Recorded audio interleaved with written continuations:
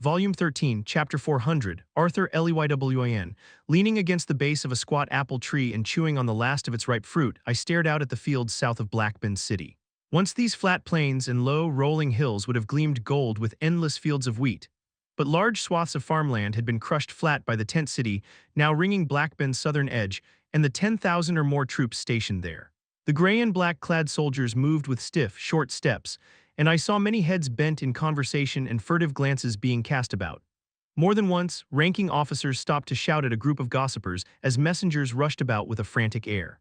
After a brief jaunt to the relictums to ensure both Regis and I were at full power, we'd followed the wide swath of churned sand that marked the Alacrian army's passage through the desert and into the foothills separating Sapin and Darv. The Tempest warp I'd recovered from the Wraiths would have made it a simple matter to teleport the distance, but I needed to ensure that the Alacrian force didn't split or divert to a different destination. Despite their multi-day lead, the soldiers who had retreated from Vildoriel had only recently arrived. From my distant vantage point, with my senses heightened with ether so I could more clearly follow the bustling of the many soldiers, I tracked the comings and goings of the war camp for a while, content to just watch as the Alacrians stewed in their own uncertainty. It had already been a couple of hours while Regis and I waited under the apple tree. Unfortunately, there had been no sign of the retainer and regent, Lyra Drade, or of the two scythes. They would have made a convenient prop for the spectacle. It felt good to be in the field again, an enemy in front of me. My return to Dicathen had been defined by furtive rushing through underground tunnels and living in fear for my family and all the Dicathians under my protection. I was tired of skulking about and hiding. This was a war. It was past time to fight it, but I could only do so now because of the lances. The damage to their cores forced on them in the same ritual that bound them to their respective kings and queens and catapulted them to White Core had been healed. Vere, Baron, and Micah were, at the very moment, back in Vildoriel, meditating over the remains of the mana in the Vritra horns I'd acquired in order to grow stronger for the first time in a very long time. When the lances next faced the scythes, I was confident the results would be very different. A horn sounded in the war camp and soldiers began to gather. Ready, Regis drifted free of my body and condensed into the form of a full-grown shadow wolf. Oh, this is going to be fun. Together, we began moving quickly from the hilltop where the lone tree grew, down into a slight valley that opened up into the trampled fields and directly toward the sprawling encampment. Once in plain sight of the guards watching to the south, we slowed to a steady march. It didn't take long for them to spot us. Another horn blew, then another. These were more wild and, I thought with some amusement, somehow afraid. Several men jumped on broad, quick-moving lizard mana beasts called skitters and rushed to cut me off. Still 100 feet away, one of them gave a shout, and the sand-yellow lizards all skidded to a stop, holding well back. Their leader, a man in his early 20s with a thin blonde beard and dark, steady gaze, took in my appearance and went pale. The other soldiers all turned in his direction, and I could tell that they all recognized me from the rumors, even if they had never seen me directly. The skitters, sensing their rider's discomfort or perhaps made nervous by Regis's presence, shied and tried to pull back. "Since state your identity," the leader said, his voice cracking slightly. He cleared his throat and sat taller. Without waiting for me to respond, he immediately asked, "Are you the traitor to Alacria known as Grey? If so, know that the Regent Lyra of Highblood Drade has given orders that you are to be killed on sight." I looked him right in the eye and said, "What are you waiting for then?" He raised his chin, one hand on the bridle of his skitter, the other on the handle of his sword. "What do you want here?" "That's easy," I said, pointing past him to the tent city. "That gone, you gone now." The boy's jaw tightened beneath his blond beard. To his credit, he did not immediately flee, although I could tell he was thinking about it. "You are only one man. There are several thousand soldiers at my back. Surely you don't." I reached for the relic armor. The sight of it unfolding over my skin made the soldier yank hard on the reins, and his skitter danced sideways and nearly threw him. "If you've seen me before, then you know I always offer the opportunity to lay down your arms and leave with your lives. The Vritra clan is my enemy, not the people of Alacria. Disband this encampment and prepare to leave Sapin immediately." He kept up eye contact for a long moment while his skitter still strafed side to side, now actively attempting to pull away. Finally, he let it, and the mana beast whirled around and shot off toward the war camp. The rest were quick to follow. "Tired of sounding like a broken record yet?" Regis asked, letting his tongue loll from one side of his mouth. "It gets harder to offer clemency each time they refuse it," I admitted, crossing my arms as I watched the skitter riders hurry away. "But it's the right thing to do, Regis. If I could snap my fingers and send all these Alacrians back to their own continent without any violence, I would. But," my voice grew firm as I felt my will harden, "anyone who would make themselves a pawn of the Vritra, whether they're born in Alacria or Dicathen, has chosen their own fate. The scouts had reached the camp, and a muddle of chaotic activity followed. Shouts and arguments rang across the hills. I watched as the higher-ranking officers clashed with growing animosity, and the camp's organization quickly dissolved under a lack of leadership. I thought the Alacrians might collapse into violence, but then a booming voice drowned out all others. A gargantuan woman in heavy black plate armor hurled a man to the ground and pointed at me with a burning greatsword, and the Alacrians began falling into line. While a few groups of soldiers broke ranks and fled north, most hurried into well-ordered rows of battle groups at the woman's direction. Shields flared, empowered weapons and armor blazed to life with mana, and a rainbow of spells were activated. I couldn't help but be disappointed as I looked across the field at the thousands of Alacrian mages. This really would be so much easier if they had sense enough to run for their lives, I muttered. Much less fun though, Regis japed, chuckling darkly. Maybe it would help if they got a good look at me in all my glory, I nodded my approval. Do it. With a wide, lupin grin, Regis activated the Destruction Godrune. His body blazed with the purple flames, his physical form expanding and transforming, growing huge and bestial, all hard, sharp angles and jagged fire and long black spikes. His head widened and flattened as obsidian fangs grew out of his mouth. Wings sprouted from behind his arched shoulder blades, and then I leapt onto his back. Regis lifted up off the ground and gave a roar that shook Blackbend. He breathed out flames of pure destruction as he wheeled through the air high above the enemy. A tremor of terror shook the awestruck Alacrians. A shield ceased conjuring and turned to flee, but the woman who had taken charge of the army appeared before him in a flash of white-hot fire, her sword already swinging. He didn't even have the chance to conjure another protective shield before he fell into two burning halves. Any other who shames their blood by turning tail condemns their blood as well. By the Vritra, I'll make sure your mothers and daughters bleed for your cowardice. At the woman's threat, spells began to fly, filling the sky with blues, reds, blacks, and greens. Cutting rays and bursting missiles erupted around us like fireworks. Regis's destruction-infused breath burned away several of the strongest spells. Others, I batted aside with ether. More mist or reflected harmlessly off the relic armor or the thick layer of ether cladding Regis's bulk. What little damage we took healed almost instantly. Cockroaches, Regis rumbled in his much deeper voice. They'll be less than ash when I'm done with them. Wait, I said, counting on one last gambit to break the line without a full-scale slaughter. I didn't have to look for the etheric pathways between me and the Alacrian leader. As I imbued the Godrune with ether, it guided me, and I vanished from Regis's back and appeared in front of the leader, just inside the effective range of her overlarge sword. She grunted in surprise and brought the blade up defensively, both the flames and the purple lightning wrapping around my limbs reflecting in her dark eyes. Faster than she could react, my hand snapped out and caught the blade. Realmheart flared to life, making visible the mana in her weapon. I severed the flow, snuffing out the mana, then pushed ether into the steel. Although of fine make, the metal couldn't handle the pressure and exploded, peppering us both with shrapnel.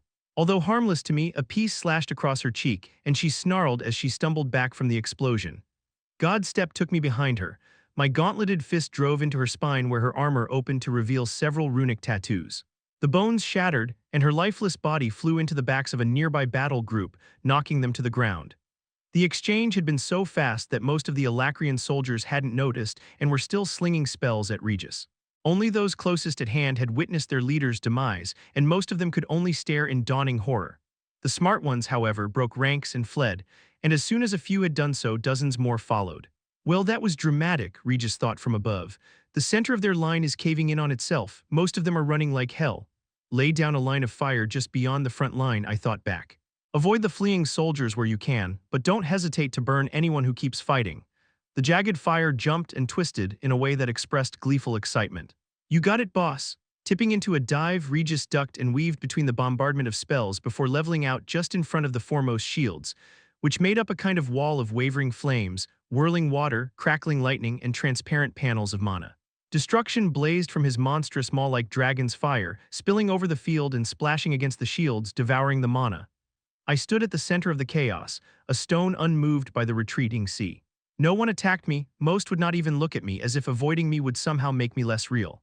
They stumbled over each other, pushing and shoving as they ran around me, away from the violet flames and toward the city. The encampment itself became an obstacle, but the surge of bodies trampled it under heavy boots, collapsing tents, overturning tables, and kicking campfire ash everywhere as they charged headlessly past. I began moving toward the city gates, slowly walking amidst the chaos and insanity.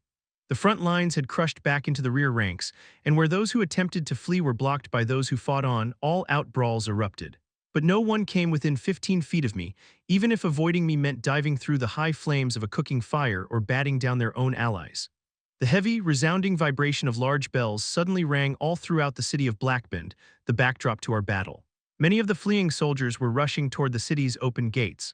Although, as the army shed more soldiers, many were forced to flee east or west along the lines of the city wall or risk clogging the gates and being stuck outside. Something's up inside the city, spellfire all over the place, people are fighting back. Through the narrow openings on the second level of the gatehouse, I could see men scuffling and fighting. Then an instant later, a mossy-haired elf hurled an Alacrian guard from the gatehouse to be dashed on the stones below. In the next moment, the grinding and clanking of thick chains rumbled across the battlefield, and the gates began to pull shut, right in the face of the retreating army. I appeared before the gates wreathed in etheric lightning and conjured a gleaming violet blade. I was surrounded by charging Alacrians. Some few had already breached the city before the Dicathen warriors managed to winch the gates closed, but many more were still approaching. A woman barreling toward me shouted out in dismay and wildly swung her frozen mace, but my etheric blade bisected her weapon effortlessly. I caught her momentum on my shoulder and sent her flipping over me, and for a moment tendrils of bright violet lightning connected us. Suddenly, the Alacrian soldiers closest to me were stumbling and collapsing to the ground. I took a step toward the retreating force, and more fell to their hands and knees, bodies trembling. One more step and my intent reached its peak, crushing everyone within 100 feet of me into the churned soil.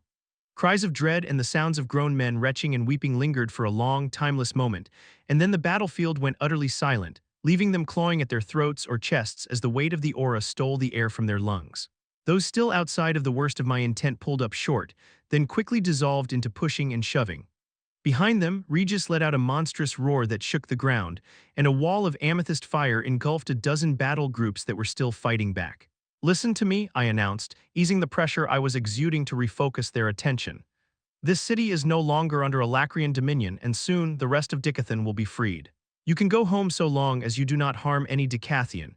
All Alacrians who refuse to leave or who harm any Dicathian will be executed immediately." In the distance, there were no more gouts of destruction or answering spellfear from the ground. The Alacrian force at Blackbend had been routed. "Where will we go then?" a thin caster shouted. An answer was shouted from the top of the wall behind me in a familiar, cutting voice. "Might I recommend the end of a blade?" I turned to see a reed-thin man with a sharply angular face. His black hair was flecked with gray now and shorter than the last time I'd seen him, but the rimless glasses perched atop his nose were the same, as were the clever, observant eyes. He had aged, developing worry lines down the side of his face and across his brow.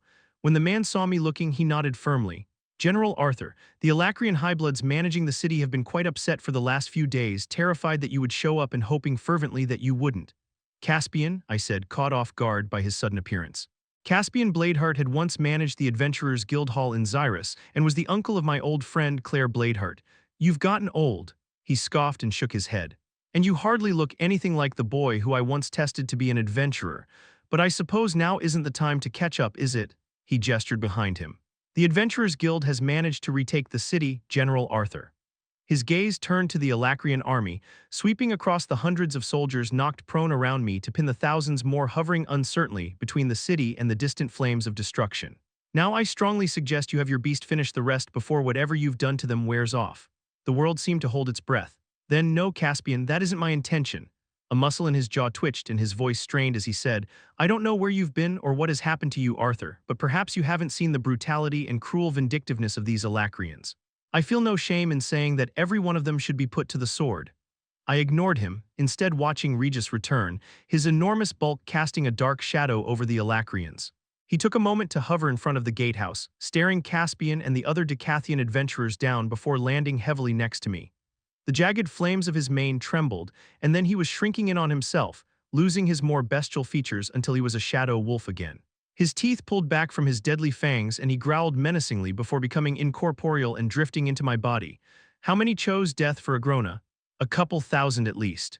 There was still a small force holding back, defensive positions only, no more chucking spells, but if I stayed in that form much longer I'd have been stuck as a pup again, and I don't think either of us wanted that right now.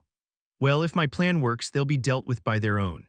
With Regis no longer swooping over the battlefield like a giant mutant bat, some soldiers were breaking away from the crowd and following the others who had already fled around the city. I let them go. I knew they were a risk, There were dozens of small farming communities to the north where trained soldiers and mages could cause havoc, but I had to deal with the larger threat first. Releasing my intent, I scanned the Alacrians. It was unfortunate that the ranking Alacrians in the city had already fled. With Baron and Virion's assistance, I had already brainstormed a general plan for how to handle enemy soldiers who were smart enough to lay down their weapons. It wasn't without its problems, however. "You," I said after a moment, pointing at a man who was gingerly lifting himself off the ground and brushing the dirt from his uniform. He froze and stared at me. His hair and beard were carefully trimmed, and he wore what looked like a very expensive blade at his side, despite not carrying himself like a warrior. "You're a sentry," I observed. "And at least a named blood by the look of it." His brows pinched together and he opened his mouth, hesitated, bit the inside of his lip, then finally said, "I am Baldur of Highblood Vassar, sir." Vassar. "Oh, perfect," I said, giving the man a placid smile that only made his frown deepen.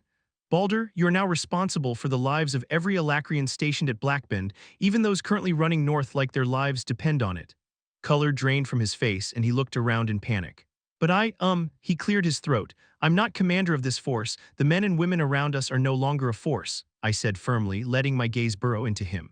"They are stranded citizens of a far-off continent, and if they ever hope to get home, they'll need someone to keep them organized and out of trouble. That's going to be you, Baldur. Assuming you want to see home again, you do, don't you?" "Central Dominion." Baldur, startled at my mention of his home dominion, then went white as a ghost as I continued, "Drecker and all the rest." "But how do—" "Just listen," I said, softening my tone somewhat. I could feel Caspian's concerned gaze on my back as I explained loudly to Baldur of Highblood Vassar what I expected of these Alacrians if ever they hoped to see their homes again. With the long-range teleportation gates in Darv deactivated and reactivating them, even for a short time, a substantial threat, there was no easy way to relocate so many people. Until I was sure the continent was firmly back in Dicathen hands, they needed to be moved somewhere they wouldn't be a danger. It had actually been Virion's idea to use the ruins of Lenoir. Even with tens of thousands of Alacrians gathered there, they wouldn't have enough resources to mount any kind of counterattack through the mountains or the wall. Just staying alive by hunting the outer edges of the beast glades would take all their time and resources for such a large population. Getting them there from the cities in the east of Sapin was relatively straightforward as well, and the wall was apparently still under Dicathen control, so I wouldn't even have to retake it to allow the plan to move forward. "Start organizing your people," I said after Baldur had assured me he understood.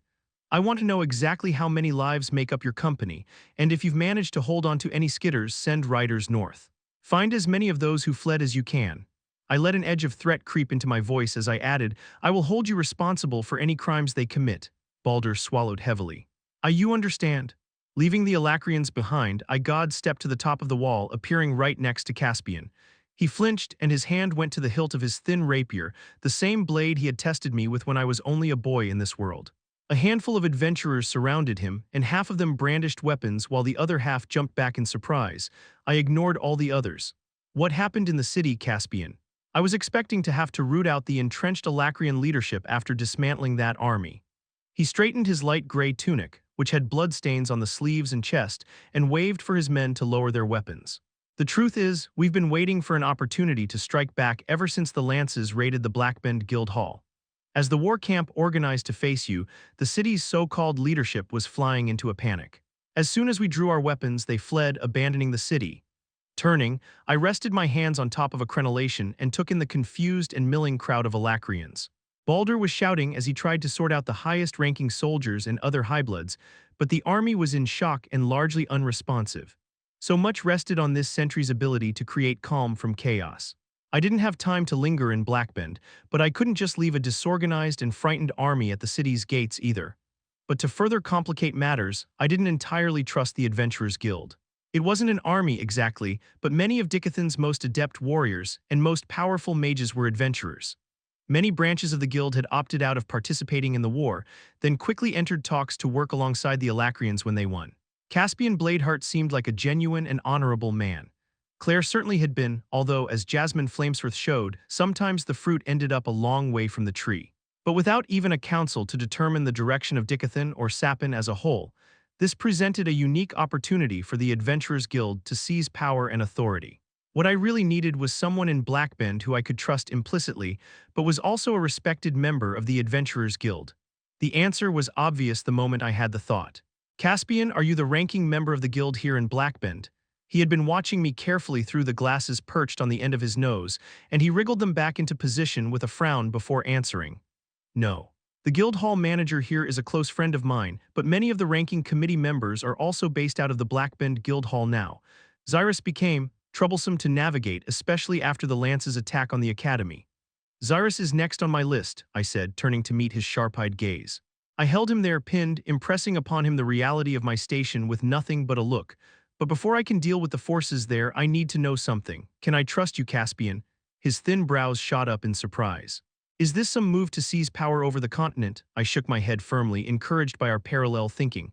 Only to reclaim it from the Alacrians. As for what happens when they're gone, I promise that I have no desire to be a king again. Again? He asked, clearly confused. Never mind, I said with a laugh. I just meant I want to save our continent, not rule it. Virion and Tesha Iralith are both alive, as are Curtis and Kathleen Glader. And I couldn't help the wry smile that crept over my face. There are about 100 dwarven lords who all think they should rule Darv. Caspian shot a thoughtful glance at his men, sucked his teeth, then said, I've only ever heard good things about you, Arthur, and my niece spoke very highly of you. I believe I can trust you, so yes, you can trust me. Good, I said, reaching out a hand. He took it firmly. Because I'm handing this city over to the Twin Horns and I need you to facilitate a smooth transfer of power. Chapter 401. NICO Sever. The sterile glow of my workbench lighting artifacts illuminated an array of parts that were spread out over the dark wood. Silver runes ran around the edge and across the surface of the imbuing workbench in circles of varying sizes. I picked up two nearly identical objects, hexagonal fittings with a series of grooves and notches etched into the inside. Both were alloys of silver rather than pure silver. I speculated these might perform better for housing active mana crystals, but I would have to experiment to see which silver held up better and resulted in a cleaner transfer of mana. There were 1,000 variables to consider while undertaking an imbuing project as complicated as this, and I couldn't afford anything less than perfection. My eye caught on a blemish on the edge of one of the interior grooves in the fittings. With a frustrated breath, I tossed it back on the charwood workbench surface. Yet another delay. That blemish is going to prevent the mana crystal from seeding properly, and I'll have to order a replacement from a different silversmith too. My right eye twitched and another memory of Earth invaded my focus. In it, I was perhaps 8 or 9, sitting by myself out behind the orphanage.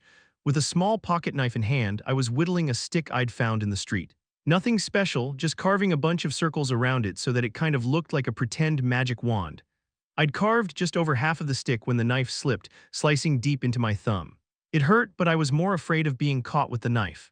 Headmaster Wilbeck would have taken it away and scolded me, then I'd have had to see that stupid "I'm suffering with you" look on Gray's face for a week. It was a small but important lesson. Be more careful. Pay attention but don't draw attention, hide when you're hurting. A life was made of thousands of little moments like this. The fear and the pain clear over everything else, teaching a person not to touch a hot surface or put their thumb on the wrong side of the blade. It was a large part of the material that forged a personality. Without those memories, what did a person become? Faced with questions I couldn't answer, I reached for the apathy I had felt after waking up in the laboratory far below. After Gray destroyed my core and left me to die. After Cecilia did the impossible and healed me again. One fist hammered on the workbench, making the prepared parts jump. The dragon core I'd stolen rolled out of a circle of runes and toward the edge of the workbench. The rage I'd felt was washed away by a sudden pang of alarm, and I practically lunged across the table to grab the core, cradling it in both my hands. Holding the cold, hard shell, it was easier to push away the angry voice within me and focus on the apathy instead. I would need that control. As much as these invasive memories of my past life on both Earth and Dicathen as the fool Elijah were troublesome, I also felt fiercely protective over them. They were mine. And now that I had them back, I wouldn't give them up again, which meant I would have a secret from Agrona. There was something thrilling about that prospect. He was not a man who could easily be fooled, however. I would need to feign a lack of control while actually holding an iron grip over myself and my emotions. I couldn't give him any reason to tamper with my mind. This line of thought caused a sharp twinge of guilt that I couldn't ignore. Cecilia, despite my eagerness to speak with her after the resurgence of my old memories, I'd only crossed paths with her briefly, and I hadn't found it in myself to start the discussion I knew we needed to have. At that very moment, any number of falsified memories were clouding her mind, memories that I had helped develop. More than that, though, I had no way of knowing how many little moments of her previous life she might be missing. How much of what made you the person I love most in all the world is still intact? I wondered, biting the inside of my cheek until I tasted the metallic tang of blood. I closed my eyes hard, scrunching up my face and tightening my muscles, then released the tension. If I tumbled down into the deep, cold darkness of these thoughts now, I'd never complete my current task. Carefully, I eased the core back onto the workbench and examined the array of parts and equipment I had managed to get hold of quietly. It would have been much simpler if I hadn't also felt the need to keep my activities shrouded from a Grona, or whatever much of it was possible. The problem was that I couldn't make everything myself. Sure, there were facilities inside Tigran Selim to do so, but everything I did there would be watched. And if I ordered all the materials from the same imbuers and smiths, I risked giving away too much of my design. And so I'd quietly gathered everything piecemeal. This was better for keeping things quiet, but not so much for efficiency. In addition to the scuffed fitting, I'd already received 3 mana crystals with imperfections, a piece of charwood 3 inches too short, and an order of refined quicksilver that was contaminated with cinnabar. But the resurgence of my old memories had reminded me exactly where my strengths lay. For far too long now, I'd relied on the inherent raw power that came from being reincarnated into a Vritra-blooded body. The ability to master even one of the Vritra's decay-type mana arts made me stronger than most other mages in this world, and I had leaned on that almost exclusively throughout my training in Tigran Selim. Even the runes marring the flesh along my spine seemed paltry afterthoughts by comparison. But with more of my old memories returning in bursts, I realized I had something else too, something no other Alacrian had. On Earth, I'd been a technical wizard, mastering advanced scientific principles at a young age to achieve feats like suppress Cecilia's Kai and allow her to function in something like a normal life. After her death, I spiraled, throwing myself into my research, learning everything about engineering, physics, and Kai-related studies that I could. A surprising amount of this knowledge was directly transferable to working magic, especially imbuing and artificing. Energy had to be sourced and efficiently transferred, instructions were presented, power outputted to provide a specific result. Efficiency, I repeated to myself, that is the real problem. If what I'm doing is going to work, it has to allow entirely efficient manipulation of the mana, with no delay or loss. In Dicathen, I'd been trained to manipulate atmospheric mana, not just my runes and the spell formations they provided. I'd gone to one of the best magic schools on the continent and studied under talented professors, learning mana theory and a type of manipulation that wasn't studied in Alacria. Mages learned to understand the shape of a spell, to mold the mana with their mind and their intention through chants and other devices like wands. It was harder and it took longer, but it was much more versatile. The mage could adjust the focus of their intent or the words of a chant to change a spell's output, or even invent an entirely new spell. Runes, on the other hand, could be mastered but never changed. They were fixed, as was the benefit they provided to both the mage's core and body. And without new runes being slowly doled out by Agrona's servants, no Alacrian mage could make true progress, even among the scythes. But there was no reason I had to rely on Agrona to gain power. Not with all the knowledge and skill I had at my disposal. I saw everything more clearly now that my core had been ruined and rebuilt. Cecilia had worked a miracle I still didn't understand in returning the gift of magic to me, but it wasn't without a cost. My core was weak, and that meant everyone would see me as weak, but the world was changing. Everything was shifting around us, becoming more dangerous by the day. Cecilia had been so busy since I'd recovered, and I knew there was only one reason that would be. Agrona was preparing her for war. If she thought I was too weak, she would leave me behind. There would be sadness in her eyes when she did so, and she would truly believe it was for my own protection, but it would destroy us. She'd never look at me the same way again, and Agrona would slowly cut me out of the picture. Soon, she would be nothing but a weapon for him, and worst of all, she wouldn't even know that she'd wanted to be anything else. I had to stay by her side, I had to protect her, and I would do anything to make sure I was strong enough to do so. With a firm grip on my purpose, I lifted a long, twisted black branch of charwood, one I'd risked raiding from Agrona's private stores after the first sample had been inadequate.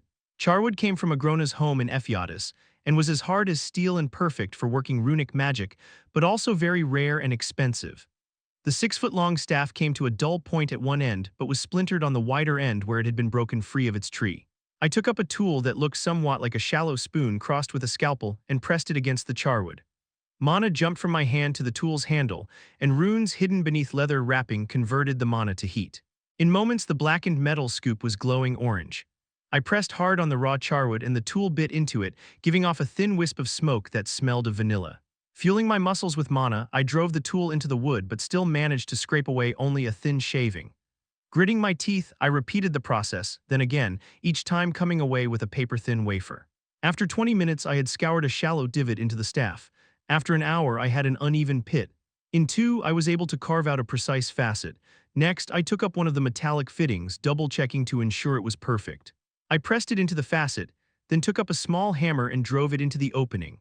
The hammer's ringing drowned out all the other subtle noises of the castle, such as servants moving back and forth in the hallway outside and muffled bursts of magic from one of the training rooms below. After setting down the hammer, I inspected the results. The silvery fitting had settled perfectly into the carved facet, and suddenly the plain stick appeared to be something more than it had been. No longer a piece of nature, but something crafted and given purpose. Taking up another item from the workbench, I slipped a hexagonal jewel into the fitting. The bright red stone looked bloody and dark against the black wood and silver metal. But I didn't permanently set the stone. Instead, I shook it loose and placed it back on the workbench, turned the staff over and picked up the carving tool again. That looks like a fascinating project. I flinched so hard that I scraped the scorching tool across my knuckles. It burned hot enough to pierce my mana barrier and flay the flesh underneath. I cursed and threw the stupid thing back on the table.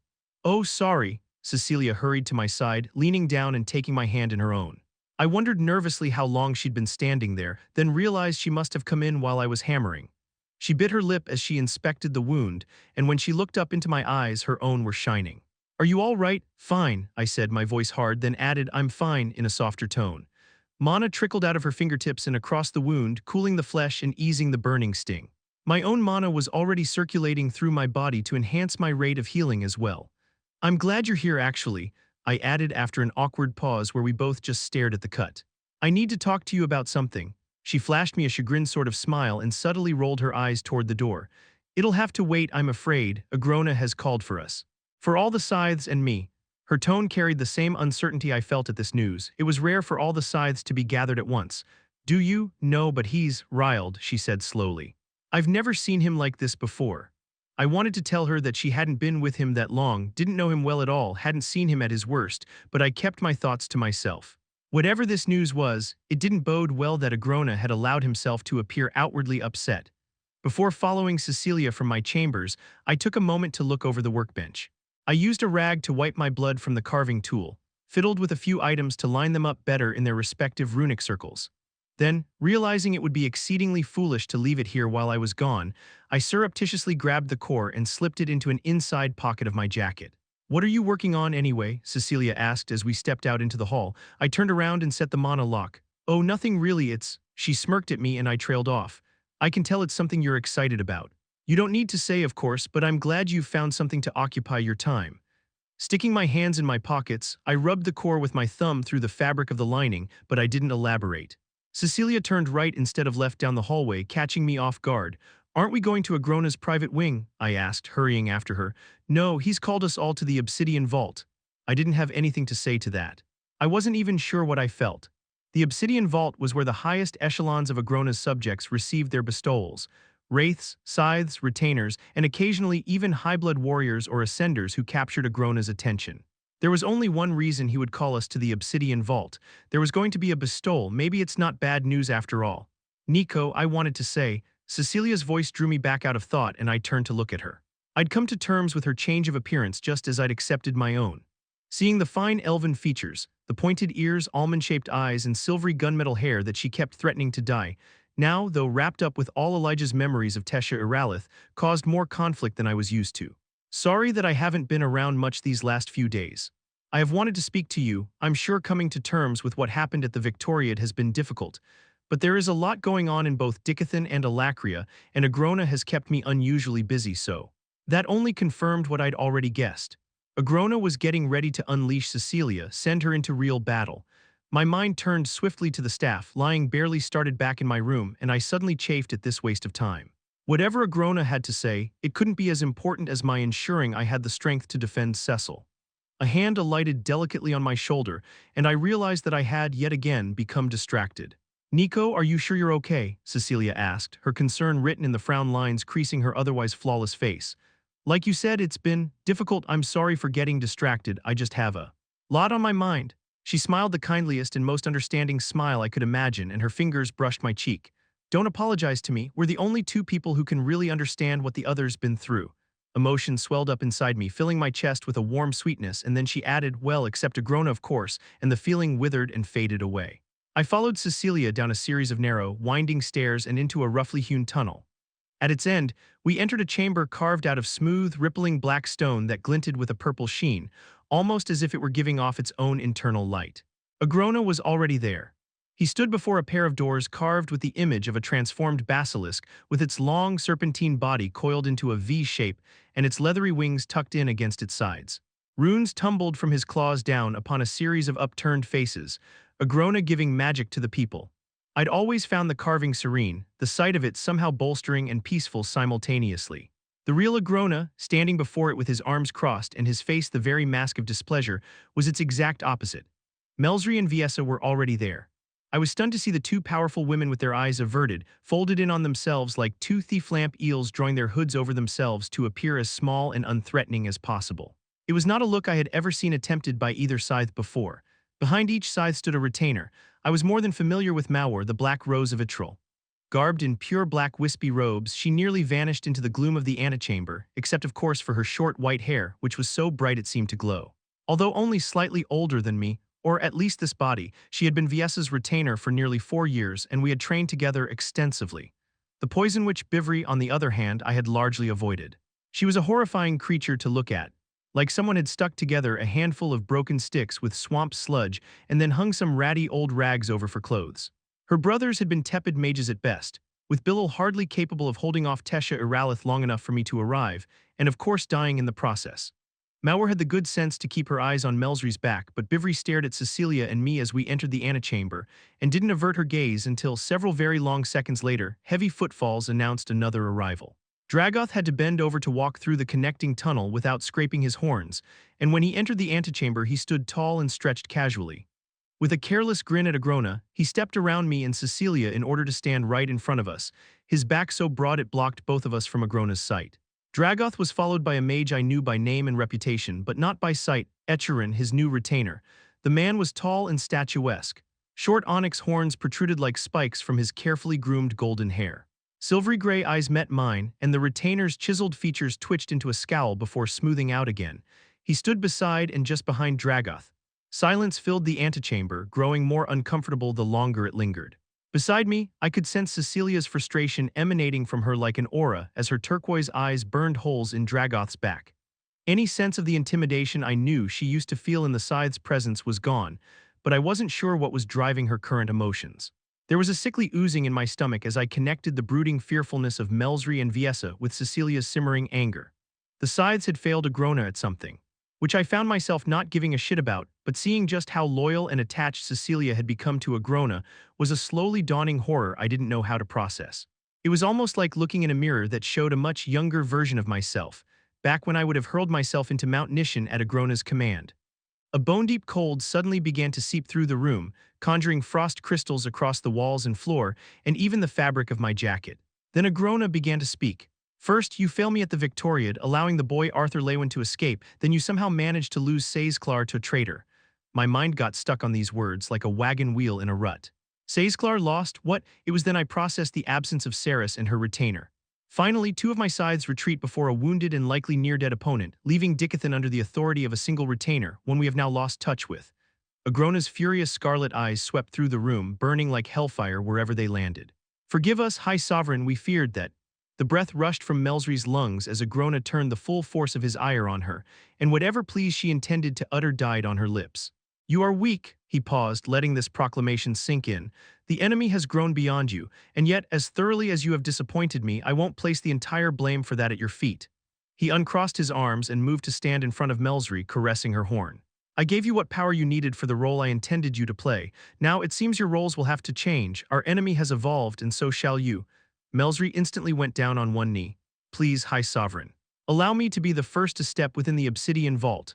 No emotion marred Agrona's smooth features as he looked down at the back of her head. After a short pause, he said simply, no. Then he turned and crossed the antechamber to stand before Dragoth. As he did, the proportions of the room and everyone in it seemed to change, so that the scythe and the High Sovereign were of equal height. I blinked several times, struggling to push away the strange sensation. When I had cleared my head, Agrona was speaking again. Of my 4 remaining scythes, only one was brave enough to face Arthur Leywin in battle. The rest of you stood on the sidelines at the Victoriad, letting the best and worst of your number fall. All of Dragoth's prodigious muscle mass went tense, then the lumbering goon shuffled aside, offering me a clear view of Agrona. Agrona was looking directly at me, Today, the least of the scythes will be the first to enter the obsidian vault. I stiffened, caught by surprise. The taunts and jibes were nothing new, but in this case it seemed Agrona was offering me a backhanded compliment instead of a straightforward insult. A soft hand came to rest between my shoulder blades, and I turned to look at Cecilia, who was smiling encouragingly. I stepped forward. The carved vault doors opened as two black-robed mages pushed from the inside. Agrona gestured toward the opening as the mages put their backs against the wall and waited. I hesitated. Not that I could refuse even if I had wanted to, which I didn't, but I couldn't help but wonder why Agrona was really sending me first. Was it just a tactic to light a fire under the other scythes, or maybe he wanted to see what effect a bestowal would have on me after my core was destroyed and subsequently repaired? Games within games, I reminded myself. Moving slowly but with purpose, I entered the obsidian vault and passed between the two mages, who closed the doors behind me. The obsidian vault was a strange, twilight place. The walls, the ceiling, even the descending stairs were all shaped from black obsidian and shined with purple reflections. The smooth stairs went downward for a long time. Behind me, the soft steps of the mages followed, their whisper like a shadow of my own louder steps. After what seemed like several minutes, the stairs ended in an arched opening. The room beyond the arch was not large, but the way the light twinkled off the million folds and facets of the ceiling made it look like the night sky opened above me, shining with a purple aurora. Like the aurora constellate in Dicathen, I thought absently, the first memory of that distant phenomena to resurface in my healing mind. The center of the chamber was dominated by an altar, a slab of charwood-topped obsidian large enough for a man to lie down on. It radiated power. That's weird, I thought. I'd never sensed that power before, even though I'd been to the vaults multiple times throughout my life. Something had changed. My thoughts turned immediately to the contents of my pocket, the thing I couldn't bring myself to leave unguarded in my chambers. I recalled, too, the purple lights I'd seen when I'd touched it down in the dungeons, how I'd seen them through the core as if it had been a kind of lens. Although I'd tried to recreate the phenomena several times, I'd failed. Almost of its own accord, my hand slipped into my pocket and took hold of the core. Nothing happened. The bestowment ceremony suddenly seemed trivial and unimportant. I wanted to investigate this sensation further, but the two mages, officiants of the ceremony, who had followed me down the stairs, were on either side of me, reaching for my jacket, then the hem of my shirt, trying to pull the clothing off me. Anxiety and fear rippled through me at the thought of them finding Sylvia's core. I wanted to push the men away, but knew it was futile. Whatever was happening here, I had to follow the protocols demanded by the ceremony. These officiants would allow no alteration, and I dreaded to think what Agrona might do if I harmed them in any way. These were no mere researchers hidden away in the dungeons.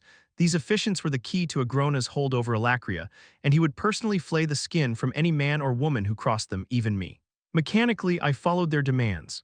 A man I hadn't seen, distracted as I'd been by the altar itself, moved out of the shadows and into position on the opposite side of the altar.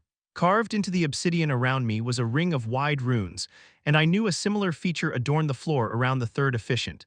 The other two guided me to the center of the runic circle, where I kneeled. My hands rested on the charwood surface of the altar, placed carefully over top of two complex sigils, each made of many small, interconnected runes. Across from me, the officiant lifted his staff from where it was leaning against the altar. It clacked against the floor 3 times, loud in the stillness. The other two moved around behind me, each one taking up a staff that had leaned against the sides of the arched entryway. There was no chant, no guiding words. Nothing but the quiet power of the altar, the subtle weight of the mountain, and the soft but sure movement of the 3 hooded mages. Cold crystal pressed into either side of my spine from behind. In response, warmth and a vibrating, nerve-tingling power rushed into my hands and up my arms from the altar, tracing across my shoulders and setting the hair on the back of my neck standing on end. Finally, it cascaded down my spine to meet the 2 points of cold. For an instant, I was afraid. I'd never felt anything like this during a bestowal before.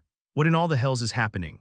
The vibration built and built, developing from a tingle to an ache into outright agony.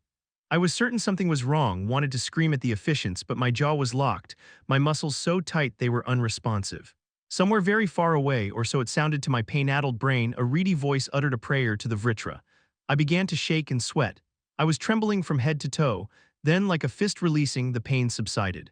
The room wobbled, and I would have collapsed except for the strong hands of 2 officiants. They pulled me upright and clumsily worked my shirt back over my head, then tugged my arms into my jacket. Suspended between them, I was dragged clumsily up the stairs, 1 step at a time. Behind me, I heard the flipping of parchment and the muted mumbling of the 3rd officiant. My core began to ache fiercely. One held me while the other struggled to force open the huge stone doors by himself. When one side finally ground out of its frame and swung heavily outward, tears sprang to my eyes at the brightness, and I could only blink them back as they trailed warm and wet along my cheeks. I was hauled out of the stairs into the antechamber. Blearily, I stared around at a semicircle of surprised faces. When my unsteady gaze landed on Cecilia, it caught and stayed there. The radiance of her beautiful hair and her turquoise battle robe stood out against the rest like the moon in a starless sky. Concern was etched into her features, but she was holding back. "What's wrong with him?" Melsry's voice. The hint of worry. "Has the bestowment ceremony failed?" A deep baritone, Agrona's voice, drawling almost bored, unsurprised, like he expected me to fail. Suddenly I was being turned around and my shirt pulled up so that the cold air bit at my hot flesh. Words, more words, but harder and harder to understand. I struggled to turn my head, looking over my shoulder. Cecilia's hand was over her mouth, her brows knitted in concern. A series of emotions on blurry faces, curiosity, confusion, irritation. Then Agrona's features coalesced as he leaned forward to get a better look, his expression inscrutable. "A regalia," the officiant was saying, but something new. Something not registered in the old tomes. Then the weariness and uncertainty and the deep, deep ache from my core proved too much, and the darkness reached up for me. Gladly I embraced it. Chapter 402, Arthur Leywin. Spells burst in the air in showers of blue, green, and gold, trailing sparks and popping to an accompaniment of cheers from the ground below. The breeze carried the sound of hundreds of jubilant voices and the smells of roasting meat and sweet pies. A little girl no more than 5 or 6 sprinted past us, her face red and her grin growing wider with each step. Right behind her, a one-eyed man, a fresh scar from the war no doubt, laughed as he gave chase. A smile tugged at my lips as the Dicathen adventurer scooped the girl off her feet, eliciting a delighted squeal from the child. He plunked her on his shoulders, where she continued to giggle and laugh, tipping farther and farther back to watch the magical fireworks that were exploding in a near-constant display high above the city. "I haven't seen people this happy since before the first attack on Xyrus," Helen Shard said from where she leaned against the side of the marble gazebo that housed Blackben's only teleportation gate. Angela Rose was sitting in a patch of grass, Regis sprawled in her lap with his head resting on her chest. "It's sort of like a veil has been lifted, isn't it?" she said, absently scratching Regis beneath his chin.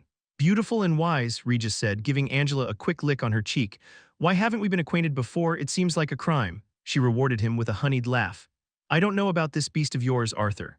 Are you sure this isn't you pantomiming through your summons?" She raised a brow coyly at me.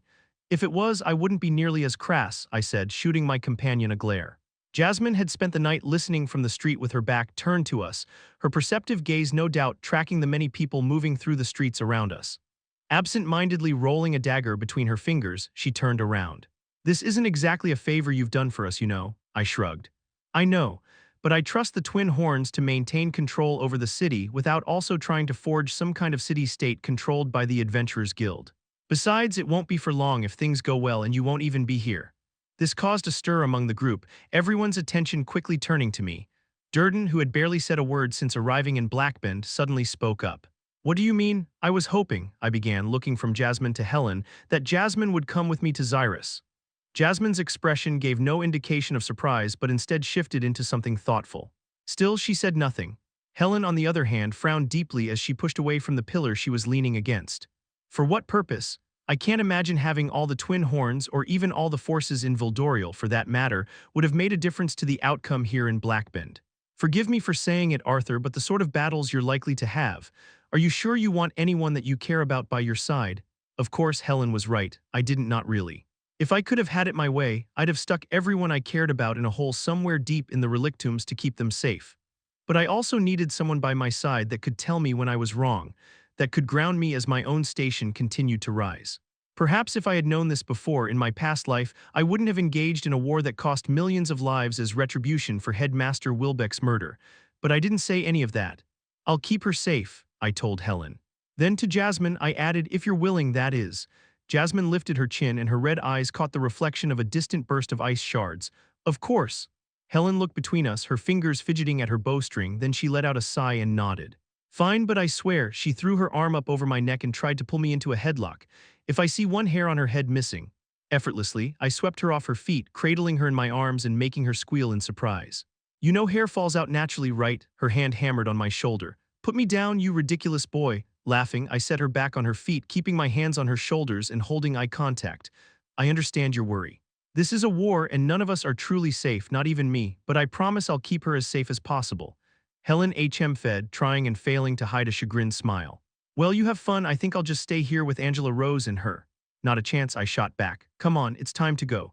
While Regis finished being a complete idiot and embarrassing himself in front of Angela Rose, I entered the stonework gazebo and began calibrating the teleportation gate to the flying city of Xyrus. Jasmine followed wordlessly. When the portal hummed to life inside the frame, I stepped up before it, but turned around to face Helen, Durden, and Angela Rose before passing through. Regis drifted into my body. Angela Rose gave a cheery wave. Durden scratched at the stump of his arm, his gaze settling somewhere to my right. Good luck, General Arthur, Helen said, her knuckles knocking against the carved stone pillar. We'll be waiting for word of your success. I nodded to Helen and gave a look to Jasmine to say her goodbyes before going through. The world blurred around me, and I had a brief moment as I was disassociated from time and physical reality to consider the next step. I had only spent hours in Blackbend total. Success required a feverish pace on my part, and Xyrus was even more important than Blackbend. As the most prosperous and defensible city in Sapin, it had become home for many of the highbloods who had been drawn to Dicathen, or at least those who hadn't dedicated their resources to building holds in a Lenoir only to see them decimated by Aldir. It was also home to many of the wealthiest Dicathians, especially turncoat houses like the Wykes. My fear was that I faced less a battle and more an extended period of digging out the Alacrians from the city like ticks from a wolf's pelt. And the more time I spent in any one place, the more time the next city in line had to prepare. I'd already given Agrona far too much time to react and counter my victory in Vildoriel. The world lurched to a halt as I arrived at one of a row of identical teleportation gates. A squad of Alacrian soldiers stood at attention nearby. The rest of the street was entirely empty. Jasmine appeared behind me, her hand already on her blades. A middle-aged guard with a heavy Truasian accent stepped forward. Welcome to Xyrus City, General Arthur, and he looked pointedly at Jasmine. When neither of us answered him, he pursed his lips and finished, honored guest. I considered for a moment before responding. The fact that he knew who I was and had clearly been prepared for my arrival, yet wasn't attacking me, meant that someone in the city wanted to have a conversation. I am Idir of Blood Plainsrunner, he continued, and this time I caught the slight tremble in his voice. My men and I are to escort you to the courthouse to meet with the heads of Xyrus, if you please, and if I don't please. I almost asked but refrained, and who would that be, I asked instead. The ranking members of the 5 Highbloods given stake in this city are Augustine of Highblood Ramsir, Leith of Highblood Rinhorn, Reese of Highblood Arkwright, Walter of Highblood Koenig, and Adine of Highblood Umberger.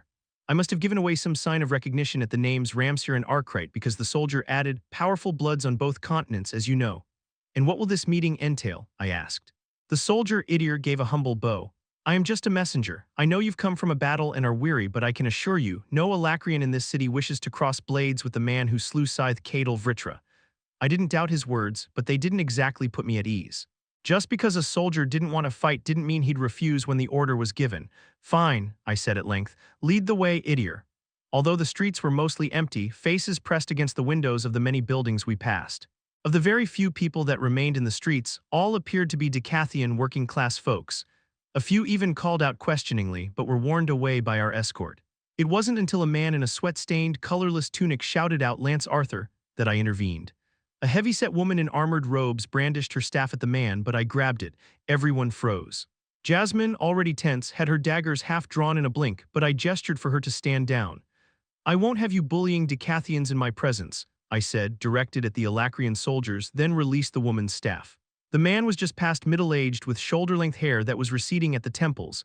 It took a moment before I recognized him. Jameson? I asked, certain he was one of the men who worked at the Helstia auction house for Vincent. He nodded excitedly, wringing the front of his tunic. He kept opening his mouth to speak, but stopped every time under the hostile stares of the Alacrians. I suggest you return to the manor, Jameson, I said firmly but kindly. I also widened my eyes just slightly, a nonverbal communication that I meant more than I said. He gave me a blank, startled look but didn't move. Jasmine, maybe you should go with him, I paused for emphasis, then added, to make sure he gets home safe. But Arthur, please. Ensure that all is well, then come find me, I said, interrupting her. Jasmine nodded, clearly understanding. I'll be there soon. Then she grabbed Jameson by the arm, subtly dragging him away. The man finally seemed to come to some understanding, and he bowed clumsily as he half backpedaled. Half was dragged, before turning and following swiftly behind Jasmine in the direction of the Helstia's mansion. Uneasy at the thought of being separated from Jasmine after I said I'd protect her, I reached for my connection with Regis, but he had already started moving. As if my shadow itself had come to life, he leapt out from my back, landing heavily, his claws scraping the ground and startling the soldiers. We shared no manifest thoughts as he trotted quickly after them, since we both understood what needed to be done. Jameson gave a yelp of surprise as Regis fell in beside him, but Jasmine was quick to comfort the man. After watching them walk away, I leveled a cold look in Idyr's direction. He cleared his throat, spun on his heel, and began the march again. Although I would have preferred to have Jasmine and Regis at my side, I needed the message to get to the Helstias that I was in the city. According to Jasmine, they had been helping targeted citizens get out of the city ever since the Alacrian occupation began. That meant they had contacts, a network, people who should know that things were about to change. It wasn't a long walk from the teleportation gates to the courthouse.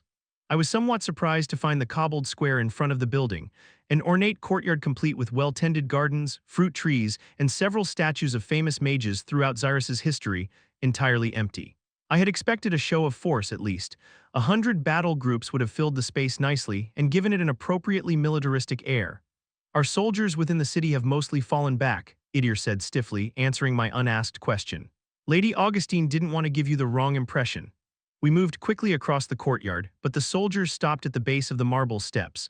Ahead and above us, the white and gray lines of the huge edifice that was the courthouse seemed to dominate the city skyline. 5 impeccably dressed Alacrians walked in a stately line out from under the towering archway that opened into the courthouse beyond, each one oozing high-blood authority and grooming with each step. A surprisingly young woman with russet brown skin and tight black curls stood a half-step in front of the others. Ascender Gray, or Arthur Leywin is it? She batted her thick eyelashes at me innocently. A pleasure to meet you. My grandfather found you to be such an interesting and complex problem as a professor. I'm interested to better understand why. As she spoke, her words crisp and sharply enunciated, the family resemblance became clear. You are Augustine of High-Blood Ramsir, then, Valen's sister. Cousin, she said with the slightest shrug of her thin shoulders. Though we were raised more as siblings, I am a graduate of Central Academy, a fact that I now consider to be a great shame since my time there was over before your short tenure as a professor began. Seeing your performance at the Victoriad, I'm sure your class was most interesting. You seem to know a little about me, Lady Ramsir, so I'm sure you also know why I'm here, I said, pointedly scanning the 5 High-Bloods. She raised a delicate hand. Please, do you plan to discuss business here on the stoop as if we were shady accolades dealers? Her thin eyebrows rose and there was a sparkle in her dark eyes. Let us retreat to more comfortable accommodations so we might discuss your purpose in Xyrus like civilized people. The other 4 High-Bloods led the way, while Augustine stood aside and gestured for me to follow. I took a moment to scan the courtyard and what I could see of the courthouse building. The squadron of guards led by Idyr was waiting at the base of the wide steps, but there was nothing else, no one else to be seen. As I moved past her, Augustine reached out and slipped her arm through mine.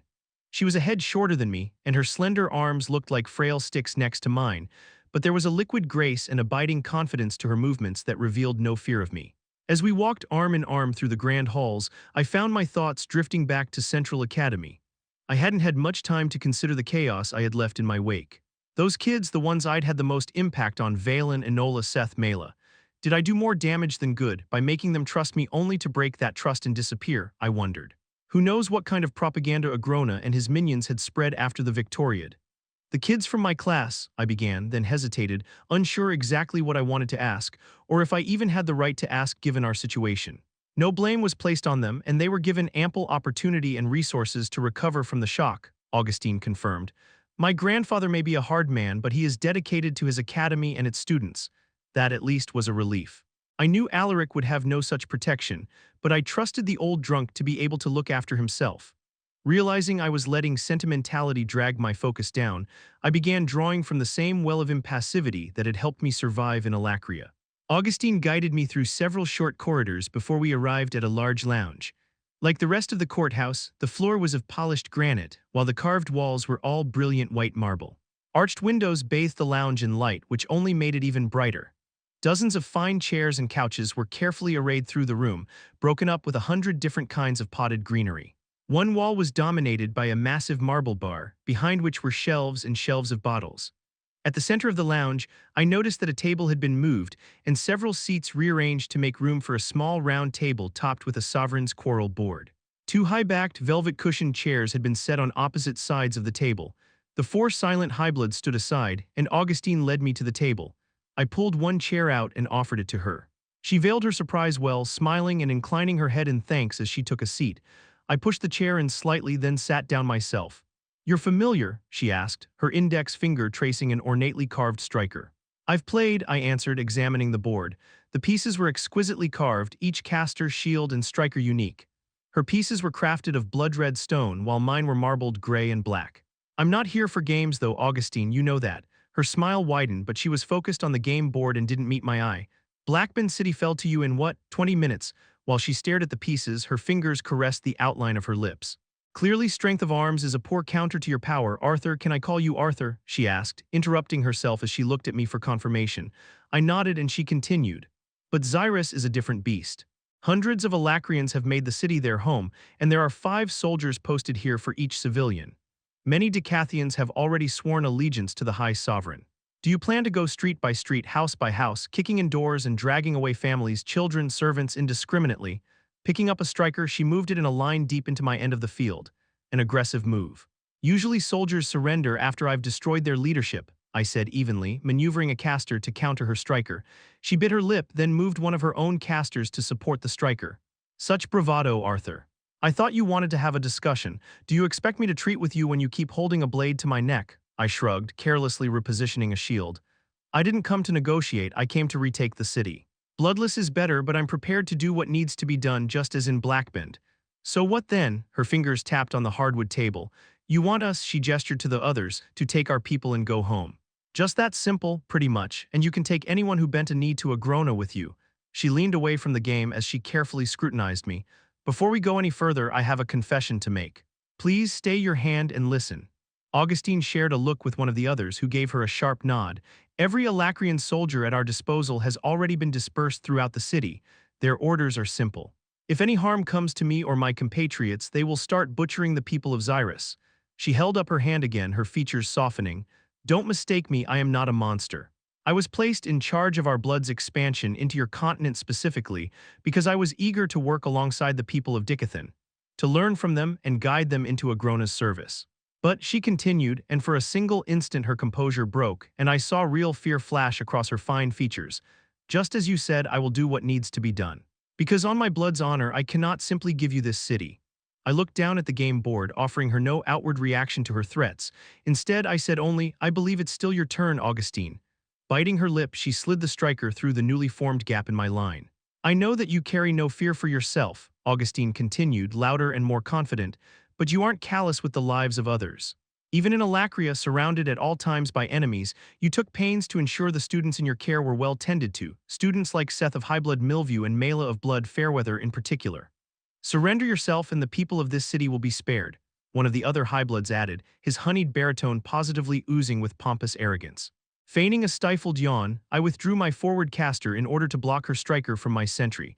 "I get the feeling you're not giving the game your full attention." Her jaw clenched tight as she shot the other Highbloods an uncertain look. Walter of Highblood Koenig nodded, and she slid back slightly from the table. Several things all happened in the same instant. The air all throughout the room rippled violently, and suddenly the lounge was full of armed and armored knights. Several overlapping shields of translucent mana appeared between me and Augustine, and somewhere in the distance, horns began to blow. I heard the whistle of a polearm swinging, reached up and caught the shaft, then twisted my wrist so the wood shattered. My attacker bore the symbol of House Wykes on his breastplate. I recognized the symbols of several noble houses among the crowd of soldiers: Wykes, Clairel, Ravenpour, Drayle, and most surprisingly of all, Flamesworth. By then, Augustine had kicked aside her chair and retreated into the press of Dicathian soldiers. The other Highbloods were busily scuttling from the room like rodents fleeing a burning barn. I stayed in my seat. No one else attacked immediately, so I went back to perusing the game board. "These men, these Dicathian-born men, are willing to fight to keep you from returning things to the way they were," Augustine shouted over the sudden noise of 100 men in armor clanking against one another. "Doesn't that give you any pause? Or are you so single-minded that you would murder even your own people to ensure the world is as you think it should be?" There was a wildness in the young woman's dark eyes that reminded me of a cornered shadow panther. I took a second to look from face to face, seeing in them a stoic certainty that I found surprising. The mere sight of me conjured abject terror in the Alacrian men, but these knights of Xyrus's noble houses seemed so self-certain. Like the little carved men on the board, they simply went where they were told, oblivious to the ramifications of their actions or their own lives. "You think you've outmaneuvered me," I said, pressing my index finger down on the head of the striker piece that was now sitting behind the line of my shields, dangerously close to my sentry. You've isolated a weakness and exploited it, left me with no further actions to take. Picking up my sentry, I moved it next to the opposing striker. But I don't forfeit, Augustine. I let my gaze fall heavily on all those nearest to me. So strike me down. Not even a breath interrupted the silence that followed. Then the command split the quiet, resounding off the marble walls. Attack! A Drael knight lunged forward and thrust his sword at my side. A spike of ice flew at me from behind Augustine, cast by a man in Clairol colors. Then another attack came, and soon I was at the center of a barrage of blows, some magical, others by sword or axe or spear. But they crashed against the relic armor, which unfolded over my flesh in an instant. I stood, absorbing the brunt of the assault without fighting back. 5 seconds passed, then 10. At 20 seconds, there was a lull in the assault as the reality of the situation started to dawn over the knights. In that moment's hesitation, I fell on them like a silver panther among raptor squirrels. Ripping the sword from the Drael knight's hand, I thrust it into another man's chest, took him by the throat, and hurled him into a Flamesworth knight's oncoming spear. Activating Realmheart with a flicker of ether, I deflected a roiling ball of molten metal, sending it into the face of a Clairol soldier at the same time as I conjured an ether blade and twirled it around in a wide arc, cutting down several more men. While the knights had been charging forward, Augustine had been retreating, sliding back through the wall of Dicathens until she was at the lounge door.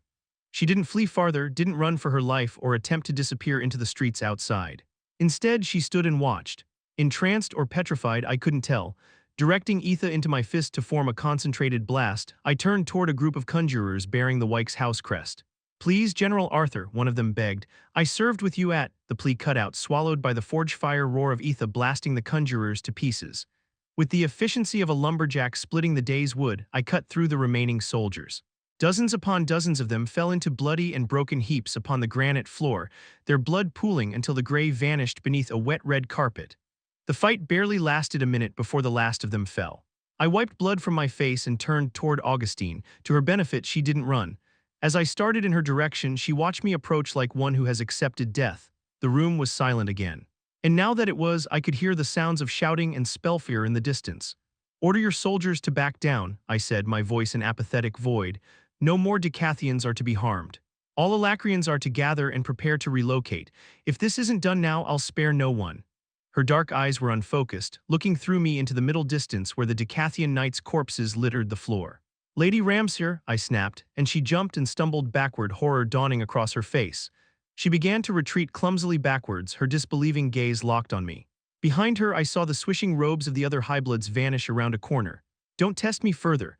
Nodding frantically, she began running. Then I was alone, my eyes shut, the lids suddenly ponderously heavy. I was tired, so tired. It wasn't weakness of body or my core that weighed on me, but a fatigue of the spirit.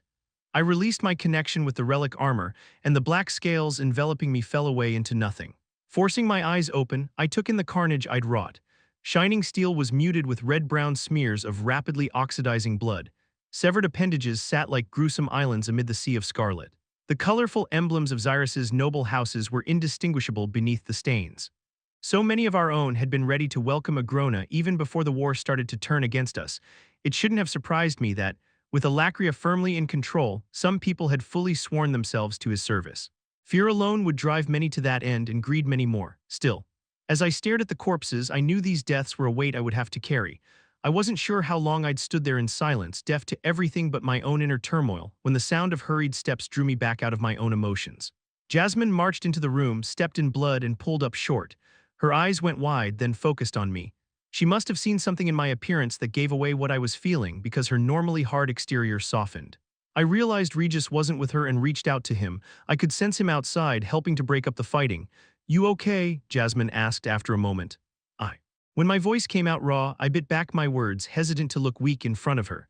"Fool," I chided myself, remembering why I'd asked for her to come with me in the first place.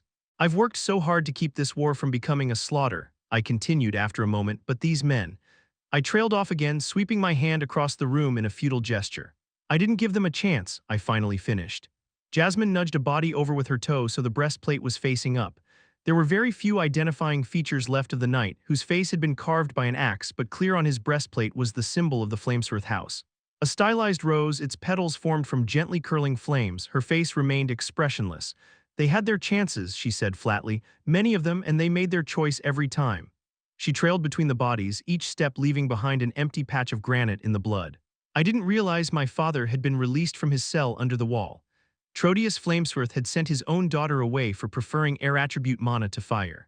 He had planned to sequester himself and his noble friends in the wall to save themselves from the war.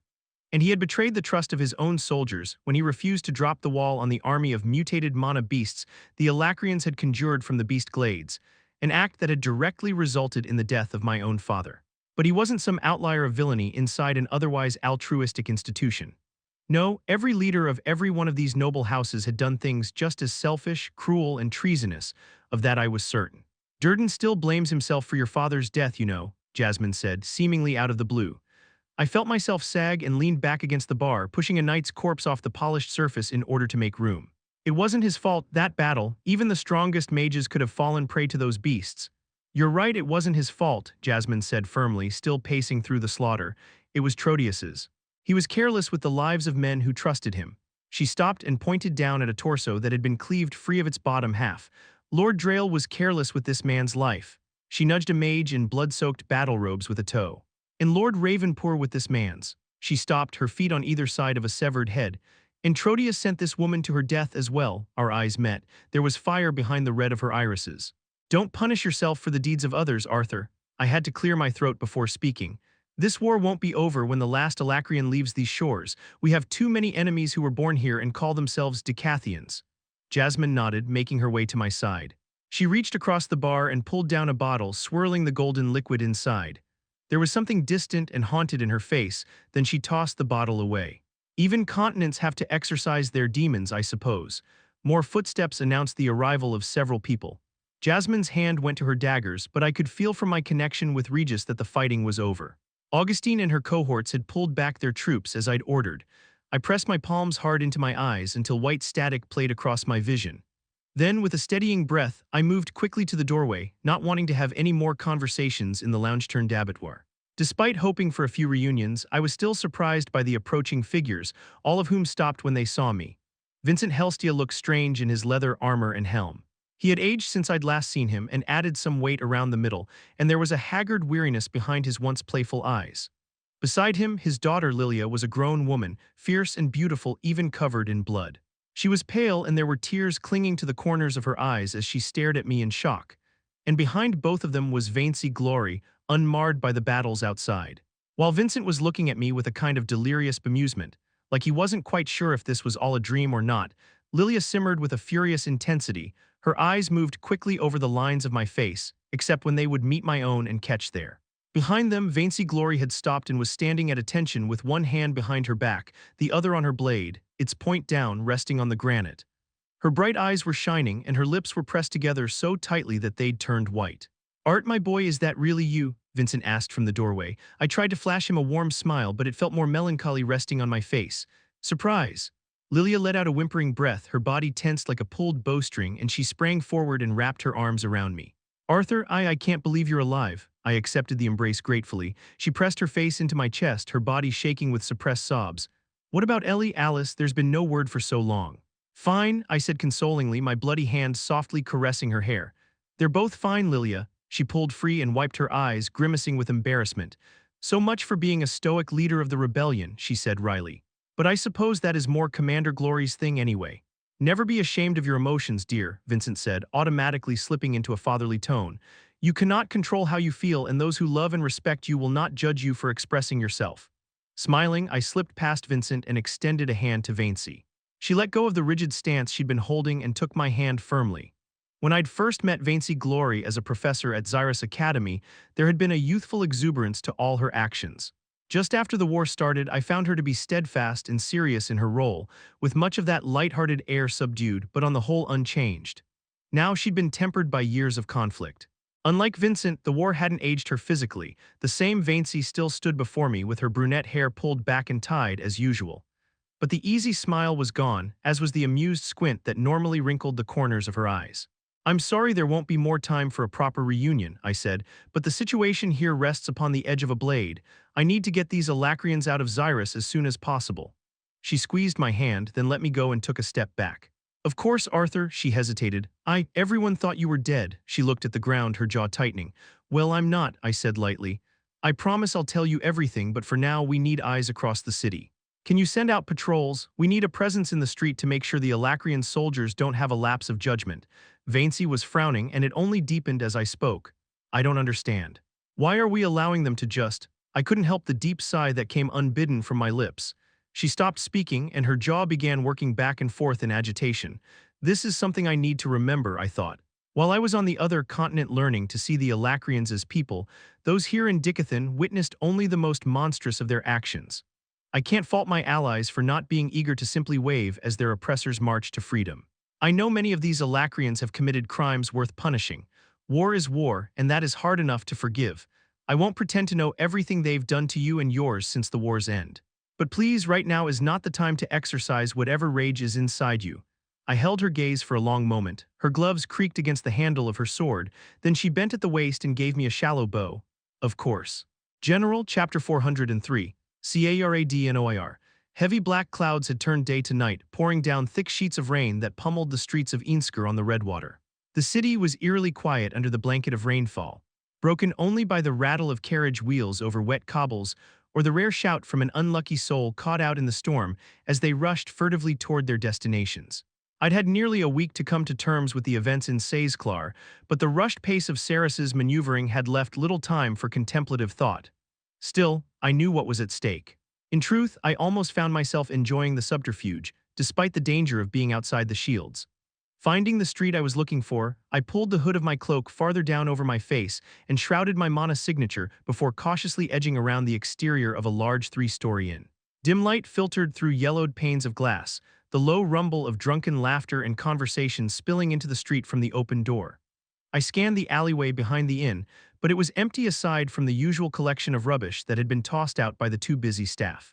Slipping along the rear wall of the building, I tucked myself into the narrow alcove the back door provided and waited, watching the street.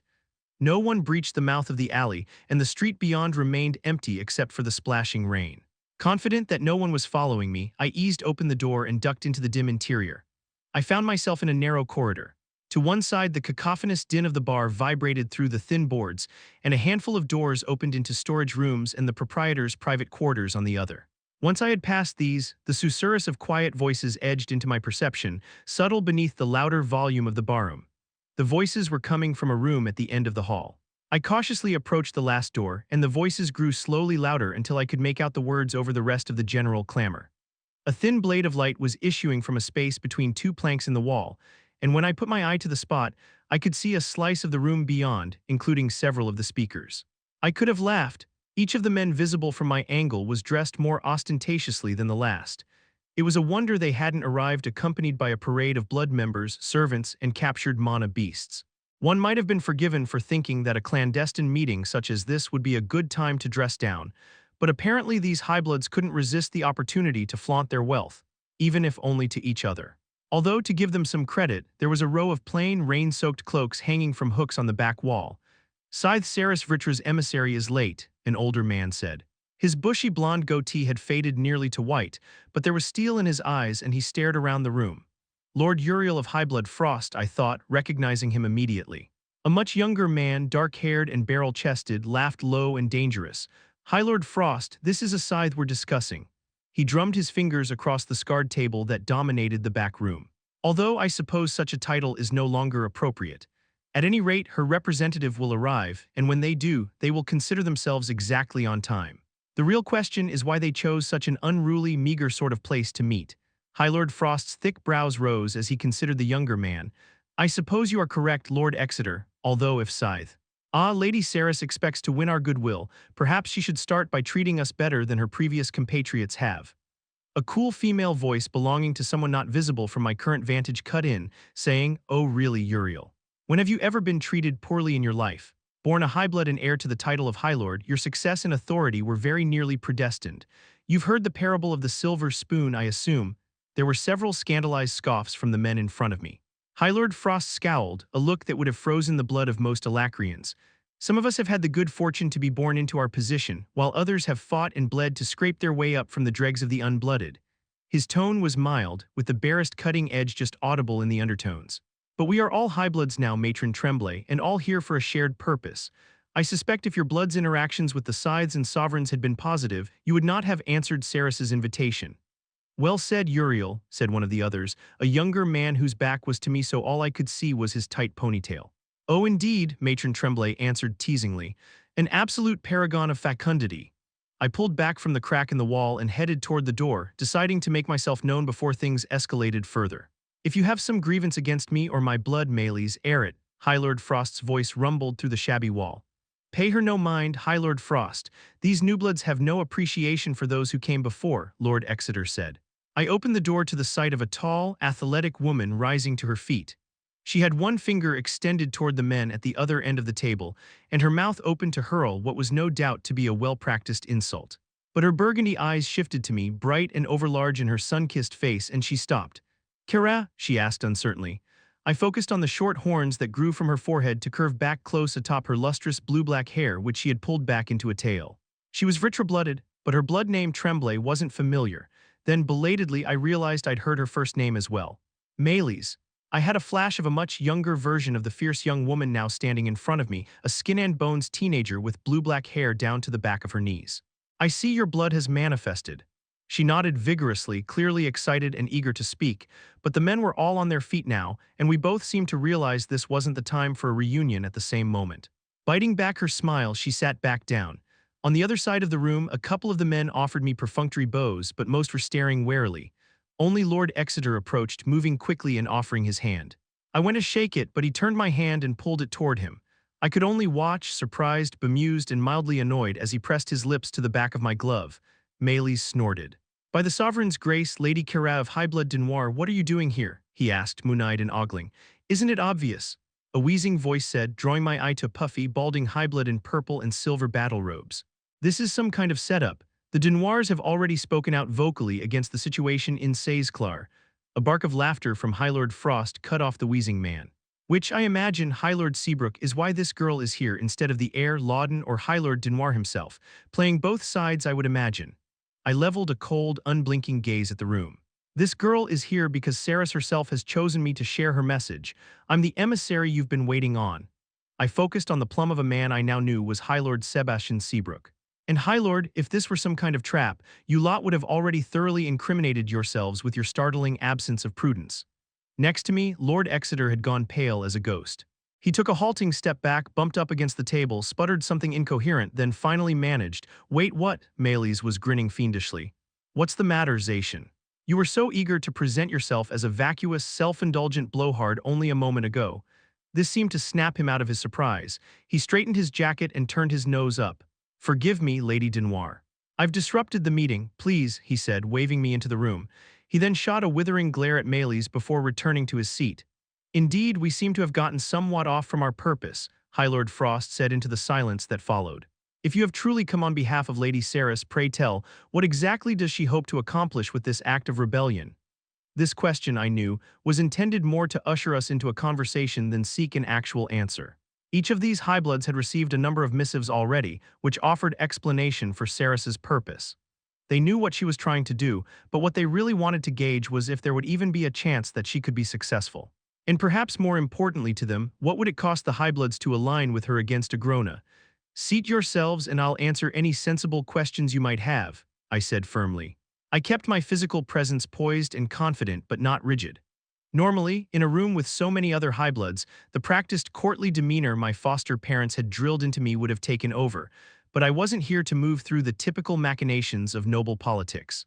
If they saw me as their lesser or even their equal, then it would be all but impossible to accomplish my goal. I was here as Ceres's emissary and she had high expectations. Moving in a delicate dance of who would sit first and in which seats, the Highbloods filled the long, chipped, stained table. There were 8 people representing various Highbloods that had shown cautious interest in Ceres's message. I stayed on my feet with my hands clasped behind my back and let the faint impression of impatience bleed into my expression. Lord Exeter was quick to take a seat halfway down the table. His gaze kept twitching toward Maylies, and although he presented himself as outwardly calm, I could sense his temper simmering below the surface. I hadn't heard of Highblood Exeter, but by the way he had sneered at Maylies about being a new blood, I doubted he himself was newly raised up. More likely, his was some middling blood from Saysclar or Itril, raised up due to the amount of land they'd managed to acquire rather than strength in war or success as ascenders. High Lord Frost took the seat at the head of the table opposite me. I'd met several of his blood at Central Academy, and the Frosts did occasional business with the Denoirs. I'd been quite impressed with his great-granddaughter Enola, who had won her event at the Victoriad. High Lord Seabrook, the puffy, purple man with the wheezing voice, sat to Frost's left. He was staring at me and chewing on his cheek in a distracted sort of way. To his left was the second son of High-blood Umbertor, whose given name I couldn't recall. His brother, I knew, was off in Dicathen managing the Blood's affairs. The fact that he was here instead of his father, High Lord Gratian Umbertor, suggested that they were simply testing the waters. At least the Exeters had sent their heir. Still, the Umbertor boy was a step above the aging man next to him. Chamberlain to Matron Clarvel, I thought his name was Geoffrey. The Clarvel Highblood had been close to the Denoirs when I was a child, but some falling out between my adoptive mother and Matron Clarvel resulted in the two bloods drifting apart. As Chamberlain, Geoffrey was a trusted member of the household, but to send him to such a meeting as this was almost deliberately insulting. We'd have to be careful with the Clarvels. On the other side of the table, High Lord Ector Ainsworth sat to High Lord Frost's right. In his 60s, Ector still had dark black hair, except for a slight lightening at his temples and down either side of his carefully groomed goatee. He had been quiet so far, both before the meeting and since my arrival, but his clever gray eyes seemed to be trying to look through me from across the room. Beside him, a twitching, nervous-looking man was fiddling with the cuffs of his robes. He kept glancing at High Lord Frost like he was trying to catch his eye. His back had been to me as I watched from the hallway, but now I recognized the hawkish downturn of his nose and his unusual eyes. One was bright scarlet, the other a muddy brown. "Lady Cara," he said softly when he realized I was looking at him, although his eyes focused on the table and not me. "Lord Redwater," I said in return, nodding politely. Wolfram of Highblood Redwater was a vertra-blooded foster like myself. His own adopted siblings, 4 brothers and a sister, had all perished tragically in the relictums. As his Vritra blood never manifested, the Redwaters were allowed to name him heir, so the Highblood, a very old blood that took its name from the river running not half a mile from the inn, would live on. I'd met him, like Maylis, at the gatherings of young Vritra-blooded foster children I'd been forced to attend when I was young. I remembered him as an awkward, antisocial boy that stood out among the self-important Vritra-bloods. "Before we begin," I said when I'd finished scanning the room, "there are 2 points I must make clear immediately. First, this is not a battle to replace one overlord with another. Ceres does not seek to make herself High Sovereign over Alacria, or even to rule at all." High Lord Seabrook made a show of rolling his eyes and looking across the table at High Lord Ainsworth with a foolish grin on his face. Frost steepled his fingers and leaned toward me. "So her missives have explained. Thus far she has painted herself as a freedom fighter, leading this uprising for the good of the people of Alacria." Wolfram chuckled awkwardly but went quiet after realizing he was the only one. "I would ask you to speak plainly, on your honor as a Denoir. What is Ceres's true purpose, and why now in this moment of turmoil? Does it have something to do with the sudden turnabout happening on the other continent?" Seabrook burst in. "I lost 10 battle groups in the city of, well, whatever it's called," he finished lamely. "The second point I am instructed to make clear," I continued, ignoring their questions for the moment, "is that this is not a symbolic resistance. You ask why now, High Lord Frost? Because this is our last opportunity." I put my hands on the table and met each of their eyes in turn. "The brewing war with the other Usura clans will wipe out our world if we don't prevent it." A chorus of voices broke out as Umbertor, Seabrook, Exeter, and Frost all attempted to speak at once. "Absurd, can't be sure that, stop it even if, believe a word of that nonsense." My hand came down hard on the table. The resulting crack cut through the noise like spellfear, and the men settled down, although I drew hostile looks from Umbertor and Seabrook. "Apply the same lessons of etiquette you would enforce on your own blood," I said coldly, my gaze sweeping over the Highbloods. "Don't interrupt me again." The room went still in tacit admission of their rudeness. I waited the length of 3 breaths, then continued. "There are few enough who can claim to know the mind of a grown of Vritra, but Ceres is one of them. He will burn this world as fodder to return to the land of the Usura, and all of us with it. The rest of the Scythes and Sovereigns are prepared to follow him even to that end, but Ceres is not. And if you fine lords will excuse my speaking," Chamberlain Geoffrey said in his deep voice, "what part does the disappearance of Sovereigns Orleith and Kairos Vritra play into this rebellion? One hears all kinds of strange rumors." His sharp eyes narrowed as he watched me closely for a response. "I've even heard it suggested that Ceres has somehow been assassinating them, with the help of the golden-eyed man from the Victoriad." I was ready for the question and the mention of Grey. Tongues hadn't yet stopped wagging about his appearance, seemingly from nowhere at the Victoriad. There were also those who suspected he had something to do with the destruction here in Vetcher, although official sources had claimed it to be a tragic accident with an artifact from the relictums. "Sovereign Kairos is currently in chains beneath Tigran Selim," I said pointedly, standing straight and crossing my arms under my chest. As for Sovereign Orleath, well. Here Saris wasn't quite ready to let the full truth out, fearing that, should word get back to Agrona, it would somehow help him disable her defenses. Just know that he has been incapacitated but not killed. The gathered highbloods stared around at each other, their expressions mostly falling within the spectrum of incredulity. Ainsworth shifted in his seat, Frost leaned back in his chair, causing it to creak. Umberter picked a sliver from the side of the table and frowned down at it, disgusted. "What does Saris want with us?" Maylis asked. She was reclined back in the wooden tavern chair, one leg crossed over the other, her fingertips fiddling at the golden hilt of a dagger. Seabrook barked out, "Soldiers, obviously," before I could respond. "No, she needs legitimacy," Ainsworth said in answer, the first words he'd spoken since my arrival. "Support to establish that this is more than an upstart rebellion meant for a sudden and violent end." "But is it?" Wolfram asked, looking to Frost for support.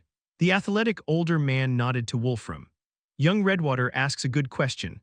While I am not so cowardly that I would refuse to say aloud that this continent has extensive problems, the reality is that we are ruled over by literal deities. We've all seen endless broadcasts of the wreckage the Usura attacks left in Dicathen. And the High Sovereign has many such Vritra at his command, each one capable of crushing entire armies. There is no standing up against that." Grabbing the nearest chair, I turned it around and sat down, my arms on the backrest. "I'm glad you're aware the castles we all live in are made of sand." This proclamation was met with another round of exchanged glances and murmuring. "Lovingly crafted and beautiful perhaps, but standing only because a sovereign hasn't yet decided to knock it down. What good is your blood if, for even the most meager slight, an irritated, irrational god can wipe it away with one breath, then have forgotten you entirely by the next?" Frost shifted in his seat. Maylis went still, her body carrying the tension of a coiled spring despite her relaxed posture. Umberter looked down at his hands, his face pale. "And yet," I said more softly, "the High Sovereign hasn't smashed the shield around western Saizclar or slaughtered Saris, and every day another city in Dicathen falls, taken back by the people of that continent. His control is already slipping." I focused on Seabrook, and the others did as well. The plum-faced man raised his chins proudly. "You asked about the golden-eyed man," I said. "No, he hasn't been sneaking around Alacria slitting sovereign throats, because it is he who has been single-handedly retaking the continent of Dicathen, just as it was he who burned the military encampment to the north of Victorious." Exeter let out a low whistle. "So it's true then, Ascender Grey is Dicathian," I nodded. "He arrived on our continent to master the relictums, and he has succeeded." Maylis let out a shocked scoff. "But what does that even mean, Kara?" "To master the relictums? Simple," my lips curved in a nonchalant smile. "To master the relictums means to master Etha. This was one of the hardest parts. Saris wanted these people to see Grey as some kind of folk hero, more myth than man. Even given everything I'd seen him do, though, it was difficult for me to think of him that way." "In all your ascents, have you ever met someone who can navigate anywhere they want in the relictums?" I asked, still focused on Maylis. "That's impossible," she said immediately. "Or, High Lord Frost, have you ever seen an Ascender spontaneously receive a new rune without a bestowment?" "No," he said slowly, rolling the word around in his mouth as if considering its implications. "I have," I said simply, the statement devoid of gravitas, "because I ascended alongside Grey through many zones and watched him do these things and many more besides." Chamberlain Jeffrey's gaze was very far away, but across the table from him, Wolfram was staring intently at me. "Then what my friend in Tigran Selim told me, you mean the Wraiths?" I asked, and all eyes turned to him. He shrank in on himself nervously. "Tell them what happened," I prodded. His gaze darted all over the table as he took in a deep breath, obviously steeling himself for whatever else he had to say. He said, "Well, there were rumors that a battle group of Wraiths," he whispered the word Wraiths, "was destroyed on the other continent. But the Wraiths are a fairy story," Umberter started to say, but Wolfram cut him off with a violent shake of his head. "They're not the Redwaters he swallowed with some difficulty, wanted me to be one when my blood manifested, only." He trailed off. Seabrook cleared his throat somewhat nervously, I thought. "Are you suggesting that this Ascender Grey killed them?" "It's true," Ainsworth answered in Wolfram's stead. "I had men in that battle, one of them my own nephew." He described how the Scythes were crushing the enemy's generals as terrible magic was unleashed in the distance. But then a golden-eyed man appeared and threw down a Vritra horn for all to see, and Scythes Melsry and Viessa retreated with a bow. "They bowed to the man," Chamberlain Jeffrey burst out, scandalized. Again the table broke down into muttering and cross-chatter, but this time I let the moment linger. "You all saw for yourself what he did at the Victoriad," I said when the noise had quieted down. "Alone, armies can't fight Usura. But with a man such as Grey leading them."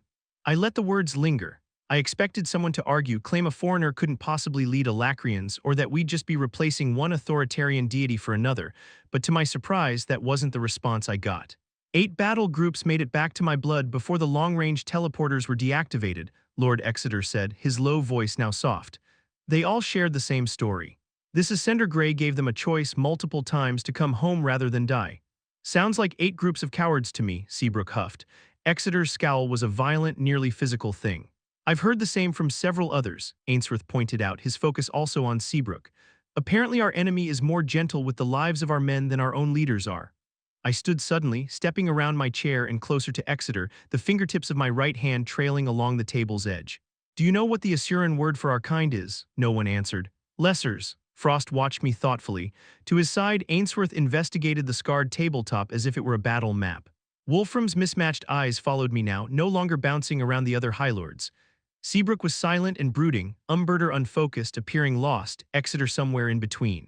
Geoffrey was leaning forward on the table, tapping his lips with one finger as he contemplated everything that had been said. Maylis wore the stoic expression of one who had looked into the face of death often and fought for everything she'd ever had. To the Vritra, there is no difference between the most powerful high-blood mage and the lowliest unblooded unadorned. To them, you are all lesser, and that is all any of us will ever be. And as lessers, our lives are only as valuable as what they can be traded for, sacrificed for, a commodity. Umberter was nodding along now. Seabrook's cheeks had flushed red as wine. Saris is not content to let the lessers of this world be burned as fuel for a war of Usuras. I am not content, Grey is not, and so together we will fight to ensure you are not so misused. Frost's hands clenched into fists. A silly, drunken smirk stretched across Wolfram's face. Even if you will not, I finished somberly. The words settled over the table like a heavy snowfall, blanketing everyone and dulling all other noise. Even the inn's barroom seemed to go quiet for just a moment, and through the silence I felt them. Several powerful mana signatures approaching from down the street. No one else had sensed them, but Maylis must have caught the sudden tension in my stance because she stood and rested a hand on her dagger. What is it? Mage's powerful ones. I scanned the faces, all tensed like silk hoppers about to spring as they waited for me to give an order. I didn't need them to give me any further indication of their support. That moment of servility from these otherwise decisive and commanding men revealed how the perception of power had shifted within the room. Go, I said, and they all began to move. Young Lord Umberter threw a cloak around his shoulders, and suddenly I found myself blinking rapidly, no longer able to focus on him. Although plain, the cloak was enchanted so that my attention would slide right off of him. The others all had similar magical accoutrements to keep them safe and unnoticed, but I didn't wait to investigate each one by one. Pulling the door open slowly, I peeked into the hall before leaving the room. There was no one to be seen, so I hurried toward the back door. Halfway there, an arm slid through mine. Surprised, I started to pull away, then belatedly realized it was Maylis. Grinning, she grabbed a bottle of some deep red liquor from a shelf against the wall, pulled the cork with her teeth, and took a long quaff. When my further surprise showed on my face, she gave a throaty chuckle and said, "What? We're just a couple of old friends meeting for a drink in these uncertain times. Come on." Then she was trying to pour the liquor into my mouth, laughing all the while. After recovering from my near drowning, we went out the door not quietly, but with Maylis kicking it open and cheering into the cool night. It still smelled of rain, although the storm had let up while I'd been in the inn. Arm in arm, we left the alleyway and Maylis guided me to the right. "You know, Kara, I'm pretty surprised your blood never manifested," she said conversationally, her breath fogging slightly. "Of the Vritra-blooded kids I was paraded around in front of, you seemed the most focused." I felt a wriggle of guilt through my insides, but this was a truth, Saris, and I weren't ready to tell anyone yet. I'm certain my adoptive parents would agree with you, although surprised and disappointed would probably describe their disposition more completely. Behind us, I sensed the mana signatures stopping somewhere around the inn. My mana was still suppressed, and I could sense that Maylis had taken the same precaution. Maylis chuckled and handed me the bottle. I took a sip, then asked, "How long ago did yours manifest?" "And I don't recall hearing of high-blood tremblay before." "4 years," she said, pulling me to the side so we didn't tromp through a large puddle, "and I'm not surprised. After I manifested, I spent some time, about 3 years and 6 months to be exact, training in Tigran Selim, and being poked and prodded by about 40 different researchers. Whatever they were looking for, though, I must not have had it. About 6 months ago, they sent me on my way with a new name and title, Matron Tremblay, and now I've got properties and estates and servants and... Well, it's quite the change. But you still go on a sense," I stated, certain by her reaction earlier that she was no stranger to the relictums. Her answering smirk was wry, much to everyone's chagrin, abso-fucking-lutely. "I'm not just going to sit on my ass for the rest of my life." She suddenly peered at me and one brow quirked up slightly. "So this gray guy, you two had a lot of alone time, huh?" Her eyebrows wiggled up and down, reminding me of Regis for some strange reason. I only saw the broadcasts, but he seemed pretty hot. I felt myself go red in the face as I realized what she was insinuating. Maylis, you really do have a lot to learn about being a highblood. But my embarrassment only made her laugh harder. We continued on like this for a few blocks, then Maylis released me. Whoever those mages were, they don't seem to be following us. Pity I wouldn't have minded a fight. She grinned, shoving me playfully as I began to protest. Anyway, I'm off in this direction. I do hope we see each other again soon, Kara. It seems like things are about to get really interesting here in Alacria. I hope we can rely on Highblood Tremblay for support, I said formally, then more conversationally added, because interesting isn't the word I'd choose for the times ahead and I'd feel better facing them with you on our side. She laughed, loud and carefree. Always so focused, as I said, farewell, Kara. She spun away and began taking long, purposeful strides. Oh, and of course, don't die, she shot over her shoulder before dipping into the shadows of an unlit street. The mirth slipped away, her words conjuring a wary melancholy into its place. I can only do my best, I said to myself, then turned and hurried toward the back alley Tempest Warp I would use to return back to the eastern edge of Says-Clar, outside the Usra-powered shields. I became aware of the figure shadowing me almost instantly, though I couldn't be certain if they'd been there before and I'd missed them or if they'd just appeared. I didn't hurry my pace, but kept up a steady march as my mind raced. Their mana signature wasn't overwhelming, but it could be a stronger mage partially shielding their presence, or just a scout or spy sent to track me to my destination or keep other, stronger mages apprised of my location. After a couple of minutes, I made a sharp turn away from my eventual destination, drawing my pursuer into a tightly packed residential area with limited line of sight. After my third quick turn, I stopped and drew my blade. When the figure stepped around the corner, they found scarlet steel at their throat. I peered into the shadows under their hood, but it was too deep and too dark, hiding their features. Don't move, I ordered. State your name and purpose immediately. They were motionless, their hands out to their sides. From beneath the hood, a husky, raw voice said, "Can I move my lips, or well, supposing I can't, I guess it'd be too late for me anyway, but since you aren't running me through, I guess I can." I felt my features pinch into a confused frown as the man rambled. "Who are you and why are you following me?" Slowly, hands raised up to the sides of the hood, pulling it down to reveal an older man, heavyset, with middle-length gray hair and an unkempt beard. "Lady Kara," the familiar figure stated, his eyes nearly crossing as he tried to look at the point of my sword. "Alaric," I replied, plucking the name from the fog, only partially remembered. "To what pleasure do I owe such an unlooked-for visit from Gray's counterfeit uncle this fine night? I could hardly stand to see you playing patty cake with those prissy, overpruned nobles." He chuckled, and his glassy eyes went dark. "It won't be enough, lass. No, if you want to foment a rebellion, you need to look a lot lower." I withdrew my weapon but didn't stow it. My mind whirled with questions, but I held back, still reserved. I didn't know this man well and had only his tenuous connection to Gray for assurance. "Continue," Alaric grinned, showing off yellowing teeth. "You need friends in low places, and nobody's got more friends and none lower than me." He hesitated, and there was a twinkle in his eye. "And my service will only cost you a bottle of mead for the walk." Chapter 404, Arthur Leywin. "You're doing the right thing," Jasmine said, her steady voice rising above the noise of the crowds milling around below. Lines of disarmed Alacrian soldiers queued uncomfortably in front of the rows of teleportation gates being manned by loyal Dicathenians. Jasmine and I had found a flat rooftop to watch Vainacy's soldiers work from above. I let out a heavy breath. I know. The resistance against my plan had been stiffer here than in Blackbend.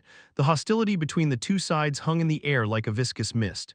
Many of the Alacrian soldiers didn't understand why their high-blood leaders had given in so easily, and they were still eager for a fight.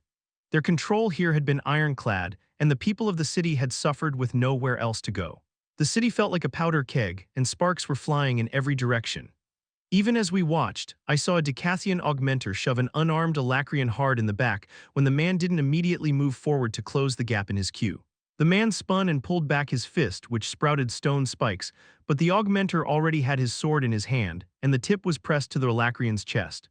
"Just say the word," Regis said as he lifted a leg off the edge of the roof.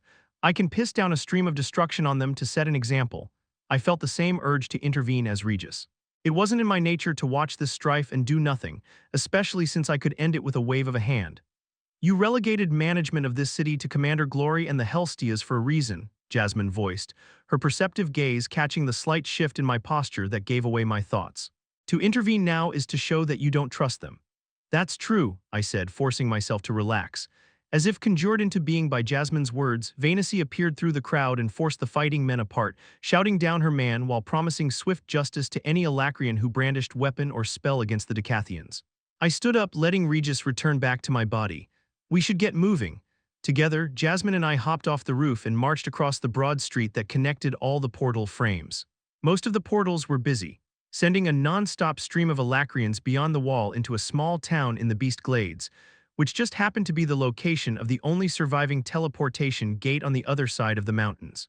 But a single portal at the very end wasn't currently being used as I'd requested. As we passed through, heads turned in our wake. Every human emotion was present, written on the faces and burning from the eyes of those gathered there, many mingled together into an incongruous alchemy of uncertain feelings. I kept my focus forward, however, letting the fear, hatred, respect, and adoration of both Alacrians and Dicathians spill past me without absorbing it. The teleportation gate hummed to life as the attendant calibrated it for Ediston City, and the world lurched around me when I stepped into the portal. It was a significant journey from Xyrus to Ediston, crossing nearly the entire breadth of Sapin. As the blurred landscape ripped past, I felt myself settle, leaving the problems of Xyrus behind. My vision lurched, and the inside of the stone structure housing the receiving teleportation gate came into focus. It was empty. No guards manned the receiving gate or guarded the iron-banded doors that led to a broad plaza beyond. Through one of the open windows that circled the structure, I could see the royal palace in the distance, gleaming white in the bright sun. Jasmine appeared behind me a moment later. Her daggers came out, but I gestured for calm. Beyond the open doors, no less than 50 battle groups stood arrayed throughout the plaza. The soldiers, standing stiffly at attention, wore their gray and red uniforms, but they were not armed or armored. As I crossed the tiled floor of the portal chamber, our footfalls were the only sound save for the distant crowing of some seabird circling the bay. Standing out in front of the gathered force was the retainer, Lyra Drade, her fire-red hair blowing like a flag in the steady breeze coming off the sea. She stiffened at the sight of me. "Welcome, Lance Arthur Leywin," she said, her honey-sweet voice carrying easily throughout the silent plaza. "I am Lyra of Highblood Drade, retainer of Central Dominion and regent of this continent on behalf of High Sovereign Agrona." Jasmine let out a sharp breath as she appeared beside me halfway through Lyra's speech. Exchanging a quick glance, the two of us stepped out of the wide double doors and looked around. A gap had been left between two lines of battle groups where 30 corpses had been neatly laid out on the cobbles. My first thought, felt with a flash of fury, was that it was yet another ploy from the Alacrians, and I was afraid of the faces I might see among the dead. Their garb, though, was Alacrian. Behind the corpses were piles of weapons and armor. Lyra Drade followed the line of my gaze. This is what happens to Alacrians who won't follow orders. None of the remaining soldiers let their attention settle on the corpses. Those closest, the ones who would be able to hear the buzz of flies beginning to swarm the bodies, kept their eyes firmly forward. Still, I remained wary of some trap, and so I activated Realmheart. A ripple ran through the crowd, like wind stirring the leaves of a great tree. Realmheart lifted my wheat-blonde hair from my head, and I could feel the warm glow from my back and beneath my eyes. The fear I instilled in them shone from their own eyes, reflected back at me in the shape of the violet Realmheart runes. And I couldn't help but wonder, what did these men and women from that distant and alien continent see me as? Had I made myself a symbol for mercy, or could they only see me as an embodiment of death? And perhaps more importantly, regardless of which it was, would it be enough to overpower their fear of the Usuras who controlled them? "What is all this?" I asked, returning my attention to Lyra Drade. She raised a hand, and all of the soldiers present went down on one knee and bowed their heads. Slowly she followed them, although she did not bow her head but rather kept an unflinching eye contact. "This," she said with a slow, exaggerated enunciation, "is my surrender." A subtle movement to my left made me turn. Jasmine's fist was white-knuckled around the hilt of one dagger, and she was chewing the inside of her lip. For most people, it would have been little more than a faint tick, but I could read her surprise, caution, and distrust clearly. I took a step closer to the retainer and looked down into her quick, curious eyes. "What are the terms of this surrender?" Her tongue darted across her lips as she considered how best to respond. After a long moment, she said, "I have not come to bargain or plead with you, Regent Leywin. There are no terms. Alacria's forces in Dicathen surrender." "Then what's keeping me from killing you now?" I asked. "Or these men?" Lyra Drade gave me a tight-lipped smile. "You offered men who were actively trying to kill you their lives, and yet you would slay those who now stand before you unarmed and at your mercy." "I told you were starting to be predictable," Regis pointed out. "It isn't necessarily a bad thing," I argued. Jasmine took a step closer to me. "Perhaps executing the retainer would make removing the soldiers simpler." Lyra cleared her throat. "Regent Leywin, I'm not regent," I interrupted, considering both Jasmine's and Regis's words. Lance or general maybe, but excuse me, Regent Leywin, but I have ceded authority over this continent to you. I glared at the woman as she interrupted me, but she didn't back down. Until such a time as you reestablish your own form of government, I believe that does, in fact, make you regent of Dicathen. This is no place to have this conversation, I said with a meaningful look at the crowd of enemy mages in their tidy rows. Lyra of Highblood Drade, you are for the moment my prisoner, she bowed ever so slightly. If I sense any treachery from you, you die. Understood, she said without missing a beat, a stark reminder that in Alacria the price of failure at her position was always death. Is this all the soldiers in Ediston? I asked as I turned toward the royal palace. Jasmine and Lyra fell into step behind me. No, the greater bulk of our force here is still being escorted out of the city. Since Ediston has remained a hotbed of rebellious activity, there is a large force of troops here. Over 16,000 in the city alone, and nearly as many scattered throughout the surrounding countryside. The majority are currently being relocated into camps outside the city. Don't bother with camps, I said over my shoulder. A face peered down at us from the second-story window of a well-constructed estate. A girl, maybe 7 years of age, her eyes wide as dinner plates and blue as the bay. I wanted to give her a smile, maybe even a wave, but I simply watched as she ran back out of sight. All Alacrians are being relocated beyond the wall until this war is over, I continued. Now that I was looking, I could see other signs of movement from the residents of Ediston. Lyra Drade hadn't told the people what was happening, I realized. Regent, perhaps I stopped and turned, pinning her with a sober scowl. Was there a part of you or my prisoner that you failed to understand? She paused, waiting for me to finish speaking, then went on. Offer you some insight into the situation in Ediston that might provide some options beyond just your current plan. Next to Lyra, Jasmine raised her eyebrows very slightly and slid a dagger partially out of its sheath. I gave her a subtle shake of my head. I immediately found myself more curious than annoyed by the retainer's daring. Groveling, begging, pleading, that was what I'd expected. Where did this boldness come from, I wondered. When we reached the palace gates, armed Alacrian guards immediately laid down their weapons and marched away, following some pre-given orders. Several people curiously watched us approach from the palace entry, but scattered to get out of our way, and no one engaged with us. I'd been in the palace briefly before the Battle of the Bloodfrost, but not enough to know my way around. Jasmine and I allowed Lyra to lead us through the grand entry and into a series of solars and apartments until we reached a private study. I looked around curiously. The room was tidy but stuffed full of scrolls, maps, stacks of parchment, and books. Picking up a piece of heavy waxed parchment, I realized it was a detailed drawing of the palace itself. The piece below it in the pile was much the same, but from a different angle and with a cutaway revealing the palace interior. I set the parchment down.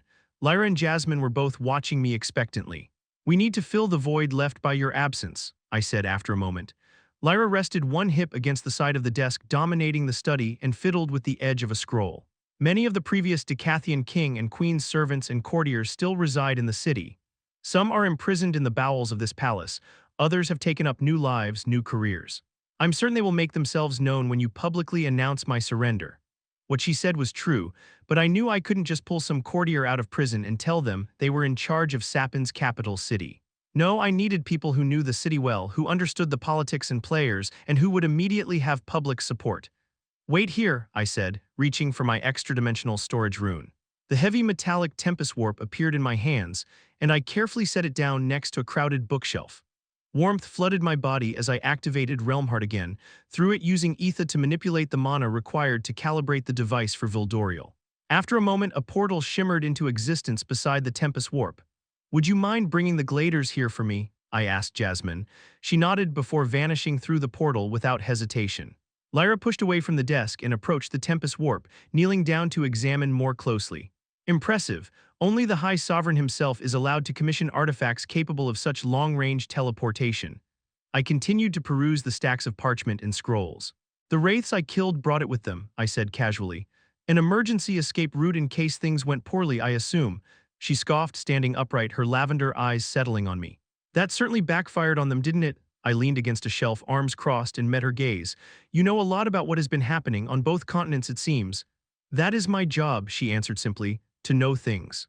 For example, perhaps it has occurred to you that the defense of Dicathen was rather ramshackle and ineffective. Well, it might interest you to know that Agrona's attention has been forced back home. Treachery at the highest ranks. Maybe even civil war.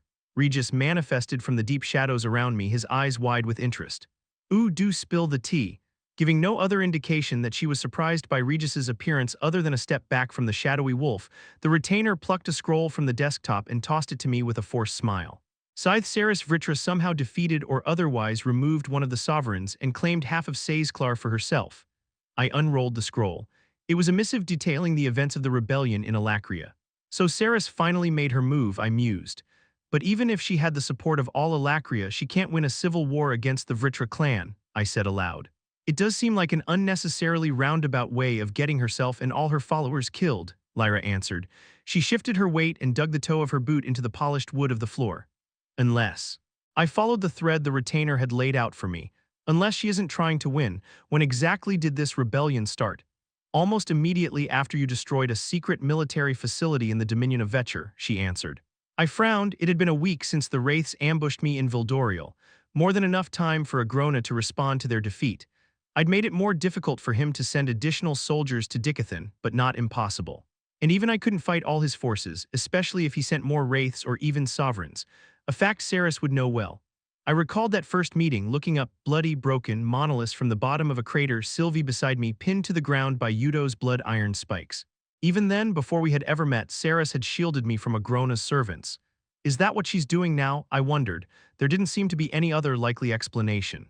Do you mind my asking, Lyra began, what you will be doing next? With Vildoriel, Blackbend, Xyrus, and Ediston under your control, it is only a matter of time until the rest of Dicathen falls back to you. I'm expecting company after this, I said vaguely, but at that moment the opaque portal shivered and a ripple passed over its colorless surface as Jasmine materialized. Just behind her, Curtis and Kathleen Glader came through. I smiled to see the wonder on both their faces. Kathleen took a faltering step toward the desk, her hand reaching slowly out, fingers trailing across the smooth mahogany surface. Curtis's focus was on me, a grin lighting up his square face, but then his head turned and the grin collapsed into an outraged snarl. What the hell is she doing here? Lyra, who had stepped back into the corner of the study, bowed to the Gladers. Welcome, Lord and Lady Glader. I understand this is. Suddenly Curtis was moving. Golden fire blazed from his fist up the length of his arm, which cocked back to deliver a mana-reinforced blow. But quick as Curtis was, Kathleen was even quicker. With a single step, she interposed herself between her brother and the retainer, her black hair flying behind her like a flag. Her hand came up and pressed against Curtis's chest, forcing him to stop. Kat, this is the woman who— I know who she is, brother, Kathleen said, betraying no emotion. Jasmine kept glancing in my direction, perhaps hoping for some guidance on whether or not to intervene, but I only watched. It would build resentment in the Gladers if I forced them to stand down or appeared to side with Lyra Drade. They needed to work through this on their own. Besides, Lyra was a retainer. From what I'd heard, she'd put up a half-decent fight against Vare, Micah, and Aya all together. Even if the Gladers attacked her, I doubted they could kill her. Kathleen had turned around, leveling an icy stare at Lyra. The retainer cleared her throat. I understand your hatred of me, but know that I only ever did as I was commanded by Scythe Cadel or the High Sovereign himself. After all, each one of us is but a piece on the board. It is the Sovereigns who— Kathleen's hand crashed against Lyra's cheek with a sharp crack, snapping the retainer's head to the side. Your excuses are feeble and pointless, she said, completely in control of herself. Regardless of whether you butchered our parents for fun or only paraded their bodies around the countryside for fear of death at the hands of your own lord, you are a monster, and if it were up to me, you'd already be dead. Ooh, Regis whispered before I shot a glare at him. Curtis, arm still blazing, pointing a fiery finger at me. Arthur, what's the meaning of this? Why did you bring us here? Why isn't this creature's head on a spike already? I pushed away from the bookshelf and closed the distance to Curtis. Reaching out, I rested one hand on his upper arm, the arm that was burning. Golden flames danced between my fingers. He kept the conjured flames in place for a breath, too, then suddenly they vanished, leaving the room feeling much darker and less warm. Because at least for the moment we need her. Curtis opened his mouth to argue, but I kept speaking. This city is in shambles. I need a strong hand to help lift the people of Ediston back up, to provide leadership and security after the Alacrians are gone. You want us to lead the city, Kathleen said, one eye on me, the other on Lyra. You know the city, the people, your name means something here, carries a natural authority. I released Curtis's arm. There is a lot of rebuilding to be done. I trust you to do it. Curtis glowered around the study, his eyes focusing anywhere but me or Lyra Drade. What about the Alacrians? Rumor is you're sending them all beyond the wall. Yes, Lyra Drade cleared her throat again and gave me a smile, simultaneously apologetic and yet very much not so. As I tried to suggest before, I don't believe sending so many Alacrian soldiers across the entire breadth of the continent to forage off your beast glades is the only or the wisest course of action, Regent. Curtis's neck and cheeks flushed red. Who said you could speak demon? Such brazenness, I thought, almost amused. What do you suggest then? Curtis's teeth ground together as he glared at me, shocked. Lyra hesitated a moment, apparently waiting to see if the Gladers were going to interrupt her, then said, "We have many ships in the bay. Allow any Alacrian or Dicathen who wishes it to depart for Alacria immediately. We have surrendered. It would be a sign of good faith and a sound strategic decision as well, as the journey is a long one. Any soldiers who spend the next month at sea can't be used against you, but they are also safe from the High Sovereign's wrath as well." "A sign of good faith," Curtis sputtered, but Catherine took his hand and squeezed it firmly, silencing him. "And," Lyra started but immediately paused. "Go on." "I would suggest that anyone who renounces their service to the High Sovereign be allowed to stay in Dicathen." She raised her chin as Curtis scoffed, her lavender eyes looking down her nose into the deep brown wells of his. "Many of these men and women have been here for over a year, Lord Glader. They have homes, families." "Bullshit," Curtis snapped. "As if any Dicathian would willingly form a family with an Alacrian. What you mean is our people have been forced into slavery, sold off, their homes and lives stolen." "No," Lyra said firmly. "In fact, the High Sovereign forbids such things. Our culture values purity of blood, and the sovereigns were firm in their insistence that there be no intermingling of Dicathian and Alacrian blood." She smiled, and there was a wicked sort of gleam in her eye. "But the sovereigns are a long ways away, and love is a strange and powerful thing." "Love," Curtis ground out, "as if the conquered can ever fall in love with the conqueror except by force and fear." "You may have lived the last year in a hole in the ground, Lord Glader, but I have not," Lyra said sharply. "You will see for yourself soon enough." "Perhaps," Catherine said to Lyra, but she was looking at me. "I admit I'm uncomfortable with the retainer's suggestion. Ships full of soldiers could just as easily circle the continent and attack from another direction. Or bide their time off the coast until the next major attack, then we would be dealing with a conflict on multiple fronts. If more of those wraiths were to come." She made a good point. I understood the intention of Lyra's plan, and it would be much easier to board the soldiers on boats than transport them all the way to the wall. But that meant we were giving Agrona back several thousands warriors. I glanced at Jasmine, who had been silent throughout the encounter. She only shrugged. I found myself agreeing with Lyra's judgment, but I was still wary of simply making decrees and expecting everyone to jump in line and follow orders. "The three of you will be working together on this. Lyra has surrendered, but her suggestions aren't without value. However we proceed, everyone should be in agreement." There was a tense pause. Curtis turned to Catherine, who held my gaze. "I suggest we do as the retainer has suggested," she said at length. I expected Curtis to argue with her, but he seemed to be forcing himself to relax, releasing his balled fists and taking a deep breath. "If we're going to allow Alacrians to stay, we should at least imprison them for a while, 30 days if not more." Lyra frowned. Catherine's brows rose as she considered her brother. "That will allow the families some separation to ensure any such agreements are truly mutual, and protect both the people of Dicathen and the Alacrian soldiers. It's a good compromise." A ripple of force disturbed the air in the study, casting a palpable veil over us and causing all 5 of us to turn in the direction it had come from. "What in the?" Curtis muttered, his hand on his sword. "So much mana," Lyra said, her eyes widening.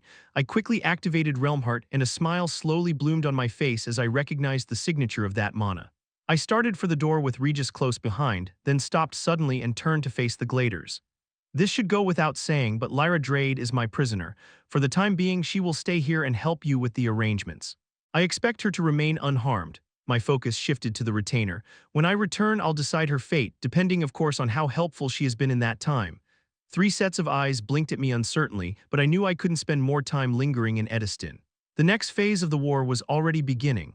I pushed open the door and headed for the main gates, Jasmine a quiet shadow just behind me. Once we were out of earshot of the study, I stopped.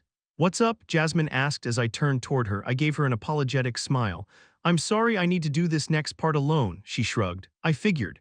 Then thinking to Regis, I added, "I need you to stay here as well. To keep an eye on Lyra, stay out of sight and watch her.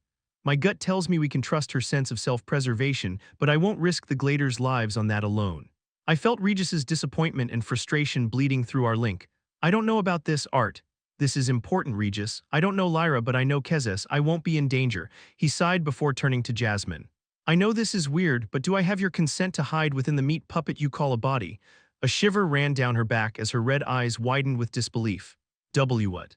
I rolled my eyes and would have kicked Regis, except he'd already become incorporeal. "He's going to stay behind to keep everyone safe, but I want him out of sight. Lyra shouldn't know he's here." Jasmine took a moment to compose herself, straightening her armor and smoothing the shocked expression from her features. "Whatever needs to be done." Without a sound, Regis vanished into Jasmine. Her jaw tightened as she clenched her teeth as the ball of ether that was Regis hovered around her core. So weird, she ground out. Hey, it's not much better for me, okay, Regis thought, but by her lack of reaction, I assumed Jasmine couldn't hear him. Stay safe, I shouldn't be gone long, I said, and you mind your manners, I thought at Regis. Then I was marching through the palace again, now alone. Outside, I found a roughly oval disk of opaque energy hanging before us. Shouts rose up from the palace as the few people who had snuck out to see what was happening rushed away from the area. A blinding white silhouette appeared, stepping through the opaque disk to hang in the air before it. Then the portal faded, revealing a man with platinum blonde hair in a dark, military-style uniform, and his otherworldly eyes, each one like a window into a distant galaxy, settled on me. Arthur Leywin. It has been some time. It's about damn time, I replied conversationally. I wasn't sure he would send you considering everything. Winsome's expression remained placid. I am Lord Indrath's envoy to this world. And as such, I am here to fetch you. Mana hardened into a shimmering set of stairs that led up to the portal. Come, Arthur, Lord Indrath would speak with you, I gave a throaty chuckle. Yeah, I'm sure he does. Chapter 405. Something heavy was grabbing me, pinning me down, and it was dark, also dark. Wetness clung to me, slicking my bare skin, while something soft was pressing against me like the tongue of some giant creature, giving life and texture to the sickly sweet onion smell sticking to everything. I thrashed suddenly, certain that I was being devoured. A heavy blanket which had been draped across my face slid off the side of the bed and onto the floor. I gasped, sucking in cold air that made me sputter and cough. Rolling onto my side, I meant to hang my head over the edge of the bed in case I got sick. I wasn't alone. Standing at the foot of the bed, now staring down at me with a look of disgust, was Agrona. Cecilia lingered next to him, her expression caught between nervousness, dismay, and embarrassment. I'll take my leave then, Agrona said, his ruby eyes turning on Cecilia. No more delays, Cecil dear. You leave in the morning. Yes, High Sovereign, Cecilia said as she bowed deeply. I'm ready. My thoughts moved like molasses as I struggled to understand what the two were saying. A spark cut through the sluggishness, however, bringing me back to the last thing I remembered. The regalia. My tongue was thick and unwieldy, my mouth desert dry. I moistened my lips and tried again. What happened during the bestowal? Agrona gave me an unreadable look, then stepped up to me and rested his hand on the top of my head. I felt a thrill at the contact, but bitterness immediately oozed up, a counterpoint to the initial emotional response. Am I a hound that wags its tail at any sign of affection from its distant master? As usual, Nico, Agrona said, his voice vibrating in my chest, you have managed to fail in the most incredible fashion. He didn't sneer the words. They weren't filled with bitterness or insult. It was said simply, a statement of fact. I had hoped perhaps your recent experiences would instill in you the sort of drive which you have always lacked. But alas, this new regalia is a perfect match for your talents. His hand pulled away, and his brows rose a fraction of an inch in a silent question, asking, do you have anything to say about that, idiot boy? When I didn't reply, I seemed to confirm something Agrona had expected, because he nodded his head, then marched away, the ornaments in his horns jangling slightly. When the door clicked shut, Cecilia hurried forward to the edge of my bed, sinking down to her knees and pushing sweat-damp hair from my eyes. Oh, Nico, are you okay? You've been unconscious for a whole day. I rolled onto my back and focused on breathing so I didn't vomit in front of her. Fine. Her graceful fingers laced into mine, and she rested her head on the mattress and watched me silently. Agrona said you're leaving, I ventured after a couple minutes of silence. Where is he sending you? She sat up, releasing my hand to brush a strand of gunmetal gray hair out of her face as she did so. I'm to lead the assault on Saizklar. Agrona wants me to put on a show of force to assure this rebellion doesn't spread. I closed my eyes and bit back the bitter words that leapt to my tongue. It was the news I had been expecting, and yet I was still having trouble drawing breath. You sound pleased. I heard Cecilia shuffle as she got to her feet, then the mattress shifted. I opened my eyes again to find her sitting next to me. Of course I'm pleased, she said, frowning. I've been training for this since I was brought to this world. It's finally a chance for me to prove to Agrona that I'm worth everything he's given me us. She met my eyes and held them. This is how we earn our lives back, Nico. I swallowed hard. My tongue felt swollen and I was suddenly afraid I might choke on it. She leaned in closer, still staring deep into my eyes. But I'm not going anywhere without you. So rest up, all right, I'll be back in the morning and then we're going to kill a traitor.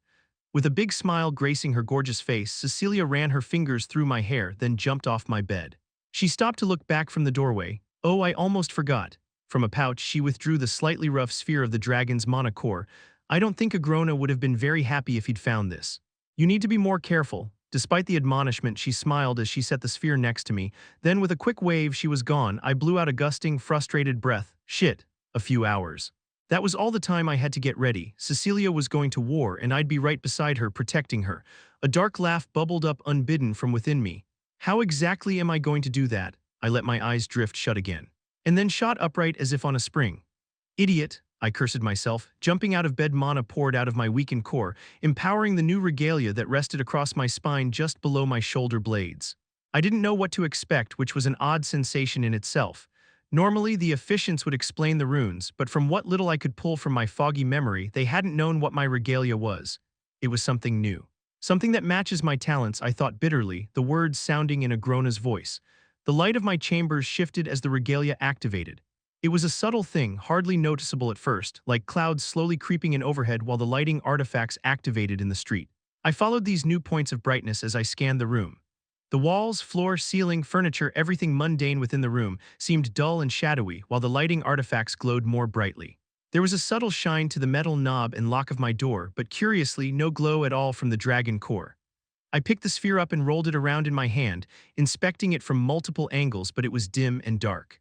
This seemed strange to me since something as small and inconsequential as the imbued quill on my writing desk burned in my altered perception.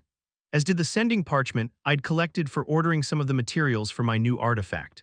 As my mind touched upon the staff, I hurried to the door into my workspace and opened it. Inside, it was much the same, except there, all the items arrayed across my workbench glowed with various potency. It was more than a visible sensation, though. I could feel them, almost as if they were connected to me and to each other. Each magic item, and even those that were not yet magical but had the capacity for being imbued, stood out to my senses. Glowing most brightly of all in this altered form of perception was the charwood branch itself, inset with a single fitting. The silver metal of the fitting was dull against the bright black wood. On the table, set aside for further experimentation, was a collection of different fittings molded from a different alloy. These burned brightly. Curious, I set down the core and picked up a fitting. Nothing changed. As I moved it closer to the twisted branch, however, both sources of this connection shifted, but the change was less a glow and more a vibration. There was something shared between them, an attunement. And then, with a crashing, world-shifting realization, I knew what my regalia did, and a wide grin broke across my face. Something that matches my talents indeed.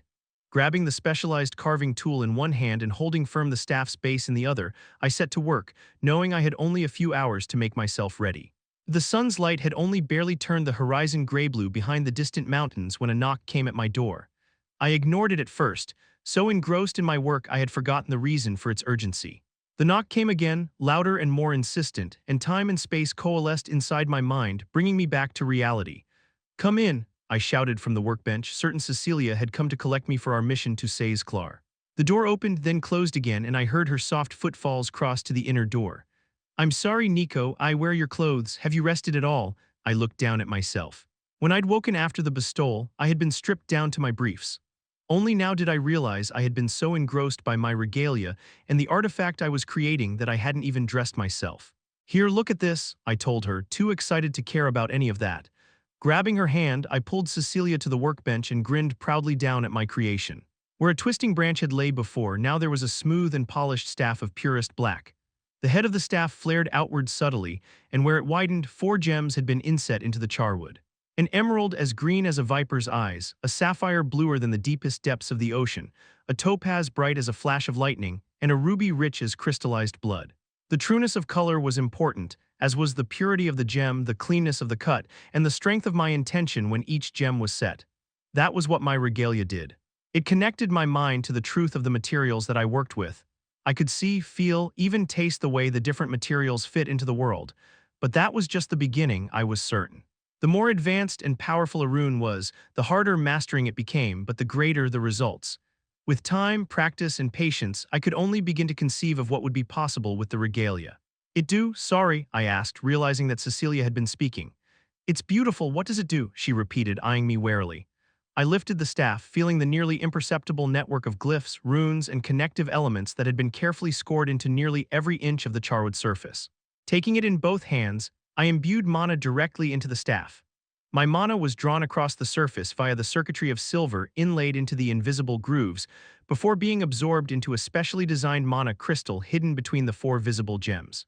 Cecilia's eyes followed the trail of mana, and once again I was amazed by her enhanced senses. In part, the design of the staff was intended to shroud its abilities. After all, it would be a poor amplifier of my power if it also gave away exactly what I was doing. Despite this, however, Cecilia had no trouble following the mana through its journey. Around the staff's head, the atmospheric mana began reacting to the mana imbuing the staff. I could sense it, but I knew she could see the individual particles being drawn into the respective gems. "It's amazing," she muttered, her fingertips stretching out toward the wood but not touching it. The purified mana within the internal crystal gives shape to the magic, which then draws from the stored atmospheric mana to materialize as an elemental effect, becoming a spell, I said, pride swelling within my chest. It was the dragon core that gave me the idea for the structure, but I couldn't have reformed the mana crystal without the regalia. Here, let me show you. Although the staff had been charged for less than a minute, it had enough mana for a simple spell. Through the connective circuitry, I could still feel and manipulate my stored mana. I shaped it into the spell I desired. The gems flashed, and a whirling jet of hissing steam billowed from the staff, out my open window and off into the distance. "That was water, fire, and air mana," she noted with some curiosity. "With this, I can hone my own spells the way they do in Dicathen," I said, breathless with excitement and the flush of victory. "Shape them however I want, without relying on only my runes." And my grin widened. I can utilize all 4 standard elements. Perhaps it was my imagination, but something dark passed over Cecilia's face for just an instant. Then she was grinning with me, her hands on mine around the staff. "This is really amazing, Nico, but—" She hesitated, and something squirming and hot wriggled around in my stomach. "Is now really the best time to be experimenting? We're going to war, what if—" Her words trailed off and she bit her lip. "What?" I asked, ice now seeping out from the hot thing worming through my guts. "Can't you see I did this for you? Your core is still recovering," she said finally. "I don't want you to get hurt by pushing yourself too hard. What if the staff fails? What if it hurts you somehow or doesn't work like you hope? Don't you have any faith in me?" I asked, my voice coming out thin and painfully whiny. Her fingers closed hard around my hands. "Nico, now isn't the time for this," she said firmly. "You brought me here, now let me do my part so I can get us home, okay?" "This is wrong," I wanted to say. I was wrong. "Yeah, okay," I said instead. "I'm ready to go." She looked me over for what felt like a very long time, then the shadow of a smile broke the tension. "You should probably put on some clothes first, though." After quickly dressing in dark battle robes, I was whisked through Tigran Selim without truly registering where we were going. My excitement had melted into melancholy, and I found myself drifting within a dreary fog. A portal was ready for us.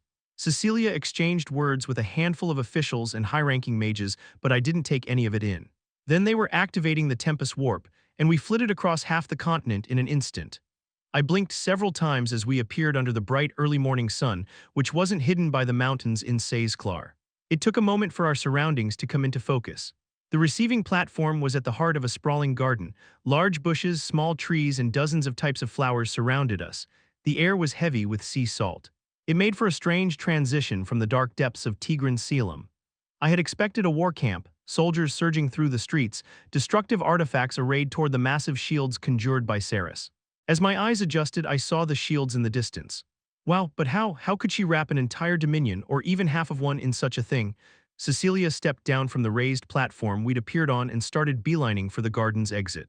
Over her shoulder, she said, "Agrona only has theories at this point.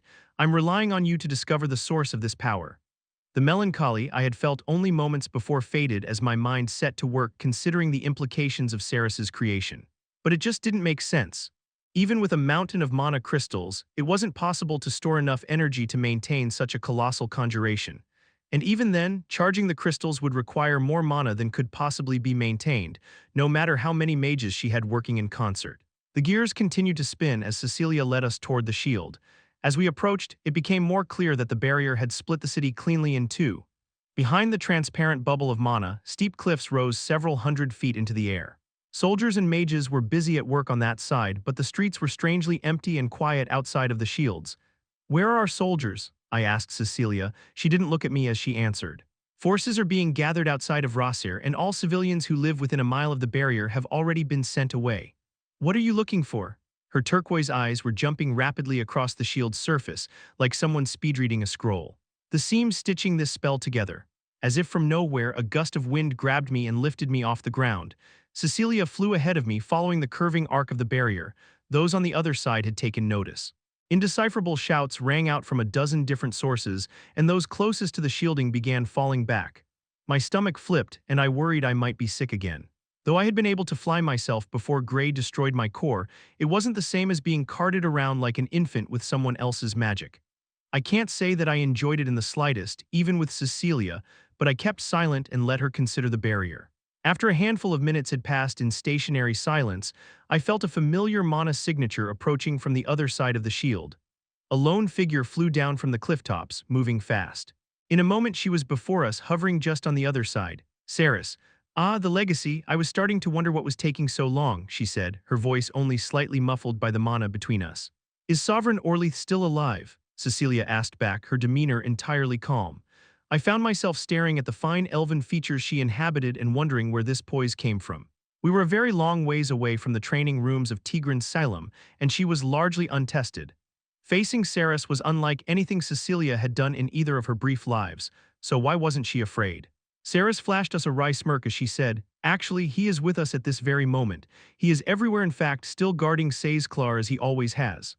"I'm not interested in your word games," Cecilia said, and I sensed the mana all around us tremble. "Drop these shields, order your men to stand down and allow my forces entry. Come willingly before the High Sovereign to face judgment, and he promises a swift end. The longer you drag out this farce, the longer he will do so with your death." Agrona's words, I thought, sensing him behind each syllable. His words from her mouth, "I hate this." "Surely there are 1,000 other messengers Agrona could have sent to threaten me," Sarah said dispassionately. "You aren't here just for this unpleasant conversation, are you? Because I've no interest in engaging in a battle of wits when my opponent arrives so poorly armed." Mana surged, a tempest of crushing, rending force from the clear blue. Cecilia reached out and clawed downward, and the mana forming the shield shook like castle gates being struck by a battering ram.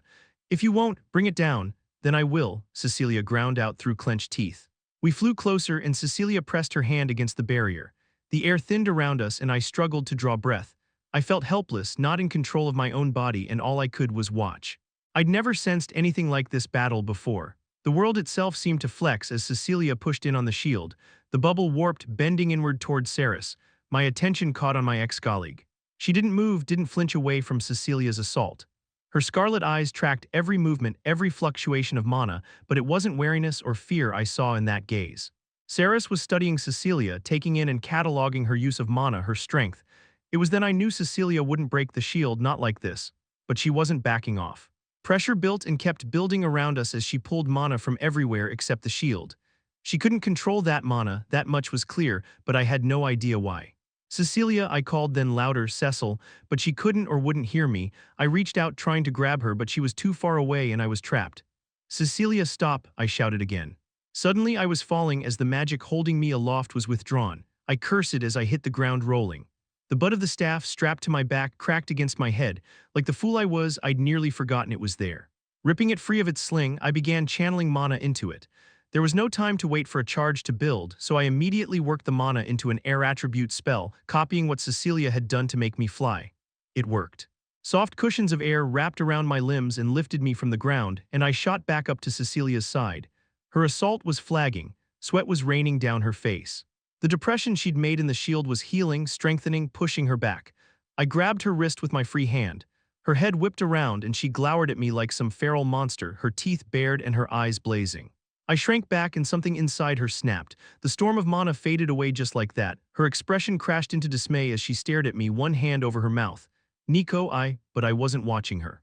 My attention was pulled to the knowing smile quivering on Saris's lips. I flew close to Cecilia, muttering, "Not now," then interposed myself between her and Saris. "We didn't come here to hurl threats from the other side of this wall you've conjured," I said as firmly as I could manage. Many Alacrians will lose their lives in a war between Saizclar and the rest of Alacria, Saris. Why? Why lead these people to their deaths in a war you can't hope to win? "This isn't a war, little Nico, but a revolution," came her quick reply. "And Agrona knows well enough that it certainly isn't Saizclar versus Alacria, but the people against the sovereigns." "What people?" I shot back, gesturing to the empty city behind me. "What rebellion? This is the height of foolishness." "You'd know all about that, wouldn't you?" she replied. "Your entire existence is formulated on the premise founded on foolishness. You two reincarnates have no understanding of what life is truly like in this world. To you, it's a playground, a game, a dream you'll wake up from one day." She wasn't smirking anymore. There was a hardness to her features that made the hairs on my arms stand on end. "I know what he's promised you, Nico, but I also know that he can't do it. He doesn't have that kind of power." Her words went straight through me. I should have prepared myself, should have known better, but everything Cecilia and I were doing was so Agrona would send us back to Earth, to an Earth where we had a chance for a life together. A real life as ourselves, not as the forms we'd taken when reincarnating in this world. But I'd always feared it might be a lie. Ever since Cecilia's reincarnation had been completed, a doubt had grown. Agrona had barely been able to complete our reincarnations into this world. What had ever made me think he could so casually implant us back into another world? Next to me, Cecilia's expression faltered, but only for an instant. Liar, she said, breathless. You'd say anything to save your pathetic skin. You don't know Agrona, not the way I do. He's more powerful than you can even imagine, and so am I, she was huffing now, and even I was taken aback by the viciousness with which she addressed Saris. I promise you, little scythe, I'll rip this barrier down one way or another, and then, a cloud rolled in above us, casting its darkness over Cecilia. I'll come for you. Chapter 406. Arthur Leywin. Winsome waited, his otherworldly eyes trained on me, his expression unreadable. My head turned slightly so I could see the cavernous arched entry to the palace, where Jasmine's silhouette was just visible within the shadows. Inside the darkened outline of her form, Regis's violet glow was like a beacon. I placed a foot on the bottommost of the ethereal stairs leading up to the portal Winsome had manifested. Did you try to talk him out of it? I asked, stopping. Winsome frowned and ran his fingers through his platinum blonde hair. I'm not sure what you mean. Elenoir, I said, turning back to him, staring into those galaxy-like eyes. As envoy to this world, did you try to talk Lord Indrath out of the attack on Elenoir? No, Winsome said, relaxing. I volunteered to go along and ensure General Aldir was able to complete the mission. I see, I said with a nod. Unhurried, I climbed the rest of the stairs until I was standing just in front of the portal. Winsome's crimes would be punished eventually, I told myself. But at that moment, my mind was on much more important beings than him. Drawing in a deep breath and mentally preparing myself for what was to come, I stepped through. The palace, Ediston, all of Dicathen melted away into golden light. Even before Ephiatus resolved in my sight, I felt the distance yawning between Regis and me. The tether requiring physical proximity between us had been broken when I dragged Tassi into the relictums. But there had been no time to consider the ramifications during that fight. At that moment after the battle, I had felt no change in whatever etheric binding connected us. Now, in the instant where I was entirely within the golden beam of light, no longer in Dicathen but not yet in Ephiatus, I felt my connection to him fade, leaving behind a biting kind of emptiness that would have felt like madness if I hadn't already understood its source. Then the light faded, and I was welcomed by that familiar feeling of being in another world. Just like the first time Winsome had brought me to Ephiatus, and all thought of Regis was driven from my mind. There were no twin mountain peaks, no shimmering bridge, no pink-petaled trees, no towering castle. Instead, I was standing on the carefully trimmed lawn of a simple cottage with a straw roof. My heart skipped a beat.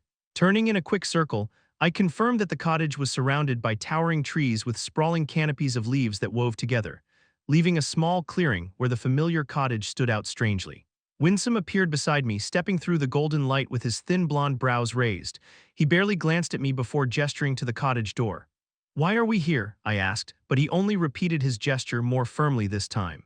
I hadn't seen or spoken to Lady Meyer, Kezess's wife, since I had trained here years ago. But I thought of her often, especially as my own understanding of Etha increased and revealed the failure of the dragon's perspective. I didn't allow my uncertainty to show in my movements or expression, however. When Winsome made it clear he wouldn't answer, I moved with outward poise to the door. It opened with the lightest tug. The bright, clean light of a magical lighting artifact spilled out. The interior was exactly as I remembered it, nothing moved, nothing out of place. Well, almost nothing. In the center of the room, lounging in a wicker chair, was Lord Kezess Indrath. He wore simple white robes that caught the light like liquid pearls and jagged, blood-red hoops through his ears. I quickly scanned the rest of the visible cottage, but he appeared to be the only one present. I stepped inside. The door closed behind me, seemingly of its own accord. Kezess's eyes, lavender at first, but shifting to a darker, richer shade of purple as I entered, followed my every movement, their hardness and intensity at odds with his otherwise placid expression and body language. The smooth lines of his youthful face and relaxed angle of his thin limbs were likewise out of alignment with the air of unassailable power radiating from him. Not his intent, King's force, Cordry had called it, because I still couldn't sense his mana or aura, but there was nonetheless a constant and inexorable force around him, like gravity or the heat of the sun. Kezess shifted in his seat, and his mid-length silvery hair waved slightly. The silence between us lingered. I understood the game well enough. No doubt Winsome would have stood at attention for hours waiting for Kezess to acknowledge him should the Lord of the Usuras deem it so.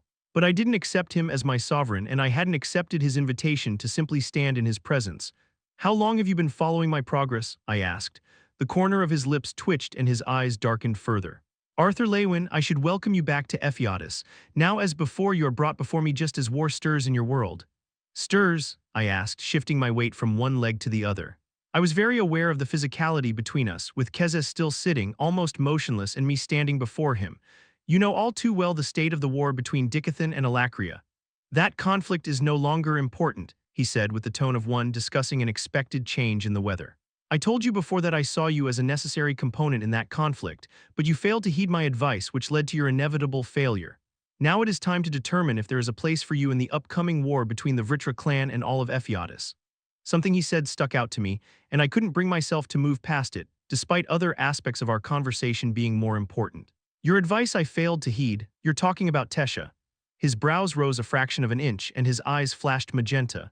Through you and the other reincarnate Nico, Agrona groomed the perfect vessel for the entity known as the Legacy. And through her, you have given him knowledge and power enough to be a threat to Ephiatus, and in doing so all but assured the destruction of the world you've come to love and everyone in it. You think yourself wise because you have lived 2 short lives, and so you refuse to listen to well-meaning advice, forgetting that those giving it lived for centuries before King Grey was born and will live centuries after Arthur Leywin's bones have turned to dust. I suppressed a scoff. I don't think you know half as much as you pretend to. If you'd understood any of this before Cecilia's reincarnation, you would have had Winsome kill Tesha, or Nico, or even me. I crossed my arms and took a step closer to him. How has Agrona gotten so far ahead of you? Without the appearance of moving, Kezes was suddenly standing. His eyes were the color of angry violet lightning, but his expression remained placid except for the tightening of his jaw. You aren't making a good showing of yourself right now. Before, you had your bond with my granddaughter to shield you. As you have, in your many failures, allowed her to die in battle, you can no longer claim such protection. If you do not prove to me that you yet have a part to play in the war, I will destroy you. I'd been expecting this, both the threat and his mention of Sylvie. I couldn't guess how much Kezes knew about what had happened to Sylvie, but there was a certain way to find out.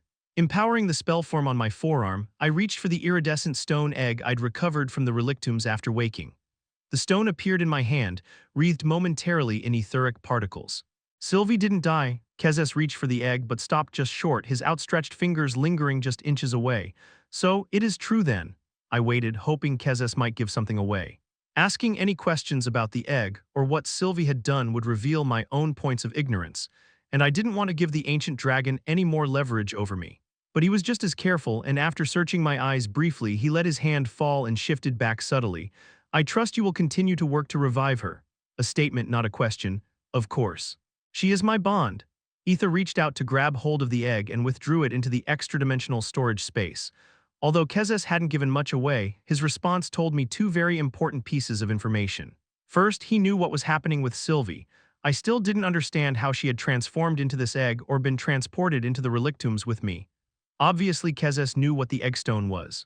Second, he couldn't revive her himself. If he could, I felt certain he would have tried to take the egg from me. This most likely meant that only I could complete the process of imbuing the egg with ether. Kezes turned and unhurried made his way across the cottage to where several herbs and plants were hanging from the wall, drying. Lady Meyer will be sad to have missed you, he said conversationally, pinching something that smelled like mint between his fingers. Although I can't help but wonder if her attachment to you was due more to the presence of our daughter's will within your core than any innate characteristics of your own. He turned, and his eyes had softened to lavender again. It was an impressive feat that you reached the 3rd phase of connecting with Sylvia's will. Too bad it killed you or would have without Sylvie's intervention. And yet, even though you lost her will, you have retained the ability to influence ether, even grown more proficient in it. His eyes burrowed deep into mine, and the sensation of maggots crawling into my skull made my stomach turn. You will tell me everything, Arthur. Aside from a minute twitch in my right eye, I kept my discomfort off my face. What are you going to do for me in return? The bright lights of the cottage dimmed as Kezes's nostrils flared. As I have already stated, you will be allowed to live if you convince me of your use. I chuckled. Without answering, I moved to a wooden rocking chair and took a seat, kicking one leg up to rest over the other. You want to bargain for my knowledge, I understand. After all, you have sought this insight for centuries, even committed genocide only to fail to acquire what I learned in a year. His eyes narrowed. If you know what happened to the Jinn, then certainly you see that I won't hesitate to sacrifice one lesser life for the greater good. I stared at the dragon deadpan, rocking slightly back and forth in Meyer's chair. Greed and greater good may share a few letters, but you'll rarely find them sharing company. Show me, Kezes ordered, ignoring my jibe. I can sense the ether around you burning inside you, but I wish to see you use it. Prove to me this isn't more than some parlor trick. I bit my tongue to keep from speaking more barbed words. I wasn't afraid of Kezes, but I hadn't come here just to provoke him either. He had a purpose in summoning me, and I had a purpose in accepting. I considered the runes at my disposal and what would cost me the least to reveal, but there was an obvious choice. Sending Etha into the Godrune, I activated Realm Heart. The heat of the magic brought a flush to my cheeks as it infused every cell of my body, and the air was filled with color, the Godrune making visible the individual motes of mana that infused everything around us. Immediately visible as well were the borders between Etha and mana, as the atmosphere here was rich with both. They seemed so obvious now that I had learned how to look properly. I wondered if Kezes could see them. Kezes made a short, sharp cutting motion with one hand, and Etha flared outward from him, rippling through the atmosphere, causing the world itself to harden and go still. The mana particles drifting in the air were motionless, and a string of herbs which had been slowly rotating in the subtle air currents froze. Then the ripple rolled over me and I felt time stopping. My mind flashed back to a time before the relictums, before my draconic form, before Sylvie's sacrifice. I remembered sitting with Elder Rhynia. I'd been suspicious about the nature of her powers, and so activated Static Void without warning. She'd used Etha to counter me, freeing herself from the time-stop spell. Reacting on pure instinct, I pushed outward against the ripple with a burst of my own Etha. It clung to my skin like a thin film, repelling Kezes' spell. His eyes went wide, showing real surprise and even, I thought, uncertainty for the first time. Everything else in the cottage was frozen, motionless. But my chair kept rocking slightly, and I felt one brow quirk up as my lips curled into a wry, humorless smile. I think you'll find my understanding of Etha sufficiently worth your time. Kezes glanced around, frowning slightly. He bent down to inspect something, and I realized there was some kind of spider clinging to the leg of Meyer's table. Kezes pulled the spider from its perch, examining it closely. His fingers closed and the spiders inside stained his fingertips. He tossed the tiny corpse to the floor, then returned his attention to me. You have come by this knowledge within the series of dungeons known as the Relictums, Kezes said, an echoing dissonance resonant within his voice. But Agrona has been sending mages into the Jinn's final redoubt for many years. His eyes narrowed as he peered at me, time still stopped. What made you different? How did you conquer where all others had failed? Experimentally, I pushed back against the time-stop spell. The ether around me flexed, but I wasn't able to expand the barrier beyond myself and the chair on which I sat. I'm willing to give you information, but only if we can come to some kind of agreement. Kezes twisted his wrist and the spell faded away. I breathed easier, only then realizing what a drain it had been to hold off the Evam ability. Before continuing, Kezes returned to his own simple wicker chair, lounging into it in a way that made it seem like a throne. He watched me for a while after that, considering. Then slowly, as if tasting the words as he spoke them, he said, "The retaking of Dicathen has been a surprise, both for me and Agrona Vritra, but it can't last." I nodded. I'm aware that Agrona's attention has been turned to his own lands. Once he's resolved the rebellion there, his eye and his forces will return to Dicathen. He may not have a complete understanding of my capabilities, but he knows I took down a squad of his wraiths. Next time he'll send a force he knows will win. Indeed, your time is running short. I dropped my relaxed posture, instead leaning forward and resting my elbows on my knees. You want knowledge, Dicathen needs time. You spoke of a war between the Usura, but before I've always been told such a war would destroy my world. I paused, letting my words hang in the air, then said, I won't let that happen, Kezes. That's my price. Kezes was suddenly standing, again without my perceiving any physical movement. At the same time, the cottage melted away, dissolving like a cobweb caught in a rainstorm. The woodsy brown tones gave way to shades of gray, which materialized into the hard lines of stone and soft curves of clouds, and we were standing high atop the Indrath clan's castle in the very highest tower. The clouds were thick, rising halfway up the castle to hide the mountain peaks and the many-colored bridge below. Eddies of white, gray, and gold clouds swirled in between the towers and around the statues and stonework. Pink petals occasionally appeared tumbling through the mist, plucked from the hidden trees below and carried high into the sky by the updraft. But the part I found most amazing was that I had only sensed the barest application of ether from Kezes, and unlike his time-stop spell, I hadn't been able to react or deflect the teleportation, if that's even what had happened. My mind raced to consider the implications of this and where the power stemmed from. If the situation ever devolved into violence between us, I couldn't allow him to simply shunt me around Ephiatis at will. Kezes placed his hands on the sill of an open window and stared out at his domain. The room around us was plain and empty, but there was a circular groove worn in the purple-tinged gray tiles that made up the floor. Like someone has paced endlessly around in a loop for hundreds of years. You will explain the powers you have gained, Indrath said, still not looking at me. and you will tell me in detail how you have managed this insight and how you created a core that can directly manipulate ether. In exchange, I will guarantee that no conflict between us or us spills into Dicathen, and I will assist you in preventing Agrona from retaking the continent. I swallowed my surprise. I hadn't expected him to make such a fair offer so quickly, but was glad to avoid an extended back and forth, threatening and bargaining in turns. Still, I knew the lengths Kezes would go to in order to understand my power. The people of Alacria shouldn't be harmed either, I said firmly, adopting the mannerisms of a king making a proclamation, something I had done often enough as King Grey. What happened in Elenoir can never happen again on either continent. Kezes finally turned to look at me, his gaze piercing me like a lance. It is interesting that you mention Elenoir because there is a second part to my offer, but we will get to that in due time. I won't use the World Eater technique in Alacria, but preventing large-scale losses there will reduce my ability to assure safety for Dicathen. That's fine, I said, giving him a nonchalant shrug. I won't trade millions of lives to protect thousands. Until Agrona is ready to move the war into Ephiatis, he won't sacrifice his foothold in our world, so the onus is on you not to escalate the conflict. Kezes nodded. This is true, but can you deliver on my request? We both know insight can't be directly transmitted from one person to another, I said, thinking about everything the Jinn projections had told me. I will explain my powers and how I received them, as well as my own process for gaining insight into the individual godrunes. What you do with the information is entirely up to you. His eyes darkened as he considered.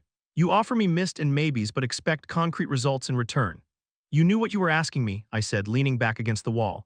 You tortured and exterminated an entire race chasing their insight, but you didn't learn a damn thing, did you? That is the second time you have mentioned this, he said, his voice taking on a low rumble as a storm cloud darkened his face. Take care, Arthur, that you do not overstep. The events of that age are not a subject for polite company, and mention of that ancient and dead race is forbidden here. I weighed my response, torn between pushing him further and letting it go. Indrath's atrocities against the Jinn were unforgivable, but there was no point interrupting the current tenuous alliance we seemed to be forming over it. Not right now. You said there was a second part to this agreement, I said at length. So let's hear it. Indrath crossed the empty chamber to a different window. The view from the window shifted as he approached, one moment showing a distant mountain peak just barely piercing the clouds like an island in the sea, and the next endless rolling fields of tall grass in colors ranging from deep blue to turquoise. A narrow road ran winding through the grass. The ground was shattered and covered in blood and corpses.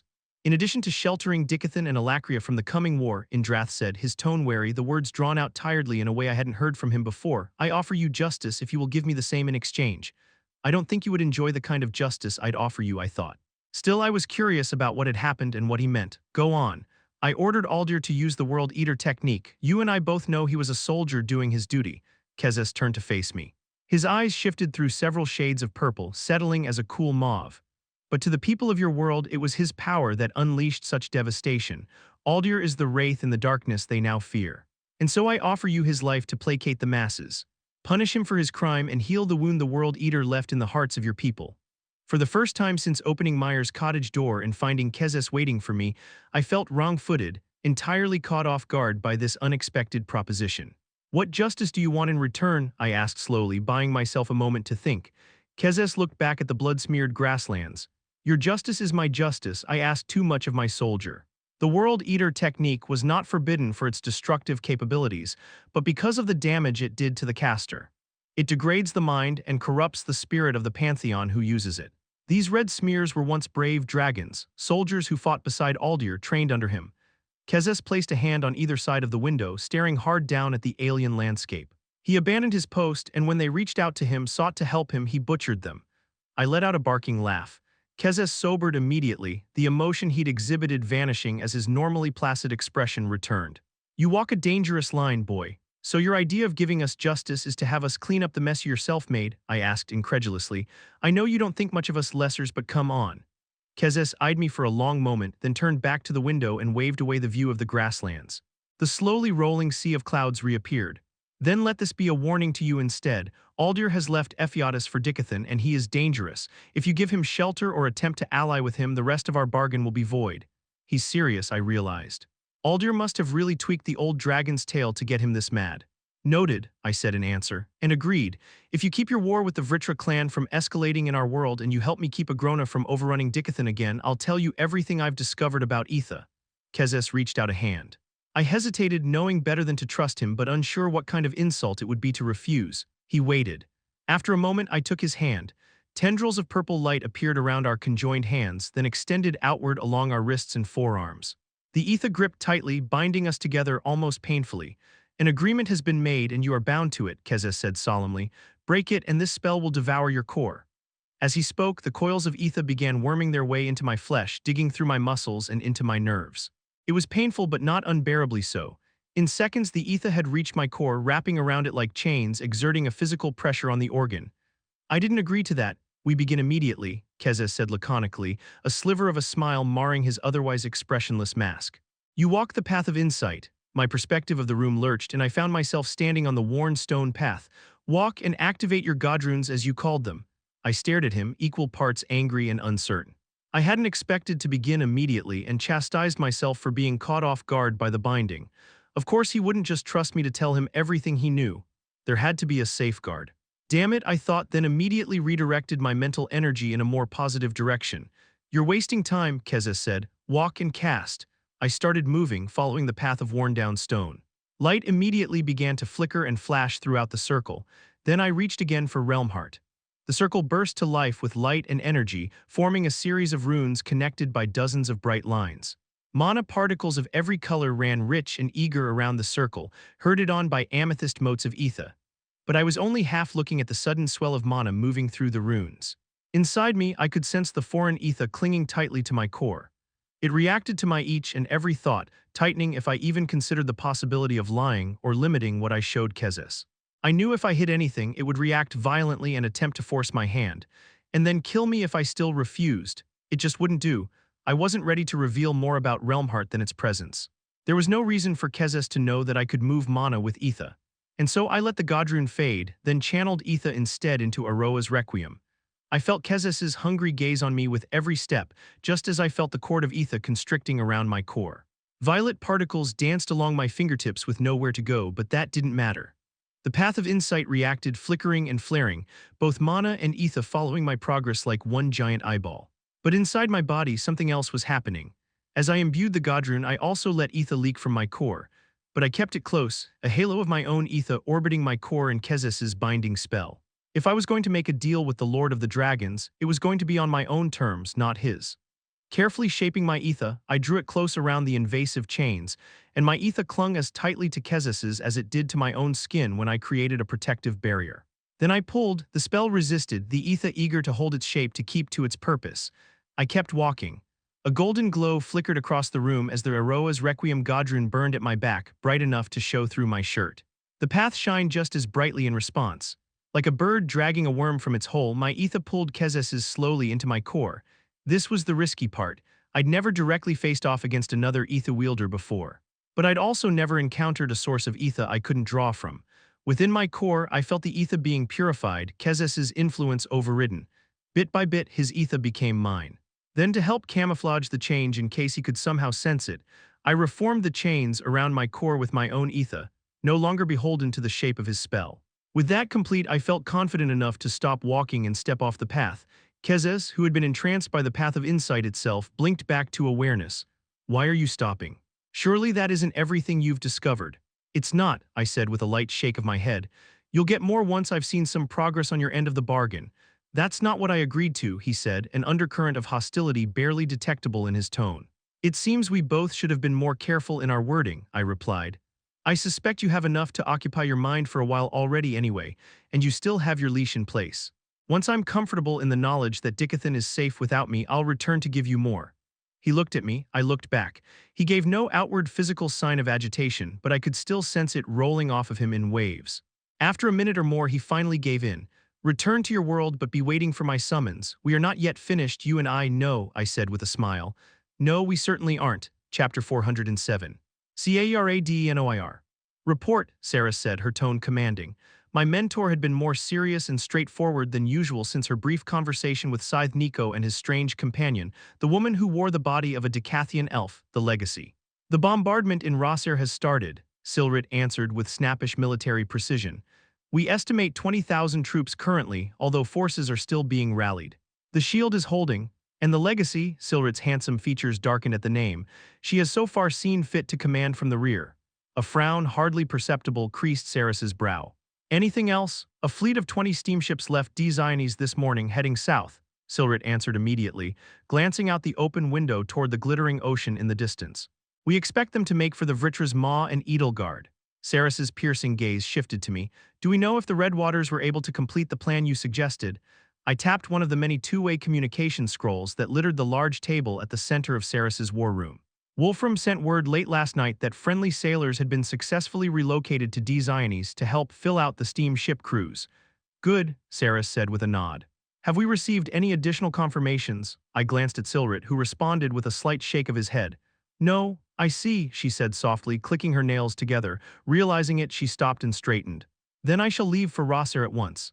Silrit, you are to stay here and ensure the shield battery remains operational. Kara, relocate our strategic operations to the city of Sanderen. You will be safer there.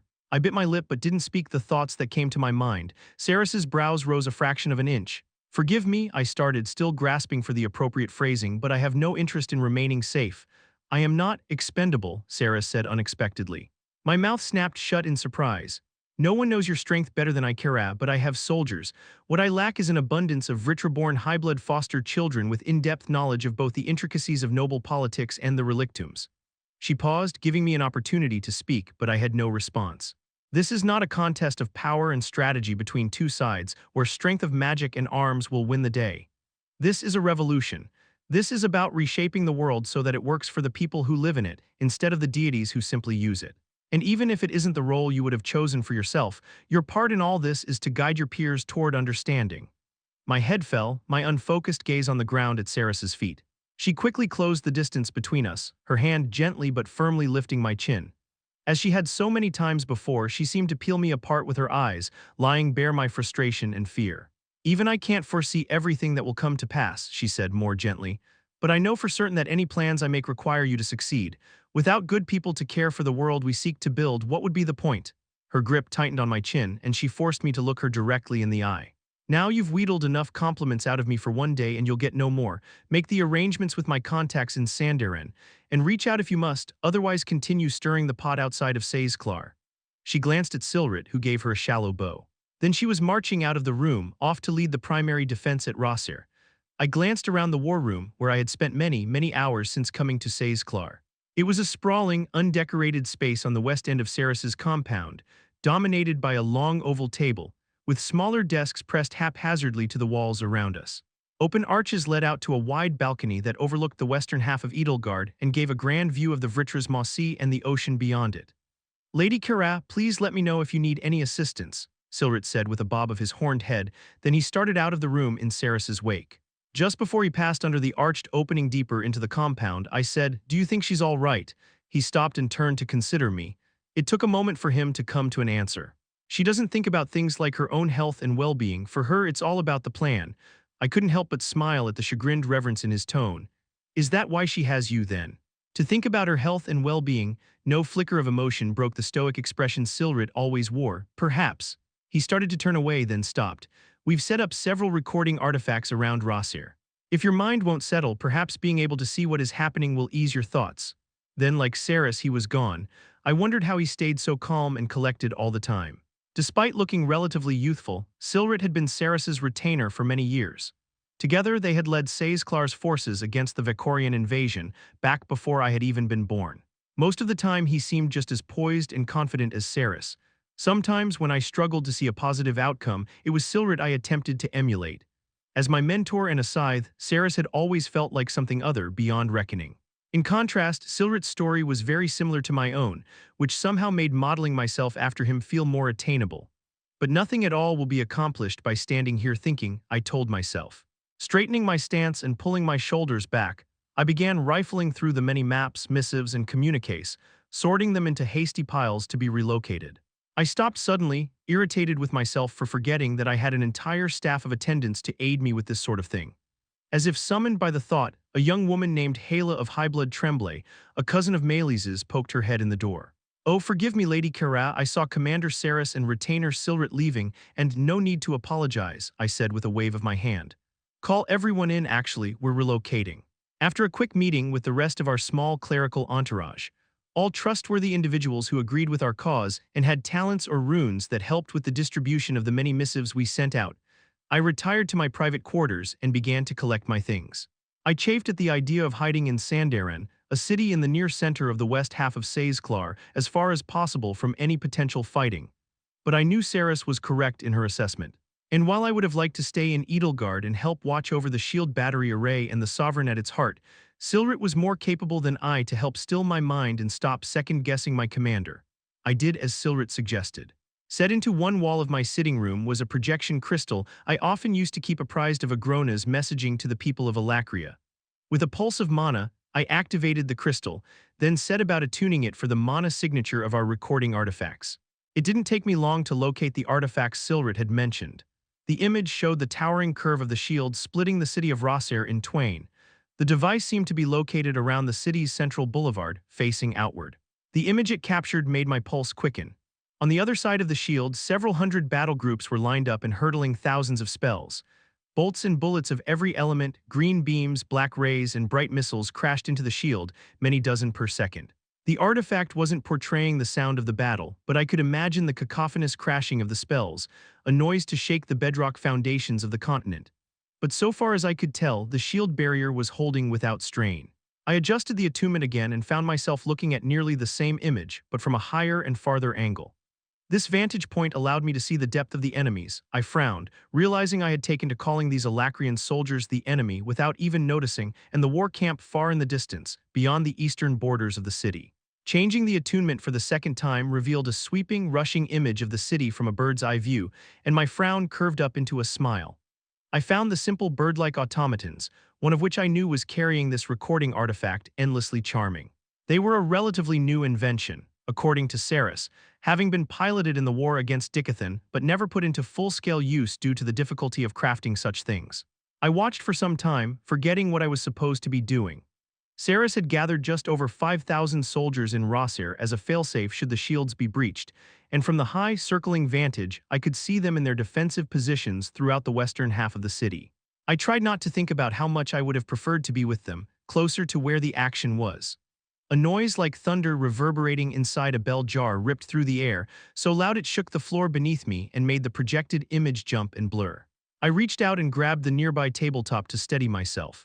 The noise came again, and the compound shook even harder, and for a moment I worried it might slide off the cliff face and into the sea. Screams came from a dozen different directions all throughout Saris's home. My mind whirled, struggling to think through the reverberations left by the tremendous noise. Then it was sounding again, sending a vibration through my teeth and eyes and into my brain, filling it with a dulling fog. What in the abyss is? It hit me all at once. The shields. The shields were under attack. Moving at a dead sprint, I slammed through the door to my chambers and along the hall, hurtling up the stairs 3 at a time and then peeling through one of the upper dining chambers and out onto a balcony. Beyond the shield, which came up from the base of the cliffs far below to curve gently overhead, 2 figures flew high above the tumultuous waters of the Vritras Maw Sea. The blood rushed from my face and I had to clench my fists to keep my hands from shaking. I knew these figures. The pieces came together quickly. The Legacy must have ordered the bombardment of Rosser to lure out Saris, then took a tempest warp northwest into Vetcher before flying south over the sea.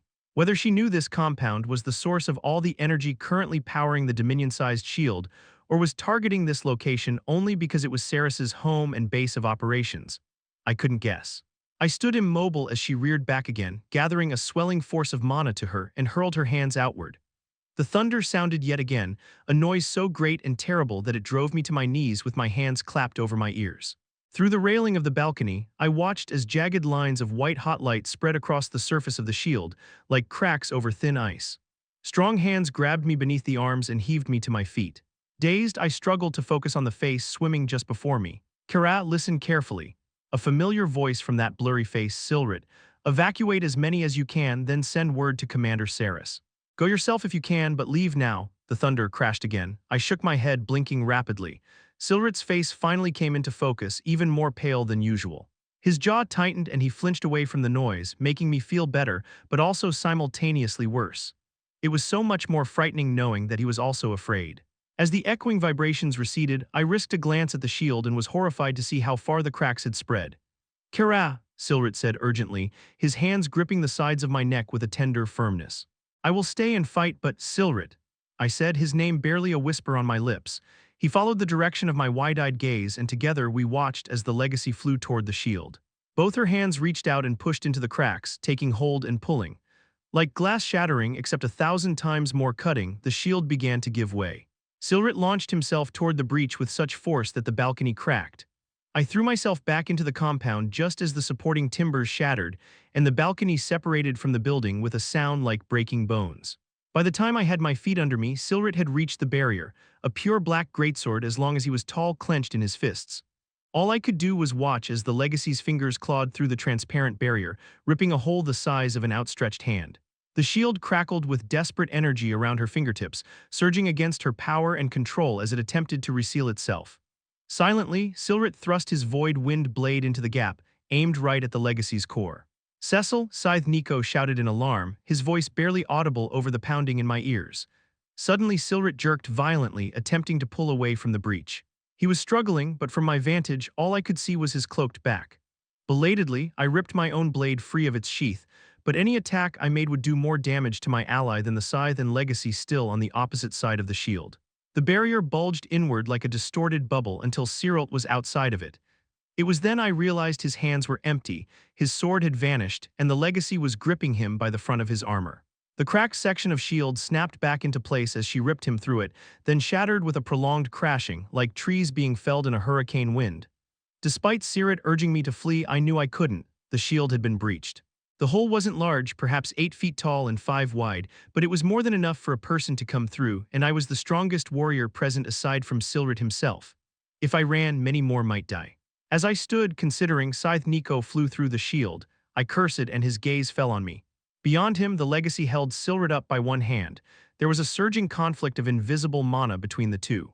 It was less a battle of spells than a contest of pure control over mana. Unfortunately, I'd seen enough at the Victoriad to understand who would win, but there was no more time to watch. Scythe Nico was already moving toward me, flying on a shimmering cloud of air. Leaping back, I slashed with my sword, rending a crescent of black flames clawing toward him, but he dipped below it, narrowly avoiding the soul fear. I stumbled as I completed the arc of my cut. The floor had liquefied beneath my feet just for the blink of an eye, then turned solid again and my feet were half stuck. In the moment it took me to wrench myself free of the stone, the scythe had landed within the open arch in front of the shattered balcony. A blood-iron spike thrust up from the floor, just where my foot had been. I pirouetted away, bringing my blade up to deflect a second spike that thrust down from the ceiling. I was already breathing hard, much too hard, when I realized each breath brought me only the barest lungful of oxygen. When I spun around to put my blade between me and the scythe, the emerald on the end of his staff was glowing with radiant light. He's doing something to draw the air out of the room. My blade burst to life with soulfire flames, and I thrust it into the ruined floor. The stones shattered as the soulfire ate the floor out from under me, and I fell through to land atop a circular table. The leg snapped like kindling, and I leapt off its collapsing surface, twirling through the air to land on my feet several feet away. Gratefully, I sucked in a lungful of good air. The room was dark, but I didn't have time to take stock of my surroundings. The floor beneath me burst upward, a solid column of stone hurtling toward the ceiling above. At the same time, several jet black metal spikes grew from the ceiling like so many stalactites. Planting one foot on the edge of the column, I launched myself away, tucking into a roll and wreathing myself in a halo of soulfire as I went. Behind me, the column exploded, sending knives of solid stone pelting through the room, shredding everything inside. The soulfire saved me, burning away all but one of the stone daggers, which slashed across my side, leaving behind a line of white-hot pain. As I rolled back to my feet, I quickly checked the wound. It was shallow but not dangerous. Scythe Nico appeared above, floating down through the hole I'd carved in the floor. I brought my blade up, ready to defend against his next attack. Lady Cara Denoir. His voice was as quiet and cold as a tomb.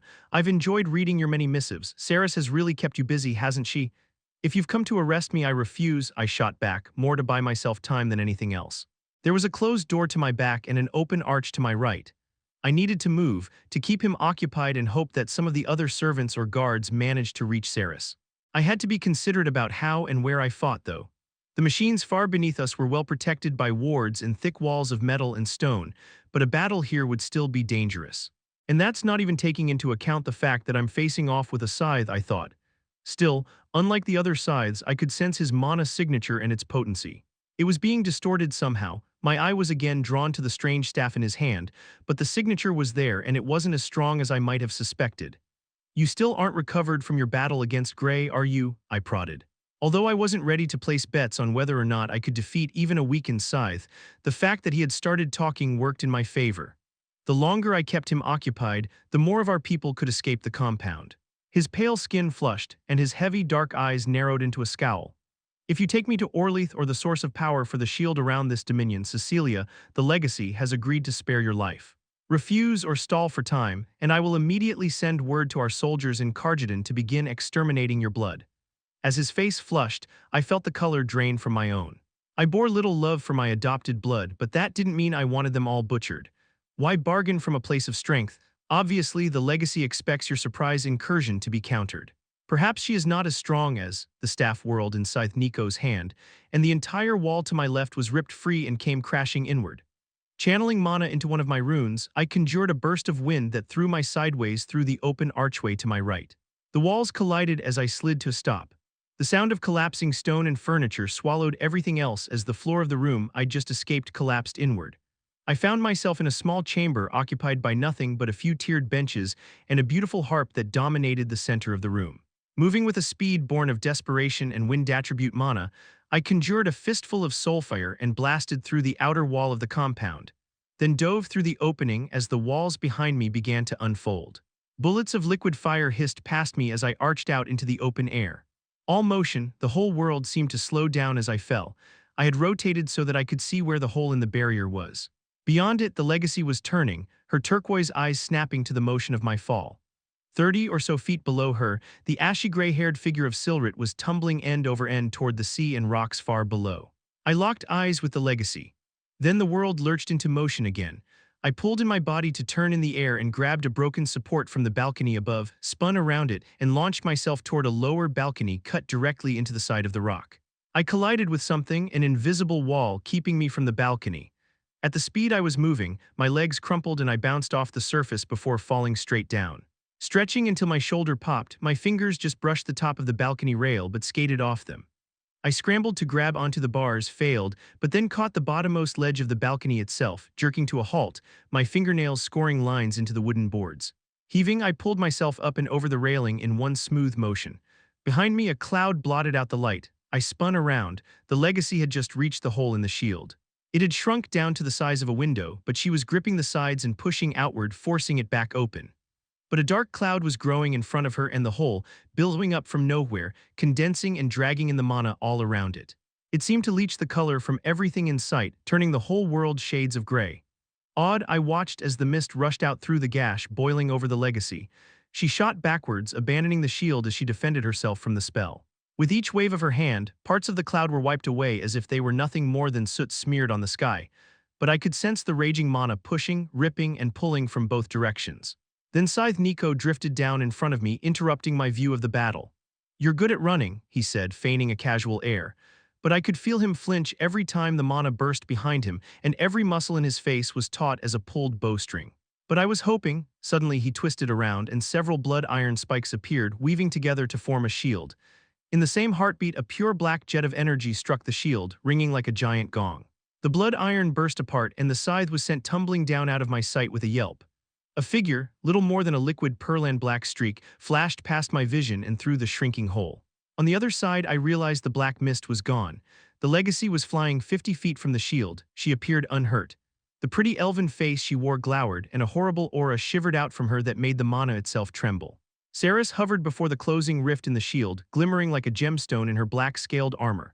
Although I could hardly fathom it, she maintained her usual businesslike nonchalance as she said, "It's pretty rude to show up at my home unannounced and uninvited, Cecilia." "Nico," the legacy shouted, her gaze flicking past Saris to the compound. "Nico, are you all right?" Remembering the scythe, I glanced down from the balcony, but there was no sign of him. When there was no response, the legacy's expression hardened and she drifted toward Saris. "This is over, scythe. I control mana, all of it, and I can pull down your barrier, submit and take me to Orleath. Now." "You're winded," Saris said, and although I couldn't see her face, I could tell she was smiling. "You don't have the strength left to fight me. Leave, go back to Agrona and tell him you failed, that everything he's sacrificed to bring you here was for naught. Tell him I'll be waiting right here if he wishes to speak to me." A ripple passed through the space between them, and Saris's mouth snapped shut. Her body leaned into whatever the legacy was doing. Dark lines of void wind banded around her, flexing outward against the invisible force assailing her. Then, starting with Saris and rapidly expanding outward, a sphere of pure inky black obscured them both. A ragged gasp slipped uncontrolled from my lips. "She can't win," a voice said from behind me. I spun, bringing up my blade and wreathing it in soulfire, but Scythe Nico held up his hands placatingly. "I'm not going to attack you again," he said sincerely. I waited, watching closely for any sign of aggression. His mana was still, his movements cautious and steady. There was a spark of curiosity in his eyes, or was that victory I sensed emanating from him like an aura? A sudden jolt of panic surged through me and I glanced at the shields. They were still operational. Surely he couldn't have breached the complex below in such a short time, and even if he had, the shields would already be showing the effect. "Maybe not, but what is to stop me from attacking you?" I asked to fill the silence, unsure what he could want from me or why his attitude had suddenly changed. "This," he said, drawing an item from an inside pocket of his battle robes. It was a rough surfaced sphere larger than his hand, transparent except for a light purple shading. I'd seen cores before and felt certain this was one, but it was larger than any mana core I'd ever seen. There was something almost magnetic about it, as if it were calling out to me, pulling me to it. "I don't care about this rebellion," the scythe continued, pulling the core slightly closer to him as my gaze clung to it. "I don't give a shit about Orleath or any other Vritra." He focused past me into the black sphere. "If you'll do something for me, I'll leave, I'll even buy you time." I hesitated, then dragged my attention from the core up to Scythe Nico's face. Everything I'd ever heard about him framed him as some kind of monster. A cold-blooded killer, careless as a sharpened blade, eager to cut anyone who Agrona targeted. But now looking at him, his black hair clinging to his forehead, his dark eyes simultaneously furious and pleading, I could see he was hardly more than a boy. "What?" I finally said. "Take this core," he said, holding it back out to me. "Give it to Arthur Leywin Grey on the other continent. Tell him," he paused and a pained look crossed his face. "Tell him he has to save her. He owes her a life." I frowned, uncertain. "I don't understand." He took a quick step forward, heedless of the blade pointing at his throat, and pressed the core toward me. My sword nicked the side of his neck, drawing a thin line of blood on his sickly pale skin. "Take it and tell him." Slowly, I took one hand of the hilt of my sword and took the core. It was cool to the touch. "What does this have to do with Grey, Arthur Leywin? Who is she, the legacy?" Nico had taken a step back. His jaw tightened and his voice was strained when he next spoke. "I'm trusting you with the most important thing in this entire world." Before I could press him further or think to refuse and hurl the core into his face, he had slipped the staff from his back and cast a spell to wrap himself in wind, then flashed out of the compound and toward the black sphere, vanishing into its impenetrable depths. I clutched the core and stared into the abyssal dark. Not only could I see nothing, I couldn't sense anything either. It was as if Saris, or the legacy, I thought with a chill, had carved out a piece of the world and left behind only an empty patch of nothing. Just when I wondered how long anyone could keep up such a spell, the sphere exploded. Darkness swallowed all light, and for a heart-stopping moment, a breath that felt like eternity, I was utterly blind. Just as quickly, the black melted back into light and color. I sagged against the wall and stared up to where Saris and the legacy had been. Inside the shield, Saris hung in the air, one arm holding the other limply against her side. Opposite her, well outside of the transparent barrier, Nico was supporting the legacy, who leaned against him, her gunmetal hair hanging down across half her face. One mad turquoise eye glared out. Unlike Saris, though, the legacy bore no signs of physical injury. Between them, the Usura-powered shield was once again complete and unblemished, no sign of the rift the legacy had torn. Nico began turning the legacy away, and she let him. At the last moment, he glanced away from her, just for a single instant, and our eyes connected. Then the two were hurtling away at speed. Saris watched them go until they had vanished from sight to the east before finally drifting down toward me. She looked tired, a bone-deep fatigue I couldn't have imagined seeing in her even at the very end of her power, and my heart skipped a beat. "Go down and check on the battery array," she rasped, "and have the technicians create an opening near the base of the cliffs." She winced as she looked down toward the water. "I need to go find my retainer." Chapter 408. Arthur Leywin. Golden light again enveloped me, and for the first time since arriving in Ephiatis, I felt the tension leave my body.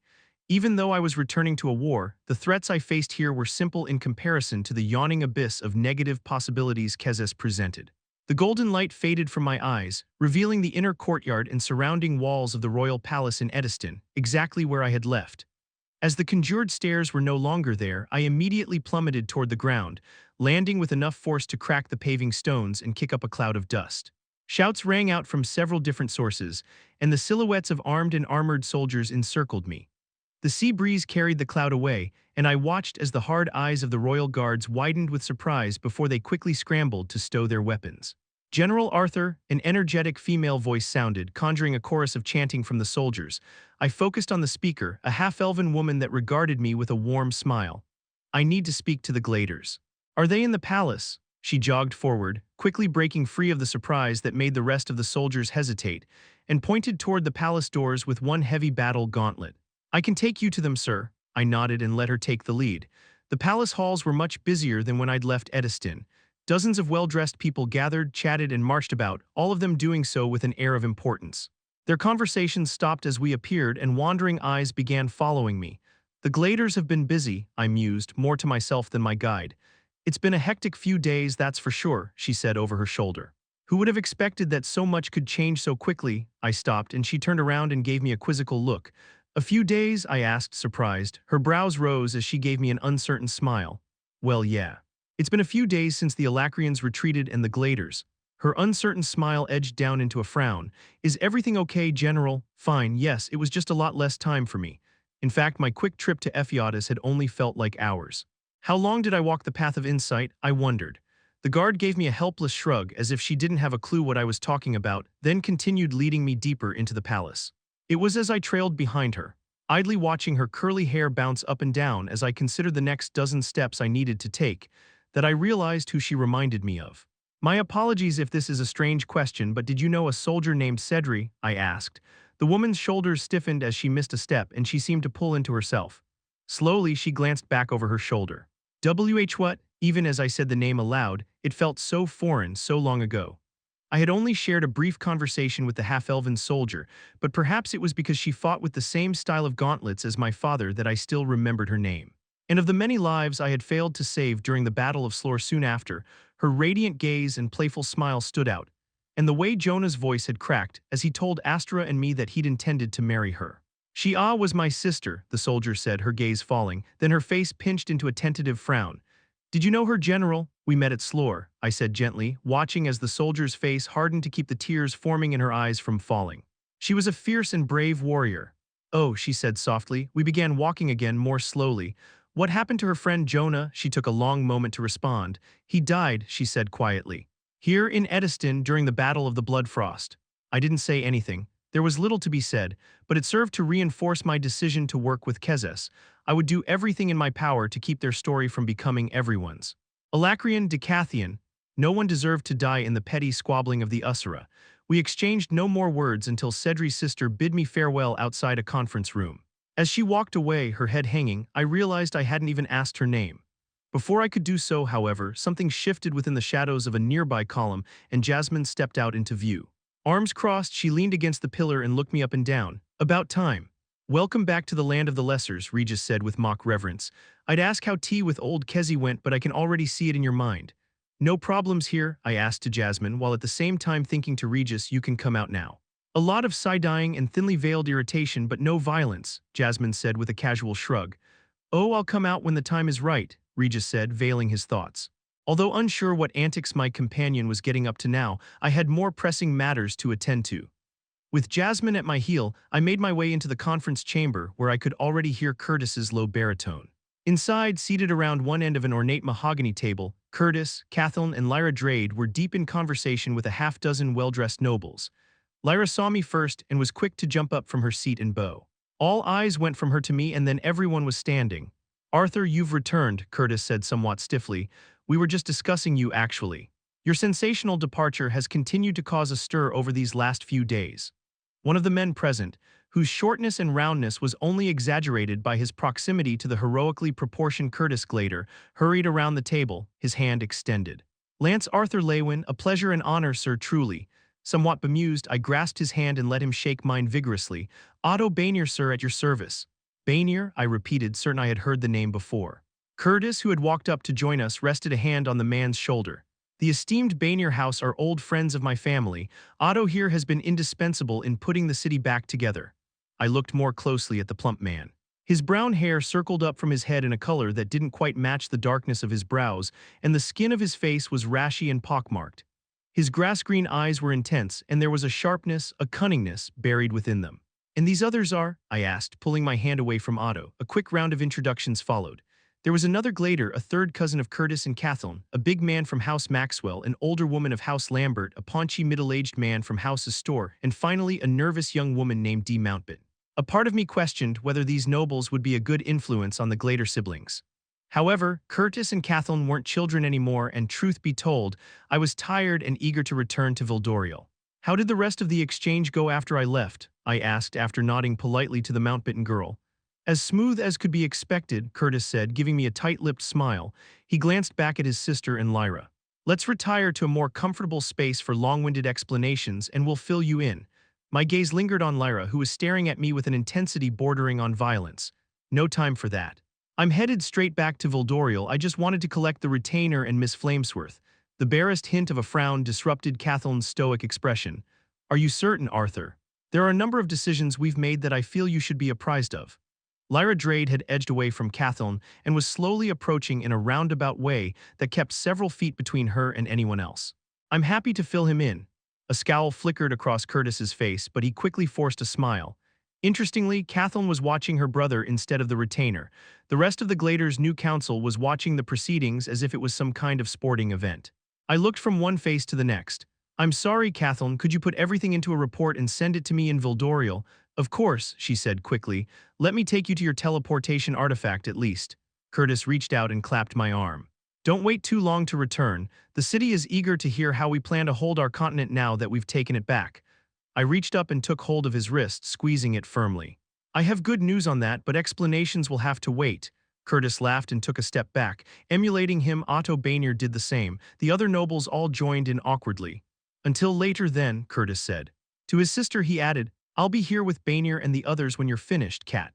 Turning on my heel, I led the strange procession of Lyra Drade, Kathleen Glader, and Jasmine Flamesworth out of the conference room and into one of the many grand hallways lined with paintings, statues, and other items collected by the Glader royal family over generations.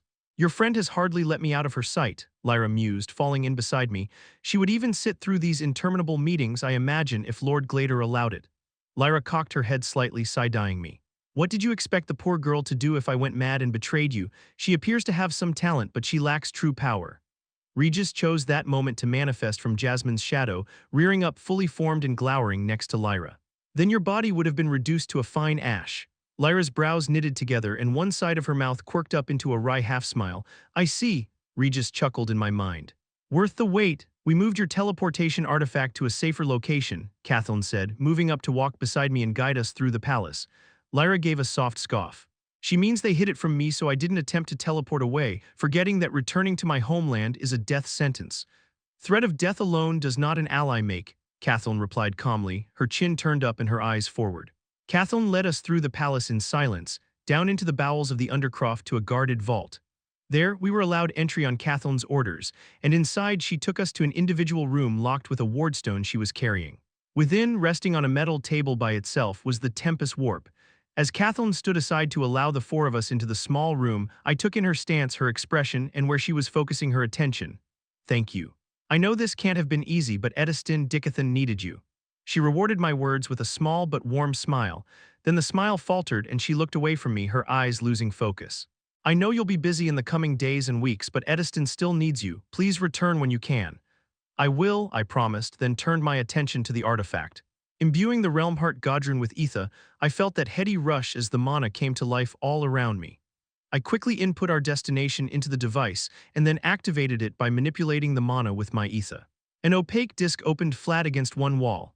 Ether reached out and tugged on the Tempest Warp, drawing it into my storage rune. Jasmine nodded to Kathleen and went through. "Thank you for your hospitality, Lady Glader," Lyra said, putting a hand on her chest and giving a shallow bow. Kathleen said nothing as the retainer followed Jasmine through the portal. Regis went quickly after her. The former Princess of Sapin then gave me a nod before stepping back. My gaze lingered on hers. "Are you sure everything is all right? These are complicated times, Arthur," she said in that cool, distant way she had before giving me a small bow. "Farewell." Just as she began to turn around, I reached out and took her hand. For a moment the two of us stayed silent as I watched a flush of color spread in her cheeks, but her expression mirrored my own. An expression more complicated than just pain or sorrow, but one forged throughout the time and tribulations we'd shared together. Gently pulling her hand loose from mine, Kathleen wrapped her arms around me in a loose hug, her forehead resting on my chest. "Farewell, old friend," she said again, more kindly. She pulled away and her fingers feathered through her hair where it had fallen over her shoulder. "See you soon," I assured her. Then, with no more to say, I turned and stepped into the portal. The scene shifted from the small, barren vault to the massive cavern of Vildoriel. With the Tempest Warp, it was a smooth transition, nearly seamless, but the view itself was still dizzying. Nearby, Lyra was looking out over the edge of the curving road with mixed emotions, while Jasmine and Regis watched her carefully. A handful of dwarves in heavy plate armor were already moving in our direction from the gates of the Earthborn Institute, our destination. One dwarf put himself out front, and I recognized him immediately as Skarn Earthborn, Micah's cousin. "Lance Arthur," he said, stopping several feet away. His contingent of guards halted just behind him. His gaze lingered on Lyra Drade. "I've been on the lookout for you for the last few days. Do you mind if I ask?" "Never mind, not my business." He cleared his throat. "My uncle Carnelian needs to speak to you as soon as—" I held up a hand, forestalling the rest of Skarn's message. "I'll make my rounds as soon as I've had a moment to check in on my family. Tell Carnelian that I'm back and we'll find him soon enough." Skarn's always pinched, vaguely hostile expression darkened, but he held back whatever argument he obviously wanted to make. Lance. "I'll tell him," to his guards he said. "Back to your posts." He hurried away, his armor clanking furiously. "Do you want me to hang around?" Jasmine asked, looking pointedly at Lyra. "Go get some rest," I answered, certain she hadn't been sleeping much as she babysat the retainer in Ediston. "We'll catch up later." Jasmine punched my arm. "I've had enough of politics. If you're going to drag me along on any more adventures, it better be something exciting." Chuckling, I shooed her off. She turned away, waving over her head without looking back. "You are a strange leader," Lyra said from just beside me. She too was watching Jasmine descend the winding road. "But then, perhaps only one who doesn't wish for authority can wield it without corruption, assuming, of course, that you really are this paragon of purity that you present to the world." I stared down at the retainer placidly. She stared back, matching my expression, almost as if issuing a challenge. But she said nothing else, only followed as I made a beeline for the open gates of the Earthborn Institute. The guards let us pass without a word, and then we delved into the stone halls cut into the side of the cavern. Instead of heading straight for my mother and Ellie's rooms, I took Lyra well past the classrooms and living quarters. Although not a prison, the Earthborn Institute had a large number of secure vaults. I found one that was easy enough to return to and currently appeared unoccupied. It had a barred front like a prison cell, and between each bar was a warding rune that would repel mana usage to some extent. Reading my intention, Lyra scoffed. "Surely you don't," I empowered Godstep and grabbed her by the arm. Although the runes repelled mana, they did nothing to interrupt the etheric pathways, and in a flash of amethyst lightning, we appeared within the vault. Her words cut off in a surprised gasp. Before she could react, I Godstepped back out of the vault. With lightning still cascading across my skin, I looked through the bars to meet her eye. "We both know this vault probably can't keep you, but I think we also both know it's not in your best interest to break free. And just for safe measure, I want you to stay here and guard her." "How did I know that was coming?" Regis groused. "When did I stop being your fierce Usura-crafted weapon and become a full-time babysitter? If you're good at something, people will keep asking you to do it," I quipped.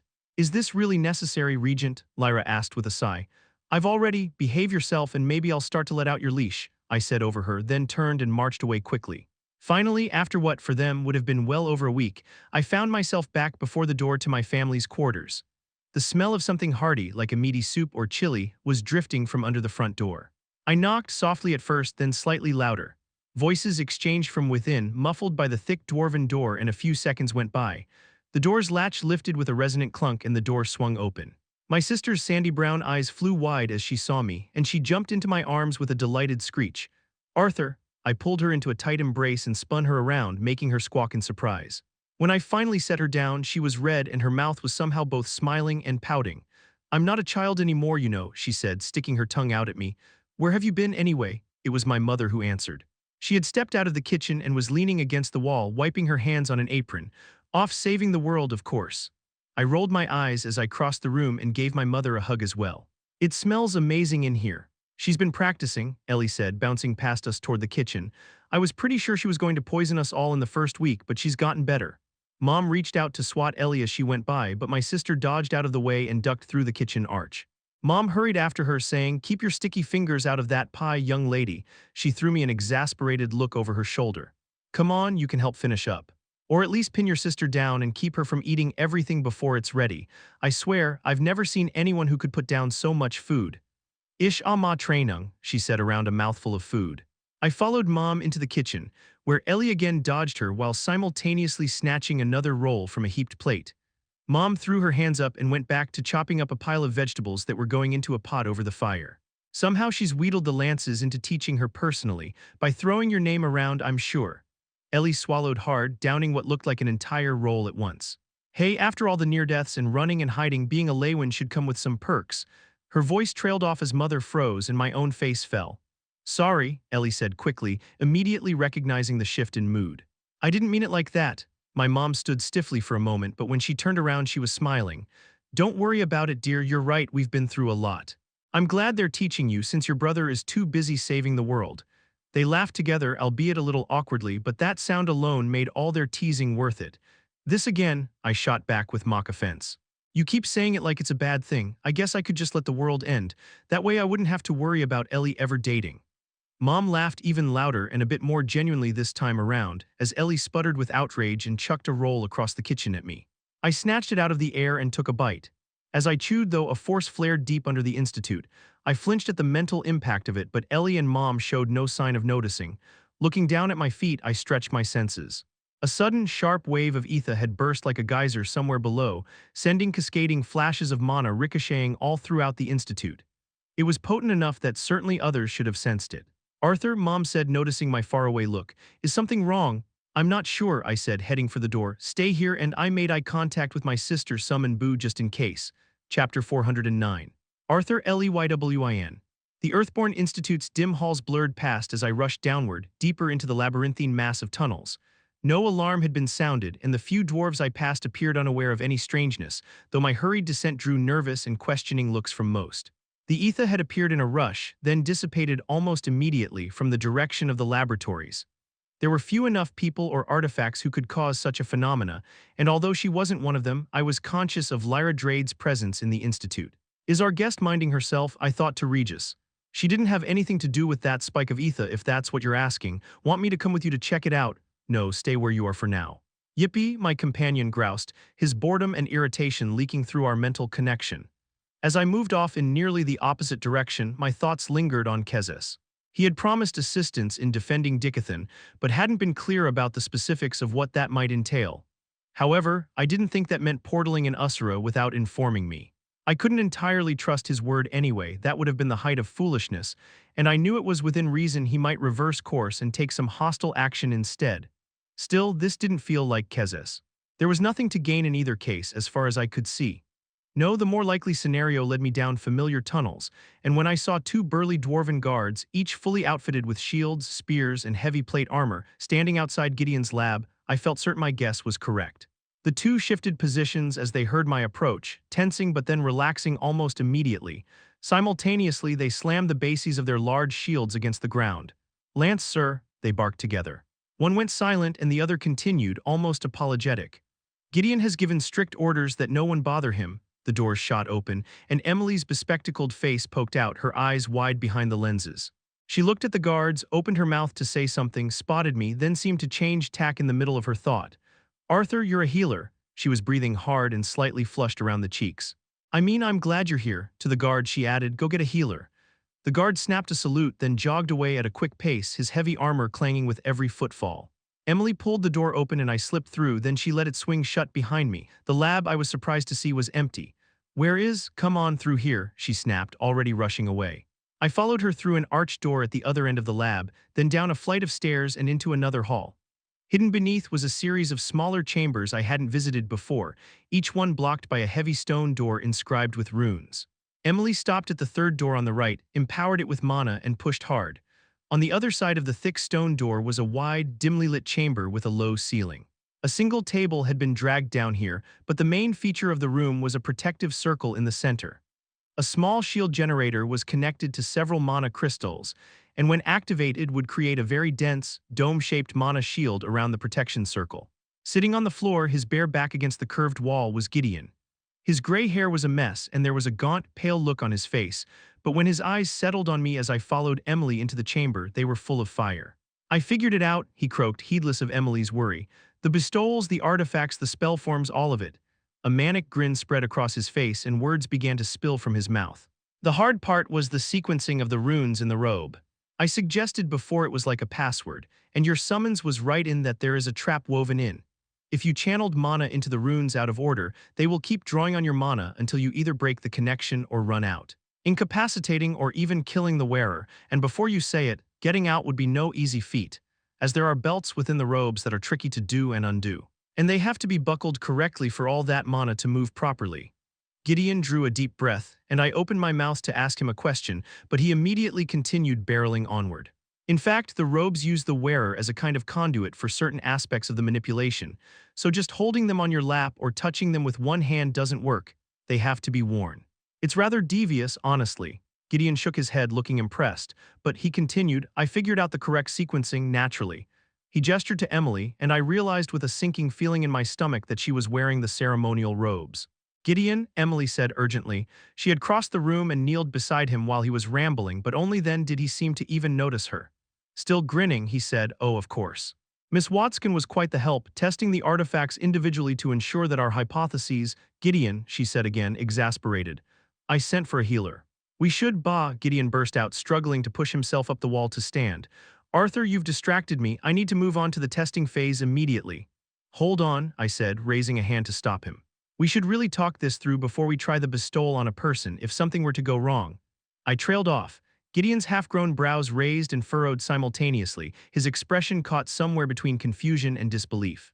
Behind him, Emily stared at the ground, rubbing her eyes with her hands. My gaze tracked from Gideon's thin, soft, bare form to the table, where the staff and other artifacts rested. Then Gideon burst out with a wild laugh and shook his head, his shoulders shaking with amusement. What do you think is going to go wrong? I channel mana and my torso explodes. He stopped, and a thoughtful look crossed his face for a moment. Turning to Emily, he asked, is that something we considered? Wait, I said, feeling wrong-footed. Then, like a trapdoor opening in my mind, I connected the burst of ether I had felt with Gideon's words. I drew a hand down my face with a sigh. You already used it, didn't you? Gideon flipped a switch, channeled a burst of mana into the shield artifact, and took his place in the middle of the protection circle. This spell form. No, of course not. Oh, you mean the bestowal artifacts. Well, yes, of course, I couldn't sit around waiting for you forever, could I? I groaned. Gideon, I say this with all due respect, but only an actual insane person would commit to a human trial of unknown and only partially understood magic on himself. Gideon closed his eyes. All magic is the constant act of self-experimentation.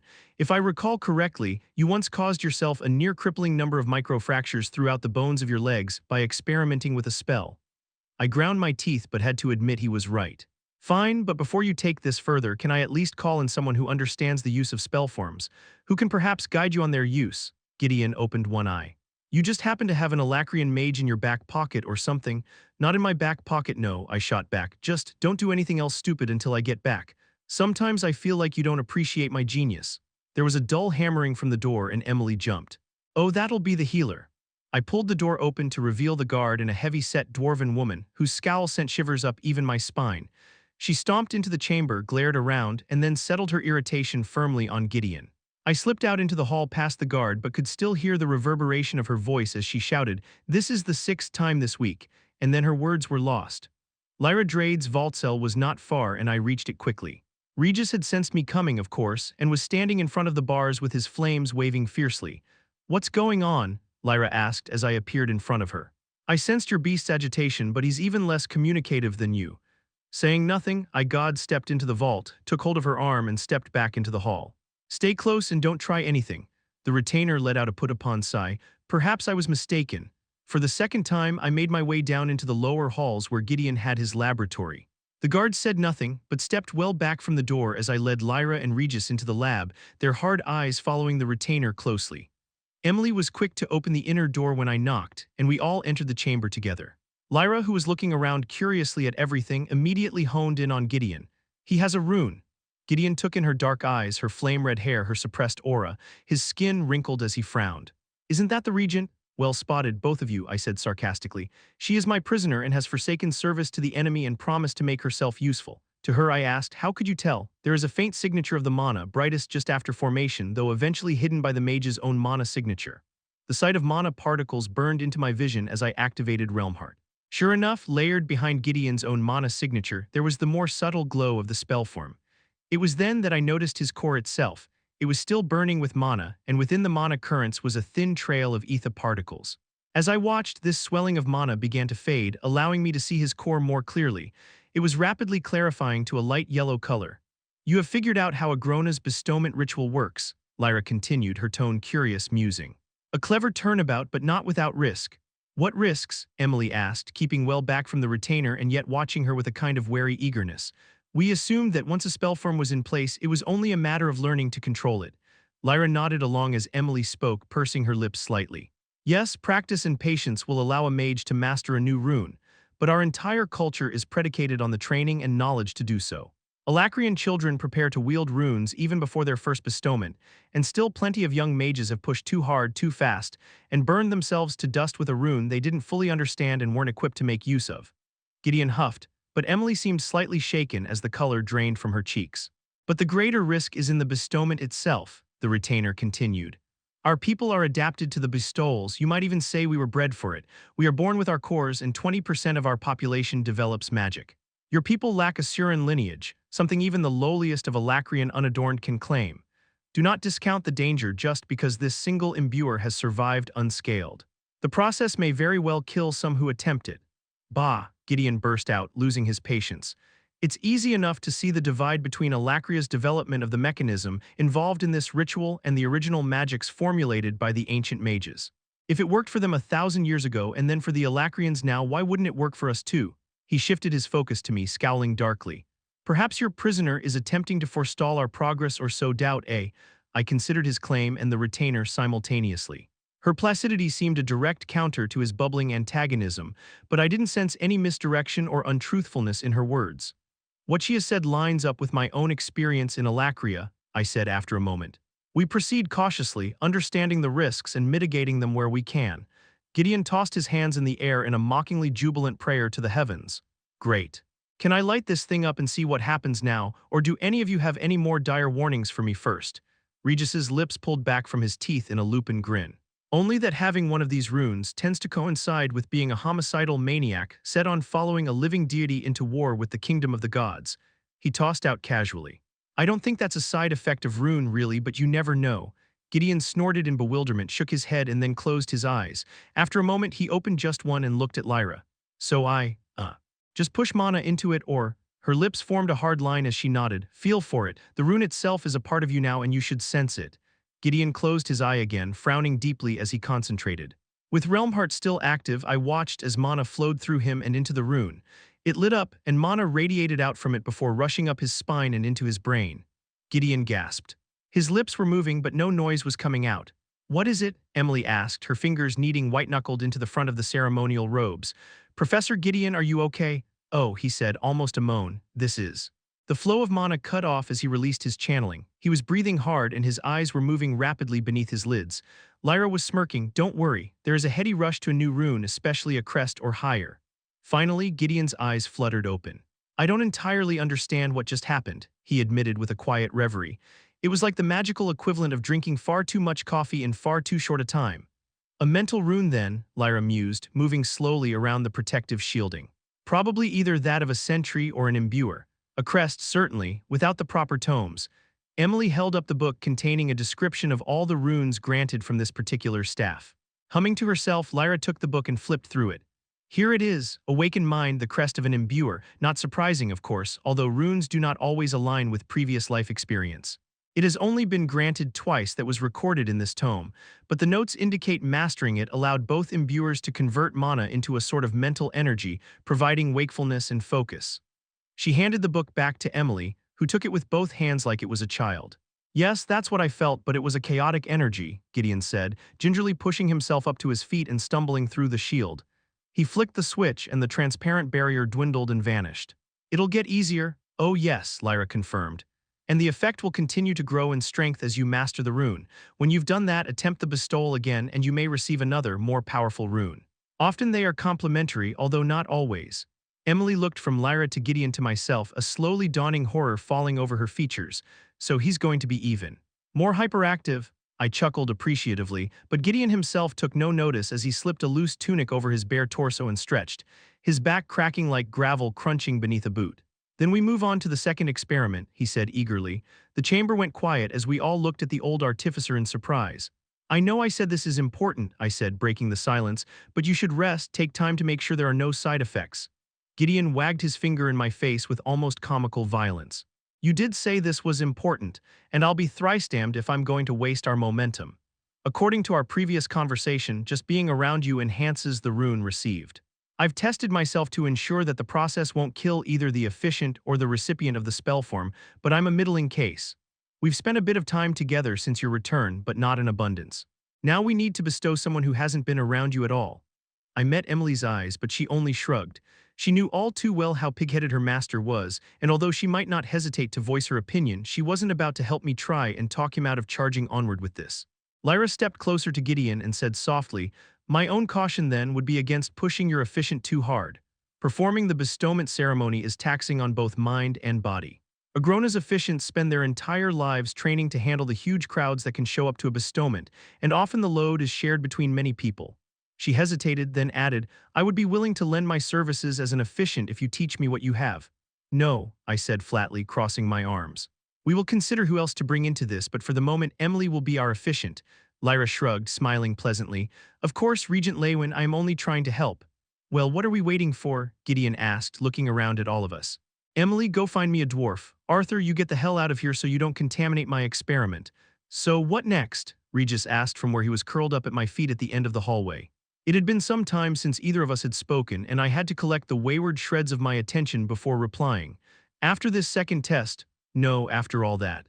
We've mostly taken back the continent, broken Kezes's limitation placed on the lances, and now given spell forms to Dicathen to help even the odds in any future battles. But a couple of white core mages and a few magical tattoos aren't going to defeat Agrona." I leaned back against the wall and let the back of my head rest against the cool stone.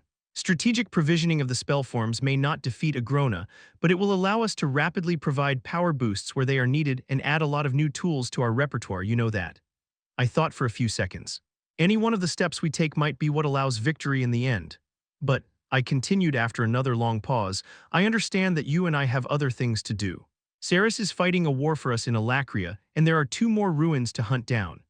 I left unsaid the problem that loomed over everything else, the one I had done my best to keep to the back of my mind ever since Sylvie's sacrifice and my appearance in the relictombs.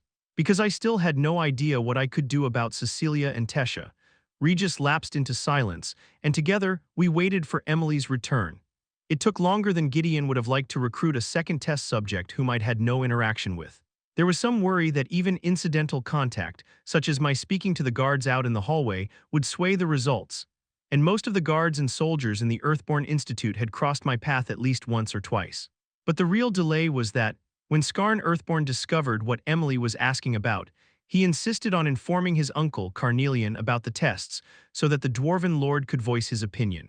This inevitably became a struggle between the Earthborns and Silvershales to send forth a member of their house, but most had spent hours in close proximity with me in meetings with the Council of Lords. But eventually, after what felt like many hours but was probably only one, Emily returned with a young dwarf lord called Damer Silvershale, youngest son of Lord Daglan, Carnelian's chief rival. Damer kept his pitch-black beard trimmed to only a few inches and his hair slightly shorter.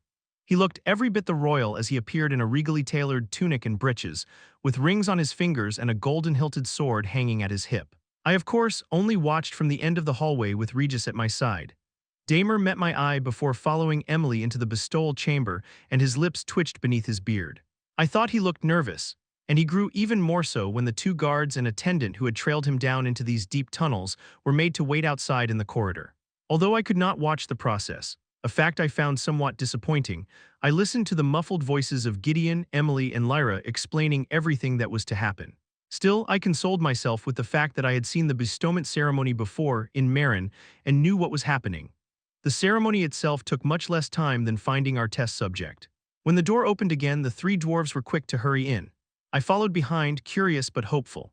There had been no panic shouts to indicate we had just killed off a member of the noble house of Silvershale, and indeed, when I peered through the door, I saw Damer grinning as he rubbed at the bare flesh of his back. He tried to turn around to look over his shoulder, as if he might be able to see his own spine, while Gideon shooed the other dwarves to the outer edges of the small room. "Now, feel for the rune and push your mana into it. It should feel natural, instinctual," Lyra was saying. Damer turned his nose up at her and spit on the ground. "Like I said, I don't take orders from Alacrian filth, and especially not the bitch queen of Ediston." That's enough, Damer, I said firmly. What we are doing is important, and Lyra of Highblood Drade is here at my order. The dwarf attempted to scowl at me, but his wide eyes and the twitching of a muscle beneath his beard gave away just how frightened he was. After a few seconds, he cleared his throat and said, "Aye, let's get on with it then. This bloody thing itches like the dickens." Gideon sucked his teeth in irritation. "Fine, then perhaps you'll listen to me. Stay within the circle and empower the spell form." Damer followed Gideon's instructions, settling himself in the center of the protection circle and taking a deep breath, making his broad chest swell. Lyra had fallen back to stand beside me. "Thank you," she said under her breath, "for defending me." "I wasn't," I said, also keeping my voice low, "but it will grow awfully tedious if every conversation has to wait for a string of expletives to be thrown at you first." Lyra didn't answer, and so I returned my focus to Damer, quietly activating Realmheart so I could watch the flow of mana. Like with Gideon, it poured from Damer's core and down into his rune, but this time the resultant spell flowed down his legs and into the ground. Thin fissures cracked the ground inside of the protection circle, and wispy flames erupted from them. I could see the fine line where the protection circle's runes rebuffed the flow of the mana, preventing the spell from affecting anything outside it. "Fire, my lord," the attendant said, clearly shocked. Damer laughed, a booming noise like a cannon. "Ah, but it feels strange. Good but strange." All in all, it was not an impressive spell, but I knew Damer was a single-attribute Earth Mage. The mark had granted him the ability to cast a spell of a different type than his natural affinity. That alone was a great boon for a Dicathen mage. It was certainly something his father could crow about in the Council of Lords meetings for the foreseeable future, especially as Damer's mastery of the rune grew. As Emily and Gideon began explaining to Damer what was expected of him, daily training and monitoring, reports on how the spellform impacted his magic, and so forth, I let my thoughts drift to the next question. Gideon would want to do a third test, of course, this time with someone who I had spent a significant amount of time with. Although the list was short, that did not make it easy. Who had I spent enough time with since returning to Dicathen? The better question, I thought to myself, is who among that short list am I willing to put at risk? Chapter 410, Eleanor Leywin. As I heard the dwarves' excited murmuring grow louder, I slipped deeper into the shadows of the room where I'd hidden. The guards further down the hall hadn't moved from their positions in front of Gideon's laboratory, but they had cracked open the lab door to try and eavesdrop on the excitement below, which worked in my favor. With my beast will active, I had been able to listen in as Damer Silvershale received his bestowal. The increased sensitivity not only picked up sound from farther away, but translate a subtle vibration of their movements and mana usage up through the stone into sensation as well. Damer and 3 other dwarves burst out into the hall a moment later, chattering like a bunch of teenage girls in the shopping district. "Ah, I can't wait to see Old Man Earthborn's face when he gets a load of my new power," Damer was saying. "And my older brothers as well, how they've lorded their attendance of the council meetings over my head. Well, let's see who has something to crow about now." Another voice was quick to add, a dual elemental augmenter, the first in 3 generations of Silvershales. "Your father will be ecstatic, sir." Their conversation meant little to me, and so, despite the fact that I could have continued to listen to them for at least a couple of minutes, even as they moved farther and farther away, I instead tried to block out the noise and focus on my brother and those with him, Gideon, Emily Watskin, and a woman I thought must be the retainer he had captured, Lyra, who were once again shut up in a chamber below me. I had to focus through 2 doors and 10 feet of solid stone, but if I held my breath, I could just make out the weak vibrations of their conversation. "How are you feeling?" my brother was asking Emily. "Fine, just need a moment's rest," came her faint reply. "Give her an hour or 2 at least before attempting the ritual again," said the retainer. Gideon's reply was louder than the others. "But I need a third data point, or what we've seen so far is worthless. Someone who Arthur has spent a lot of time around, the most time around, hours and hours. No middle ground or close enough, it needs to be." "Gideon, quit activating your spell form," my brother said, his tone both exasperated and resigned. The funny old artificer cleared his throat and mumbled something I didn't catch, because at the same time something heavy fell to the ground a few floors above, and a deep dwarven voice cursed. I shifted position, keeping one eye on the open doorway into this room as I leaned closer to the ground, attempting to hear better. "I need to think, and Emily needs to rest," my brother said, speaking firmly. "Fine, fine, but don't take all day. Make your choice and bring them here this afternoon," Gideon demanded. They said their farewells, and I heard Regis's claws scraping on stone as they began moving in my direction. I cast a quick glance around the room where I was hidden, which was just down the hall from Gideon's laboratory. It looked like a disused classroom of sorts, full of dwarf-sized desks, empty shelves, and a few soot-stained tables. Where the door used to be was now just an open doorway. As near as I could tell, I was pretty close to being right over the chamber where Gideon had been running his experiments. Arthur and his companion moved in silence, but I knew they could communicate without speaking. I wondered what they were talking about, or perhaps who they were talking about.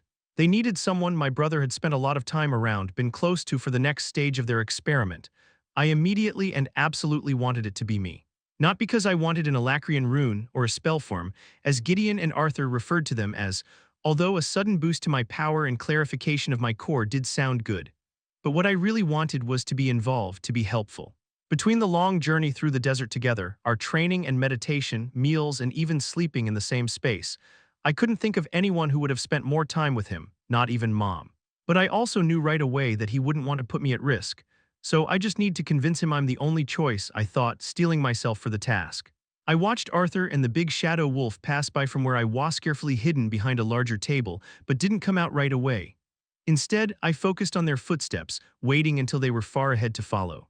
The hall was clear except for the two guards, and if I stayed against the far wall, I could use the support columns that ribbed the otherwise smooth walls of the corridor to stay out of their line of sight, just like I had when I sneaked down here to begin with. The guards were focused on themselves anyway, chatting animatedly about Damer Silvershale and what Gideon's experiments would mean for Voldorial. With my beast will still active, I was sensitive to even the slightest noise, especially my own, which helped me to creep along in utter silence. I didn't think I'd get in trouble just for being down in these tunnels, but I didn't want Arthur to know I had been spying on him after he ran out in such a rush. He'd be upset with me, say that I constantly disregarded my own safety and took unnecessary risks, completely oblivious to how hypocritical he sounded giving lectures. I forced myself to stop from going down this mental path. I needed to be thinking about how I was going to convince him to let me participate in Gideon's experiment. Arthur had been moving slowly, no doubt deep in thought and in no rush, but I had to assume he was heading home. Taking a slightly longer route back, I hurried quickly and quietly, using my heightened senses to avoid crossing paths with any of the guards, mages, or other residents who frequented these tunnels. Instead of going inside, however, I leaned against the wall next to the door and waited. When a couple minutes later I heard the telltale scraping of claws, I released my beast will and carefully arranged my features into an innocent smile. When Arthur stepped around the corner, I gave him a little wave and said, "Everything okay down there?" Arthur stopped, his surprise reading clearly on his face. "Yeah, it wasn't an emergency." "What are you doing out here?" "Waiting for you," I said honestly, digging the toe of my turnshoe into the floor. "You were gone for a while." "Gideon," he said simply by way of explanation, and I smiled. Arthur leaned against the wall opposite me in the squat hallway and watched me silently. I felt guilt prickle into goosebumps on the backs of my arms as I thought about how best to convince him to choose me without giving away my spying expedition. "What's wrong?" he asked after a moment. "What, nothing," I said in a rush, tucking a lock of hair back behind my ear. His eyes narrowed and then his expression softened. "How much did you hear?" I opened my mouth and he cocked a brow. Instead of trying to lie, I let out a gusting breath. "How did you know?" "Your guilt might as well be written across your forehead in ink," he said, chuckling. I groaned, pulling the hair I'd just fixed down in front of my face to hide my eyes. "Sorry, He waved my apology away. "I get it, it's okay." Despite his forgiveness, the silence that fell between us felt sour and awkward. "I want to help with the bestowment trial," I forced out. He nodded seriously. There was no surprised smirk or disbelieving laugh, which made me feel better. He really seemed to be considering it. Then he said, "I've already decided on Jasmine. She's older and more battle-tested and has spent nearly as much time with me as you have." I had anticipated this answer, but I remained silent. Regis, who had been pacing up and down the hall as we talked, stopped. "Plus, I lived in her core for a few days. That might make a difference too. When I was in camp with all those Alacrians, some of them were really young," I pointed out, bringing up the counter-argument I had prepared. "They get their first bestowals really early, right? I'm a lot younger than Jasmine, closer to the age a bestowment should happen." "Point, Ellie," Regis said as his head turned from me to Arthur then back. "It's not just about you being my sister," Arthur said, pushing away from the wall and taking a step closer. "The truth is, you have a lot of variables Jasmine doesn't. You're a pure mana mage with no elemental affinity, you're a beast tamer, and you have Jinn ancestry. Variables mean danger in this case, El." Still, I trailed off, unsure how to respond. I didn't have an argument against the points he made, only felt sure that, despite the risks, I was the best choice. "Why are you so insistent on this?" Arthur asked, inspecting me carefully with those bright gold eyes. "This isn't the only chance you'll get. Once the process has been tested thoroughly, you'll get your turn, I promise." "You can't understand," I said in the direction of my feet. Tension crept into my shoulders and neck, and the instinct to bury what I was feeling made speaking difficult. "You don't have to cower with your mother every time retainers or scythes come knocking, telling yourself you're protecting her when both of you know full well that you can't. that you're useless against that kind of enemy. I turned away from Arthur, staring blindly down the empty corridor leading away from our rooms. It's just so frustrating to feel so helpless. I rested my head against the wall and let out a long breath like a sigh. I could feel Arthur's gaze burning into the side of my face, but I didn't want to look at him, didn't want to see pity or disapproval or disappointment. There was a groan of hinges and my mother's voice said, "You should choose Ellie." I whipped around to look at Mom, slack-jawed with surprise at her intervention. Even if I convinced Arthur, I had expected to have the fight all over again with her. Arthur seemed just as caught off guard, and he rubbed the back of his neck awkwardly but didn't respond. "You heard everything?" I asked her. She gave me a wry smile. "You're not exactly being quiet out here." She watched us for a moment, sad but determined, before continuing. "We are all of us in constant danger. Maybe taking risks is the only way forward. Maybe we've been too cautious, too willing to let you protect us. But there is no way to know when one of our many enemies will appear and rain hellfire down on us. You might not be here when they do. If our enemy is wise, he'll make sure of it. But it seems like this might be a way to help us prepare, and if your sister is the best choice of test subject, then so be it." There was something haunted and forlorn in her eyes, a tired weariness that nearly broke my heart to see. Biting my trembling bottom lip, I stared down at the ground, wordless. "All I ever wanted, even before the war, before any of this started, was the power to protect you guys," Arthur said, his voice low and sad. I glanced up at him, but his face was hidden behind a curtain of wheat blonde hair. "I guess even now, after everything that has happened, I couldn't," he finished, his chin tilting up to reveal a pained smile behind his hair. Mom crossed the hallway, her hand feathering through Arthur's hair. "We are never promised another day," she said somberly. Then she half-turned to look at me. "But we have today, and there is so much we can do with it." Emily was waiting for us in Gideon's lab, a large room chock full of tables, shelves, buzzing equipment, and stacks of notes, all warmed by a large fire-salt furnace on one side. She gave me a quizzical look, which then moved to Arthur questioningly. He only nodded, so she shrugged, turned around, and led Arthur, Mom, and me through an arched opening across from us, down a flight of stairs and to a specific door. I glanced around the featureless hall, trying to map it out compared to the classroom above, curious about the strength of my beast-bonded senses. The door opened to Emily's touch, and she led us into a plain, dimly lit chamber. A circle of runes had been carved into the floor and filled with silvery metal that glowed faintly, and some kind of artifact had been constructed just outside the circle. A single table was pushed against one wall, and a seemingly random assortment of items sat atop it. The master artificer, Gideon, was fiddling with the equipment, while the retainer, Lyra Drade, sat with her back against the curved walls and perused some kind of old tome. "About time," Gideon mumbled, sparing me only a cursory glance. "The sister, huh? Well, I suppose there are worse people you could have been spending all your time with. She's not quite an ideal candidate, though, is she? Dark orange core, a beast tamer, no idea how that interacts with the bestowment, if at all, and barely a child. A more mature test subject would be—" "I'm a Leywin," I said firmly, cutting across his criticism. "My brother and I both had to mature fast." Of course, there was the small detail of Arthur already being well into adulthood mentally when he was born into our family, but I didn't know how many people were aware of that fact. "I'm ready for this." "Oh ho, are you?" Gideon asked, leaving off his work and leaning toward me. "Ready to have a potentially potent spell writ into your flesh by unknown and hostile magics, a spell that will certainly be unlike any magic your small mind has conceived of previously and could very well kill you if you don't do exactly as you're told." My lips parted to assure him that I was indeed ready for exactly that, but I choked on the words. It had all been well and good arguing for this from the safety of our rooms above, but now, down here in the dark, seeing Emily dressed in her strange ceremonial robes, her fingers unconsciously tracing the lines of a black staff, I was suddenly nervous. "She is," Arthur said, stepping up beside me and resting a hand on my shoulder. A swelling of warm pride eased my nerves and unwound the knot forming at the back of my throat. Emily approached, giving me a comforting smile, and slipped her arm through mine.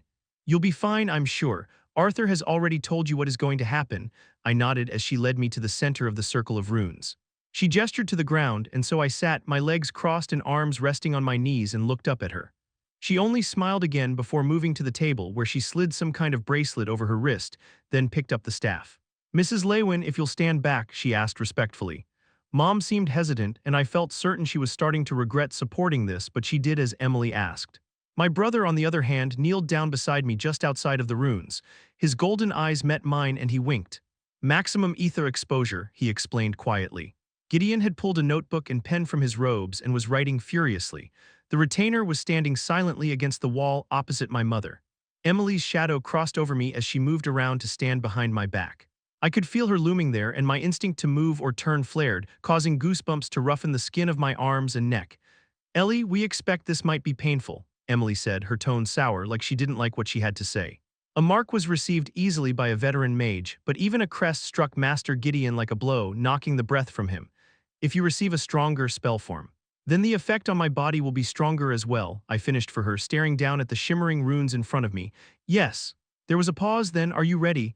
I clenched my teeth together and forced myself to sit up straight.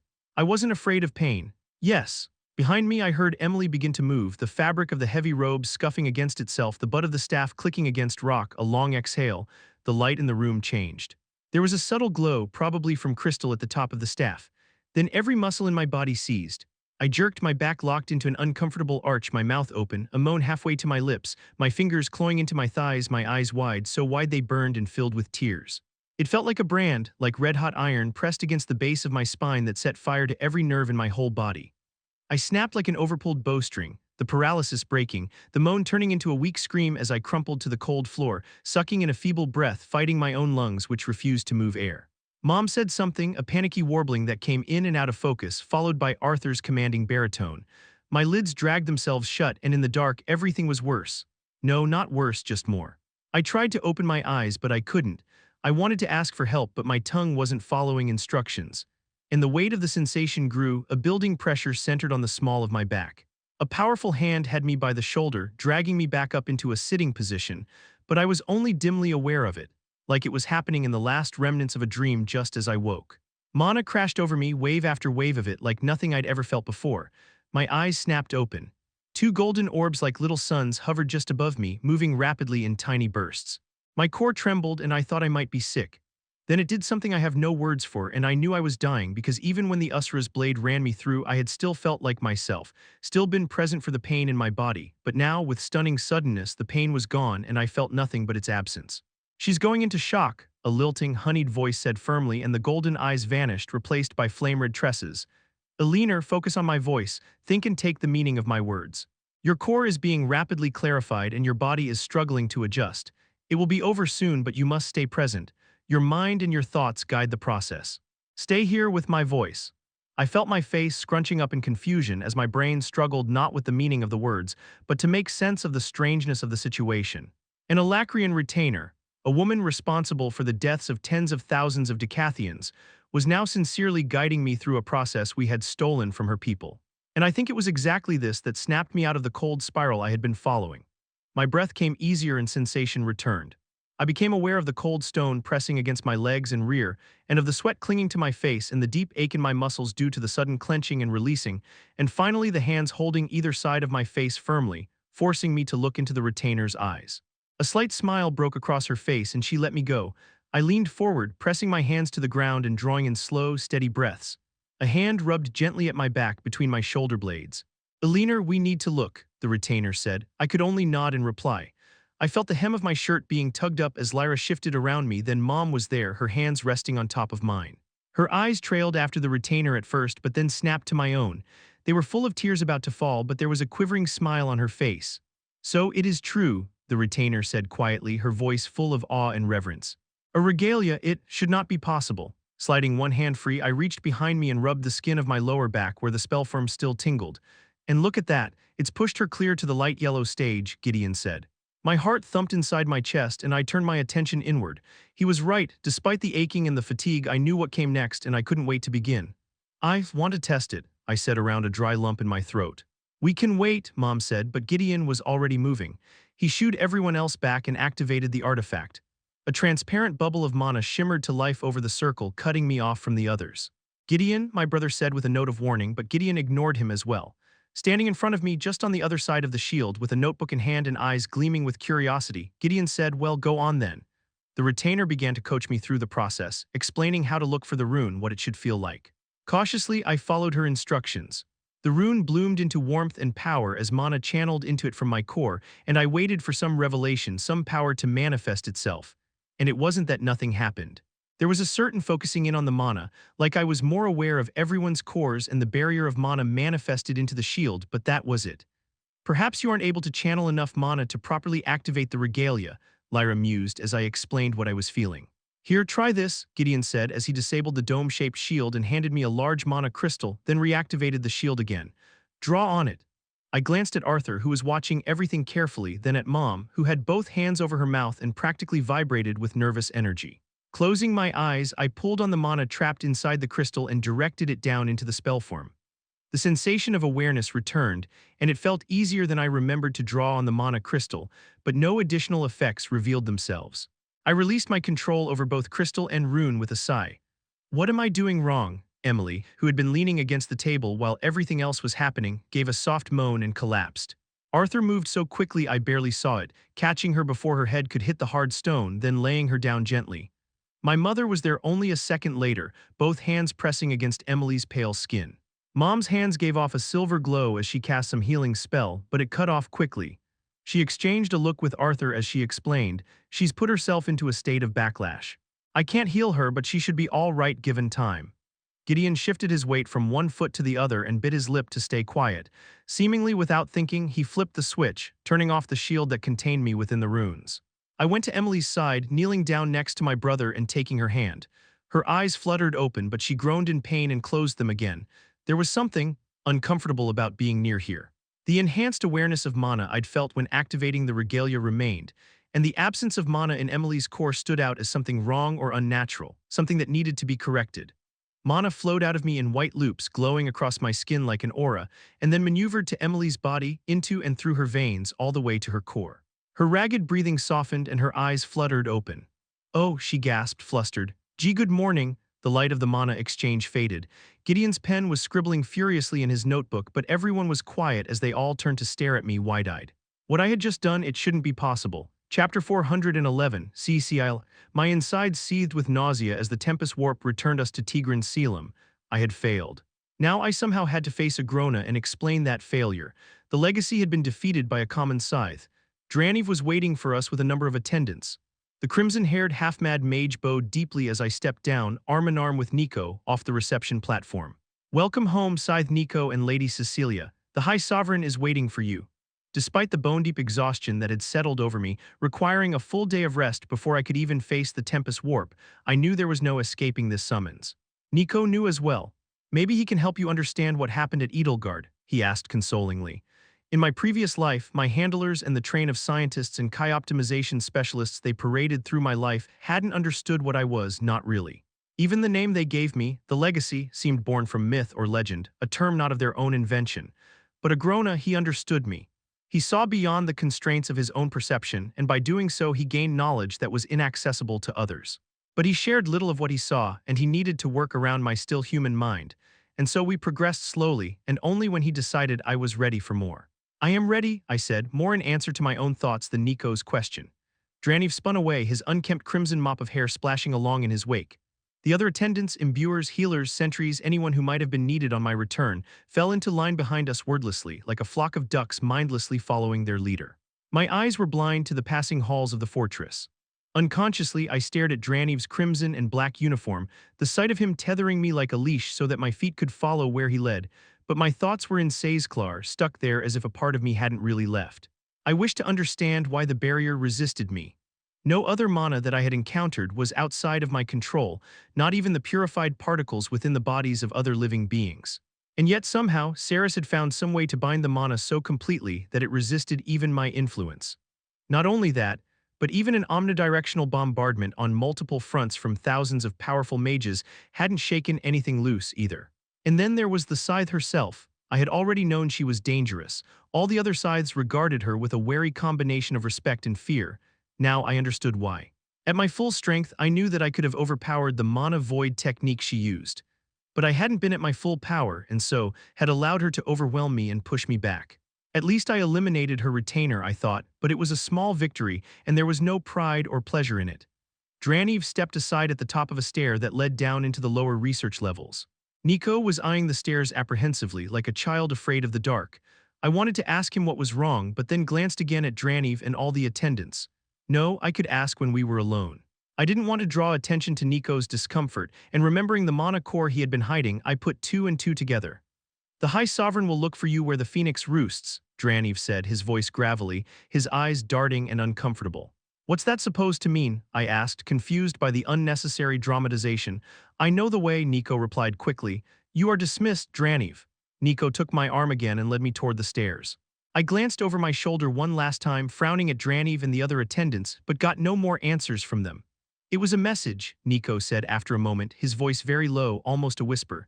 Agrona knows I met her. He might even know about the core I took. Oh, I said then, met who? One of his prisoners, an Assyrian woman, a phoenix, after you healed me. The stairs were cramped enough that it was uncomfortable to walk side by side, and so I slowed, falling into step behind Nico, looking down on him from above. The lower we went, the darker the stairs became, until the black stone steps were almost indistinguishable from the shadows. Why would it matter that you've met this phoenix? Did something happen? I said after a minute. Nico's step stuttered and he started to turn around to look up at me. Whatever he was thinking, though, he quickly smothered it and resumed the slow descent. No, I let out a little laugh but stopped when the darkness swallowed the sound. I don't see the problem, Nico. Just don't say anything about the core, even if he knows I took it, don't admit you know. But I could. He stopped his descent fully this time and I nearly ran into the back of him. Please, all right, I said, reaching out to lay a hand on the top of his head but stopping myself. Such little acts of intimacy still gave me horrible, wrenching nausea that I couldn't escape. Damned body, I thought, suddenly angry. But you shouldn't fear him so much, I snapped, venting that anger on the only target I had. He isn't a threat to you, Agrona is the key to our future. Nico's shoulders went stiff and he curled in on himself ever so slightly and I bit my tongue. Guilt and regret immediately overshadowed my anger. Saris's words had shaken him, I knew. I could tell the moment she uttered the foul lie, telling us that Agrona didn't have the power to send us back to our lives, that it had taken root in Nico's mind, and I had watched it grow in him as he watered it with his thoughts and attention. But what I saw when he turned to glance at me was a smile, and in his eyes I saw only his trust and love for me. Regardless of what trials we faced, at least I always knew that would be there. We started moving again, continuing the slow climb down the winding stairs in silence. It wasn't long before voices began drifting up to us from somewhere below. Nico stopped again, this time holding a hand up to warn me against making any noise. Two voices, those of the Scythes, Viessa and Melsry, treating us like common rabble, it's absurd, Melsry was saying, her voice echoing slightly in the narrow stairwell, low and angry. We are lucky to be alive, sister, Viessa replied. The words seemed to creep along the black stone and tickle my ears like some haunting specter. Take care with your words. What is Agrona doing anyway? Melsry hissed. Sequestering himself away for days at a time, holding back the wraiths, Vritra's horns, why not send the other basilisks to Sazeklar or Dicathen? His treaty with Ephiatus is long since dust, along with the elven forests, and yet he has done nothing. The lives of Usura are long, Viessa said, her tone lightly critical. What to us may feel like ages for the High Sovereign is a blink, perhaps what looks like inaction is in truth only patience. Then our failure should hardly matter, should it? Melsry shot back. Viessa started to respond, but Nico chose that moment to step down loudly as he descended. Both Viessa and Melsry went dead silent, their footsteps faltering. When Nico completed another slow revolution of the stairwell and caught sight of them, he stopped, feigning surprise. What are you two doing down here? None of your business, little brother, Melsry snapped, glaring suspiciously up at us both. I don't have to ask why you're crawling down these steps, of course. Her eyes burrowed like maggots into mine. Perhaps the legacy's failure will sap some of the sting from our own, or at least make us look better by comparison. I should thank you for that, Lady Cecilia. Enough, Nico said firmly, then he began walking again. I didn't have the energy to care about her childish sniping, and I followed Nico wordlessly, eager to get the inevitable confrontation with Agrona where he expresses his disappointment over with. Then we could figure out how to take down Saris's barrier together. Viessa shrank against the inner wall to allow Nico to pass, but Melsry stood firmly in the center of the stairs. Agrona himself has asked for our presence, Nico said stiffly. Would you like to be the reason we are detained? It may not be a particularly dark black mark on your record, but with everything else that's happened, perhaps it will be the board that broke the Woggart's back. Melsry sneered and stepped aside. I guess I shouldn't blame you for your urgency. Since Agrona was happy to leave you for dead after your pathetic display at the Victoriad, I'm sure you feel compelled to prove you're not entirely worthless. My fists clenched, and a fury of mana sprang unbidden into action around us, slamming Melsry and Viessa against the curved inner wall of the stairwell. Tendrils of black mana writhed around Viessa, grappling with my own power, trying to extricate her and force me away. I grabbed those tendrils, her power, and wrapped them around Melsry's throat, squeezing. Stop this, Viessa hissed, her wide eyes staring helplessly at her out-of-control spell. Sulfur rippled and jumped across Melsry's skin as she attempted to burn away my influence, but I suppressed her power, holding it down against her, no more dangerous to me than smoke on the wind. For far too long you've treated him, a scythe of central dominion, like a dog you can kick to make yourself feel more powerful, I said, grinding the words out between clenched teeth. Speak to me or Nico in this way again, and I will pull the core from your chest and drink its mana while the light fades from your eyes. I released my hold over the mana, and both their spells faded away. Melsry's hand went to her throat where the void wind had choked her. Not a single word was spoken as we moved down the stairs past them, and Nico was quiet until he must have been certain they were far above us. You shouldn't have done that, he said eventually, not stopping or turning to look at me. Why? I asked incredulously, letting out a wry laugh. The other sides become more irrelevant with each passing day. If anything, you should be more angry. Why aren't you? Nico cleared his throat, then threw a dark scowl back up the stairwell behind us. Like you said, they are becoming irrelevant. Why waste any feelings on them at all? After another minute or two, Nico led us through a door of black stone into a large, rectangular room with a high ceiling. A sudden and unwelcome series of memories flooded into my thoughts, as the sight of the sterile space reminded me of the many similar rooms I had seen in my last life. Places where I was cut open, drugged, and put through inhumane tests. Vertigo made my knees tremble, and beyond the sickness of the sensation itself, there was also the deeper underlying shame I felt at being so weak. Only moments ago I had felt so powerful putting the two sides in their place, and yet here I was, ready to curl into a ball and vomit at the sight of a few tables, tools, and bright lights. Cecil, are you? Fine, I muttered, blinking rapidly. Nico must have understood because he again put his arm through mine and quickly guided me across the room and into a long hallway. Cells lined both sides, but I had no mind for inspecting them, and Nico seemed to know where we were headed. When that hallway ended, he led me left into a second, nearly identical series of cells, then stopped in front of the first to contain a living occupant that I had noticed. The woman on the other side of the cell's shielding barrier was truly beautiful, or had been before her captivity. She looked young but felt very old, with tired eyes the color of fire and a smoky gray tint to her skin. It was the way her rich red hair clumped together in the shape of feathers that I found most interesting and beautiful, though. Her power was suppressed, what little she still had shielded behind the barrier, but I could still sense her mana. It burned beneath the surface like hot coals under a blanket of ash. The reincarnate returns, she said, her voice a dim and dying rasp. Those glowing eyes settled on Nico, who shifted uncomfortably. Then slowly, as if dragged by force of will, they shifted to me. Several heavy heartbeats passed, then they widened in recognition. Legacy. My lips parted, a question forming on my tongue, but Nico spoke first. She's an Usura, a phoenix. According to her, they have some understanding of rebirth and reincarnation. He seemed distinctly uncomfortable, his eyes never alighting on the Usura for more than an instant before he looked away. Her dry, cracked lips turned up at the corners. The dragons have their etha arts, the pantheons the art of war.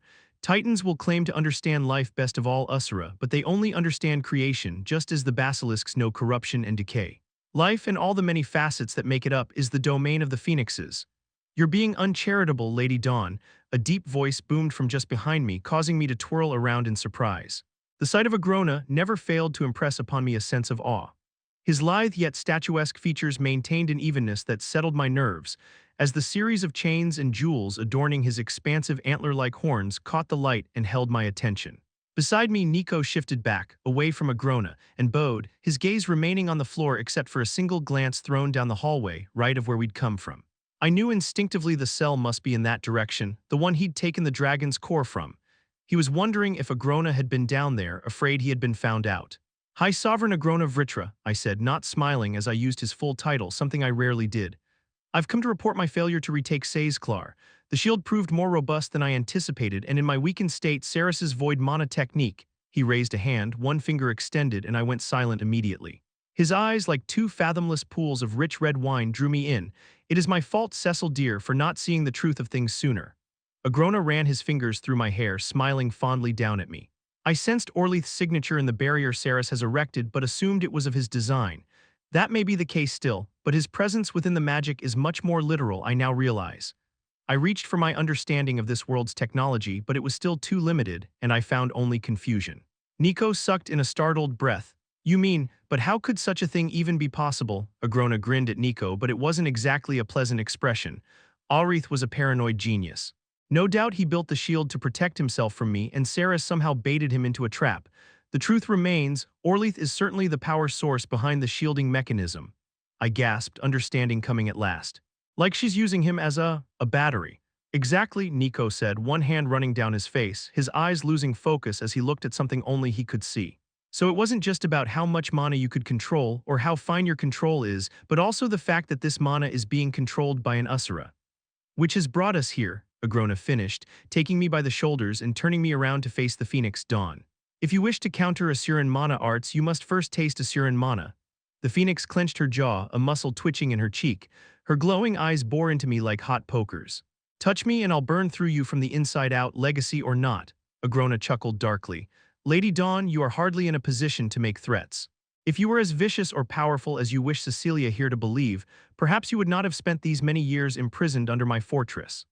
The Phoenix scowled at Agrona, her chest swelling as if she were about to scream, but all energy seemed to leave her at once, and she sagged against her bindings and released a defeated sigh. Do what you will then, death would be better than rotting here any longer. Glad we're on the same page, so to speak, Agrona said, releasing my shoulders and waving away the wall of mana that kept her imprisoned. Be glad that you, in your death, will be more useful than you ever were in your long and wasted life. She turned her head away, no longer looking at any of the three of us. From the corner of my eye, I caught Nico shifting uncomfortably from one foot to the other, a guilty expression on his pained face. He seemed to realize it himself at the same time and forced his features into a passive blankness. What do you want me to do? I asked, looking up at Agrona. Take her mana, he said firmly, all of it, every last drop. I knew what he intended before I asked the question, and somehow the answer still managed to catch me off guard, sending a tremor down my spine and raising gooseflesh along my arms. This was different from anything else I'd done. What was it I had thought while kneeling over Nico's broken body after Gray pierced his core? It is too cruel to take away magic once someone has felt the joy of it. This wasn't just taking a life or even taking away the Phoenix's magic. I would be draining her life force, the mana that empowered her body and kept her alive like an oversized leech. I stared for a long time at the gaunt but beautiful lines of Dawn's face and wondered suddenly how old the Usra was. She could have been 30 or 300 or even 3,000 years old for all I knew. How much life could one live with so much time? And yet here she was, bound and powerless, her long life boiled down to this final moment of misery and hopelessness. It really was cruel that she had to know it would be her power used against Agrona's enemies. If his plan worked, of course. I didn't let these musings turn too far inward, however. Didn't examine my own place in this cruelty. I was only doing what I had to in order to reclaim my real life. One day I would wake up on Earth, in my own body with Nico at my side, and my time in this world would seem like nothing more than a dream, just like Saris had said. Agrona shifted, a subtle movement that loudly expressed his impatience, and I stepped toward the Phoenix. She did not meet my eye as I began. Though her mana was suppressed, particles were still thick within her physical form. While a human's body needed blood and oxygen, the Usras also needed mana, and I could see it imbuing every part of her. The hardness of her bones, the strength of her muscles, the durability of her flesh, even the electrical impulses of her mind. It all required mana to operate properly, which meant there was still a rather significant amount of mana infusing her body. I reached out to that mana gingerly at first. This was no simple mana relocation spell like I'd used against Gray. I wasn't just trying to evacuate all mana in an area, I was specifically trying to withdraw the mana inside her body and bring it into mine. I would need to purify the Asuran mana inside my own core in order to adjust to it. Her mana answered my call. It was slow at first, just a trickle. I could sense how she held back, tried to keep the mana in despite outwardly giving up all hope. It was instinctual, I imagined, like pressing a hand to a bleeding wound after seeing the first sudden rush of crimson. Perhaps, if she'd been in better condition, less weakened by her long imprisonment and mana suppression, I wouldn't have been able to forcibly take the mana. Or maybe it just would have been more difficult. As it was, there was a moment of back and forth as my will struggled against hers, then her control cracked like the breaking of a dam, the trickle quickly became a flood. The Phoenix's face fell, all fight gone out of her, and I thought she looked almost serene. Something in the mana changed suddenly. Images began to play across my mind, thoughts or memories carried along with the mana, a vague impression of the Phoenix's life that leaked into my mind from hers. I saw a flight of massive winged creatures, huge dragonish bodies covered with ember-orange feathers, long graceful necks ending in fierce hooked beaks, bright orange eyes searching the horizon for their enemies, the dragons. Then these phoenixes were in their human forms, but they were less of them. Disagreement had burst into shouts, threats, curses, and pleas, which all blended together in the memory. Some wished to stay and fight, others to flee and join the Vritra in the Lesser's realm, more still to beg the Indrath clan for forgiveness. But when a man with unruly orange hair and bright yellow eyes raised his hand, the many voices went silent all at once. Then there were fewer still, far fewer, and they were somewhere else entirely. The background coalesced as the memory focused on it, wild, untamed forests full of mana beasts. A hand on her shoulder, the handsome man with the yellow eyes, a sad smile on his face. Images flashed past, moving more and more quickly, difficult to digest. Dark tunnels and endless days of labor. Strange-looking, tattooed people intermingling among the Usura. The slow growth of towering trees, their silvery gray bark shining like steel in the low light of a hidden underground cavern, their autumn-red and orange leaves fluttering like flames. A child, just a boy, running and laughing, his mismatched eyes, one burning orange, the other icy blue, full of joy and wonder. A love that wasn't my own warmed my heart and made my own eyes swim with tears. The backdrop shifted again, and I was looking out from the phoenix's cage. The shift from warm to cold was so sudden I worried I might shatter like glass. Agrona looked back malevolently, a cruel grin like a slash across his face. Mordain was foolish to expect I'd let his messenger simply walk free after having seen so much of my land and stronghold. I've heard much about you, Lady Dawn of the Asclepius clan, and I find myself very much looking forward to testing the bounds of your rumored stoicism. The phoenix moaned, and the memory shifted, wobbling in and out of focus as I experienced days, then months, then years of loneliness, boredom, pain, and regret all forced together into a handful of seconds. Then it was over, the memories were played out, and my mind settled into my own body again. A warm flush was radiating out from my mana veins, and core as the Usura's mana filtered into me. The mana itself was pure, as much so as any mana I had ever experienced, but it felt like fire. I wondered idly in an unoccupied space at the back of my brain if this was some inborn attribute of the Phoenix race, but the rest of my mind stayed focused on the task. Sweat was building up on my brow now, both from the warmth and the effort of controlling the mana. Even as it entered my core, it felt like something wild, an animal only half under control, like if I lost focus it would toss me from its back and run free. Or like it will burn me up from the inside, a wildfire just barely contained, like she said she would. The thought made me clamp down even harder. My teeth clenched until they began to ache, and my core quickly felt swollen and tender. I forgot all about the memories, the threat banished everything but focusing on maintaining control.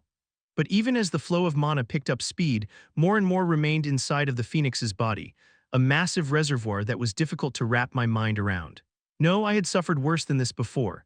Compared to the outbursts of Kai that had wreaked havoc on my body, this was nothing. "You are starting to feel it, aren't you?" she asked, her voice a breathy whisper barely audible over the pounding of my own pulse in my ears.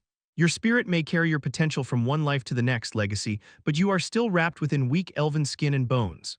Her own skin had lightened into an ashy, sickly gray, and all the fire was gone from her eyes, but her colorless lips still managed to form a wry smirk. "Like the water hen who swallowed the wyvern's core, you'll burn away." Nico was fidgeting stiffly, his hands clenching and unclenching, but Agrona was perfectly still and outwardly calm. If he harbored any concerns that this phoenix could be right, he didn't show it. He would never let that happen, I told myself. And yet, the more of her mana I took in, the harder it was to contain it and the more I ached. Pressure was rapidly building in every part of me so that I felt like an overfilled balloon about to burst. A painful quake shook my core, and I let out an involuntary gasp of agony. "Cecilia," Nico said plaintively, reaching toward me. Agrona's hand grabbed Nico's wrist. "Do not interfere." I closed my eyes, pushing away these distractions. Agrona said I needed to taste her mana to absorb it all. There was more to it than just that, though there had to be. Simply taking her mana wasn't going to help me bypass the shield because… My eyes snapped open. I needed to understand. Mana was all just mana, that much I knew. It took on the attributes of fire, water, earth, or air, depending on the environmental stimulus, and could then be further molded into deviant attributes by an appropriately talented mage. But aside from purity, something determined by the clarity of a mage's core, the mana utilized by one mage was identical to any other. Likewise, the mana itself I was pulling from the Phoenix should not be different, and yet. The physically superior Asuran body required mana to even function, unlike a human body, or elven, I thought somewhat awkwardly. And that meant the core, veins, and channels were probably structured differently too, if for no other reason than mana had to constantly and automatically be circulated, in the way my heart kept pumping blood without my focusing on flexing and unflexing the muscle. Does that cycling of mana somehow make it stronger or more pure? I wondered, glad that my mind had a puzzle to work on, which took away from the strain on my body. A thick stream of mana particles, mostly pure, though intermingled with some freshly absorbed atmospheric mana that kept its natural hue, was running out of the Phoenix and being drawn into my mana veins, making us both glow with a bright orange-white light. It could be both, but it could also be more attuned to the Usura's body, like blood types in a human. I made this final connection with a sharp breath. Phoenixes, basilisks, dragons. The form of their pure mana has changed over the ages, hasn't it? I directed the question to the Phoenix, then realized that she was too far gone to answer.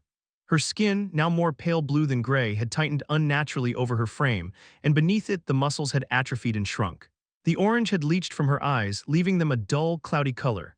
It is that evolutionary change that has fueled the deviation in our mana arts, Agrona said softly. A sudden spike of pain from my core drew my back inward, and I realized I was at the end of my ability to continue drawing on the phoenix. I immediately lessened my grasp over what little mana remained to her, but a strong hand gripped my elbow painfully. No, you must take it all in, Agrona said firmly.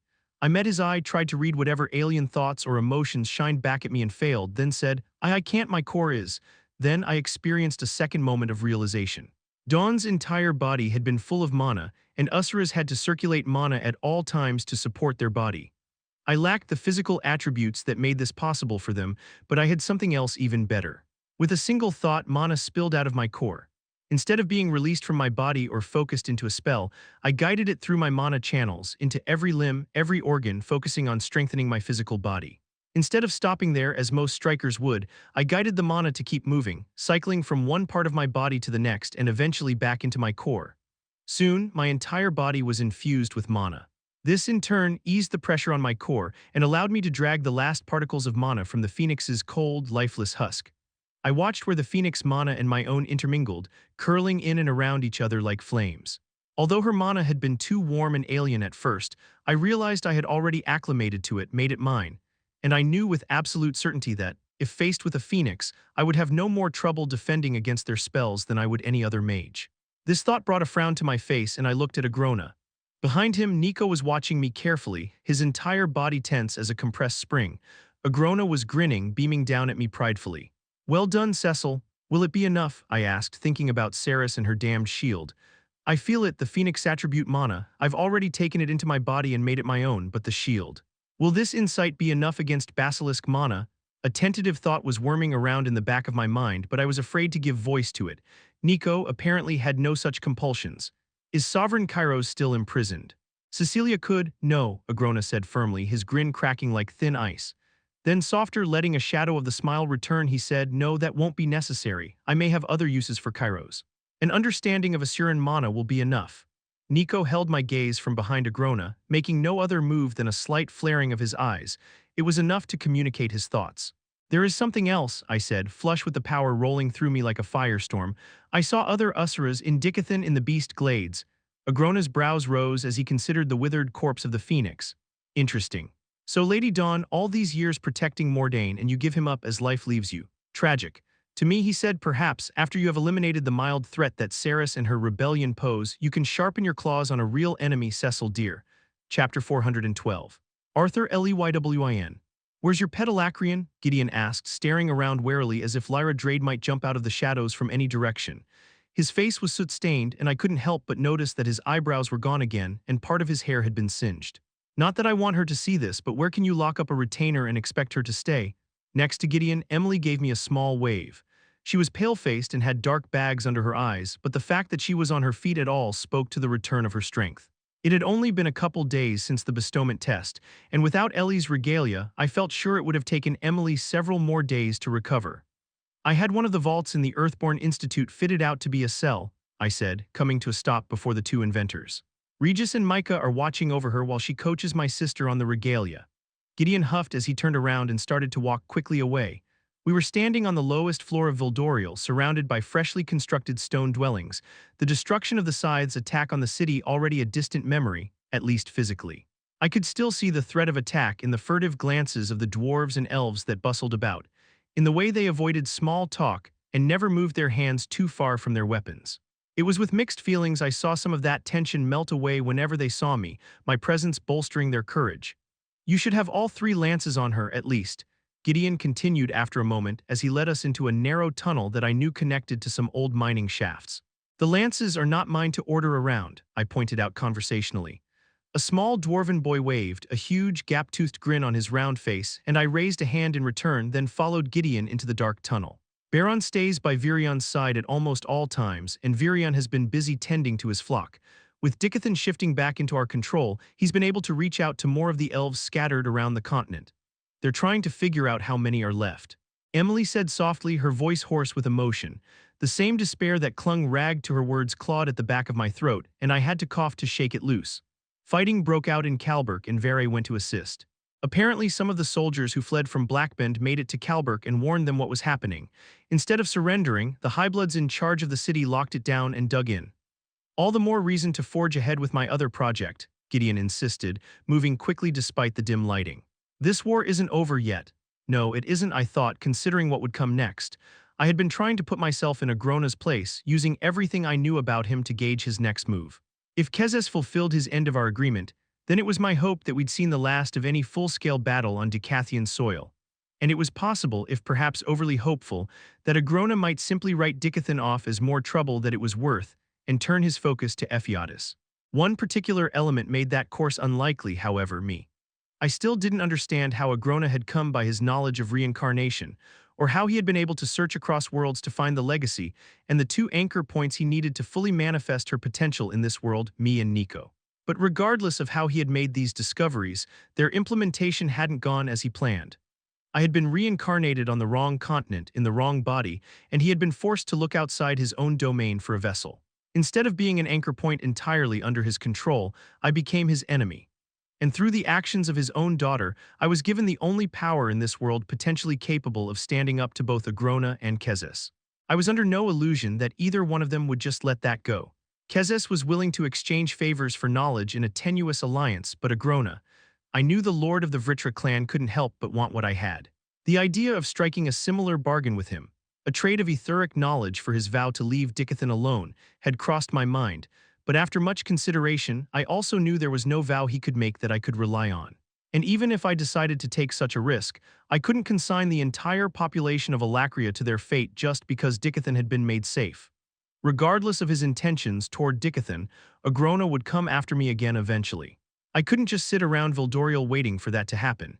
These and many other thoughts occupied my mind as we delved into the old mining tunnels. The tunnels grew hot and stuffy, the rock all around us radiating heat, and the air was thick with a sulfuric burning smell. We passed through several exhausted fire salt veins, the shafts themselves abandoned for more fertile ground, until eventually our tunnel opened up into a much larger cavern. Scaffolding had been constructed up the sheer walls and railings hung from the ceiling high above. Thin veins of fire salts were still visible in some places, but their low glow was overshadowed by a series of bright lighting artifacts that had been set up in a grid across the floor. I was surprised to see 6 men and women, 4 dwarves, an elven man, and a human woman already waiting for us. They had been sitting around a worn worktable and chatting idly, but jumped to their feet as a group when they saw us approaching. "Master Gideon, sir," one of the dwarves said. He had a frizzy mop of dark hair and a beard down to his waist. "Krolb, I assume you got the package down here without trouble?" Gideon asked, moving directly to a stack of metal crates resting on the other side of the table. "Course," the dwarf said, grinning. "Glad to finally see these artifacts put to use." Gideon grabbed the first crate, heaved, immediately failed to move it more than an inch or two, and then turned to 2 of the other dwarves. "You two drag this over here and open it up for me." I watched curiously as the 2 dwarves together lifted the top crate, moved it to a separate workbench, and then opened the lid. A shimmer of heat haze appeared momentarily above the open crate, accompanied by the same sort of dim orange glow that lit up the darker recesses of the cavern ceiling above. Gideon pulled on a pair of heavy leather gloves like those used at a forge and then reached into the box. Metal scraped against metal, and then Gideon lifted out one of his artifacts. It was a sword with a straight, double-edged blade. Curling veins of dim orange swirled and spiraled through the dull gray steel.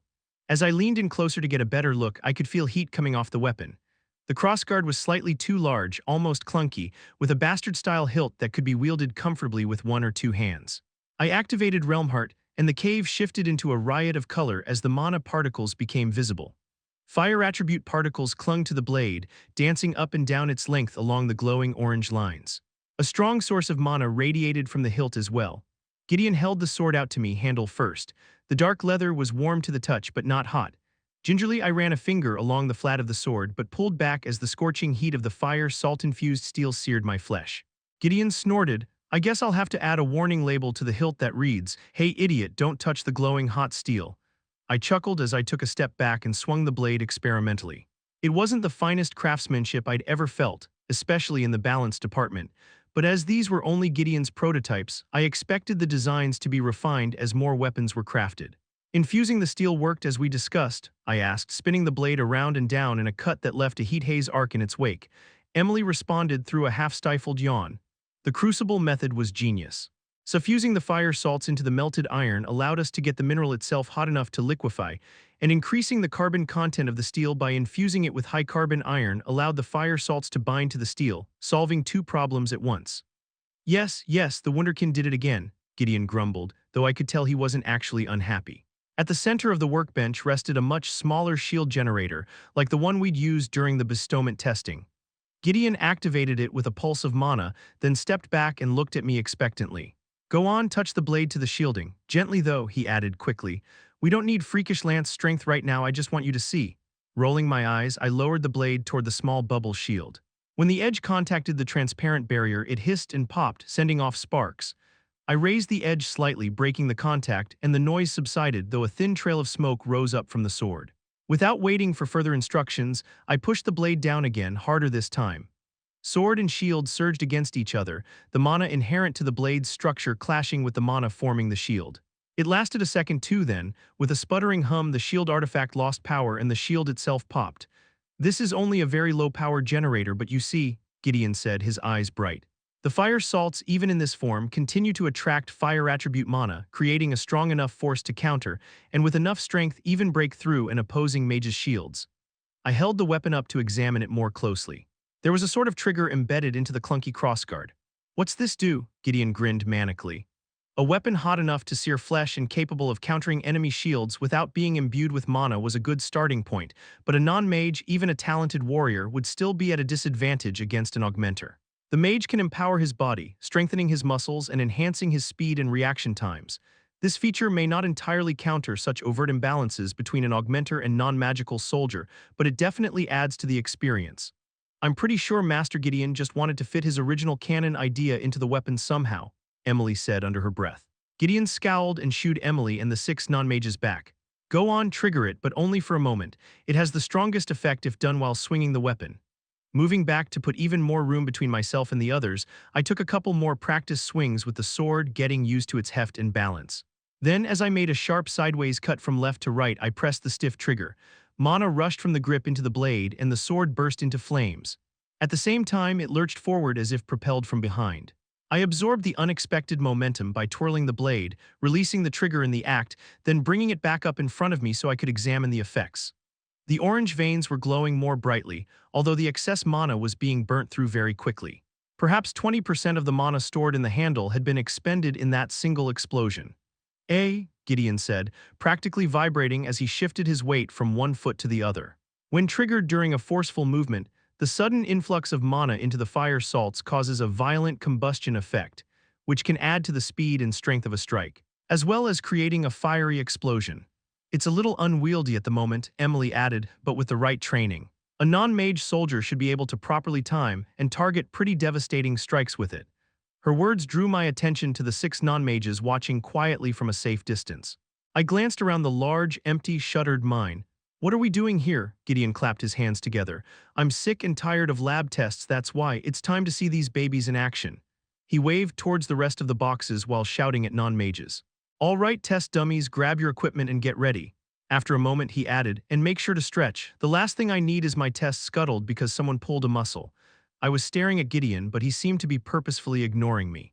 Emily moved to my side, reaching for the sword with a gloved hand. Sorry, he insisted. You don't have to, but you really are the best choice. If something goes wrong, you can just heal after all. Not that I expect any of these people to even land a hit on you. She smiled, half-turned, then said, although if you let them get a couple hits in, it would help with the testing. I think you need to spend some time away from Gideon M., I grumbled, cracking my neck and rolling my shoulders. You're starting to sound just like him. As it turned out, these 6 non-mages had already been training with the weapons, both to test them for Gideon and to prepare for a live combat exercise. Krolb and the other dwarves had been involved first, but Gideon had gone out of his way to find both a human and elf volunteer with previous combat experience, to ensure the heat and force of the blade wouldn't be too much for someone with a slighter skeletal structure and less genetically tough skin. It didn't take long for them to get ready, armored in heavy leathers designed to protect them, not from me, but from the weapon each of them wielded. There were 2 swords, each with a slightly different design, 3 battle axes and 1 long glaive. As Gideon explained, they wanted to see how the fire salt-infused steel reacted when forged into different shapes, as well as vary the size of the monocrystal rods that had been inset into the handle of each weapon.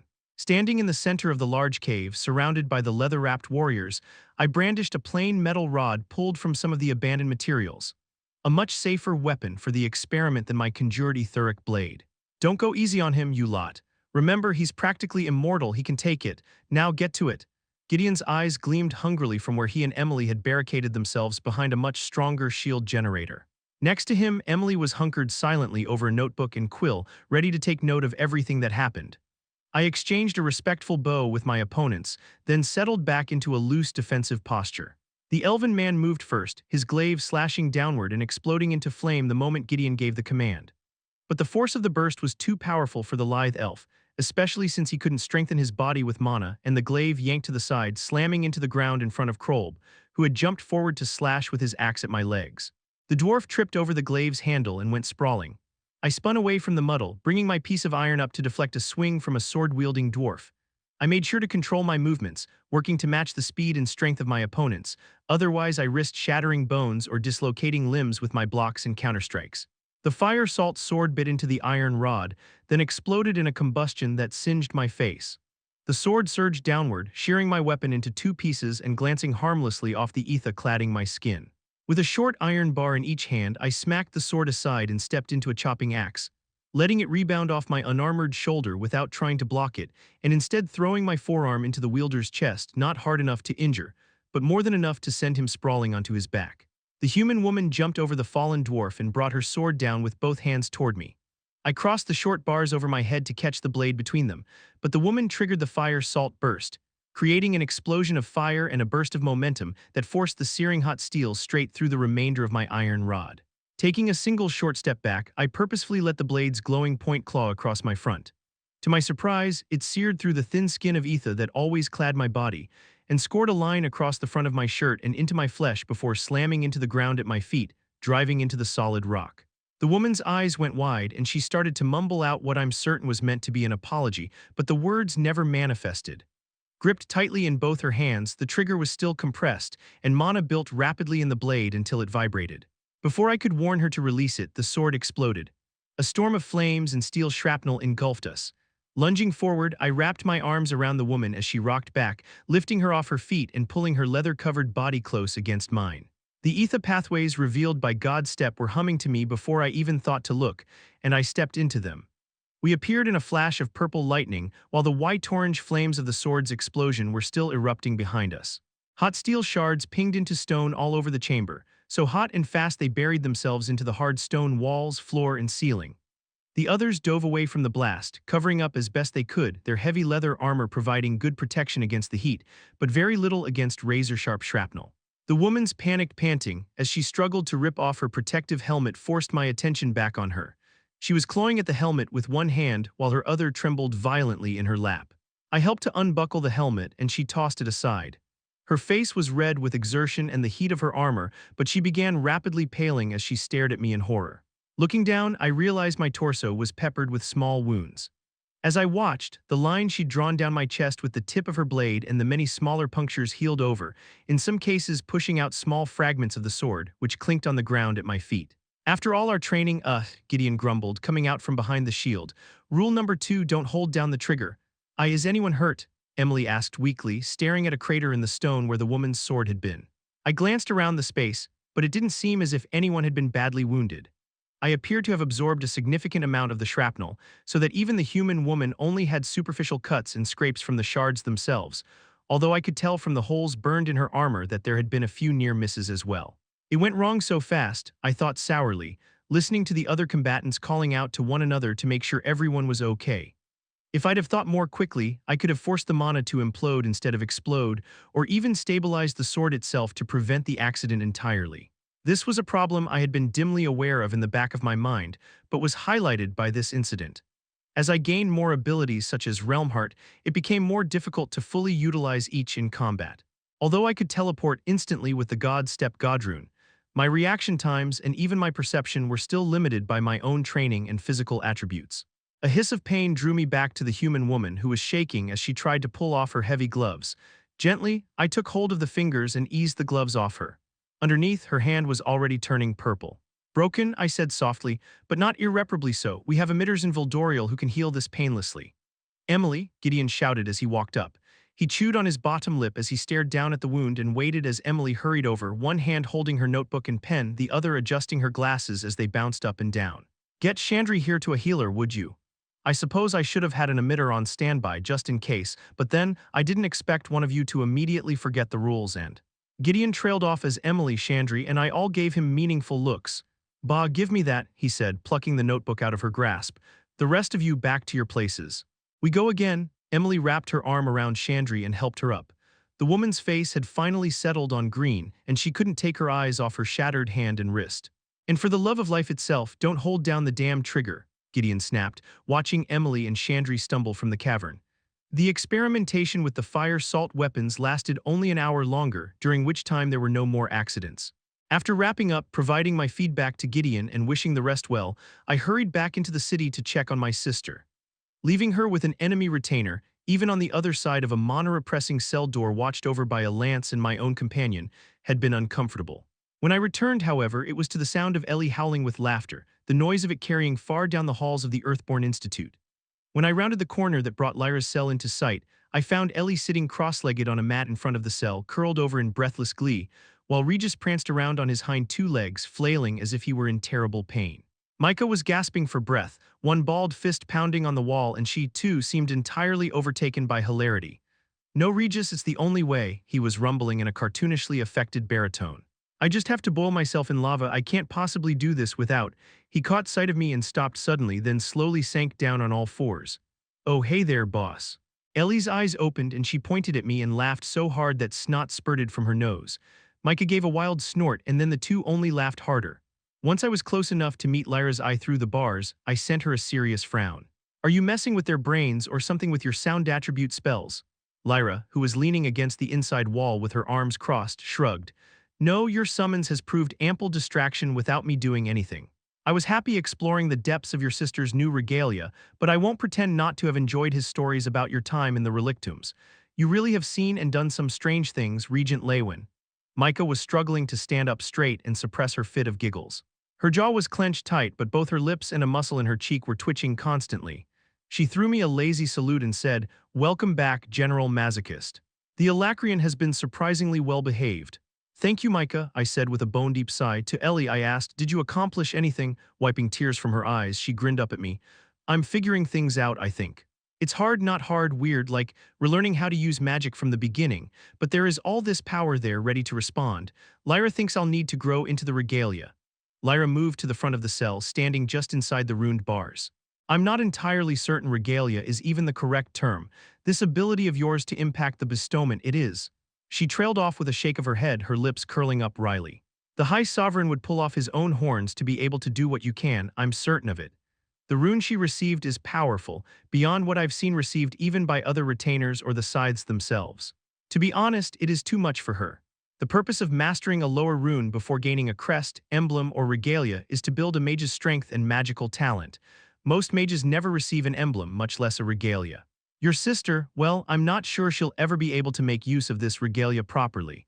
It will require a significant strengthening and clarification of her core to fully control. Beyond that, as I have attempted to make clear to her, it is also quite dangerous.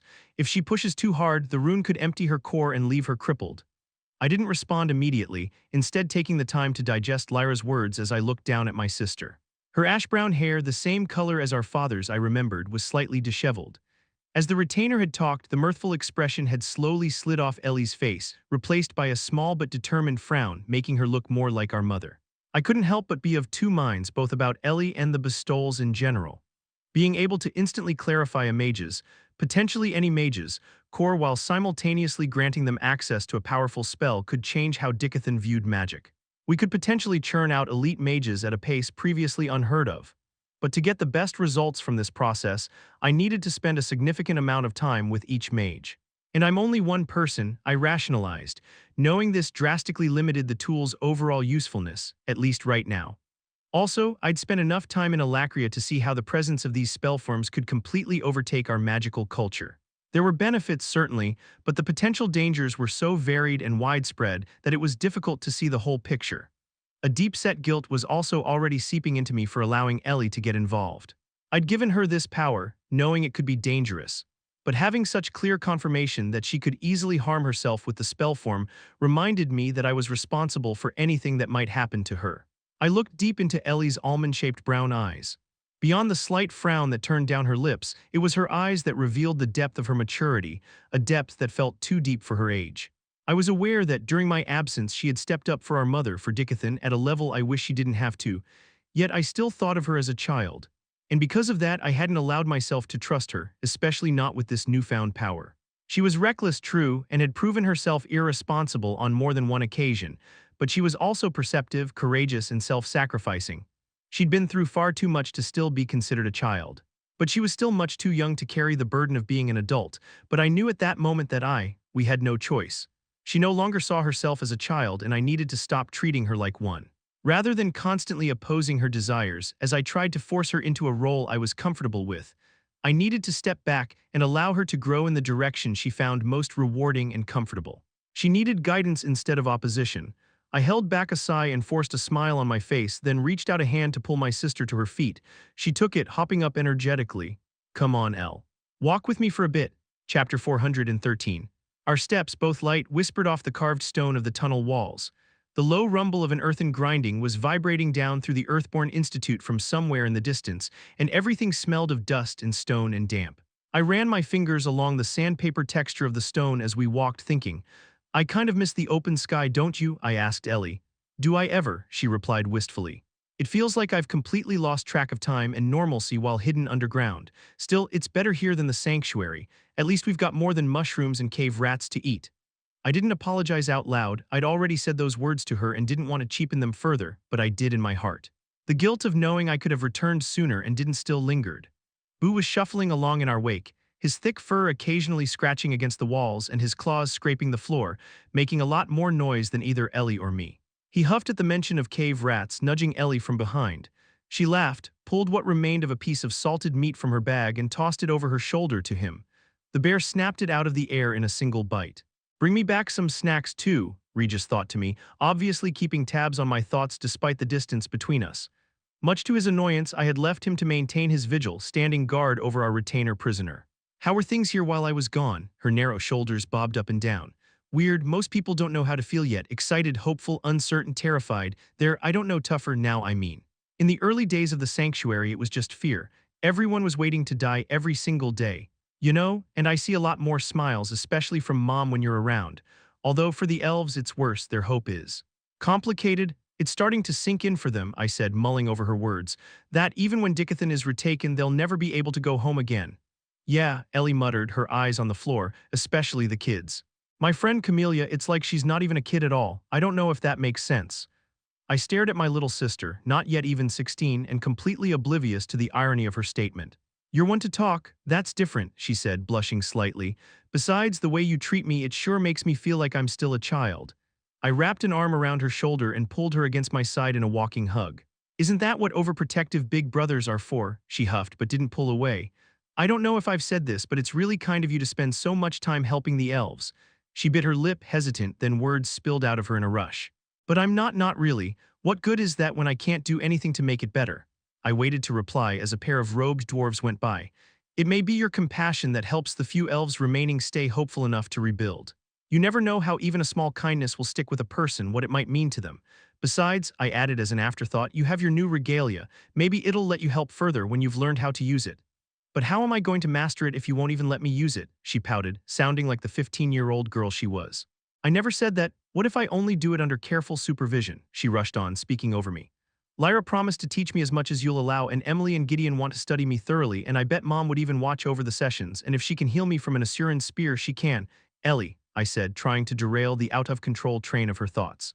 "Eleanor," she stuttered to a stop, looking slightly chagrined. "I don't want to keep you from using your regalia," I said. The tunnel walls fell away as we exited the Earthborn Institute, coming out into the open courtyard. "But I think it's best if you only use it when I'm there." She opened her mouth, rolled her tongue against her teeth, then took a deep breath. Finally, after she collected her thoughts, she said, "Don't take this the wrong way, big brother, but you're not exactly around a lot. How am I supposed to progress when you run off to save the world again?" I slipped my arm off her shoulder and pulled her half into a headlock. "That's why you are coming with me." Struggling, she slipped free of my grasp, mussing up her hair in the effort, and stared at me. "Don't be mean, Arthur, you're joking, right?" I shook my head, but felt my smile slacken and grow somber. When I was your age, I was training in Ephiodus with literal deities. Even in my last life, I was training to be king by now. You've been given a tremendous power, but you'll never be able to wield it properly if you don't test yourself. Laughing, she twirled around, then jumped into Boo, burying her face in his thick fur. Besides, I can't trust you enough to let you out of my sight, I muttered as I turned to keep walking. She bounced up beside me and punched me in the arm, then quickly slid her arm around mine and held on. So since we're on the subject of how mature and ready I am for danger and stuff, don't you also think I'm old enough to start dating? Stopping mid-step, I raised a brow in suspicion. Huh. Where is this coming from? Just wondering, just said with an innocent smile. I peered down into her brown eyes as if I were considering her proposal. Sure, but my rule hasn't changed, you can start dating. When your date can beat me in a fight. Boo snorted and nodded his agreement while Ellie pouted, leaning her head against my arm. Not fair. Once we were outside of the Earthborn Institute gates, I stopped and looked around. Ether rushed to imbue the Realm Heart Godrune, and the world lit up with the visible manifestation of mana. As my body flushed with the warmth of that power, I focused on the sixth sense for mana the ability provided, searching throughout the massive cavern of Vildoriel for a specific mana signature. Two stood out amongst the entire population of the city. One was still behind me, lingering somewhere in the Earthborn Institute, but the other was above in the Dwarven capital's palace. Without explaining further, I led Ellie and Boo up the winding highway, letting Realmheart fade. The palace guards bowed and opened the doors as I approached. Inside the entry hall, a few members of the Dwarven lords' houses lingered in conversation or leisure. They watched curiously, more than a few gazes focused on my sister as we passed through the massive hall, heading for one of the mana passages that would lead deeper into the palace. Unlike a more terrestrial castle or fortress, such as the royal palace of Ediston, much of the Dwarven palace was buried within the cavern walls, with tunnels and hallways interconnecting hundreds of individual chambers designed for a wide array of purposes, some of which seemed very alien to me as a human. Each set of kings and queens had expanded the palace even farther, constantly seeking to outdo their predecessors with the splendor of their additions, leading to places like the meeting room for the Council of Lords, carved from the heart of an enormous geode. One of the older such additions had been constructed during a time of extraordinary closeness between the elves and dwarves, before the most recent war between Sapin and Elenoir, which saw Darv retreat back into its desert in order to avoid being pulled into the conflict. The chamber in question was higher than most of the others, and so Ellie and I, with Boo trailing along behind, found ourselves climbing up a long switchback stairs. By the time we reached the top, Ellie was glistening with a thin sheen of perspiration, her breathing labored despite her efforts to hide it. Boo was grunting mutinously with each step. "Have you been up here yet?" I asked with a smirk. She shook her head, apparently having no breath for words. The stairs opened into a sort of alcove, a small cave that itself was hidden behind a fold of rock. It wasn't until we exited the cave and moved around the jutting stone that we could see the full chamber. I had to shield my eyes against the bright light, a sharp change from the dimly lit stairs. Slowly, as my eyes adjusted, I was able to take it in properly. Ellie and I stood at the edge of a large grotto, and for a moment it was easy to forget we were underground. The entire chamber was lit bright as day by floating lights, white as sunlight or the stars at night. On the ground, thick moss grew like grass, softening and hiding the stone, and a combination of moss and creeping vines turned the walls emerald as well. If you didn't look right at them, it almost felt like you were surrounded by a dense forest. About 30 feet up the walls, the green gave way to black, as the entire domed roof was carved of obsidian, which caught the light and reflected it in every direction, twinkling and shining like the night sky. A single large tree dominated the center of the chamber. Its boughs spread out for dozens of feet in every direction, covered with broad, bright green leaves and little pink fruits. Supported within its massive boughs was a small structure which looked as if it had grown into the tree itself or perhaps out of it. "The Elshire Grove," I announced quietly. Beside me, Ellie's mouth fell open in wonder. "It's beautiful." It was another voice who spoke next, coming from inside the structure. "A gift from the ancient elven king, Dalian Peacemaker." Virion stepped out into the false sunlight, then leaned on the rail of a balcony that ran around the outside of the dwelling and smiled down at us both. "To the Dwarven king, Alfred Ironhands, as a symbol of their friendship, the Council of Lords has been kind enough to gift it back to the elves for the duration of our stay here." Baron came out behind Virion and leaned against the door jamb. "This tree very likely represents the last remnant of the Elshire forest. It is only right that it belongs to the elves, and it should go with you when you eventually leave Vildoriel." "Perhaps," Virion said, with the air of someone avoiding a repeated argument. "While it may only take one acorn to plant a forest, Elenoir is a graveyard and the soil there may never bear life again." He pulled his attention back to me and Ellie. Anyway, it's not large enough for all of the elves to stay here, of course, but I have made sure to invite every elf here at least once, so they may experience this small memory of home. Anyway, we'll come down to you. I'm sure you have something important to discuss, Arthur, if you went to all the trouble to come up here. As Virion and Baron climbed down a steep series of steps that wound around the trunk of the tree, I led Ellie to a flat patch of moss near a small brook bubbling away near the edge of the cavern. We each lounged back in the thick, soft moss, which released an earthy, slightly sweet smell as we disturbed it. Boo went to investigate the creek, no doubt hoping to catch a fish or two. Virion and Baron joined us only a moment later, the former sitting cross-legged next to us. Baron stayed standing. Any word from Vare on the situation in Kalberk? Baron asked. Not yet, but if the Alacrians there are as dug in as our early reports suggested, it could take some time. You could have gone yourself, he suggested, his tone and intentions unclear. It was good you didn't, he added after a moment, giving me a firm nod. We've been underground for too long, literally in my case, and the lances need to be seen, their presence felt. Virion snorted with amusement, turning to look up Baron. An ironic sentiment since I tried to send you and you refused to go. I'm needed here at your side, Baron replied hesitantly, looking down and away. Vare is the better choice to revive the name of Lance in the hearts of the people. I felt hope dwindle as I listened to the exchange, feeling I already knew the answer to the question I'd come here to ask, but I forged on. Well, I'm glad to hear you say that, Virion, because it relates to why I'm here. Virion returned his gaze to me, the wry smile smoothing out into an impassive, curious expression, while behind him Baron's features hardened. The continent is largely back in our hands, I started, considering my words carefully, and I've extracted a vow from Kezes Indrath himself to help protect Dicathen from further reprisal from Agrona, who is busy minding his own continent at the moment anyway. But that won't be enough, not in the long run. It's time I return to the task that kept me away for so long. Virion leaned forward, resting his chin in his hands. Yes, I've been expecting this. I am glad. If it means a chance to bring Tesha back. Virion cleared his throat, then went quiet. If I'm able to gain insight into the aspect of fate, well, I've already told you everything, but I have hope. Virion smiled softly, highlighting the wrinkles etched deep into the skin of his face. Hope is enough for now. It has to be because it is all we have. He refocused on me. Is this a courtesy to inform me you're leaving, or was there something else? I sat up, mirroring Virion's cross-legged position. I don't plan on returning to the relictums alone. I glanced meaningfully at Ellie, who had remained quiet throughout the conversation, then looked over Virion's shoulder at Baron. I'd like a lance to come with me as well. Absolutely not, Baron said instantly, his head shaking. Sorry, Arthur, but Virion needs me here. Virion patted the ground next to him without looking back at Baron, who hesitated but eventually gave in and sank down into the soft moss with us. Sitting stiffly and looking incredibly uncomfortable, he continued. There are thousands of elven families to reach out to. We've started a census with the goal to reunite as many families as possible. We still don't even really know how many refugees were able to escape Lenoir after the Alacrian invasion.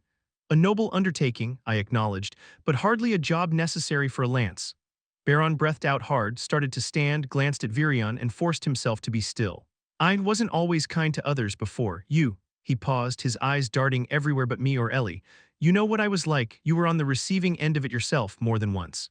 And yet after you vanished, when I thought I would never recover from my wounds, Virion and his people cared for me in a way I don't think anyone had before. They helped me rebuild my strength and convinced me I had a purpose. This is my purpose, Arthur. Baron's jaw worked silently, and finally his gaze met mine. Don't think I do not yearn to test myself. I can feel the potential within me stretching out into the distance like an open road. The mana from that horn has brought me far, but there is so much more for me to learn and accomplish. He set his hand on Virion's forearm. After, there was nothing I could say to counter Baron's argument. My original interpretation of the situation, that there was little need for a lance to be involved in such a mundane procedure as a census, was short-sighted and even perhaps a little selfish. If Ellie was going to come with me, I needed assistance to make sure she was safe. But I couldn't ask Baron to leave behind this work, especially if it meant so much to him. I understand, I said after taking a moment to process these thoughts, and I appreciate what you're doing. Lenoir was my home too, after all, even if only for a few years. Baron's brows rose at that and he chuckled. I'd nearly forgotten. It's difficult to think of you as a child. I rose to my feet, giving Virion and Baron a tight smile. To be fair, I never really was. We said our farewells, Ellie and I wished the pair luck, and we began the long descent back down the stairs, hurrying out of the Dwarven Palace before the Earthborns or Silvershales could try to drag me into some courtly drama, then made our slow way down the spiraling highway. Ellie was the first to break the silence. So you're really taking me to the place you talked about, the magical dungeon with a whole different world in each room. That's the one, I answered, bemused. Wait, then why didn't you ask Micah earlier since she was right there? I grimaced and shot my sister a warning look. Honestly, I thought Baron would be the more stable companion for this ascent. The relictums can be strange, as can Micah and the two together, but I expect that to stay between us, got it? Ooh, I'm telling, Regis piped in from afar, his boredom palpable. Ellie hid her smile behind her hand, stifling a laugh. She is really eager to get out of the city, though. She mentioned it like 20 times while I was training with Lyra earlier.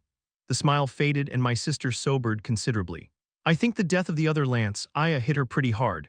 Flashing in and out of Realmheart again, I located Micah's mana signature, still within the depths of the Earthborn Institute. Let's go see if she'll join us then, shall we? So, we're just going to do this right here in.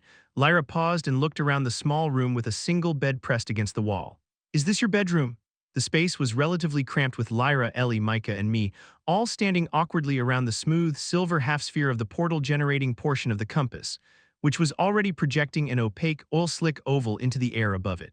Boo had shoved his head and shoulders into the room, and my mother was craning her neck to watch from outside. The compass needs to remain somewhere safe while we ascend through the relictums, I answered. Here we'll have an emitter close at hand if anyone gets injured and we need to return. I won't go anywhere, Mom said gravely, standing on her tippy toes to better be seen. Worry lines wrinkled her face, and she pinned me with a sharp look that was both promise and threat. If anything happened to Ellie, there would be hell to pay, but she would be ready. Despite her obligatory parental apprehension, we had approved of the mission, acknowledging her role in arguing for Ellie to become our test subject for the spell forms. Micah was bouncing excitedly on the balls of her feet. Come on already, are we going to do this or what?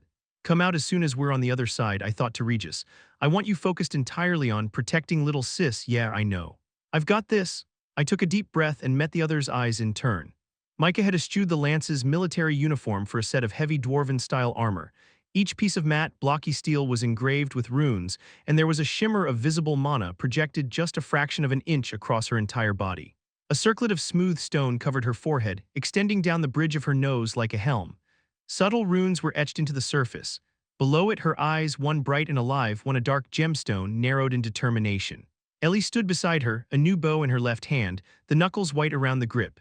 It was a simple, graceful recurve bow made from flat black metal, a dwarven design altered to mesh comfortably with Ellie's pure mana style of fighting.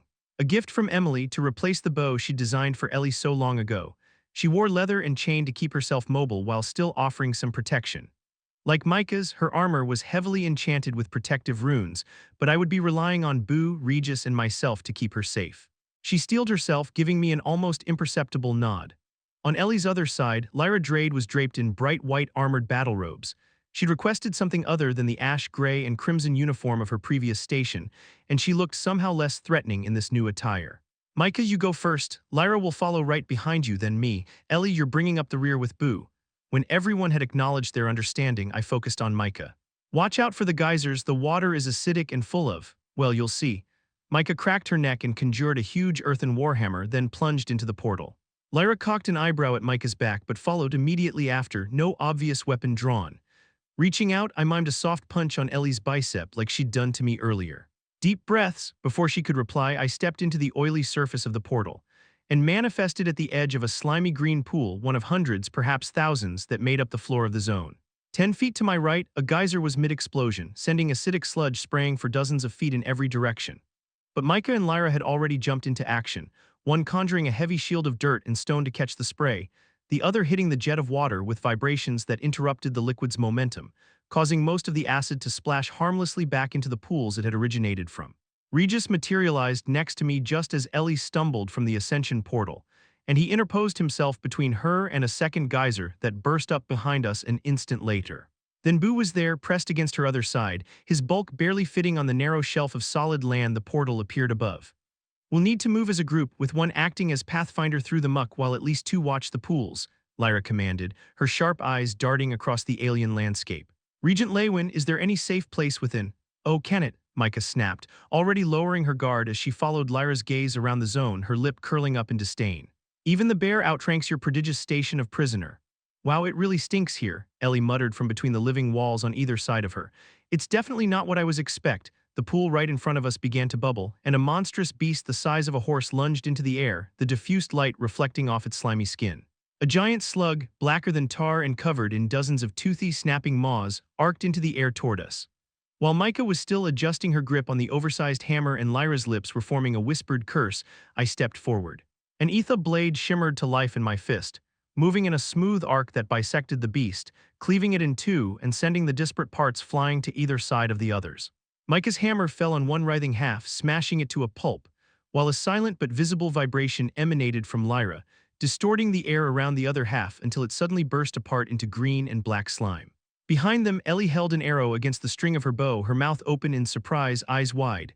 "Welcome to the Relictums," I said somberly, Chapter 414, NICO Sever. My fingers drummed across the surface of the charwood staff, the beat creating no discernible rhythm, but acting as an outlet for the chaotic energy dancing nervously within me. Though I tried to embrace the cold, emotionless state again to help me progress without distraction in my work, the vision of Lady Dawn's shriveled and desiccated body still haunted me, appearing every time I closed my eyes. It was also impossible to keep up any coherent train of thought with the constant wasp-hum droning of Draniv in the background, and yet I couldn't bring myself to shut him up. There was something equally comforting about the noise that I had gotten used to over the years of his servitude. "When I saw you, I think I about died right then and there, horrified into a heart attack," he said, chuckling. He was sitting cross-legged on the floor like a child, rolling a wooden ball around in circles, while I was standing at my workbench and staring down blankly at a collection of artifact parts. "I didn't know, never thought, 'cause when I first went to Dicathen you were safe in the dwarf home, weren't you?" He paused, taking a rattling breath, the noise of the rolling ball stopping for just a second, then going on again. "Well, that's what done me in, wasn't it? Bad luck, that was all, cursed bad luck." Without looking back at him, I said, "I think disobeying orders and nearly destroying Agrona's plans had something to do with it." Draniv let out a simpering noise that was part laugh, part the whine of a kicked dog. "A cautionary tale, isn't it? Maybe my ill luck will save some wee little mage a whole catastrophic heap of consequences one day." Hearing a strange note in his voice, I turned from my work to look at Draniv. He had taken off his mask and set it aside. Beneath it, his features were unremarkable.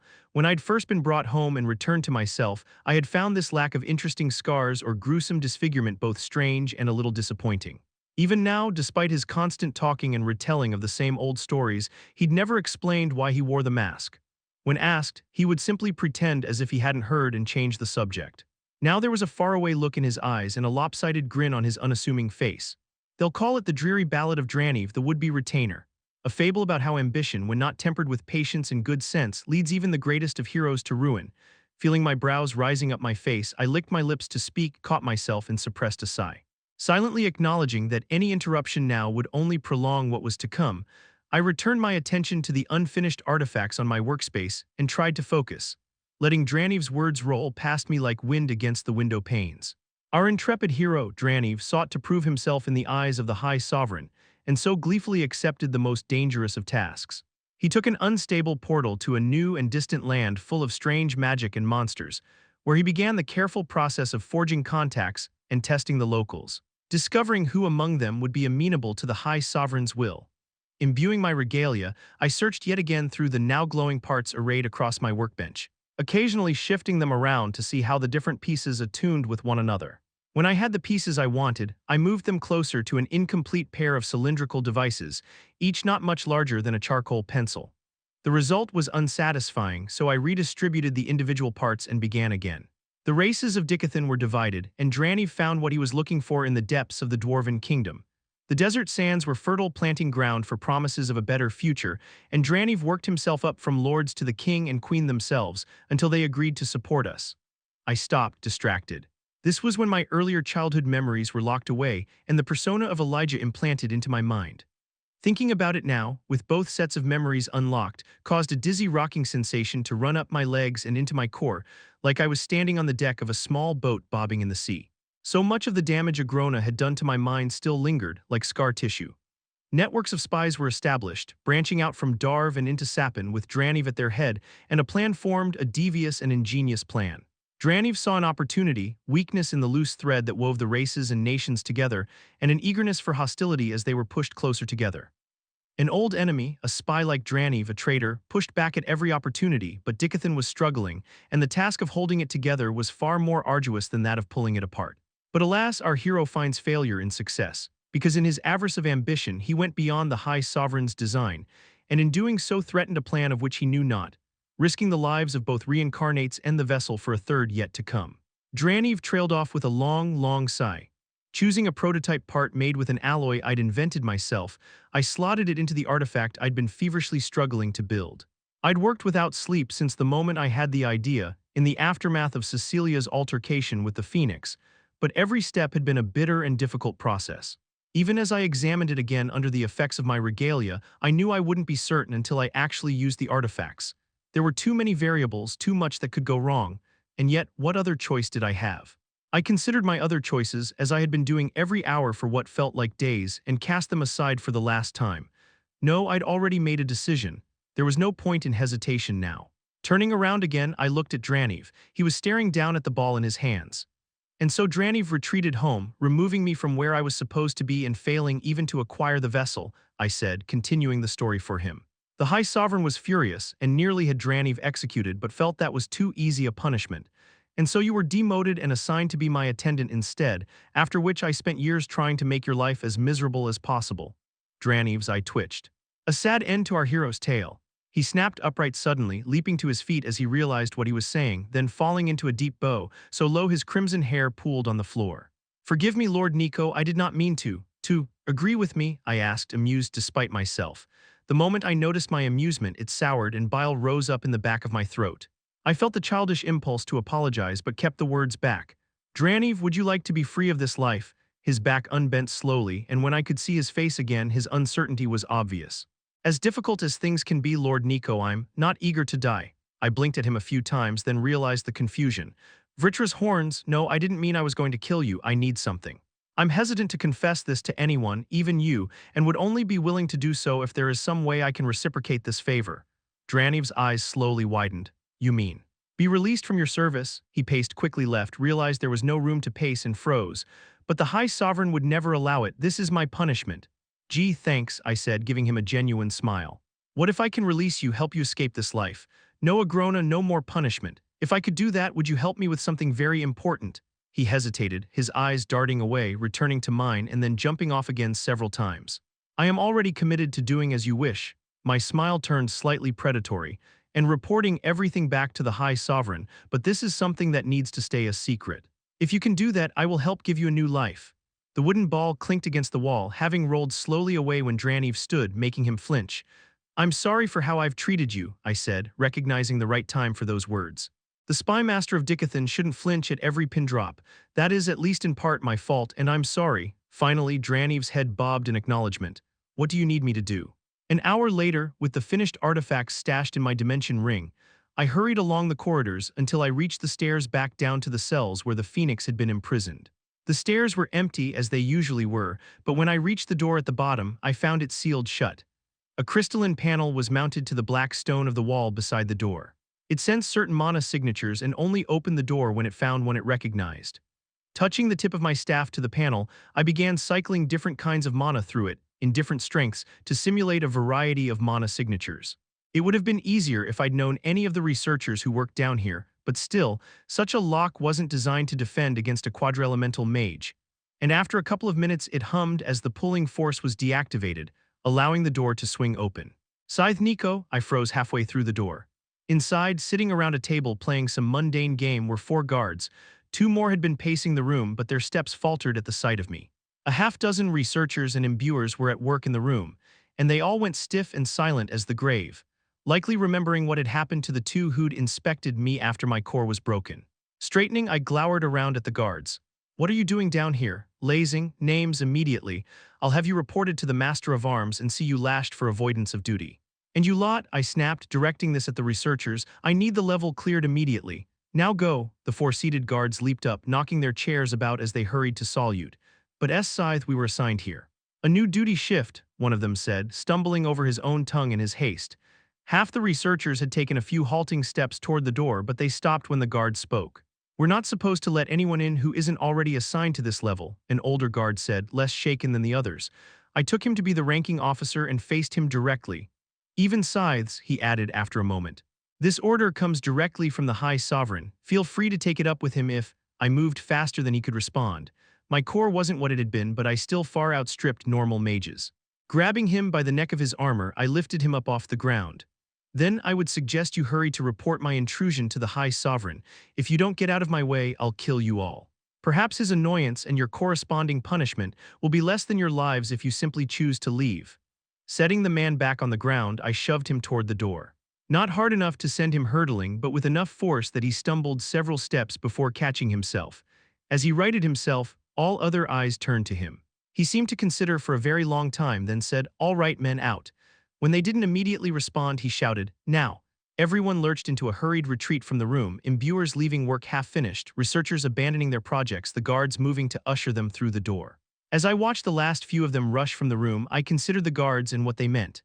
I had expected it to take 20, maybe 30 minutes for word to spread from the laboratory workers to the point where Agrona would take notice, but the presence of guards could speed or slow that time, depending on how afraid of punishment they were. In the end, though, it changed nothing. If Agrona arrived too soon, all would be lost, but I wasn't ready to abandon my plan.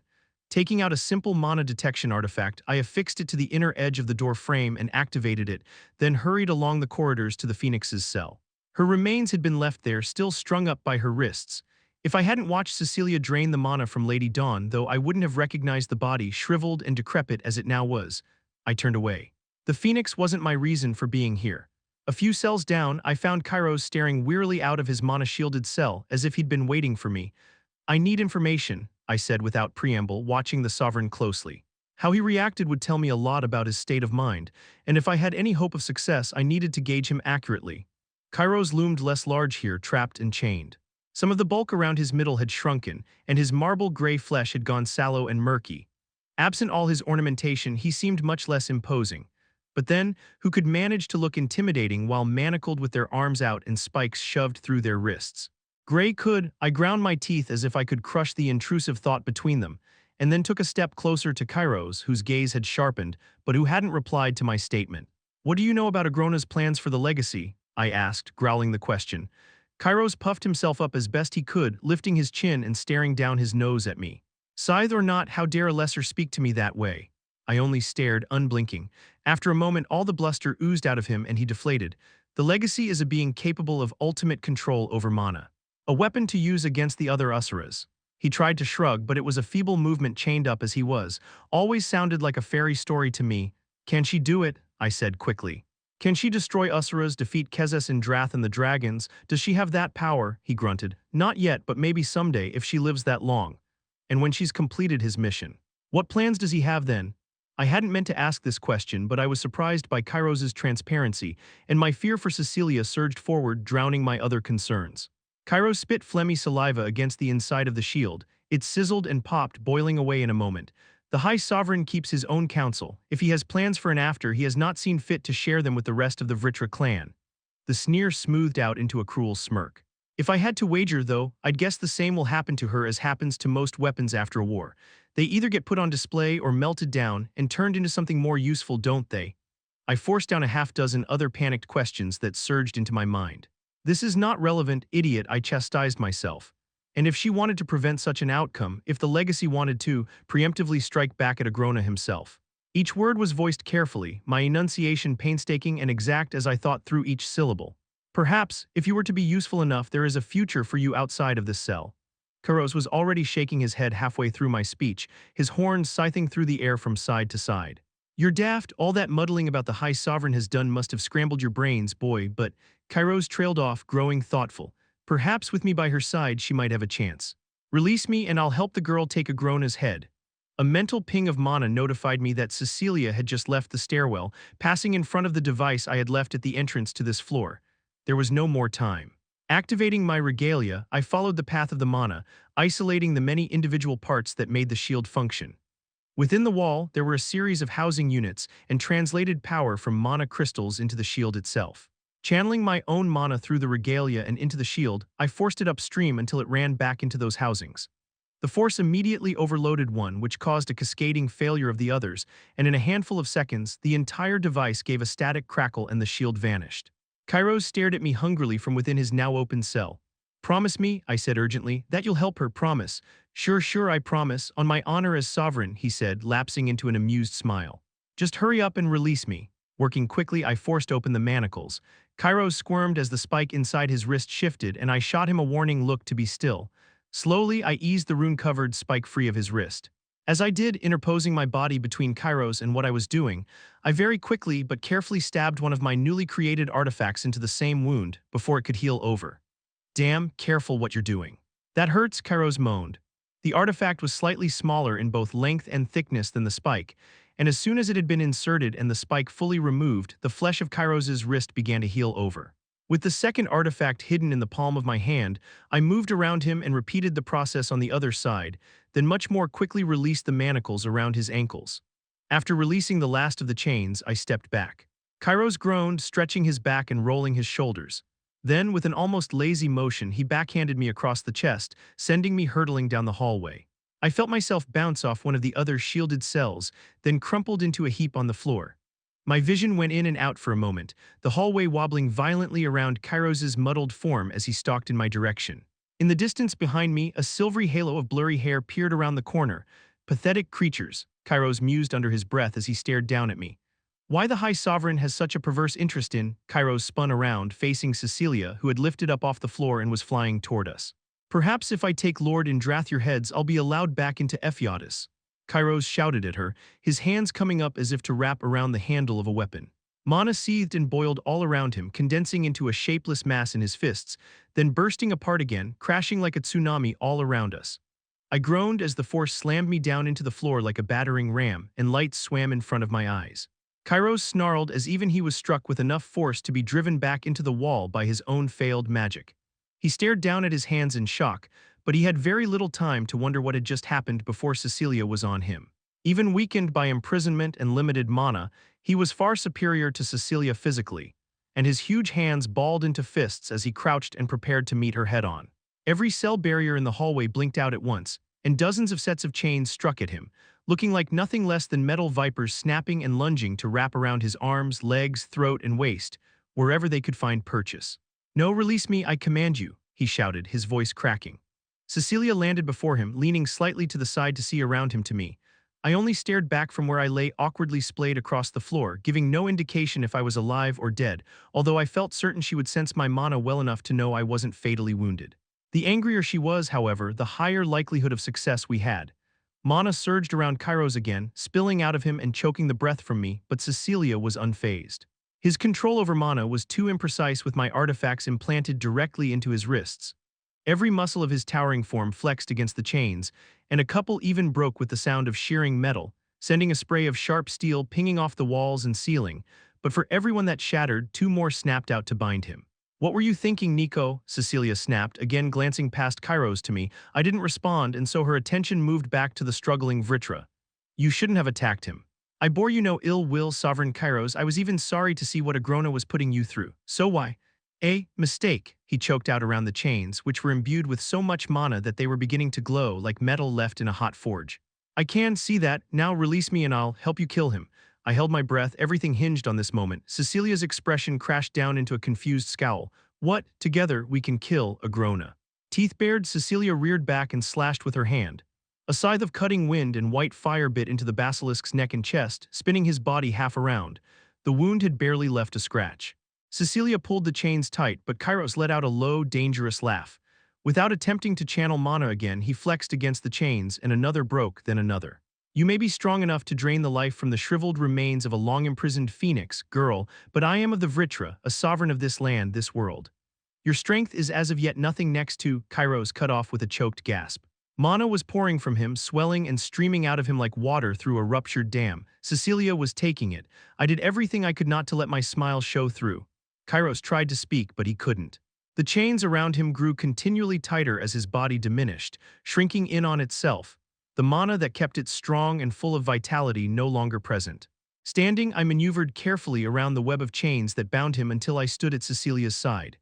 Her entire body trembled, and a trickle of blood ran from the corner of her eye like a scarlet teardrop. Although I couldn't see mana particles like she could, I was very aware of the way her physical body seemed to strain against the ocean of basilisk mana. Her core had no room for it, and so it filled every muscle, bone, and organ. Mana was bleeding from her veins into the atmosphere, but even that she grabbed and pulled back. Then with a gasp she had finished. I let out a breath I hadn't known I was holding. Cecil, are you? Suddenly her body was limp and falling. I grabbed her in my arms and eased her to the ground, wiping the blood off her cheek. She was unconscious, but her breath continued steadily, even though her heart was pounding like she'd been running for days on end. As I stared down at her, hoping this had been the right course of action, another ping warned me of someone else approaching, just as I felt the sudden swell of his mana grasping like claws at the entire level. Spinning, I conjured blood iron spikes from the chains, focusing my entire mind, all my will and mana on the task. What remained of Kairos's body nearly exploded with them, dozens on dozens rending his withered flesh, pulling him apart into an unrecognizable, bloody mess. I felt a few of the spikes shearing into the fragile artifacts in his wrists, releasing a slow trickle of Kairos's captured mana, just like the last vestiges of mana leaving a dead mage's body. Then with terrifying suddenness, I was immobile, entirely frozen, my mind and body no longer connected. What is the meaning of this? Agrona snarled from behind me, his uncontained rage threatening to flay the skin from my bones. My body spun around to face him and his scarlet eyes burrowed into mine. I could feel the probing of his magic worming into my brain. What happened? He asked, only slightly calmer. I swallowed heavily as my facilities were partially returned to me, not enough that I could move, but I was at least able to blink and speak. I was talking to Kairos when Cecilia came to find me. She overheard him speaking of treason, and in her rage she attacked him.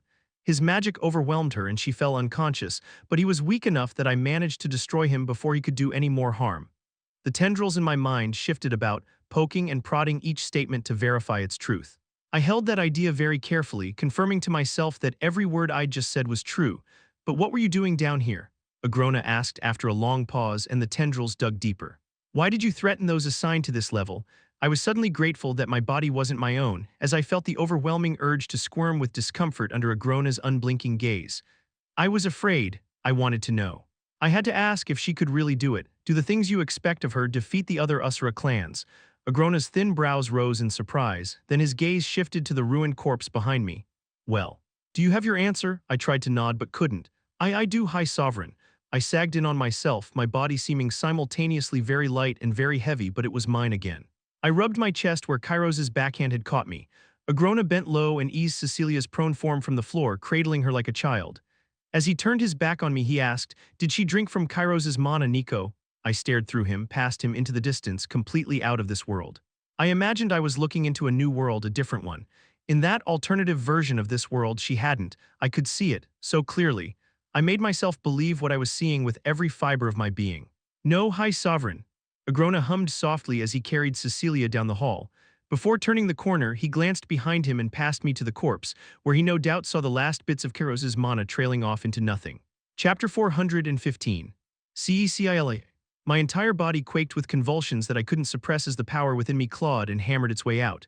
Beneath me, the small bed I'd finally come to accept as my own rattled against the floorboard, the wooden frame crackling like pine needles in a fire. My eyes wouldn't close, instead staring wide-eyed around the unadorned room, the line of their gaze determined more by wherever my head bucked and bounced than any intention of mine. There was a furious punching sensation against the inside of my chest, and for a wild moment, I was certain the power was trying to rip its way out of me.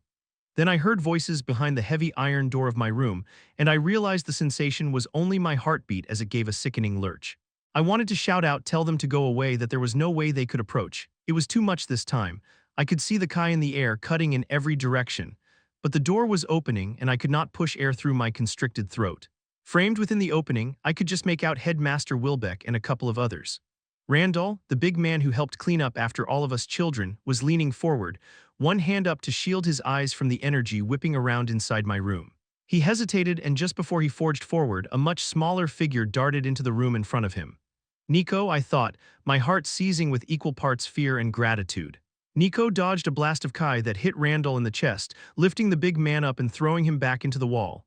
"You can't," I said, the words finally grinding out between my clenched teeth. "You'll get hurt." But something was wrong. Whether caused by the storm of Kai destroying the room or my own weakening sense of perception, Nico was beginning to blur, or rather, Nico stayed brightly, vibrantly clear, the clearest thing in the room, while a blurry halo surrounded him. I tried to focus, but staring at the halo made my head ache terribly. Nico was crawling toward me, reaching out for me. I couldn't look right at him and so turned away, but I could still see him out of the corner of my eye. The crystal clear image of Nico and the fuzzy halo separated into two individual images. One was Nico, clean and clear, his face set in a heroic grimace as he powered through the onslaught of Kai my fit was unleashing. The other, the blurry image, was a boy our age, sweat pouring down a face twisted in desperation as Kai swelled within him. The bed came apart, the feathers and fabric and chunks of wooden frame swirling up into the air and spiraling around me like they were trapped in a miniature tornado. I felt myself being lifted up. The two boys were as well, Nico pulled to one side, the blurry boy to the other. Every few seconds they would overlap, becoming one figure, then burst apart again, tumbling end over end. Then the room was coming apart, then the orphanage, as the storm of my Kai grew and grew, peeling away layer after layer of the world and leaving it all bare.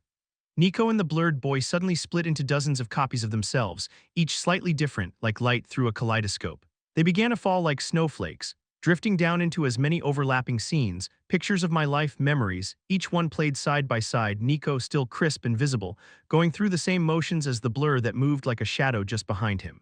My eyes snapped open. Leaning over, I released the pressure that had been building within me. An attendant shoved a bucket under my face just in time to catch the contents of my stomach, and someone patted my hair and cooed soft, comforting noises.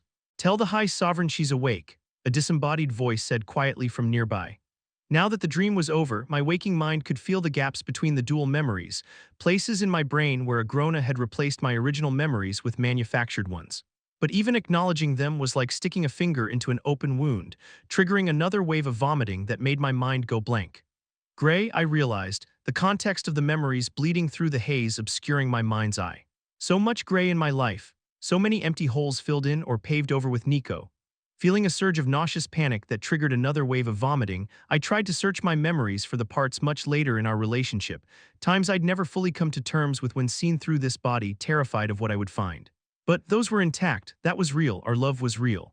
As the nausea eased from my tired, aching body, I leaned back and closed my eyes, catching only a glimpse of the dark-haired attendant who reached out with a rag to clean my lips and chin.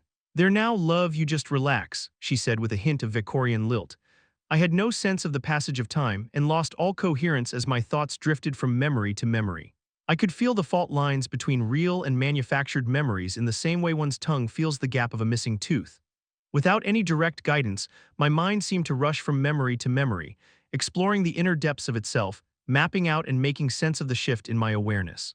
Whether a minute or an hour later, a stifling presence appeared at my side, pushing everything else away to make room for itself.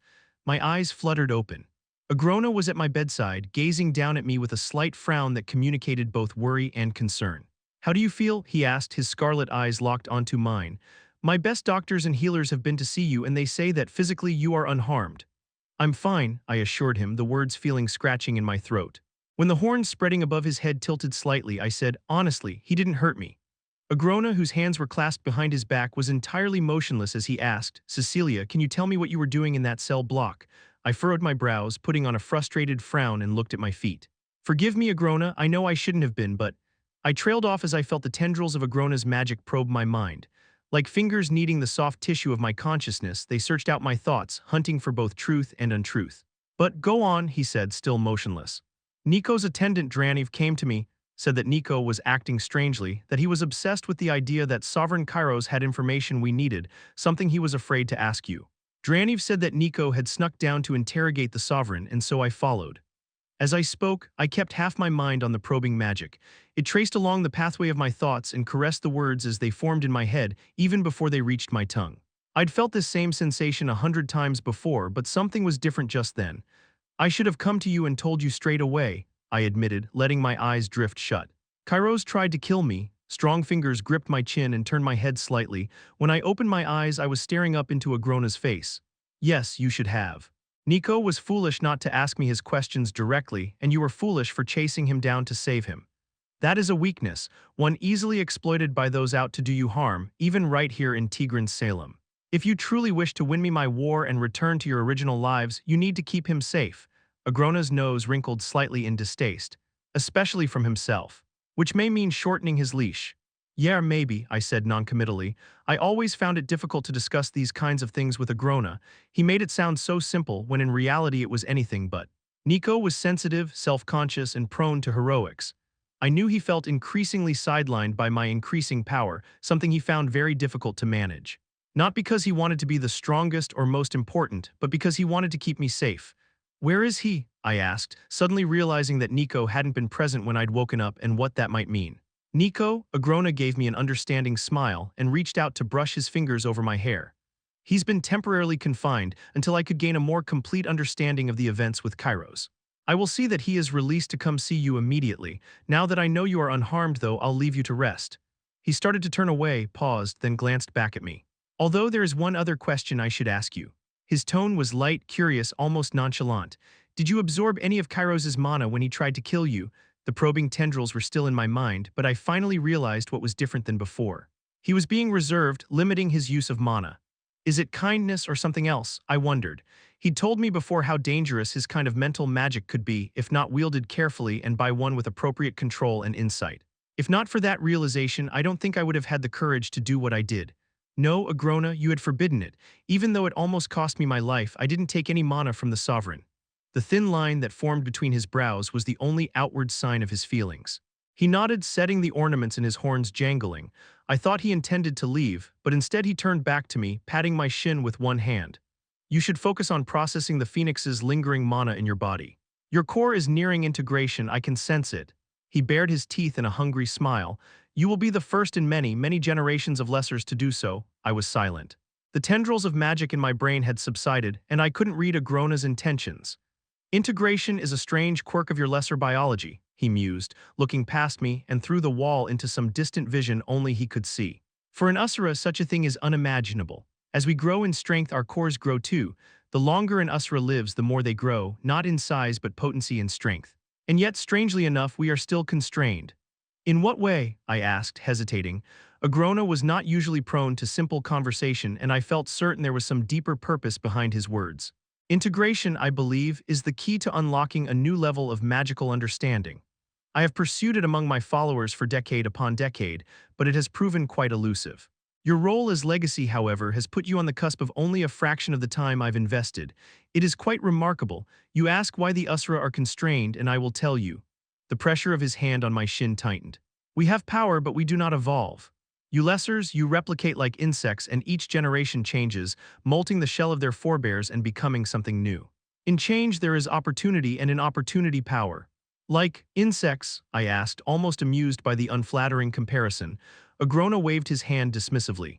Once you have reached the integration stage, then you will be able to fully come into your power as the legacy. Until then, do not let minor setbacks disrupt your progress. Yesterday's defeat becomes the lesson that informs tomorrow's victory. He straightened and smoothed the rich purple fabric of his shirt. Beings like the two of us cannot afford to let slip even the smallest of lessons, Cecil. You must absorb it all, internalize every lesson, and then weaponize what you've learned. Do you understand? I bit the side of my cheek, uncertain if I really did understand, but after a moment I nodded. Rest then and consider my words, he said, and then strode away. Only then did I realize I was alone and that all the attendants and healers had left me. I sank back into the bed and stared at the nondescript ceiling of my bedroom, forcing each breath in and out, deep and consistent. Despite everything Agrona had said about absorbing and internalizing and integration, I found my thoughts drifting away from his unheeded advice and to Nico. I had always known what Agrona was capable of. When he soothed my emotions or helped me bury her memories, I knew what we were doing. He'd even limited my access to my own previous life's memories with my knowledge, waiting until I was strong enough before revealing certain things to me. But this had been for my own protection and often at my insistence. Or so I'd thought. Why Nico and Agrona had felt it necessary to change some of these memories, inserting Nico in place of Gray, I couldn't wrap my head around. Much of my relationship with Nico, all the best parts even were real and true, but they had built him up, tried to make him more heroic, and they all but erased Gray from my life, just to help me hate him. That had been unnecessary. I hated him on Nico's behalf alone, except as I examined the emotion building in my chest, I had to acknowledge that it wasn't hate I was feeling. I clamped firmly around the resolve I felt in killing him to free Nico of his rage. That at least was still true. I didn't need to hate him to destroy him. As I considered this and a great many other things, my eyes grew increasingly heavy and I drifted off to sleep. It felt as if I'd only closed my eyes for an instant, however, when a small knock at the door woke me again. Cecilia, a sleepy smile spread over my face. Come in. The latch clicked and Nico stepped into the room. He eased the door shut again behind him, then moved to the foot of the bed, looking at everything everywhere except at me. He sat down stiffly, supporting himself on one arm but carefully not touching me. The silence between us built until it was awkward. Were they unkind to you? I asked when I couldn't take it anymore. If they were, no, he answered belatedly, his voice soft. Do you? How are you feeling? I watched the side of his face as he stared down at his lap. He was pale, well, more pale than usual, and he had a withdrawn expression. His fingers fidgeted nervously against the side of his leg. Despite the way his body seemed draped in on itself, it was also tense. Something was clearly wrong. I'm fine, honestly, except, well, I swallowed heavily. I lied to him, Nico, you made me do that. You were letting him out, but I don't understand why. Please tell me why we did this. Nico glanced at me, but only for the barest instant. I'm sorry, Cecilia. He went quiet, and I could see him chewing on the inside of his cheek. The silence went on long enough that I didn't think he was going to answer me, but then he started to speak again. I'm really glad you're okay. I didn't think that should have guessed Kairos would do something like that. I didn't want you to get hurt, just thought, well, he could. I don't even know really that if you, He trailed off, cleared his throat, and then looked at me for real. I sat up, pulling my legs under me so I was sitting cross-legged, then leaned toward him. You're lucky Draniv saw fit to come tell me. If he hadn't, you'd be. As I mentioned Draniv, Nico's fist balled up in the fabric of my blanket. Don't you go taking this out on him, Nico Sever. It's because of Draniv that you're alive. No, it's because of you that I'm alive, he ground out through clenched teeth. Draniv is a traitor. You have no idea what he's done. Is it any worse than what you've done? What I've done? I asked waspishly, then immediately regretted allowing myself to become frustrated as Nico shrank in on himself. Let's just not fight, okay? I'm sorry, he nodded quickly. I know, me too. He searched my eyes for a long time before speaking again. Are you sure you feel okay? Is anything different, with the basilisk mana, he added quickly. Aside from feeling myself unravel one memory at a time, I wanted to say but held back. I had no way of knowing how much Nico might know about what exactly Agrona had done, the kinds of changes he had made, and I couldn't bring myself to ask. Then, with the uncomfortable recognition of my own stupidity, I suffered the chilling realization that Nico's mind may have been manipulated just like mine. Only, without any way to break through Agrona's magic, he would still be trapped in those false memories. My hesitance to speak about it suddenly seemed almost prescient, as drawing attention to the dual memories without first establishing some kind of framework might trigger any kind of reaction from Nico. He could fly into a rage or rush straight to Agrona in some kind of pre-programmed response, or have a complete mental breakdown. Did Agrona replace Grey in your mind too to make you enemies, I wondered? Or did he only take the hatred you already felt and fuel it, trimming out the good times and leaving only the bad? Agrona was like a surgeon with a scalpel, careful in his nicking and cutting. But I had no doubt he could wield his power like an axe if it suited him. Cecilia, Nico ached. I blinked several times, realizing I had been drawn deep down into my own thoughts. I was just inspecting myself, I guess. But no, I don't sense any major changes within me. Perhaps it will make it easier to manipulate the shield around Sazeklar, though. I mean, certainly if the Phoenix mana would have helped, then Basilisk mana has to be even better, right? Several emotions seemed to flash across Nico's face at once before he reined them in. Yeah, of course, silver linings, right? He tried to smile, but it was weak and pained. Why didn't you tell Agrona? He asked suddenly, catching me off guard. I'm not sure. I stammered, leaning back and letting my head rest against the wall.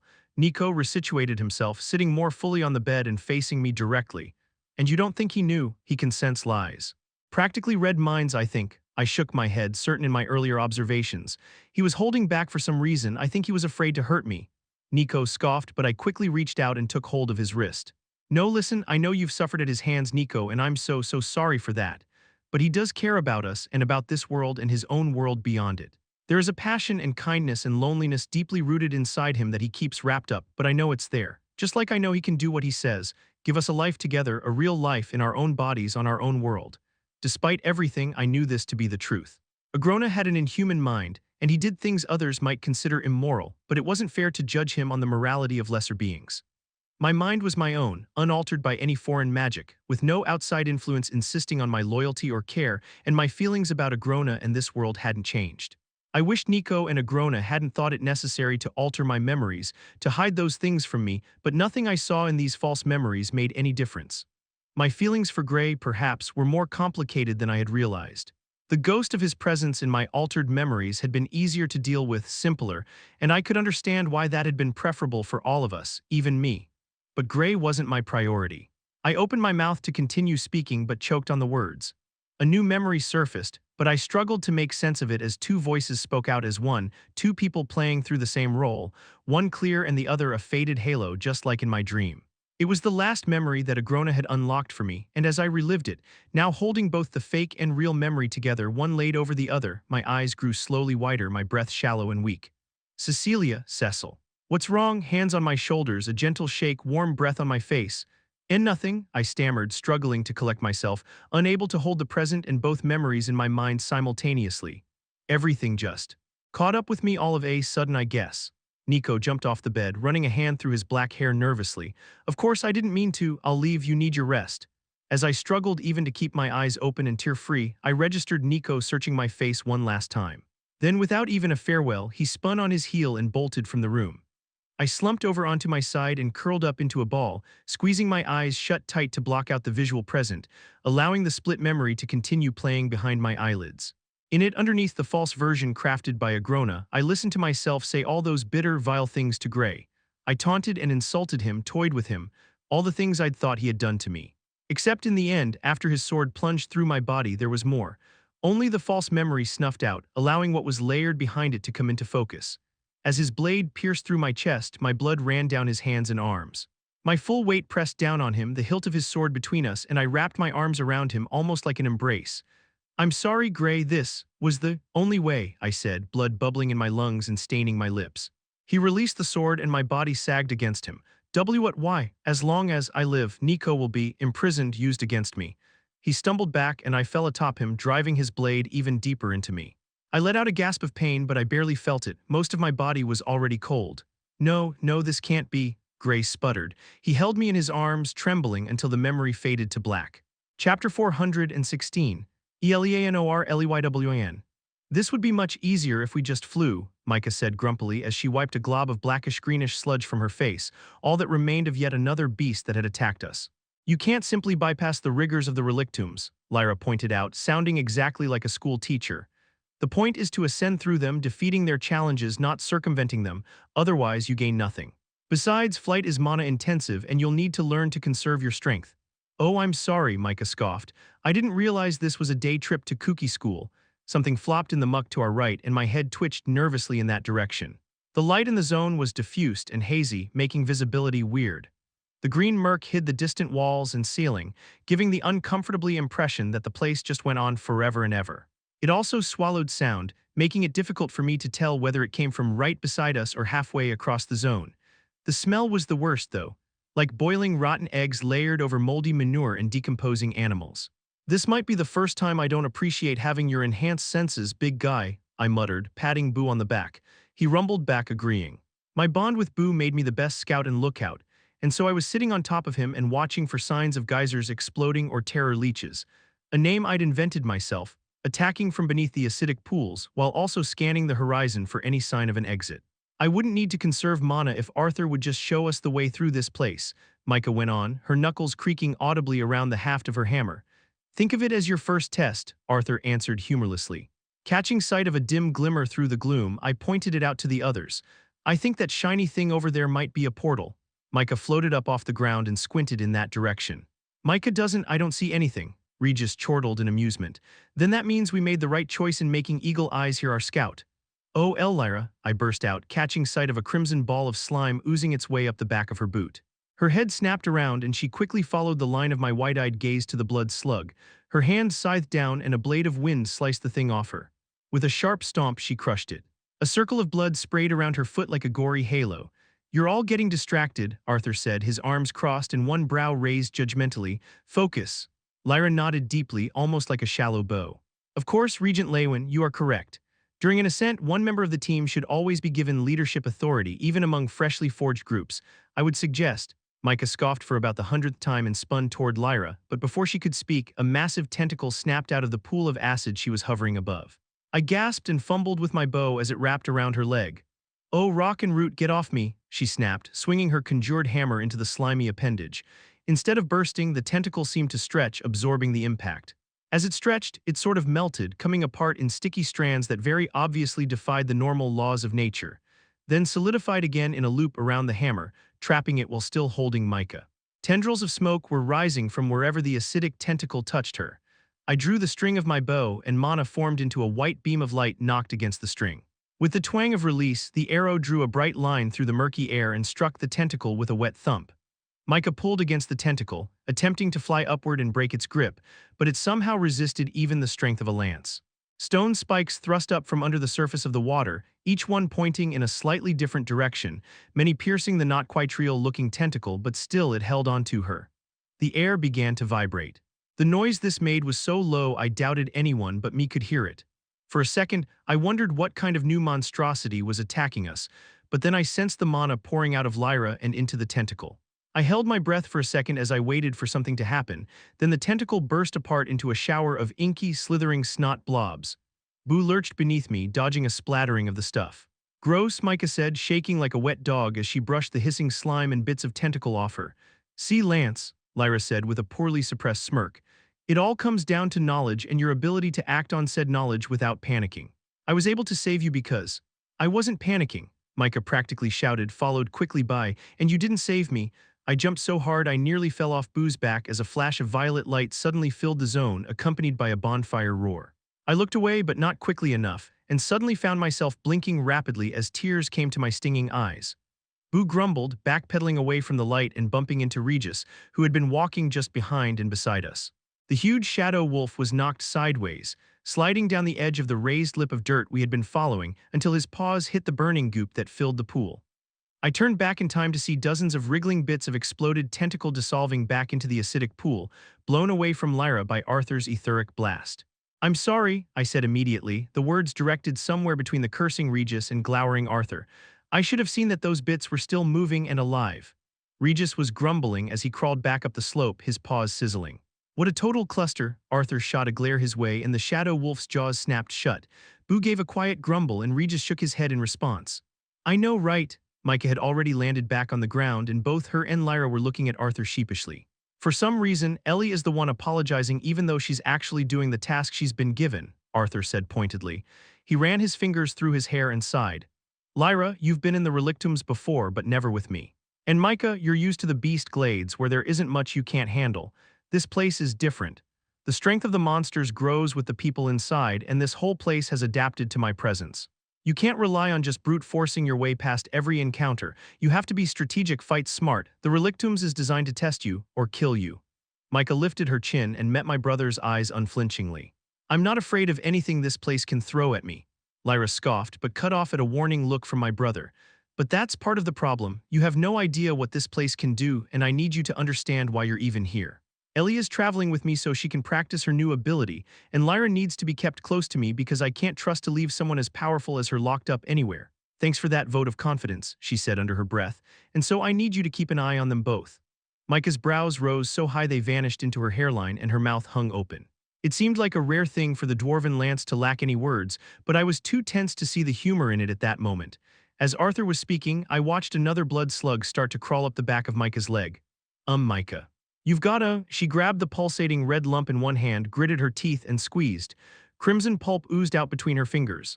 "I understand," she said, tossing the mess into the closest pool of acid with a heavy splash. "All right, let's get moving again then," Arthur said, gesturing for Micah and Lyra to take the lead. Moving together, they started off in the direction I'd indicated. Arthur immediately lit up with a dim violet light, his blonde hair floating up from his head. I watched him curiously. Even though I'd seen it several times now, it was still kind of eerie. Arthur already looked so different than from before he disappeared, and the strange runes only highlighted his alien nature. With Realm Heart active, his head shifted from side to side and up and down, scanning our surroundings. As we passed the pool, I was distracted by something strange. My arrow, the one I'd shot at the tentacle grabbing Micah, was floating on the surface of the acid. Boo, sensing my attention shifting, stopped and let out a grunt. "What's up?" Regis asked, staring hard into the pool, perhaps expecting some other monstrous manifestation to jump out at us. "Nothing, it's just—" Mentally, I reached for the arrow. I could feel it since the mana still compacted into that form. My regalia tingled, and I realized the arrow was still tethered to me by the spell form.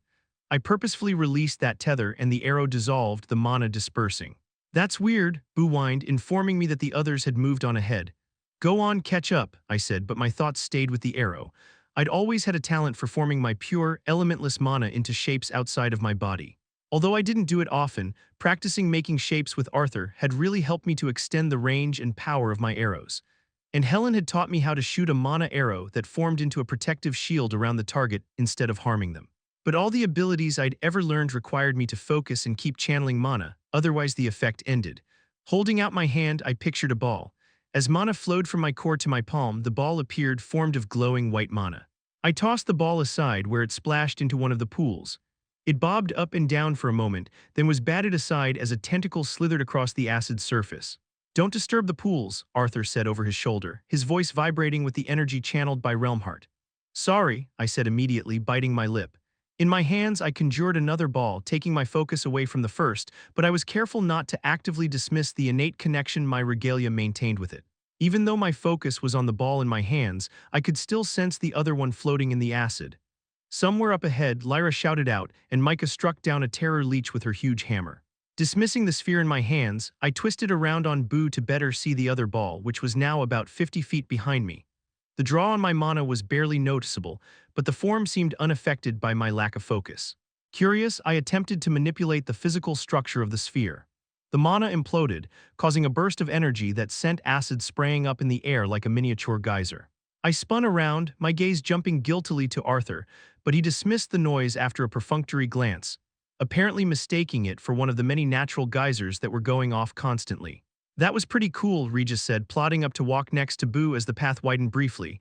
"You were using your spell form, right?" "Oh, yeah," I said, feeling awkward. "I'm not really sure what it's doing though, or what I'm doing with it." The rotten egg smell intensified, drawing my attention to small bubbles forming on the surface of the pool next to us. On our left, an earthen wall sprouted from the ground, curving over us like a half-arch, and I heard the spray of sludgy water on the other side. "Thanks," Micah shot back over her shoulder. "Try again," Regis suggested after the noise had passed. I thought about what I wanted to do for a moment, then began shaping the mana. When I was ready, I tossed it onto the path behind us but maintained active focus on it, attempting to continue to manipulate the shape so that it moved with us. A small blob with 4 stubs for legs trotted stiffly after Boo and Regis, glowing white in the dim light. I turned around so I wasn't looking at the conjured figure and scanned our surroundings. When I found what I was looking for, I drew my bow, conjured an arrow, and loosed. The white beam of mana thunked into a fat blood slug that was hunkered at the edge of the path, ready to latch onto the first thing to get close enough. "Nice shot," Lyra said, kicking the remains down the ledge. Quickly looking behind me, I saw that the 4-legged blob had stopped moving. It was still there, frozen with its stubby legs lifted as if it was in the middle of taking a step, but it was no longer following us. I tried to start it moving again, but like the sphere in the pool, it burst, creating a nova of mana that expanded outward for several feet before dissipating. The mana holds its shape after I stop focusing on it, but I don't seem to be able to reconnect with it. When I try to change the shape again, it collapses, I told Regis, glad to have someone to bounce my ideas off of. "Collapses or explodes," Regis shot back, giving me a wolfish grin. "Maybe it's just because I'm a walking, talking weapon, but I wonder, can you make something burst with more energy than that? Maybe if you compact a larger amount of mana into the shape, or forge it with the intent that it, goes boom." I giggled at the excitement in his tone, but went quiet when Arthur cocked his head, turning his ear back toward me. "Is right now really the best time to be playing around with your power?" I asked myself with Arthur's voice. "What if I draw in a bunch more of those monsters, or something goes wrong like Lyra said and I go into backlash?" As I considered this, I noticed the golden glow emanating from Arthur's lower back glow brighter. "What's he doing?" I asked aloud, mostly to myself. "Meditating," Regis answered. "He's been focused on Dicathen and hasn't made much effort to continue improving himself lately. This isn't just a chance for you and the insane dwarf to train, it's his too." I set my jaw, that made sense. And if even my invincible god-killing brother was doing what he could to train and become stronger, I had to too. I didn't worry much about the physical form, just shaped the mana into a kind of rough, flat, very dense disc. When I was satisfied, I tossed the disc behind us. It landed on the hard dirt with a quiet thud. Inside my head, I disengaged my focus from the mana but left the tether with my regalia intact.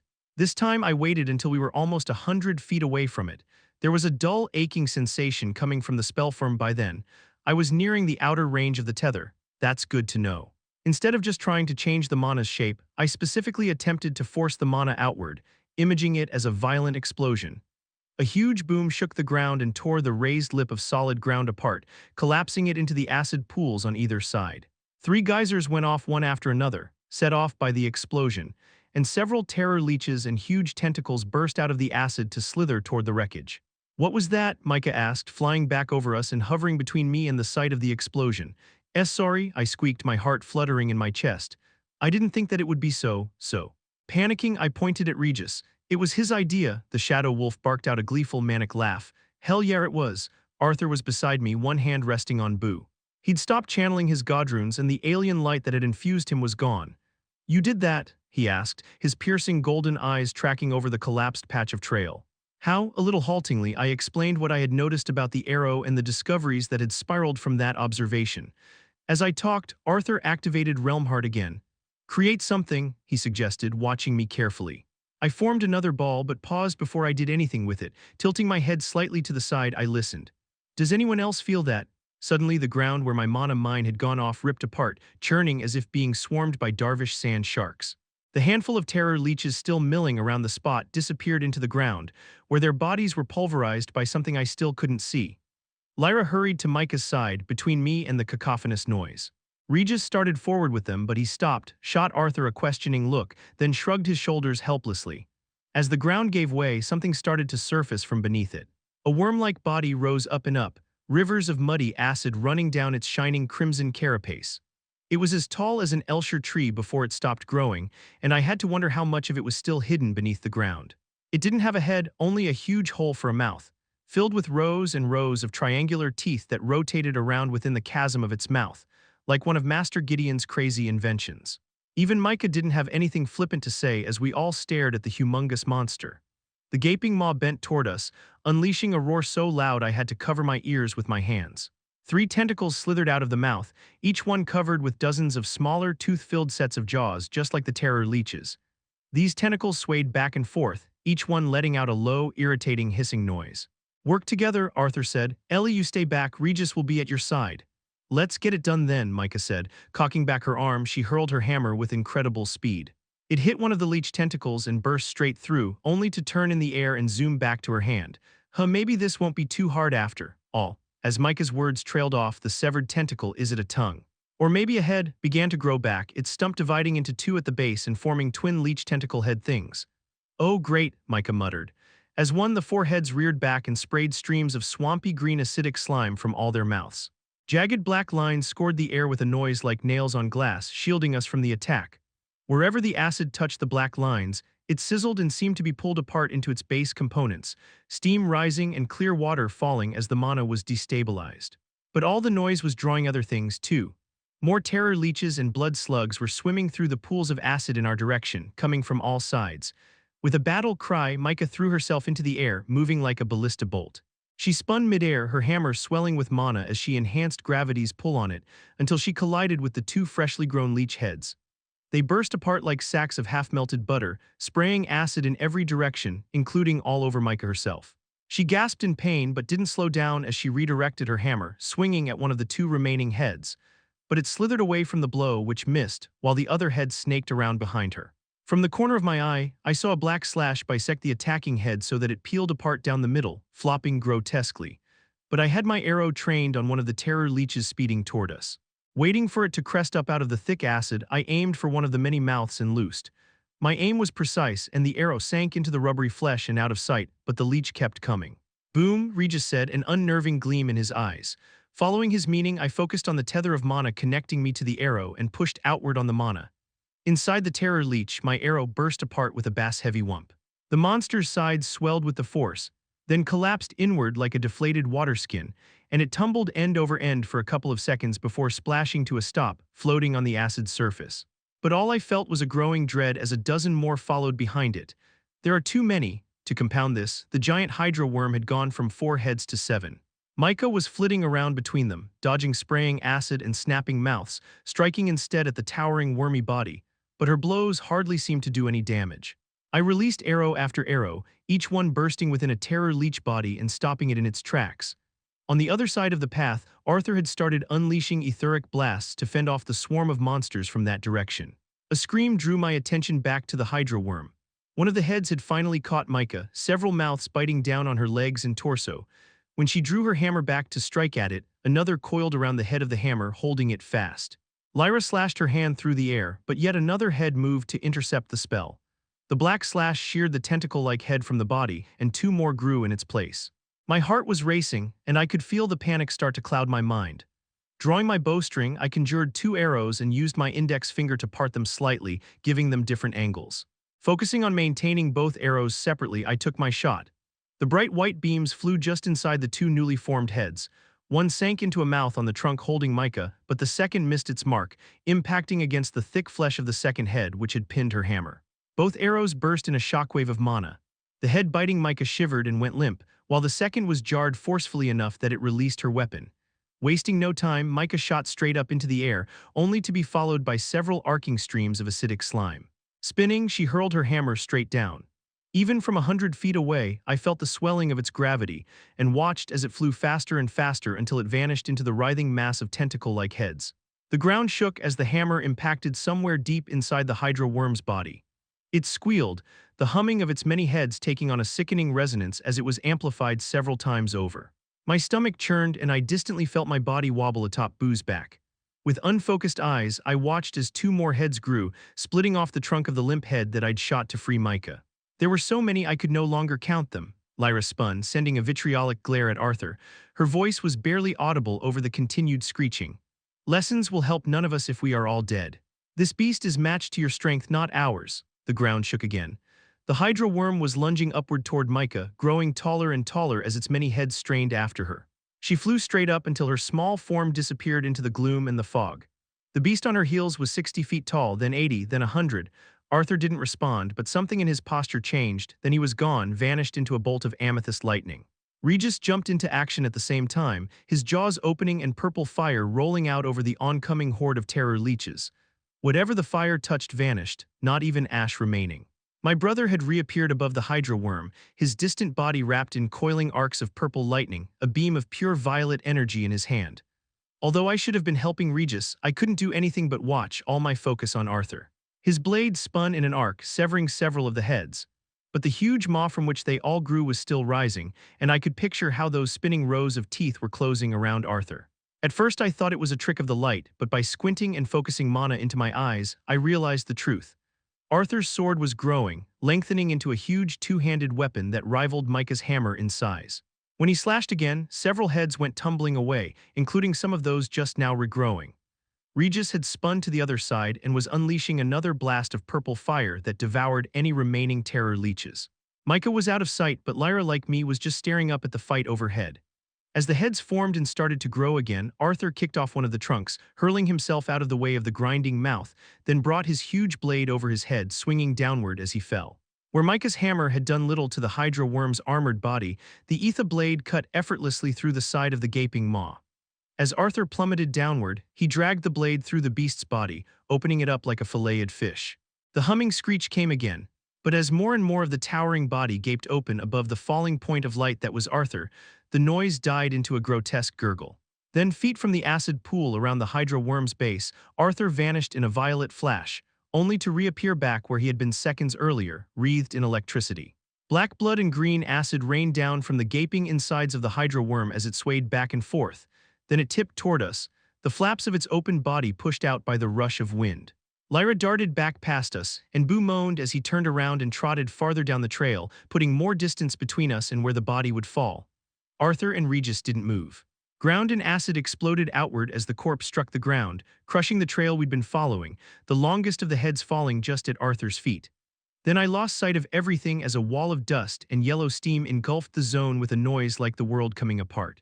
I closed my eyes against the stinging spray of acid and dust, feeling it prickling along my exposed skin wherever it touched me, despite the mana cladding my skin. Boo rumbled out a worried groan, and I patted his neck comfortingly. A gust of wind kicked up and pushed the caustic mist away. Arthur and Regis were walking toward me, the fallen Hydra worm behind them. Its stench was unimaginable. I felt Micah approaching before I saw her. She drifted out of the cloud, flying wearily, his skin covered in blisters from all the acid she'd been splashed with. Parts of her armor were ripped open, and blood was oozing from several bite wounds. Instead of landing on the ground, she settled onto Boo behind me, her back resting against mine so she was facing toward Arthur and Regis. "Micah thinks this place kind of sucks," she said under her breath. "You need to practice your mana rotation," Arthur said as he reached us. "You didn't use it at all that entire fight." I felt Micah's head lean back onto my shoulder. "Yes, Professor Leywin," she mumbled tiredly. "And you were all distracted by what was in front of you, so you ignored what you couldn't see. The mana fluctuations from the main part of the body, mostly still underground, that happened every time you cut off a head should have told you where to strike." his frustrated gaze focused on me. Ellie, you should have been the first to notice this. Being on the backlines doesn't mean simply fighting from the back. You need to see the bigger picture and communicate with your allies. I acutely felt the sting of his rebuke, but could only respond with a firm nod, not trusting my voice to speak. The truth was, in that moment, Arthur didn't even quite feel like my brother. Not here in the Relictums. The bond we had been reforming back in Voldorial had stayed there. Here he was a cold and distant teacher and a motionless protector. Brotherly love was an obstacle, and so he was suppressing it. I wasn't sure how that made me feel. I don't think I could isolate my feelings like that. My emotions are a part of who I am. Who is he really when he's like this? We should leave this zone quickly, Lyra said, just ahead of me. She was staring warily around at the surrounding pools. We need rest, but this is no place to set up camp. Arthur gestured for her to lead the way, and she did so, continuing in the direction where I'd originally seen the distant glimmer of light. I've never seen such a strong mana beast, I said into the following silence, trying to reduce the tension. How did the ancient mages ever create such a thing? And why? Alacria's most talented minds have been trying to figure that out for hundreds of years, Lyra answered over her shoulder. The ancient mages were a pacifist race, or so we believe. That they created things like this abomination, well, it seems contrary to our understanding of their nature. I was silent for a while, not having expected an answer to my rhetorical question. You did well, Eleanor, she continued. With practice, you will be able to increase the range and number of conjured creations you can maintain. With enough willpower, you will be able to make more complex and powerful manifestations as well, I am sure. I felt Micah shift behind me. I thought this spellform thing was for handing off mana or something. Oh, I felt a wave of embarrassment roll through me. Half turning, I set a hand on Micah's shoulder and focused on my spellform, pushing mana into it. That mana rushed out of me, following the course of Micah's mana veins into her core. Sorry, I almost forgot. Micah took a deep breath, relaxing against me. Thanks, kiddo, that's better. Lyra had turned around to look at us, and I caught her hiding a smile as she faced forward again. Most runes have multiple levels or phases of activation, becoming more powerful as the bearer grows stronger and gains proficiency in the provided spells. Emblems and regalias often have potent innate effects as well, which do not require activation to provide their benefit. Micah shook her head. Something I still don't understand, I guess. Why aren't all the Alacrian soldiers rocking a full-body ink suit of these regalias and stuff then? If one little tattoo can nearly put a teenage girl into the silver core stage, why don't you guys have entire armies of white core mages? Or even beyond white core integration stage mages? Most bestowments do not result in a rune, Lyra explained, and when a rune is granted, it generally matches the capabilities of the bearer. Simply performing the ritual more times doesn't result in more runes. It is said that, in the early days of Alacria, the sovereigns attempted to do as you suggested, forcing their subjects to undergo years of forced bestowments over and over again, even tattooing or burning the marks into their flesh in an attempt to recreate the ancient mage's powers. But this is little different than if your Dicathen mages were to inject ink into your cores. The color of a mage's core is a byproduct of a myriad of factors, such as lineage, talent, and insight, as is the reception of a spell form for an Alacrian mage. Which of course explains why these efforts were a dismal failure and tens of thousands of people died. That, at least in part, led the High Sovereign to combine the bloodlines. The bestowment doesn't work on Usuras, but lesser physiology can be enhanced with Asuran blood, creating a new race of beings capable of handling more and stronger runes. That's so creepy, I muttered, a shiver running down my spine. An entire continent birthed as an experiment in crossbreeding, Micah said, her tone suggesting she was thinking the same thing I was. It's no wonder you're all absolutely psychotic. Lyra's shoulders stiffened. One must step beyond the swamp to understand its fetid nature. I promise my pride in being named Retainer and Regent was no less than yours when you were made a lance, Micah Earthborn. But experiencing a life outside the iron grip of the Vritra clan, well, her stride slowed and she looked up into the gloom and mist above us. At first, I thought it was you Dicathians who were mad. Your disorganized and ramshackle brand of magic, the way you bent the knee to lesser kings and queens like poor imitations of our sovereigns, and all that freedom. How could anything ever get done when every man and woman was free to skitter across the surface of your continent like insects in the dark? But the longer I stayed in Dicathen, the more clear it became to me. Which of us was mad? We walked in silence for a minute or more, growing close enough to the edge of the zone that everyone could see the curving stone wall and the gleaming arched portal that Arthur would use to take us on to the next one. How many Dicathians do you think you've killed? Micah asked suddenly. I could feel her body tense against my back. By my own hand, Lyra asked without hesitation. Hundreds, I imagine, on my command. Tens of thousands at the very least. Already tired and on edge, my stomach soured at the thought of all that death. So many people were killed in this war, and for what? I glanced over my shoulder at Arthur, expecting him to intervene to stop Micah and Lyra from falling into another fit of bickering. He was looking away from us, his profile clear against the dim backdrop of the zone, and I realized he wasn't really listening to this conversation. I could see in the set of his shoulders, his stiff gait, the slight frown on his sharp features. My brother was a million miles away. I wondered which of his many adventures was on his mind now. With the Hydra worm's corpse still visible in the distance behind us, it seemed impossible that anyone could be thinking of anything but that fight, but it seemed to be consuming only me.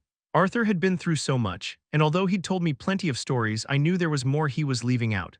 Was this talk about the war and all the unnecessary deaths making him feel guilty? It probably is, I thought. He blames himself for not being able to come back sooner, not being strong enough. And what about you, Lance? Lyra asked. How many Alacrians have you killed? Not enough, Micah shot back, hostility oozing from those two simple words. Then after a second's hesitation, she added, or far too many. I won't know, I suppose, until this is all done. We're here, I said as the zone wall rose up in front of us, the only breach in the dark stone a single carved arch. The portal inside the frame was softly luminescent, but wherever that portal led, I knew it wasn't where we were going.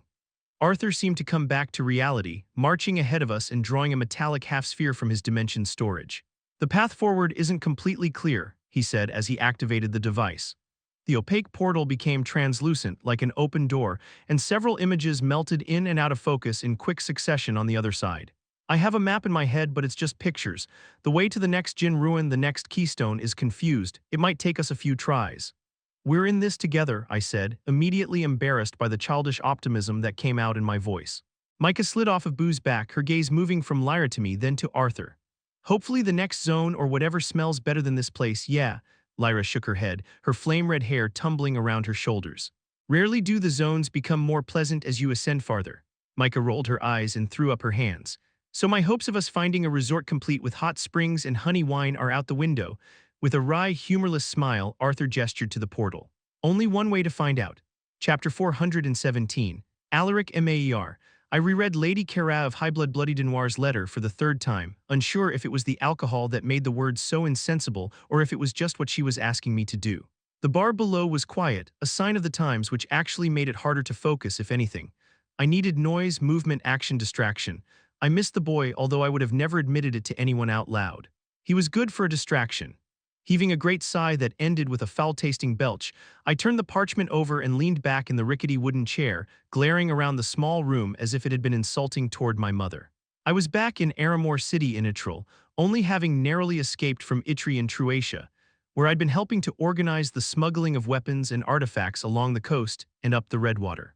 A task much more aligned to my skills and interests, I thought darkly, glancing at the back of Lady Denoir's parchment. But our smuggling efforts had been successful enough to draw the attention of Bivrin of the Dead Three, new retainer to the Dominion of Truatia, resulting in a sunk ship, dozens dead, and me running like my life depended on it. Just like the old days, huh? A shadow said from my periphery. I didn't look straight at her, so she moved around the edge of the room and leaned against the wall right in front of me. You used to live for this kind of thing. I scoffed, looking everywhere except at the vision of the woman, whose golden hair framed her sharp face and the hardened brown eyes that seemed to look into me. Still, I saw as her lips turned up wryly. You should acknowledge your commanding officer when she's speaking to you, soldier. Not my commander anymore, I mumbled, closing my eyes and leaning forward to rest my head on the small desk. I'm no soldier and you're dead, she laughed lightly. All those years trying to get yourself killed in the relictums don't change who you are, Al. You're still an operator. That's why you can't stay out of the fight, no matter how hard you try. Sides may have shifted, but your purpose remains the same. I rocked my forehead back and forth, enjoying the feel of the cool wood on my hot skin. You're wrong. I have changed. I'm not the man I was when you knew me, she snorted. And who could know you better than me? I'm in your head, Al. All that remorse and regret, that hatred and rage that burns like the core of Mount Nishan and makes you feel like if you don't do something your bones might just vibrate to dust. I can feel all of it. I opened my eyes as I straightened up and glared at the vision. You know what they did. You know why I walked away. I'd string Vritra guts from Annika to Rosser if I could, but neither of us could ever be more than a part of their machine in the end. Even as an ascender, it was all for their benefit at the end of the day. The murderous lizards even got you, didn't they? She strode across the room, moving like a shadow, and put her hands on the desk, leaning down to pin me with her steely gaze. I made my choices. What happened changed my life just as much as it did yours, and you know that. But she hesitated, then stood, turned around, and leaned against the edge of the desk, her back to me. We both could have done better. Another figure appeared in the shadows at the corner of the room beyond my old commander. No, not a single figure, the silhouette of a woman holding a child in her arms. My hand trembled as I scrambled for a half-full bottle of amber spirits from one of the desk shelves. After clawing at the cork for a few seconds with weak fingers, I gripped it in my teeth instead, pulling it out and spitting it onto the floor. My eyes closed as the cold glass touched my lips. "Get out of my head, ghosts," I muttered into the open bottle, then tipped it back. The satisfying burn of the alcohol trailed down my throat and into my belly, where it radiated out to warm the rest of my body. I focused on that comforting feeling for a long moment, then half-opened one eye, peeking out at the small room. The visions were gone. "Must be getting old," I mumbled, giving the bottle a shake, sobering up too quickly these days. Tipping the bottle back again, I drained the remainder of its contents, then set it down heavily on the floor behind the desk. But I barely had time to do more than sigh with relief before someone was knocking lightly on the door. "Damn," I grumbled, grabbing Kara's letter and stuffing it into an inside pocket of my coat, carelessly crumpling it. "Sir, your guests have arrived," a growling voice said from the other side of the door. Yeah, send them in," I grumbled. With a moan, I stood and stretched out my back, which ached from spending too much time in rickety old chairs like this one. I rubbed my hands vigorously over my face and through my beard, then placed them on the desktop, copying the vision's pose from only a few moments earlier. The door opened, and a handful of cloaked figures slipped in before closing it once again. The first stepped forward and pulled back his hood immediately, revealing a carefully groomed noble with dark hair and a goatee. My brows rose of their own accord. "High Lord Ainsworth, I hadn't expected you to come personally. What in the abyss is happening out there?" he snapped, puffing up like an angry bog hopper. "We've received nothing but assurances from Scythe Saris, who is still holed up behind her shield in the south, while the rest of Alacria remains vulnerable to the High Sovereign's reprisals. I have yet to see any tangible benefit of the risks my Highblood have undertaken." Behind him, the other figures, four in all, also lowered their hoods. To Ector's right, a nervous-looking Kellen of Highblood Umberter was making a show of examining his fingernails, while to the left, Sulla of Named Blood Drusus, head of the Ascenders Association in Cargadon and an old friend of mine, was looking on with a raised brow. Then there was a surprise, a girl with golden hair trimmed short, the brightness of it highlighting the dark freckles across her face. Lady Enola of Highblood Frost, unless I was very much mistaken. The final member of this strange group was one of my people, who had shifted to the side slightly, putting room between her and the others. "And now," Ector continued, his face growing slightly red, "Saris has asked us to directly expose ourselves in a way that will almost certainly destroy us. Does she even have a plan, or is it simply one desperate action after the next?" I waited a moment, letting the Highblood vent his frustration. Internally, I agreed with him. As eager as I was to strike at the Vritra in any way I could, it seemed to me that our efforts were far too small to do any lasting damage or pose a threat to the High Sovereign's absolute control over our continent. Still, I had nothing to lose. But for men like Ector, this rebellion was a constant balancing act between fighting for a life without Vritra control and consigning his entire blood to a painful and long-lasting execution. Not that I have any sympathy for these preening highbloods, I reminded myself. I've only just been informed of this new course of action myself, I admitted, unsure what this Highblood expected me to do or say about it. "It's a risk, I'll admit, but not outside of your Highblood's abilities." As Ector ground his teeth, my young spy, an unblooded mage named Sabria, cleared her throat. "High Lord Ainsworth, excuse me, sir. Alaric, the two water attribute emblem bearers we hired, were able to retrieve several of the crates lost from the last shipment from Itri, including the interference artifacts." I slapped the desk and grinned at Ector. "See, that'll help. And so will these," I added, pulling a wad of fabric out of a basket behind the desk. After catching it as I tossed it over to him, Ector let the fabric unroll, revealing a set of robes in the purple and black coloring of Stormcove Academy with their cloud and lightning emblem emblazoned across the chest. "What in Vritra's name am I supposed to do with this?" "Put it on," I said, tossing a set to Kellen, Enola, and Sulla as well.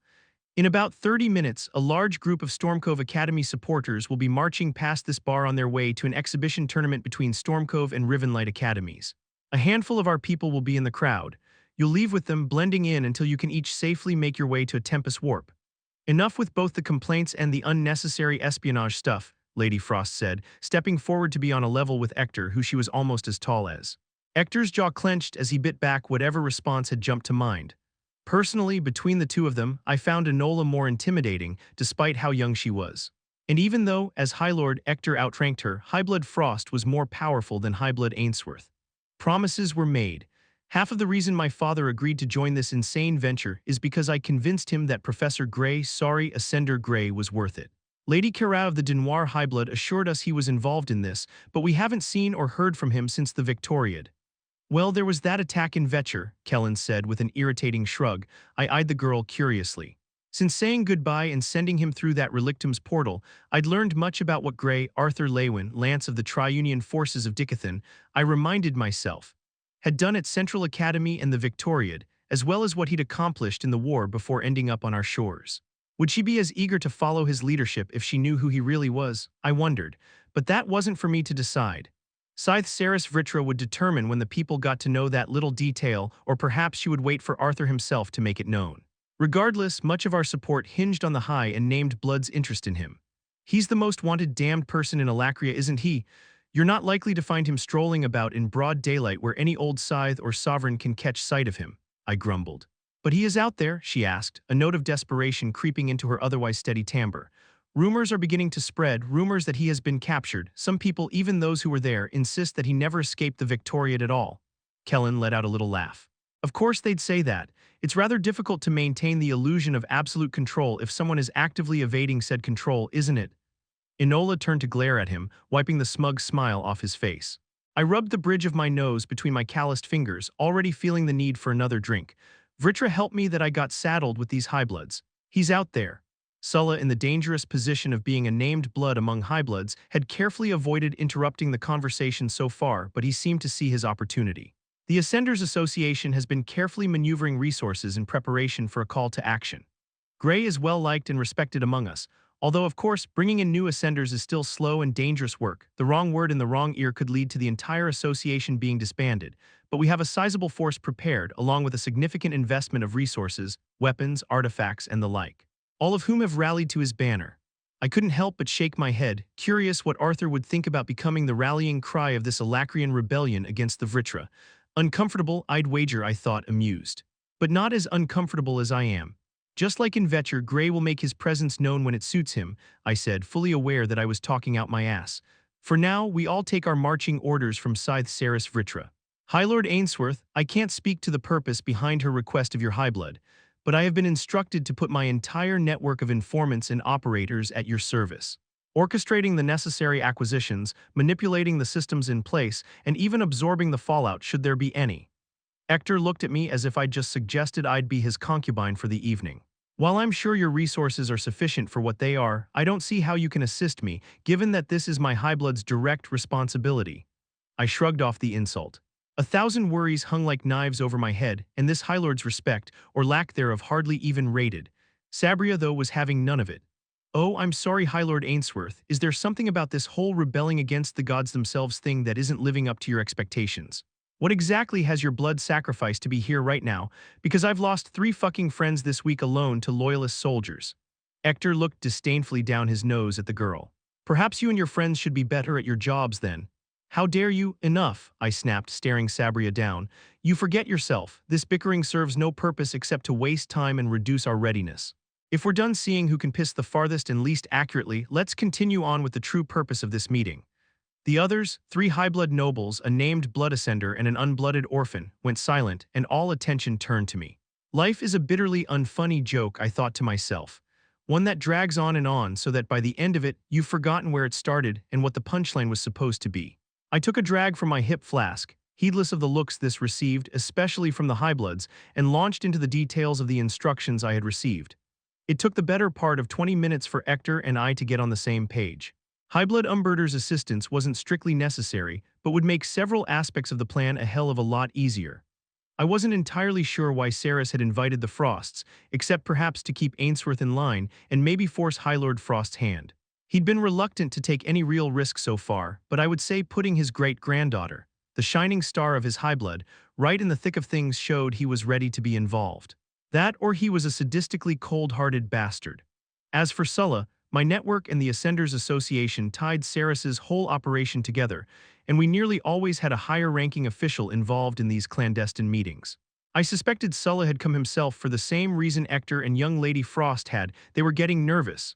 Better get those uniforms on, I said, nodding to the bundles of cloth each of them still held. Only a few minutes now until the procession arrives, and then you'll need to be quick. There was a moment of silence as they each pulled on their disguising robes. Alacric, Sabria asked, cocking her head and looking askance at the door. Does it seem quiet to you? I focused through the low-grade hum in my ears, listening for the normal clinking of glasses on the bar top or scraping of stools over the much-abused floorboards. But Sabria was right, the bar below was utterly silent. Shit, time to, the door ripped inward, exploding in a storm of shrapnel that dissipated against a shield rapidly conjured by Kellen. The doorframe opened onto a pitch-black void. Leaping over the desk, I shoved High Lord Ainsworth to the side and activated the second phase of my crest, myopic decay. Mana vibrated through the air in the room, targeting its inhabitants' eyes and buzzing violently to disrupt the focus of their cornea, resulting in heavily blurred vision. At the same time, I sent a pulse of mana into the floor, activating the mana cutters I'd installed as a precaution the moment I got back to Aramor. But fast as I had moved, our enemy was faster. An indistinct female form, as much smoke as flesh, except for the bright white of her short hair, drifted out of the void, seeming to float over the ground on a cloud of black mist. Tendrils of steel-hard shadow rose up about her like dark flames, and as my power ignited the first of the mana cutters, one of those tendrils thrust out like a spear, shattering Kellen's shield and shearing through his collarbone. The floor ripped itself to shreds, sending us plummeting down into the barroom below. My desk, and all 3 bottles of booze hidden inside it, crashed straight through the shelves of liquor behind the dirty bar. I hit the bar itself and leaned forward to tuck into a roll, jarring my hip against the floor but ending up on my feet. Enola landed on a stool, which shattered beneath her weight and downward force, but her mana flared and she caught herself without a stumble. Hector was less lucky. Off balance from my shove, he landed hard, his head barely missing the bar as he crashed into the floor with enough force to break the planks. Sulla had vanished behind the bar, out of sight. My focus caught on Kellen, dangling 15 feet above us. Untethered from gravity, our attacker hadn't fallen with us. As I watched, the shadowy tendril split in 2, one ripping up through Kellen's shoulder, the other cutting down and out his hip. The 2 halves of him spiraled off in opposite directions, painting the floor and walls crimson. Then I noticed Sabria. The very edge of the floor above hadn't collapsed, and the foolish girl had put her back against the wall and was standing with just her heel on all that remained of the floor. The shadow woman the retainer Mauer called the Black Rose of Vitrol had her back to Sabria. The girl's only hope was to stay still and let the retainer come after me. Sabria leapt up, put both her feet against the wall and shoved outward, a curved blade appearing in her hand. Her body glowed with a dim orange radiance as she activated a fiery aura, and the blade sliced through the air toward the back of the retainer's neck. With the nonchalance of one swatting away an insect, Mauer flicked out with her tendrils and caught Sabria in the side. The girl's momentum redirected and she flew away from the retainer and through the wall with a sickening crash. Then the woman's feline yellow eyes settled on me, and I felt my insides shrivel up. Don't piss yourself, I thought, clenching my nethers. The frost girl was already moving, darting toward the back door, away from me and Hector. I was still channeling mana into myopic decay, so to everyone but me she would just be a hazy blur. Hopefully it was enough to keep the retainer from identifying the others. It wouldn't matter in the slightest, though, if they were all caught here. With one hand, I grabbed the back of Hector's silky tunic and heaved him to his feet and toward the front door, forcing the retainer to split her attention. More smoky tendrils curled up in front of the door, so I changed direction and headed for the closest window. Shield yourself if you can, I grunted, pushing mana into my arms as I lifted Hector off his feet and hurled him toward the window. I could already feel the retainer's mana shifting with her focus as she attempted to catch Hector in her shadowy clutches. A pulse of mana into one of my marks, Oral Disruption, sent out a shock of sound attribute mana that disrupted channeled abilities by interrupting the casting mage's focus and drawing their attention to me. It wasn't nearly powerful enough to stun someone as strong as a retainer, but I felt a spark of satisfaction as the grasping tentacles writhed in place for the blink of an eye, just long enough for Hector to fly past them and smash through the window. Behind me, I heard Enola scream. Mauer's disconcerting gaze was still entirely focused on me as she drifted down from the room above, moving slowly on her black mist, but her tendrils had wrapped themselves around the frost girl and had her pinned. I ground my teeth. Of all of us, she was the last person I would want to be caught. Sensing the attack, I lunged to my right as tendrils tried to snake around my legs and torso, feeling them brush against my back. I went into a roll and came up under one of the tables, lifting it and hurling it toward the retainer. With line of sight broken, I pushed more mana into the myopic decay, activating the 3rd level of the crest. The table shattered and several tendrils lashed at me like whips from every side. My body was a hazy blur now, one of several that surrounded me. I ducked a tendril, but most sliced through the false images. Breaking out into a sweat from the effort it took, I sent the blurry forms racing away in every direction, while I beelined toward Enola. The tendrils churned like thresher blades, sending splinters of wood flying like confetti through the air as the retainer ripped the bar apart. A board broke beneath my feet and I stumbled. She was on me instantly. Only a second burst of my oral disruption rune saved me as I fell flat on my ass to avoid the grasping tendrils, which shivered and froze for that all-too-necessary instant. But they were everywhere, all around me. The retainer showed no signs of hurry as she drifted toward me, probably suspecting that I was penned in and couldn't run. I could see her inhuman eyes squinting as she tried to peer through the blur of myopic decay. I didn't expect that it would take her too long to imbue enough mana into her eyes to overpower my spell. And if she did, both my identity and Enola's would be revealed. The light had taken on an uneven, jumping quality, and I realized that coals had been knocked out of the fireplace, lighting little fires in a dozen places. My hold on the crest weakened as I pushed all the mana I could spare into my emblem. The little fires explode outward into roaring blazes, engulfing the bar between 1 second and the next. The light these bonfires gave off, though, was a brilliant silver color, so bright it was impossible to look at, and suddenly the destroyed barroom was bright as the surface of the sun. The retainer hissed and raised a hand to cover her face as I'd hoped. Darting between the squirming tendrils, I sprinted for all I was worth toward Enola. From the inside pocket of my jacket, I pulled another mana cutter, fired a half-second burst of mana into it, and tossed it into the air toward the retainer. It went off with a subaudible whump that made my ears ring, sending out a pulse of destabilizing force that could break down walls, shatter floors, or, in a pinch, act as a kind of concussive weapon. The retainer reeled back from the explosion, undamaged but knocked further off kilter. She was already struggling to get her bearings in the blinding brightness and seemed to have lost track of me entirely. As I struggled to come up with a plan to release Enola, a golden aura surrounded her, pushing away the retainer's hostile magic. An emblem, I realized, shocked that a mage so young could have such a strong rune. The tendrils couldn't find purchase against the golden aura, and the retainer must have sensed it, because the tendrils melted together into 3 spear-sharp shadow tentacles instead. One crashed into Enola's shoulder, lifting her off her feet and driving her into a wall. A second stabbed toward her chest but skated off to punch through the drywall instead. The third cut like a sword across her throat, and the golden aura cracked and broke, and the girl collapsed to the floor. For a moment I feared the worst, but there was no blood. The spell from her emblem had absorbed the worst of the attack, but her movements were sluggish and her eyes were unfocused.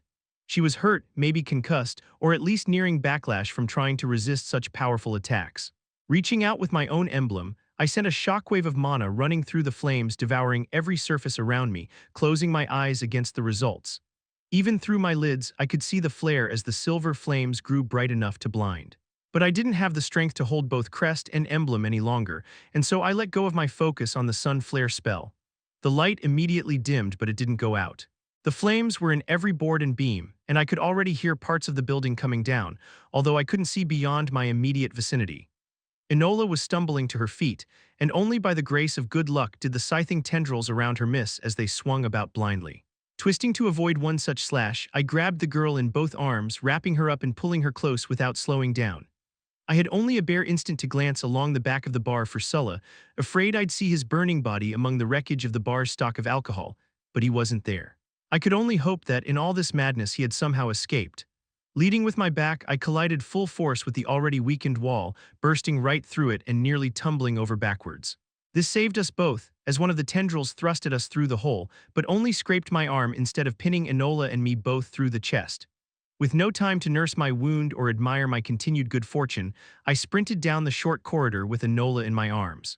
It ended in a window, but a pulse from oral disruption, this time formed into a condensed blast, caused the glass and most of the frame to burst apart, and I leapt through without slowing down. Although I didn't dare look back, I could hear the ceiling of the bar collapsing into the inferno that was the building. There were people all over in the street, people dressed in purple uniform robes, half which were wearing masks. I'd had masks in the desk too, but hadn't had the chance to hand them over. Oh well, I thought wryly, hardly the worst of our problems now. The crowd, which must have stopped to watch the fire, was now whipping itself into a panic. Finally, I glanced back and realized why. The retainer had floated up out of the blaze, her impassive face now marred with an irritated scowl as she searched the street. It only took a moment for the onlookers to surge away, pushing and shoving and screaming. Feral yellow eyes met mine and I cursed. The retainer's hand lifted, her fingers outstretched toward me like claws. With Enola supported in one arm, I slipped a hand into my jacket and tossed several capsules up into the air, which shivered under the effects of oral disruption, ripping the casings apart and activating the contents. Thick smoke began boiling out into the street, instantly swallowing most of the crowd. And then I was running again, dragging the high-blood girl along beside me, waiting for the axe to fall. Unfortunately, I knew the fear of collateral damage wasn't going to stop Mauer from unleashing her worst, and I was all out of tricks. My hand went automatically to the flare hanging off my belt, but I had already made up my mind not to use it. There was nothing my people could do against the retainer except get themselves killed.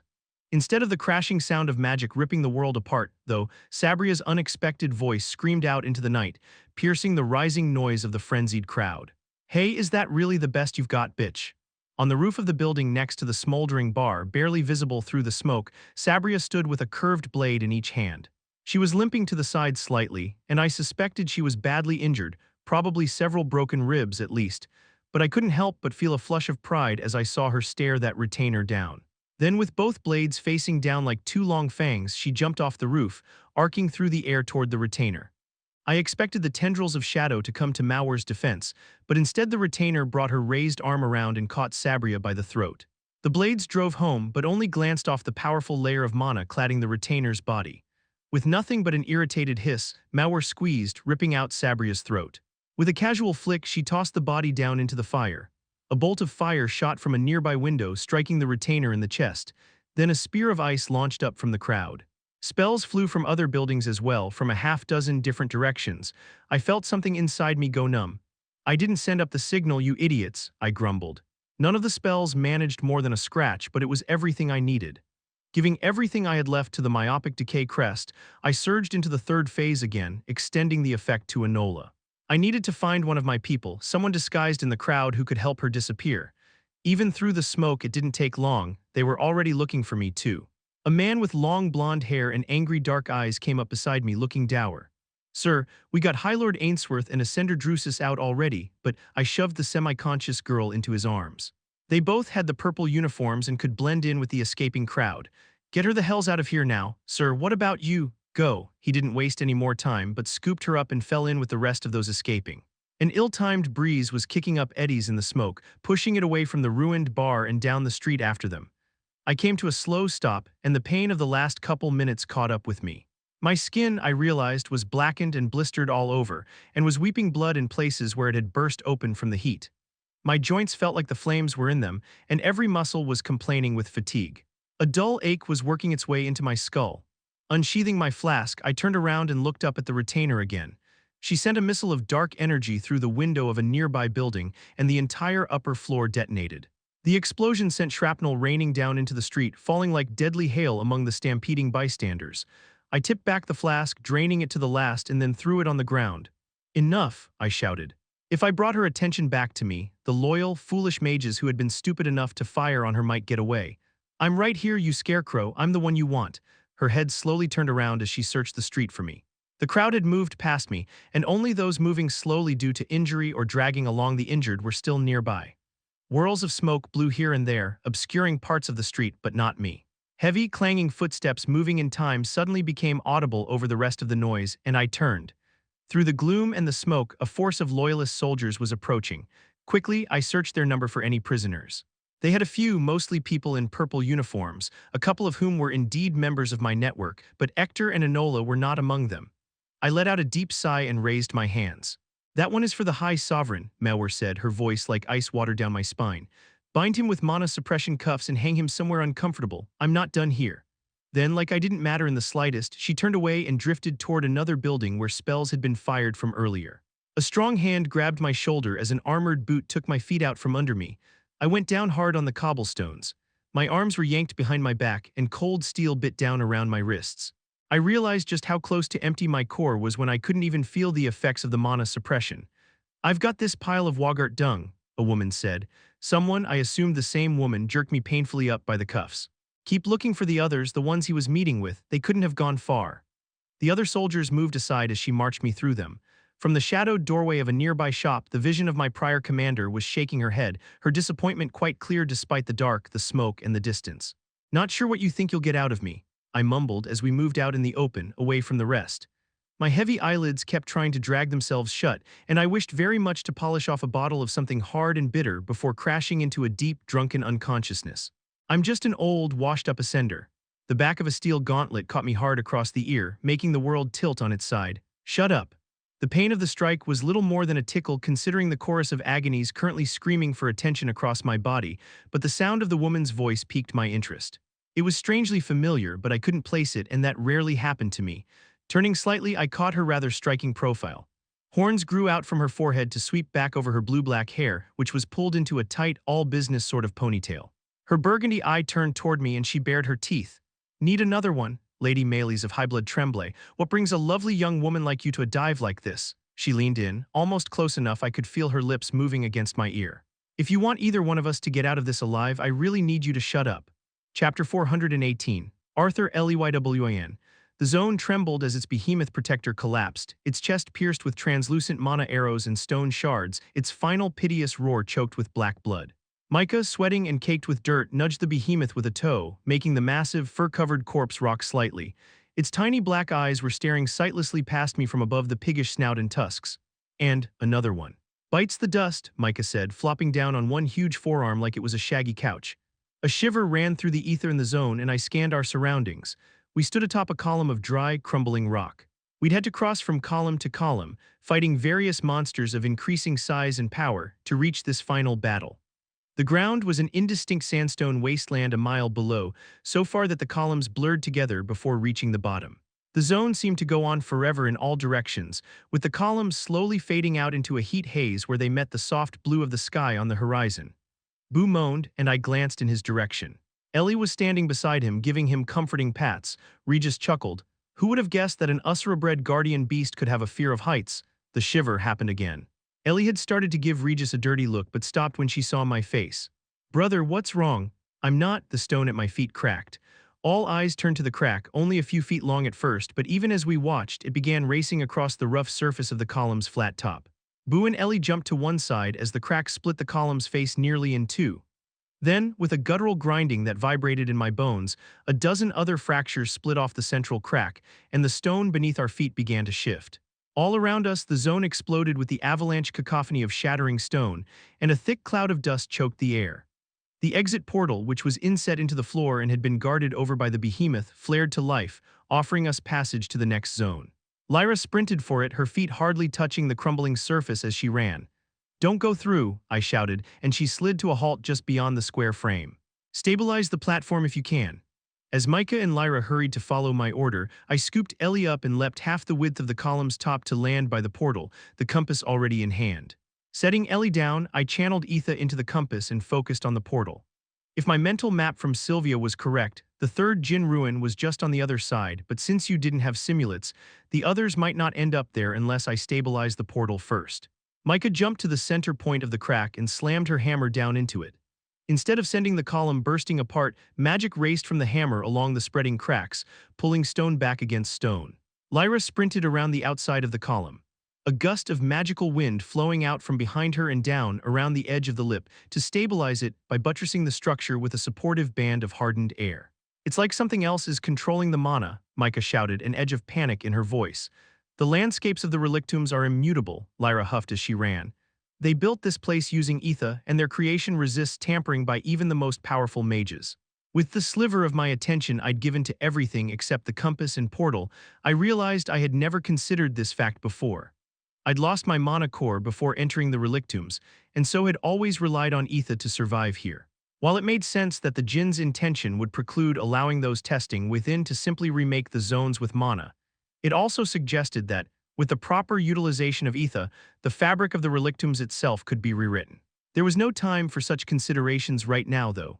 From my periphery, I saw as Micah began to tremble, her biceps bulging as she held onto her hammer with all her strength. The stone beneath Lyra's feet collapsed, and she vanished into the hole. From somewhere below, I felt the mile-high column shift and twist, the noise of it lost in the cacophonous tumbling of rocks from every direction. The column shattered. Lyra and I were standing on the edge of the portal frame, which didn't move. Ellie was standing right beside me, but one foot had been off the frame. When the surface crumbled, her eyes went wide and her hand reached for me as she was pulled backwards by gravity. Behind her, Boo, Regis, and Micah plunged down with the broken rubble. The guardian bear giving out a despairing roar as its claws scrambled for purchase against stone, no longer capable of supporting it. I nearly lost hold of the compass as my hand snatched out for Ellie. My fingers brushed hers, but I had been focused on stabilizing the portal. Her hair flew up past her face, whipping in the wind like a flag, her hands clawing at the air as if she could take hold of it somehow or catch herself on nothing. Belatedly, a scream pierced the air, pleading and helpless. Cursing, I leapt off the side after her and activated God's step. The paths flashed past at a speed that was difficult to process, especially with my heart in my throat. With my eyes on Ellie, I let the rest of my senses focus on the paths. Aiming my body toward her and making myself as aerodynamic as possible, I sped after her. It felt like it took a very long time. Her body was twisting around in freefall, and when I caught up and wrapped my arms around her, it was with enough force to knock the air from her lungs. She scrambled to take hold of me however she could, pulling my hair and jamming her thumb into my eye. We both began tumbling end over end, locked together by her grasping fingers and my arm around her waist. Ellie, you have to. My fingers finally closed around her wrist and I pulled her around to face me. Calm down. She pulled closer and wrapped me in a tight hug, screaming boo. About 20 feet to our right, the guardian bear's huge bulk was rotating end over end. A long, low, mindless growl was issuing from him and he was trembling wildly. Regis was closer, nearly straight ahead. He did a kind of twirl and spun to look at me, his tongue lolling from the side of his mouth. I always thought I'd like skydiving, he thought, and dodging several million tons of killer rockfall definitely adds to the experience. His shadow wolf form melted away, leaving behind only a small wisp which began drifting back up toward the portal frame. We need to save Boo, Ellie screamed in my ear. You'll have to summon him from the top, I hollered back over the wind. Ellie's brows furrowed in determination as she nodded despite the wind-whipped tears streaking across her cheeks. My focus turned to the etheric paths, searching for one that would return us to the portal frame now high above, but then Ellie's grip tightened on me again. Noticing her horrified gaze, I followed it. Micah was nearly 100 feet above us, the etheric paths shifting and fading as her relative position to us kept changing. I cursed, struggling to calculate how I could get to her and then the portal frame in time. Brother, hold me still. Ellie raised a glowing white hand as she clutched tightly to my robe, stabilizing herself as she took aim at the lance. A misty white bolt shot out, barely grazing past a falling rock before finding its target. With a sudden infusion of mana, Micah stopped falling. She hesitated, looking down at us, but I shook my head. She nodded and flew straight back up into the air. I spared a second to watch the ground growing rapidly closer, then tried to bring all my focus to the etheric pathways. When they didn't immediately coalesce in my mind, I closed my eyes, feeling them the way 3 steps had taught me. There, with Ellie firmly in my arms, I stepped into the ether. We appeared atop the thin edge of stone surrounding the glowing portal. Boo, Ellie screamed, her voice shrill. With a faint pop, a shadow appeared overhead and the enormous guardian bear crashed down on top of me. From under a fringe of fur, I saw Micah's boots land next to us. Boo, Ellie exclaimed, her sobs muffled as she must have shoved her face into her bond's side. Careful not to send the mana beast tumbling off the edge again, I extricated myself from his bulk and brushed myself off. Regis drifted into me, humming a tune, heedless of the fact that everyone had nearly just died. The rest of us all shared a look, but no one had any words. Once again, I pulled out the compass and set to work stabilizing the portal so that it wouldn't send the others off on their own. I nodded when it was ready and Lyra stepped in, looking like she was sinking into a pool of quicksilver. Micah reached up to rest her hand lightly on Ellie's shoulder.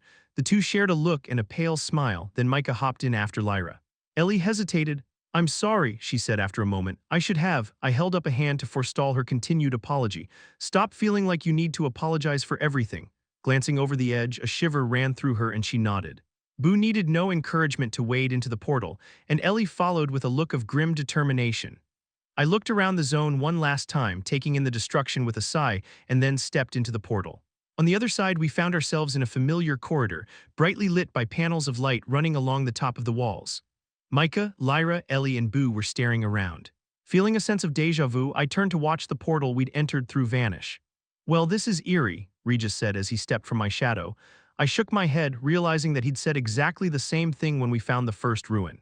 Before, the sterile environment had put me on edge, but now I knew what to expect. Sure enough, a moment later, runes lit up along the walls, and the lights faded to a low violet color. Once again, an irresistible force took hold of us all, and suddenly our group was skidding across the tiled floor, bringing us to a massive black crystal gate. Cursing, Lyra spun around, but the white hallway was gone. What's happening? It's all right, I assured her. On the other side of that gate we'll find what we're looking for. I'll face some kind of test or challenge. You won't be able to help me, so you should have the chance to rest there. Who needs rest? Micah asked, leaning against Boo's side to hold herself upright. Welcome, descendant, please enter. What was that? Ellie asked. Did you hear the words? I asked as the runes on the gate pulsed brightly. Not words, just something. like a whisper beyond the edge of my hearing. I frowned, considering. It would have made sense if Ellie could hear the message too, since she was also a descendant of the Jinn, but she didn't have any insight into Etha, so maybe the relictums saw her differently. Better get inside me just in case, I suggested to Regis. I don't want you trapped on the wrong side of the door. He became incorporeal and drifted into my body, his wisp form settling near my core. Wake me up when something interesting happens. This next part can be a bit trippy, I said, reaching out and brushing my fingers across the smooth surface of the gate. My fingers went through, the crystal clinking lightly as it folded away from my hand, making room for my passage. Taking a deep breath, I stepped into the solid surface, my skin tingling from the strange, warm caress of the black crystal flowing around my skin. Everything went dark for a moment, and it felt like I was walking along the bottom of a warm ocean, then the crystal veil parted again. This time, when I saw the geometric patterns, I recognized them as being similar to those I'd seen in the Keystone when I learned Aroa's Requiem. Something about that magic in this was the same, although it was still beyond me to comprehend exactly what. I wasn't expecting danger, but I still quickly scanned the space on the other side of the crystal door. It was brightly lit by a large number of lighting artifacts giving off a sunshine-like glow. The room was lined with glass display shelves, and the middle of the room contained over a dozen low, glass-encased tables. Stepping up to the closest display, I searched for a plaque or card that might explain what I was seeing, but there was no label on the contents. Inside the glass, resting on a purple velvet cushion, was a featureless cube. The air changed behind me, and the shifting black crystals folded into existence just long enough for Lyra Drade to step through into the room, then the apparition melted away again. Wide-eyed, she stared around, her mouth hanging open. Is this some kind of museum? I walked slowly down the aisle between two rows of display tables, examining the artifacts. Something like that, yeah. This is different from what I've seen before, and I don't recognize any of these artifacts. The tinkling whisper of the crystal door came again, and this time Ellie stepped through, followed immediately by Boo. "Whoa, this is so cool," she muttered, bouncing on the balls of her feet in excitement. Boo's bulk was so great that he couldn't move without bumping into something, but the displays seemed fixed in place, not moving even when the guardian bear rubbed up against them. Micah arrived only a few seconds later. After looking around for a moment, she shrugged. "So this big test thing is happening in a dusty old museum, isn't that kind of weird?" "I think it's weird." I didn't respond, finally seeing something that I recognized. On the opposite wall from where I'd first appeared, one of the shelves held 3 identical spheres. More compasses, I noted, tracing my fingers along the edge of the glass front. Carefully, I attempted to shift the glass or otherwise open it, but it didn't respond to subtle force. "I don't see any way to open them either," Lyra commented as she ran a hand along the bottom edge of a table. "We could smash them open. The contents of this museum," balling my fist, I struck the front of the glass hard enough to rip through steel. The case neither resisted the force nor shattered under it. Instead, my fist passed through it, the image wobbling incoherently until I pulled my hand back. Once the case was solid again, I pressed my forefinger against it. It felt solid. When Kara and I had reached the second Jinn ruin, the place had been collapsing. The entrance hall and the library on the other side had been merged into one another. They weren't quite real. This museum was probably the same, a visual representation of a place that didn't exist. It's more like... I trailed off, trying to think of an appropriate metaphor. "Like a picture made real," Ellie said, gazing curiously at an engraved rod made of dull metal about 1.5 feet long. "Yeah, something like that. Even the relictum zones we've cleared reset after we leave. They're meant to be manipulated, though, to test us. This room is nothing really, just a distraction." "It's certainly working," Lyra said, her voice full of awe as she nearly pressed her face up against one of the displays. I craned around to see what she was looking at and felt a sudden jolt of recognition at the handful of many-faceted crystals resting on the velvet cushion. Images, Jinn faces, were projected across each facet with steadfast but forlorn expressions. Imbuing Etha into my extra-dimensional storage rune, I called forth a matching crystal which I had taken from the second ruin and then forgotten about. When the crystal appeared in my hand, Lyra immediately reached out for it, then caught herself and slowly lowered her hand. Her eyes darted back to the collection of Jinn crystals protected underneath the glass display, her confusion clear. "These are sort of like books, or journals," I said in answer to her unasked question. "Or at least that's the impression I got before. I've been carrying this one around for a while." "What does it say?" she asked, almost reverent. "I'm not sure," I admitted. "I've never listened to the creator's message." Ellie came close, leaning into me for a better look. "So you could have been walking around with the secret to ancient magic in your pocket and not even known it." Her brows rose and she shook her head at me. "I very much doubt that," I said, but Ellie's words made me uneasy. I'd taken the crystal from the collapsing library, which had overlapped the second ruin more or less on a whim, and had felt guilty about it at the time. My focus afterwards, though, had been entirely on the keystone, and I'd never given the crystal another thought. "Can you activate it so we all can experience it?" Lyra asked. I have never heard of such a repository of ancient mage knowledge, and I would be incredibly interested to hear what this man had to say. She pointed to the face, speaking silently across the various facets. I turned the crystal over in my hand, considering it, then sent it back into my dimension rune.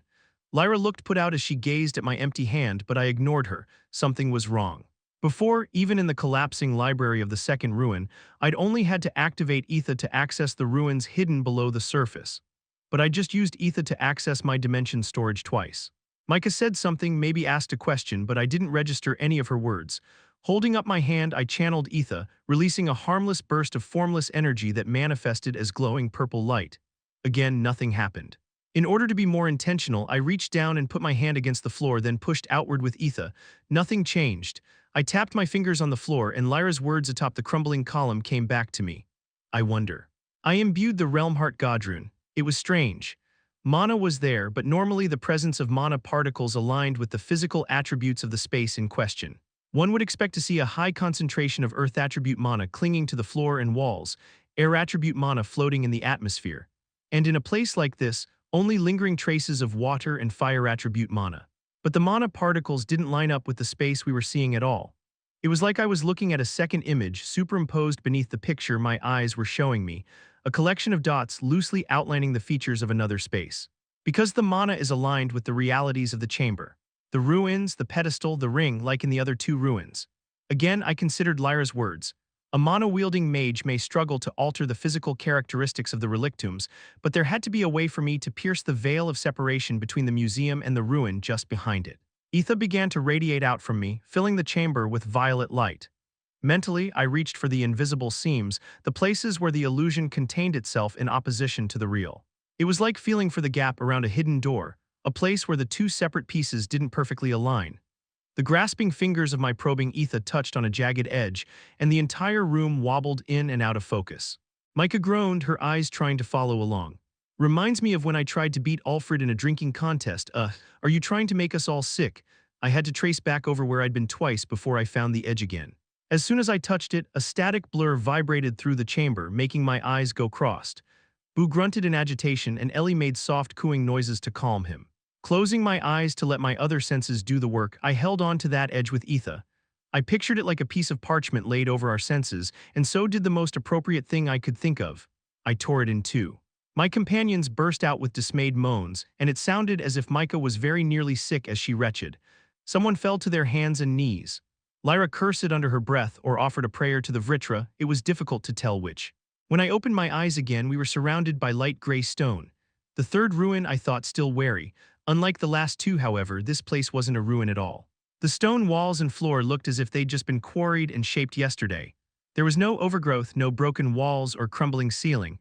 It was all in perfect condition. Even the structure in the center of the room was undamaged, but the four rings that should have been orbiting the pedestal lay dormant, and the crystal itself was dark. "That was bloody horrible," Micah complained. Ellie was kneeling on the ground beside me, Boo moaning and nudging at her. I rested a hand on her hair and she looked up at me. Sweat was pouring down her face. "Seconded," she said weakly. "It was like having my eyes pulled out of their sockets, then thrown into the air while still connected to me," Lyra breathed, leaning back against the unblemished stone wall.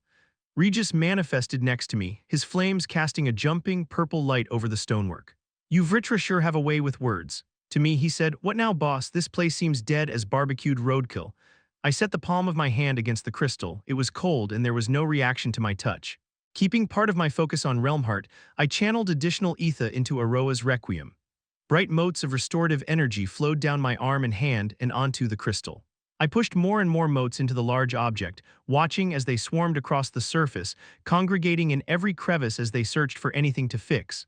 Some was absorbed into it, melting right through the crystal's surface. I kept in my mind my understanding of the artifact, its purpose, and what was likely stored within, giving the Godrune a pattern on which to build if it found anything broken.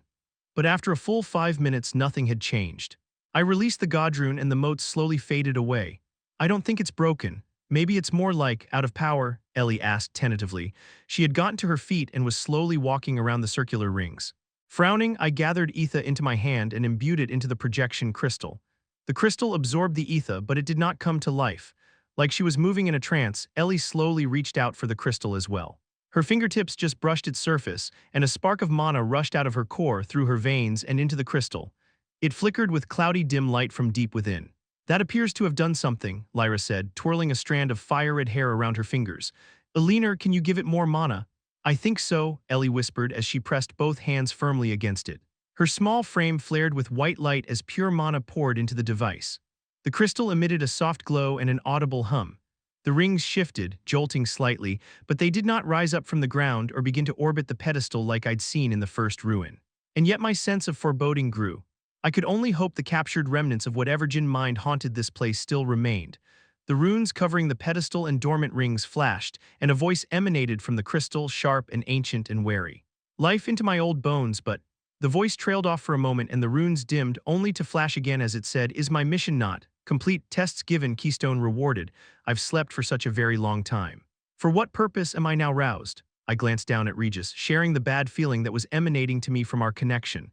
"Jinn, are you saying that the keystone in your care was already given to someone else?" The light within the runes shifted, almost like it was focusing on me. A worthy descendant presented themselves, a very, very long time ago. They passed my tests and claimed the knowledge I guarded, and so the structure housing my mind and memories went to sleep, the energy sustaining me utilized elsewhere. My heart gave a painful thump, and it suddenly felt strenuous to draw breath. Clenching my fists, I forcefully steadied my breathing.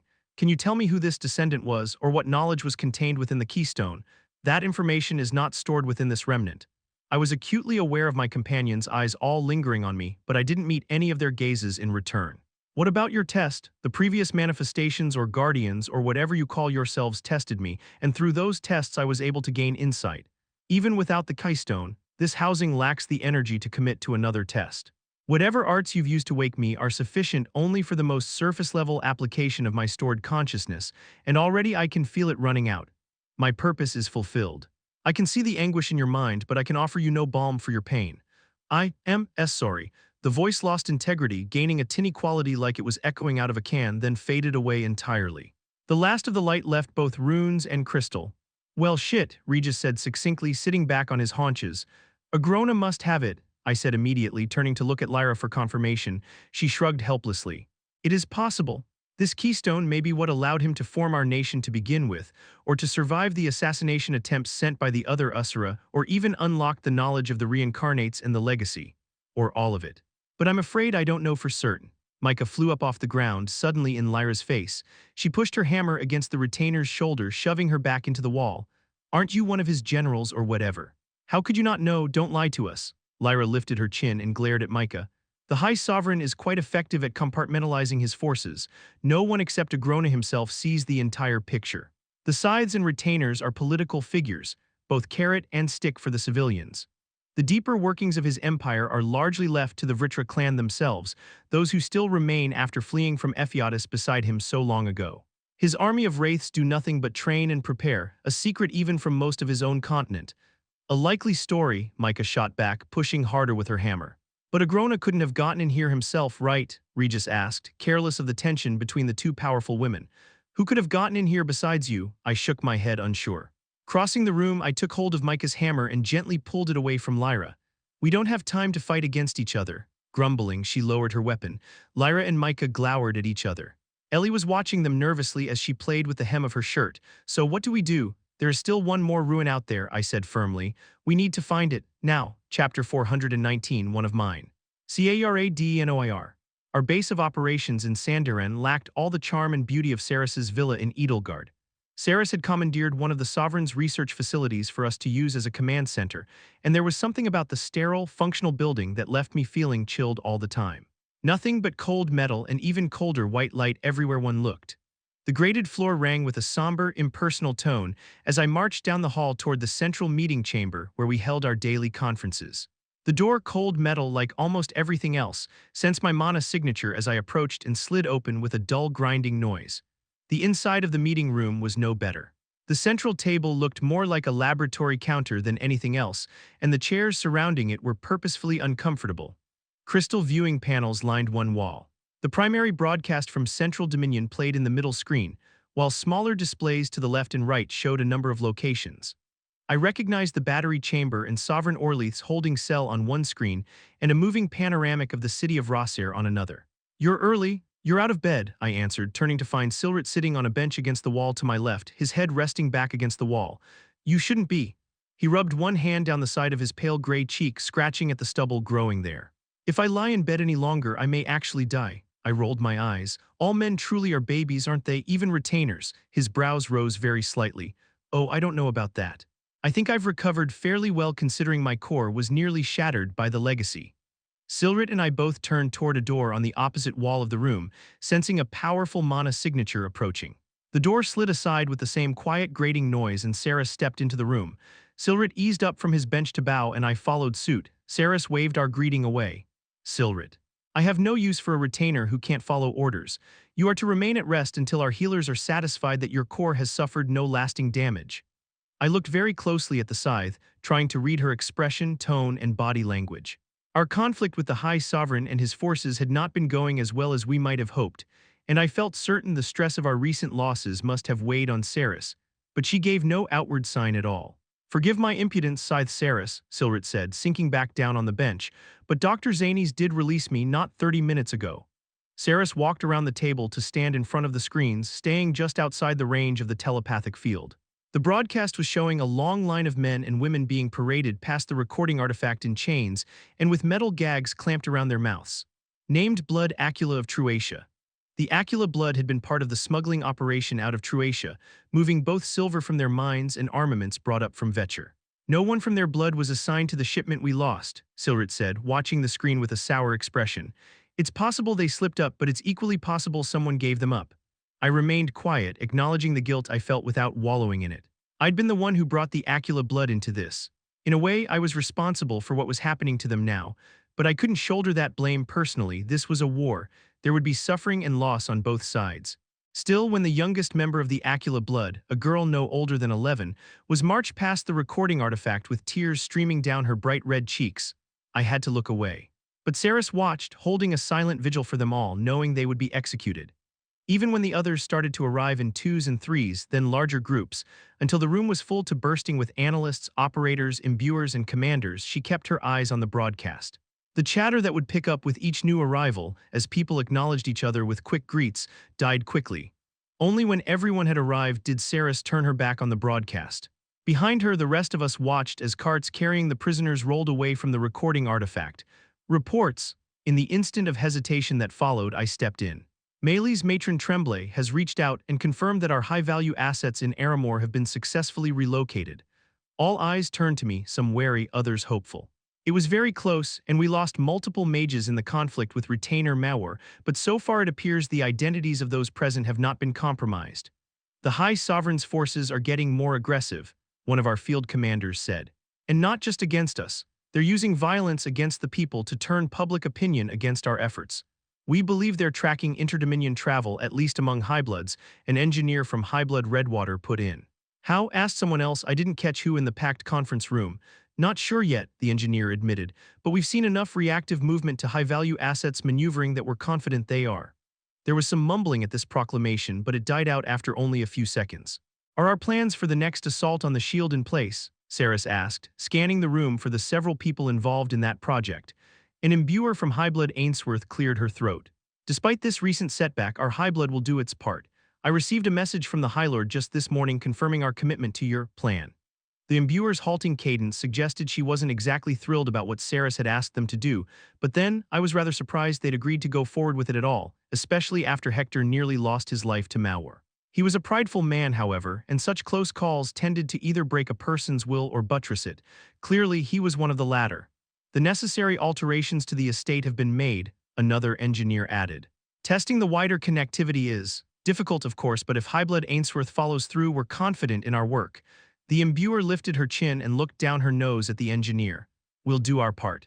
Even if it leads us to the same fate as the Acula blood, apparently." Despite the growing tension, the conversation changed course, honing in on a number of technical details that were outside of the scope of my role, and though I did my best to stay invested, many of the finer points escaped me. One of the doors slid open. Many sets of eyes turned to the late arrival, but the flow of conversation didn't stop. Wolfram of high-blood Redwater froze under so many gazes, looking like a startled Rockavid as he searched the room. When he saw me, some of the tension left him, and he followed the wall to where I was standing. We exchanged silent nods, then both turned our attention back to the conversation, which was finally shifting away from the previous topic. There have been 5 recorded dissensions within the Shield over the last week, the head of the Ascenders Association in Edelgard said. Anvald of named Blood Torpor was a bald man with broad shoulders and a severe look. 16 Ascenders in total. All were interviewed, logged, and released beyond the Shield in Rossir. None were operating with the express purpose of reaching Sazeklar. The few dissension portals in the western half of Sazeklar were kept under heavy guard. Saris had been monitoring traffic out of them since even before the Shield went up, and we continued to do so now to make sure Agrona wasn't actively trying to get agents into the Dominion. It was possible to destroy the portals, of course, but Saris said that, until they had proof that Agrona could weaponize them against us, she wasn't willing to break anything she couldn't rebuild. After everything I had seen while adventuring with Grey, I felt confident a handful of dissension portals weren't going to matter to the Relictum's future. But I hadn't argued the point. It was nearly impossible to target a specific dissension portal outside of the second level anyway. A few follow-up questions were asked about the Ascenders, and then the meeting moved on. We need to reconsider our supply lines from eastern Sazeklar and Itril. One of the analysts said before launching into a report on the amount of food our territory was consuming versus the amount produced and smuggled in. It was a concerning problem. At this rate, the larger cities will be rationing the sale of food to civilians in 3 weeks. The smaller towns may not feel the hit for another 6 weeks, but within 2 months you'll have people starving in the streets. There are too many eyes on the coast, one of Saris's strategic advisors said. The last 4 ships that have tried to come down the coast from Vetcher or Itril have been caught and sunk. We tried expanding some of the research tunnels under Rossir, but the mana usage required drew attention, and we had to collapse everything we'd done and then some to prevent it being used to circumvent the shields. Central Dominion isn't being watched so closely, I said aloud, having a thought. The entire room turned as one to focus on me. We could route supplies to our allies there under the pretense of highbloods stocking up on provisions, hedging against potential economic collapse due to the ongoing rebellion. There is a river that springs up near the border between Central Dominion and Sazeklar, primarily used for shipping goods from Sazeklar up to Karjadan for distribution through the rest of the Dominion. But it is also a common destination for recreation among the highbloods. It'll be just as thoroughly watched as the coast, surely, the analyst countered. Moving resources into Central Dominion would be easy enough, but getting them down here has the same problems. Saris was thoughtful for several seconds as she considered our arguments. The network of tunnels and underground labs around Sandiran is extensive. Begin opening a supply line straight through to the base of the cliffs around the Vritra's Maw. Hire unadorned laborers for the last 10 miles or so. That will limit outside detection of the digging. The tunnel system should come out just across the sea from the river Lady Karam mentioned. Several people hurried to take note of this command. Meanwhile, arrange for distribution of incoming food throughout our highblood allies in Central Dominion, Vetcher, and Itril. Devise several routes for supply lines. Make it appear as if the goods are being shifted from one highblood to the next. We'll need several unaffiliated highbloods involved as well. Make sure it isn't only our allies who are suddenly stockpiling provisions. Saris's mouth twitched in a barely visible smile. Make it clear that people are beginning to question Agrona's ability to end this rebellion. Once again, the conversation broke down into a discussion of specifics, with representatives of each group asking questions and others offering suggestions to solve new problems. This went on for nearly half an hour before Saris dismissed everyone. People began to filter out quickly, many of them rushing off to immediately start work on the details discussed. I started toward the door as well, but Saris caught my eye, communicating clearly that we at least were not yet done. Settling in beside Silrit, I waited for the rest to leave. The only other person not queuing up to get out one of the doors was Wolfram, a fact I was curious about, but expected to learn the reason for momentarily. Once the last person had left and the doors had closed behind them, Saris relaxed ever so slightly. She eyed Silrit for a moment, considering the retainer before focusing on me and Wolfram. Things are coming to a head, she said, leaning one hip against the table and crossing her arms over her stomach. Word from within Tigran Selim is that Agrona has taken steps to prepare the legacy to attack our shield again. Silrit stood slowly. We'll be ready if she breaches it. Saris raised an eyebrow a fraction of an inch. Of course we will. But there must be a counter-strike as well. It is time to change the narrative. We all waited as she let tension build. Wolfram bit his lip as his fingers twitched nervously, but Silrit was still as a statue. We've given Grey time to put his house in order, she said, meeting my eyes. Now we need him, a decisive victory in plain sight where Agrona can't sweep it under the rug. And I'm sending you to retrieve him. 2. I cut myself off, looking pointedly at Wolfram. Saris nodded. It's all right, Kara. Wolfram can be trusted. He's one of mine. I experienced a moment of confusion, then felt my brows shoot up. Another Reborn protege? He smiled awkwardly. Lady Saris helped me when everyone else gave up on me, when my Vivritra blood didn't manifest. Well, I owe her a lot. Why didn't you tell me? I asked my mentor, unsure how I felt about this revelation. It was essential that my connection with the Redwater blood be kept entirely secret, she said, no hint of apology or even acknowledgement in her tone. Only Silrit was aware. I hope you'll need no further assurances. I straightened, suddenly conscious of how I was still looking at Wolfram. It was difficult to imagine the painfully antisocial boy I'd known, who had turned into the jittery man before me, being mentored by Saris.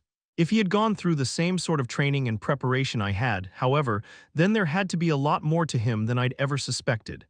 At the very least, he possessed a hidden strength that I appreciated. Good, Sarah said after a moment, because he's coming with you to Dicathen. Wolfram paled. To the other continent.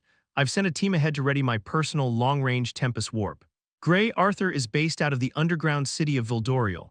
The dwarves were heavily divided by the war in Dicathen, and tension will still likely be high there. Do not expect a warm welcome. If Arthur isn't there, you may also speak to Virion Iralith, the Lance's Baron Wykes, Vere Ori or Micah Earthborn, or whichever dwarven clan is in charge of the city itself. Wolfram's wide eyes turned to me, his mouth opened slightly. It seemed Saris's alternate protege was feeling somewhat overwhelmed. I need Arthur Grey to return to Alacria soon, Saris continued. He is singularly focused on the protection of his family, and I worry that now that he has finally returned home, he may not be eager to leave it again. Convince him, I set my jaw. Of course, sighed Saris, I trust him.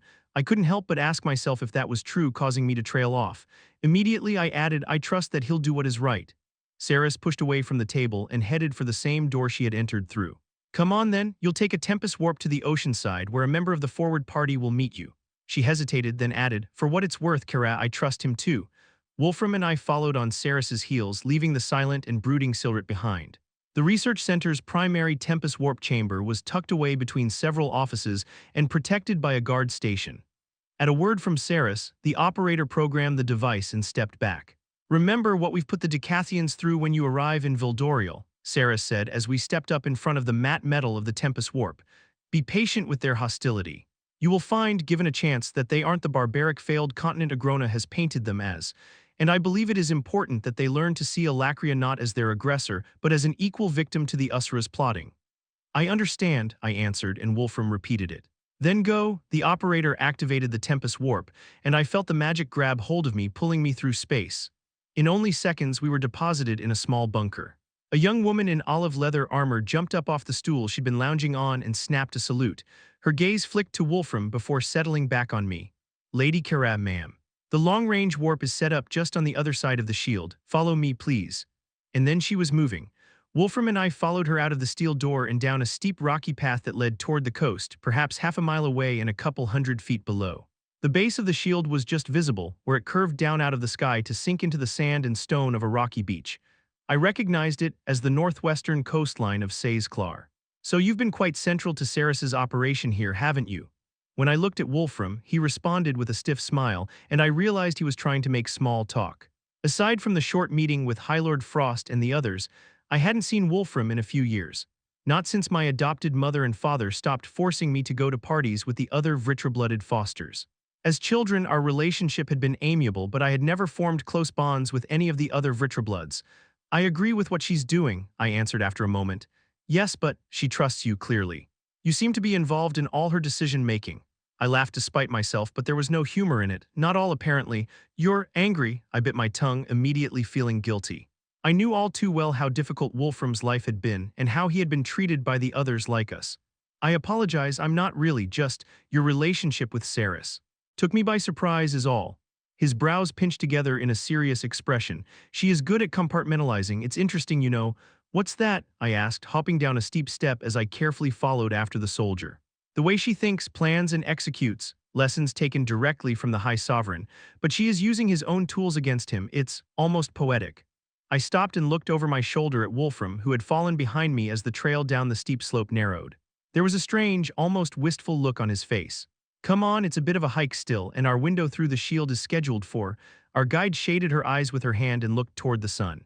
Shit, only about 7 or 8 minutes. It only lasts 30 seconds, so we need to hoof it. She began hurrying down the slope, occasionally sliding on loose stones or leaping over the edge of several-foot drops. I hurried after her, listening to Wolfram's steps behind me to make sure he was keeping up. He'd never been very graceful. The rocky hill plummeted straight down into a cliff before joining the beach, and our guide led us into a series of steep stone steps cut into the cliffside. So what should I expect on meeting this Ascender Grey, or Lance Arthur Leywin of Dicathen? It sounds like you know him well. As I took a sharp switchback, I glanced up at Wolfram again. He was staring down at me, and there was an intensity in his mismatched eyes that didn't match his tone. He's difficult to describe, I said, growing uncomfortable. You'll understand once you've met him. I realized that this discomfort had been building in me as we descended the hillside, but not understanding what I was feeling, I had pushed it to the back of my mind. I considered everything, as I'd been trained to do, moving backwards from this last question up the hill, searching for subconscious details that had triggered my unease. My heel turned on a loose stone, and I slid down 2 steps. I planted my hand to catch myself at the same time Wolfram's fist closed around my arm to stabilize me. Something silver tumbled out of my sleeve, bounced off the hard stone, and went spiraling down the cliffside, vanishing in the rugged bushes that lined the beach's edge at the bottom. I cursed. That looked valuable, Wolfram noted, helping me back to my feet. It was, I muttered unhappily. No time to search for it, the soldier said from below, shaking her head. Unless you want to explain to Scythe Saris Vritra why we missed our window. I only shook my head, and we went on in silence for a minute or so. I was thinking you've been training to fight with Saris, right? I asked, breaking the silence as I realized what had been bothering me. Your footing is much more stable than I remember, those dances we were all forced to attend. I met his eye over my shoulder, forcing a clumsy, half-suppressed smile to my lips. You've changed, the nervous act. It's just that, isn't it? A masquerade, he shrugged as he straightened his shoulders, but he didn't miss a step. It's not so different from your role with the Denoirs, is it? People expect you to be something, and Saris has taught you to show them what they want to see. If anyone ever thinks of me at all, they remember the clumsy, terrified young Vritra-blooded boy who managed to embarrass himself at every turn. They expect me to be just that, so convincing them I am has been all too easy. Saris taught me that there is power in underestimation. I let out a breath, relaxing as I reminded myself that we had both undergone the same training from a scythe. I was suddenly glad that Saris had sent Wolfram along and curious about what he was capable of. When I opened my mouth to ask about his training, though, I was cut off by another curse from our guide. The soldier jumped off the last set of steps, plummeting 15 feet down to the sand below, where she landed with a grunt. Then she was up and moving, jogging across the beach and waving us after her. See those striations? It's time. We're already late. There were lines like stretch marks running vertically down the shield. Outside of it, on an outcropping of rock that broke the otherwise smooth stretch of sand and water, several people were waiting for us. Our guide was kicking up sprays of wet sand as she ran across the beach toward the spot where the lines converged on the ground. Empowering my legs with mana, I leapt off the cliffside, clearing 20 feet of air before landing softly, my boots sinking into the sand. Wolfram landed beside me a moment later, and we both hurried to follow the soldier. The shield split apart with a low electrical hum, creating an opening 10 feet wide and 15 feet high. There was a flash of green light. A bolt of mana lifted our guide up off her feet and flung her back at me. Reacting on pure instinct, I caught her, but in the second it took me to do so, several more spells were fired off. Half of the group waiting beyond the shield collapsed as bullets of fire and raining acid took them unaware. It was over before it even began. The young soldier was squirming in my arms, trying to twist around enough to look over her shoulder at me. Her eyes were wide, her breath coming in quick, shallow gasps. The attackers were already hurrying to the gap in the shield. Wolfram was standing just at my side, almost touching me. But he wasn't watching the mages, who had stopped at the gap and started throwing down what looked like components of an artifact of some kind. He was watching me. It'd be better if you don't fight back. We'd prefer to bring you in unharmed, he said, his voice completely changing as the intensity in his eyes turned into a dark confidence. I know you're calculating your odds of victory right now, but… Wolfram expanded outward, growing taller and more muscled. Onyx horns sprouted from his head, short and sharp. Let me assure you, a battle can only result in your injury or death. I stepped away from him, still cradling the soldier in my arms. A red stain was growing over her left side. His Vritra blood manifested, but he's been hiding it, like me. Underneath the shield opening, the mages, each of whom wore an emblem symbolizing a winding red river, had set up an arch of black metal rods. High above them, the streaks in the shield were wiped away as the 30-second timeframe passed. When the streaks were gone, the shield flexed around the artifact. The two forces conflicted, issuing a ringing buzz, but the gap didn't close. I needed time to think. There was no way for me to know how strong Wolfram was, and I was outnumbered 7-1, so I couldn't be sure of the results of a fight. I needed to understand more about what they were trying to accomplish. How long have you been a traitor? Wolfram was stalking toward me slowly, but he paused to consider the question. I was never Ceres's, regardless of what she says. Besides, if you betray a rebellion, doesn't that make you loyal? One of the Redwater soldiers ran up with a pair of manacles clanking in his hands. Wolfram took them by the chain, holding them up for me to see, monosuppression cuffs. It's ironic, of course, that Ceres gave me all the tools I needed to spy on her, he went on, jangling the manacles. Everyone thinks she's the clever one, but even she never suspected that my blood manifested. Ship coming round the bend, one of the Redwater mages shouted. He was standing atop the rocky outcrop with spyglass pressed against his eye. 5 minutes, Wolfram took a step toward me. Here, let's get these on you. I'd hate for you to be tempted to do something stupid when Scythe Dragoth gets here. Silently apologizing to the soldier in my arms, I dropped her. Wolfram lunged at me, reaching for my wrist, but I threw myself into a backwards roll, drawing my blade from my dimension ring as I came back to my feet. But Wolfram was fast, and he was still right on top of me. His fist drove down like a club, wrapped in sable flames to smash my blade out of the way. I pivoted around the blow, absorbing the shift in momentum from his strike to bring my sword around in a wide arc toward the back of his legs. He launched himself into the air, his large frame rotating in a graceful backflip as he landed a few feet away. I felt the mages at my back beginning to conjure their spells. As much as fighting back is not the right call, Kara, I'm curious to see what you're capable of, Wolfram said with an air of confident curiosity. Ceres has so much faith in you. Spinning the manacles over his head, he hurled them at me. They flew like a bolus, whirling around and around. I set my feet as best I could in the sand, ready to dodge or deflect the wild throw. The air around me hardened, congealing into an obfuscating snarl of jet-black wind that blinded and restrained me. Void wind, I thought feebly as the manacles, guided by his magic, snapped closed around my wrists before pulling my hands together in front of me. The queasy sensation of my mana being snuffed out filled every cell of my body as the cuffs locked it inside me.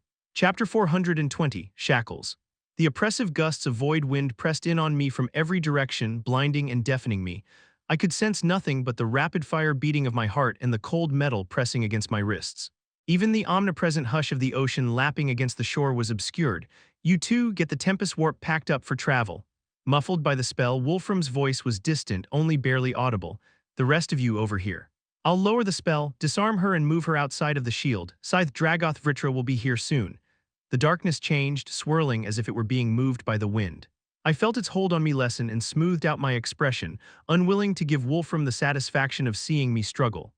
Just as the void wind spell faded, strong hands took me by the arms, and something sharp dug into my back. How anticlimactic, Wolfram mused, studying me. I'll admit I did sort of idolize you when we were younger, now I have no idea why. I lifted my chin, not flinching away from his unnerving gaze or his words. Still, you're quite the prize for Dragoth. With a little incentive, I imagine there is a whole lot you can tell us about Ceres's operation. I didn't fight back against the mages holding me, letting my arms sag in their grip. Nothing that will save any of you, I said, keeping the quaver out of my voice. Something small and bright caught the sun above and behind Wolfram, and I tensed. Mana surged, and a ray of black light shot from it. Wolfram, sensing the mana, grimaced in surprise as he spun, attempting to conjure a shield of soulfire at the last second. The soulfire passed just above his shield, striking him at the base of one horn. With a resounding crack, the horn shattered, spinning off into the sand. Wolfram howled in pain as his eyes went wide with rage. Reinforcements, one of the mages shouted, letting go of my arm as they conjured a spell. The sharp object at my back pulled away, leaving only one mage still holding on to me. I drove an elbow up into his nose, snapping his head back, then wrenched forward out of his control. My blade was on the ground at my feet, knocked from my grasp by the manacles. Catching the blade with a toe, I kicked it upright so that the handle stuck in the sand with the long, scarlet blade pointing straight up. There was a second burst of mana, but the lance of soulfire flew a few feet to Wolfram's left. It bypassed his shield and struck my blade. The scarlet steel burst into black soulfire. With all my monolith strength, I drove the chains down on the point of the burning blade, and several things happened all at once. The four mages were shouting all around me, caught between searching our surroundings for their attackers and stopping me from escaping. Wolfram had both hands raised, one emanating the fiery shield, the other pointed at me, swirling with void wind. Utilizing the limited pool of mana I had already charged into it, 2 additional silver shards released from the bracer and rushed into orbit around me, firing off lances of black fire. Wolfram reacted with lightning swiftness, reshaping his spells and combining them into a vortex of ashen wind and fire, absorbing the barrage of attacks. The point of my sword lodged up through one link in the manacle chains. My pulse spiked as the sword's handle sank deeper into the sand, deadening the force of my downward strike. Then it caught, buttressed by something hard deeper down. The flames clawed through the imbued steel and the chains shattered with a bright spark. Something cold and sharp slashed across my hip, and I dodged forward, pulling the scarlet sword from the sand and slashing behind me as I moved. A steel-hafted spear blocked my rushed strike. Finally, I got a good look at the 4 Redwater mages surrounding me, a shield, 2 casters, and a striker. Both casters were holding fire in their hands. The striker was already spinning his spear around to go on the offensive. Sand formed into metal discs and floated up to defend them as the shield retreated to a safe distance. They were potent mages, and as my sense for mana returned, I got a feel for their power. Their mana signatures suggested emblems, but Ceres had encouraged our forces to cover their runes, so I couldn't be sure. The vortex shield around Wolfram exploded outward. Conjuring soulfire along my blade, I stabbed into the ground. A shield of fire sprung up around me. The 3rd orbital shard, the one I had lost while descending the cliffside, flitted past Wolfram to join the other 2, and they shifted into position just outside of the shield, their mana resonating with each other. I gritted my teeth as I struggled to maintain focus on both the soulfire and the artifact. When the shockwave hit, the orbitals sent out a pulse of mana to counter it. They held for a full second before being knocked out of position and sent tumbling away behind me. I braced for impact as the soulfire shield emanating out from my sword quivered, cracked, and then flared out.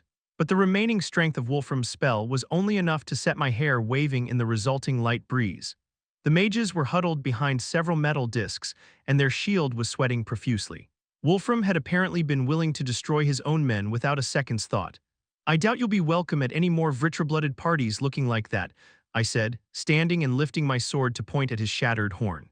The bracer drew on my mana, and the 3 orbitals flitted back into place, hovering around me defensively. Wolfram snarled as he fingered the broken stub. "So I'm not the only one hiding their real power, I should have guessed. Are you hiding your horns as well? Is it that bracer there on your arm?" Or he focused on my pendant, which had slipped out of my shirt in the fighting. "That little bauble around your neck, an illusion, that would be Ceres's way. Go on, I want to see who I'm really fighting. Show me, for old time's sake. It's almost a shame you decided to be a Vritra lapdog." I conjured soulfire along the scarlet blade again, causing it to writhe with black flames. The other mages were holding back, waiting on Wolfram's command. I could now see the boat in the distance, being rowed swiftly along the shore. If you'd ever actually listened to what Ceres was trying to teach you, you could have been so much more. Wolfram conjured black fire in each of his hands as he adjusted his stance. "I think you'll find I learned much more than you." To his soldiers, he barked, "Bring her down, kill her if you have to." The spear-wielding striker lunged forward. Twin bolts of fire followed, tracing a smooth arc through the air as they passed him on either side. In the distance, a large, transparent panel of mana shimmered into existence over the whole being held in Ceres's shield, cast by one of the 2 men who had been in charge of the Tempest Warp. The other, a caster, conjured a cloud of caustic green haze to stain the air and make the path to them impassable. 2 lines of soulfire met the flame bolts, launched from the orbitals. The soulfire burned the spells to nothing. A 3rd ray targeted the striker. When one of the metal discs lurched into position to defend him, the soulfire scorched right through it, but the striker was fast and he'd already dodged. Still, the flames scoured the ground at the caster's feet, making them jump back and interrupting their next spells. Behind me, Wolfram thrust both hands forward, unleashing a torrent of soulfire pushed on a gust of void wind. I lunged to meet the striker. His spear licked out twice, 3 times with the quickness of a lightning bolt. I parried each strike without breaking my stride, the soulfire wreathing my weapon burning through the spear so that when he thrust for the 5th time, only the short end of the ruined steel remained. He realized his defenselessness too late, and the edge of my blade effortlessly parted his armored uniform, mana, flesh, and bone. In the wake of my blade, a crescent of black fire rolled toward the 2 casters. Bullets of bright yellow flame shot back, flying all around me, a few scorching my flesh. All the metal discs shifted into position to block the soulfire, but it wasn't strong enough. Not nearly. The black fire devoured the shields, then the casters behind them, and the barrage of bullets ceased. The shield turned to run. As I focused on his back, I pulled on the 3 orbitals, like squeezing the trigger of a crossbow, and 3 rays of black flame lanced through him. His body tumbled in pieces. Channeling mana into one of my runes, I conjured wind to push at my heels, speeding my flight as Wolfram's soulfire licked at my back. I had no choice but to rush straight into the acidic cloud of water attribute mana. It hissed and popped against the mana cladding my body. On the other side of the shield, standing atop the outcropping of rock in front of the Tempest Warp, the caster waved his hands and the cloud condensed into viscous drops of rain, which immediately began burning through my protection. Releasing the sulfur wreathing my blade so I could focus on both the wind attribute spell and the orbitals, I aimed at the two mages beyond the shield. Twin lances of fire ripped through the barrier cast by their shield, burning a large hole in each mage's chest. The final orbital fired backwards blindly as I hoped to disrupt Wolfram's concentration. I felt his soulfire clash against mine as the inferno surged. Risking a glance behind me, I saw the full effect of his spell for the first time. A huge, smoky skull, its mouth wide and eyes empty as death, trailing a 20-foot trail of pure soulfire, was closing in on me. The orbital's attacks were vanishing into the skull's open mouth, never reaching Wolfram. I aimed for the Tempest Warp. With the way clear, there was no reason to stand and fight, not when a scythe was closing in on me. A bead of dark mana condensed in the air above the opening. Wild lines of void wind began reeling out of it, spiraling downward until they touched the ground to form a cyclone that blocked the way. I sprinted straight at it while recalling the orbitals, wind attribute mana pushing me forward faster with every stride. They snapped into place in the bracer, and I released the mana and concentration powering it just as my blade flared with sulfur once again. Slashing at the air with my sword, I felt a thrill of success as sulfur carved through the artifact they'd installed to hold Ceres's barrier open. The metal melted away as if it were Wogart butter and the arch collapsed. The shield around it flexed, pushing inward. In my periphery, I could see the darkness of the encroaching spell starting to surround me. Wrapping myself with wind, I leapt, making myself as narrow and aerodynamic as possible, shooting forward like an arrow. The shield closed around me. I was immediately picked up by the void wind cyclone, which cut through my own wind mana effortlessly. My senses reeled for a moment as I was spun end over end, then the cyclone released me. Catching my balance, I rotated my body to land crouched on both feet, one hand pressing into the sand for stability. 50 feet out in the ocean, the Tempest Warp splashed down into the water. It had been lifted by the cyclone, then tossed away as the wind's momentum vanished. My stomach plunged with it. "If it makes you feel any better, we didn't program the Tempest Warp anyway, Lady Kara," Wolfram said from the other side of the shield. "You were never going to leave here." I spared him no words. He was no longer a threat to me. The approaching ship, however, the boat was close enough now that I could sense the monstrous mana signature emanating from it. Even as I watched, a silhouette, somehow still looming large even from such a distance, floated up from the deck and hurtled toward me, onyx horns gleaming. Focusing on the ripples still rolling away from where the Tempest Warp had sunk under the water, I sprinted out along the rocks toward it, stowing my blade as I ran. There was a surge of mana, and the rocks under my feet heaved, rolling away from me like the deck of a ship. I would have plunged face first into the jagged stone if not for the wind attribute mana already imbued around my feet. Pushing off against the air itself, I leapt out over the open water, pulling my body into a streamlined diving position. When I hit the water, I shot deep down below the constantly rolling waves. The frigid cold bit at my skin, and the drag of the water pulled at my hair and clothes, threatening to tow me away. I scoured the seafloor for the Tempest Warp, but it sloped steeply away from the beach, growing darker and darker as it went deeper. Strengthening my vision with mana, I peered through the gloom, searching for the roughly anvil-shaped artifact. A cloud of silt obscured the ground, but there was a subtle emanation of mana within the cloud. Focusing on it, I pushed harder, swimming as fast as I could, all too aware of the scythe's mana signature growing closer by the second. Using wind attribute mana to cause a current, I pushed away the floating silt. The Tempest Warp was sticking up from the soft soil, half sunk into the ground. Dozens of scratches had been scored into the surface from the void wind, matching the dozens of raised welts all over my body. Please work, I thought, the scythe's shadow moving across the top of the water in my peripheral vision. I was certain Wolfram had been lying about not activating the Tempest Warp. If he hadn't, he wouldn't have kept talking. He was trying to engage with me and keep me there. They couldn't spring their trap until Wolfram arrived and the shield opened, and it would have raised suspicion to prevent the other mages from preparing the artifact. Or so I hoped. The ground around the Tempest Warp moved suddenly. Mana swelled through the soil, and a giant hand made of black iron formed with the artifact in its palm. A second hand punched up beneath me, slamming into me and sending me spinning off through the dark water. Bubbles burst from my lips as I gasped, every bone in my body aching from the force of the blow. As I reeled, the hand grabbed me, squeezing, and more bubbles rushed from my mouth as it crushed the air from my lungs. Both hands began moving up toward the surface, but I could hardly see them through the stars sparkling behind my eyes. Gathering the last of my strength, I pressed my own hands against the blood iron restraining me. My eyes drifted closed. I searched for the inborn confidence that always assured me I could do anything I attempted. Desperation kept it at bay, so I reached for my rage instead. My mind went blank. Except for the mana, the soul fear that burned in my blood, in my heart, in my core, that I embraced. I took hold of it with my entire being, gathered every ounce of my power and pushed. Black flames flooded out of my hands. The water began to boil wildly as it was destroyed. Soulfire ate into blood iron. The hand quaked beneath me, metal began to dissolve, the grip lessened.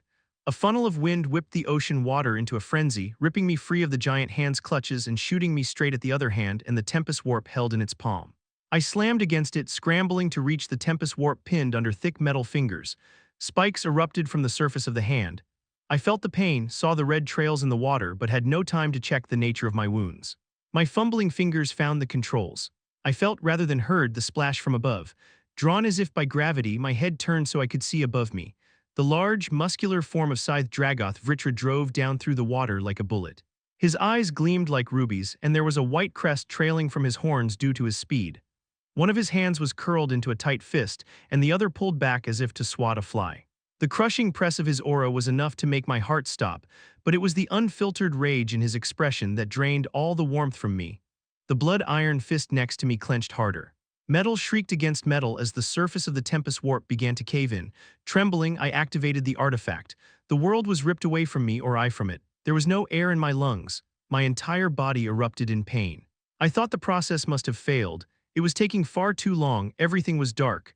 My body splashed wet and heavy against stone, but I had no wind left to be knocked from me. Gasping, struggling, and failing to bring in air, I dragged my eyes open, uncertain when I had closed them. I didn't understand what I was seeing. My hands clutched my chest, my body desperate for oxygen. Finally, a breath came. Dimly, I became aware of something hard and sharp pressed against my cheek. A spear. Without moving, my gaze followed the line of the spear's long haft to the man holding it. I registered blonde hair and green eyes, dark in the low light. "Move, Vritra, and I'll pin you to the floor," he said, his voice carrying an edge of thunder. The sound of his voice, the sight of him and his surroundings, melted together with pain and fatigue into a muddle. I blinked several times, my focus moving inward. Each breath came with a deep ache that suggested broken ribs, and I had been pierced by blood iron spikes in both legs, my side, and the inside of my left arm. But all these wounds were superficial and would heal with time. I wouldn't die, assuming, of course, this Dicathen didn't follow through on his threat. "I'm not your enemy," I said, keeping my voice slow and steady as I met the man's eye. Others had approached as well, dwarves by their stockiness I guessed. Hopefully that meant I was in the right place. "My name is Karav Highblood Denoir. I've come looking for you're a Vritra," the man snapped. "I can guess well enough why you're here," he frowned, focusing on my wounds, "though you don't look to be in any shape to attack us." I took a deep, steadying breath, unable to keep the grimace off my face at the resulting pain in my chest and ribs. "Please bring the lance, Arthur Leywin. He knows me, I assure you that." "Arthur isn't here," the blond man said. To my relief, however, he withdrew the spear, keeping it pointed at my core, but at least it was no longer digging into my skin. Which would be a convenient time for a spy to attempt to slip into Vildoriel, especially one who presented themselves as too weak and injured to be a threat to us. He sneered. Perhaps it would have been a wiser plan to send someone without demonic horns sprouting from their skull. Momentarily confused, I reached for the pendant that normally hung around my neck. It was gone. I started to sit up, but the spear pressed against the side of my neck. I held out both hands. "I really don't intend you or anyone else here harm. Arthur is my friend." I bit off my words. I'd nearly stated that I worked with Scythe Saris, but I couldn't be sure how such information would be taken.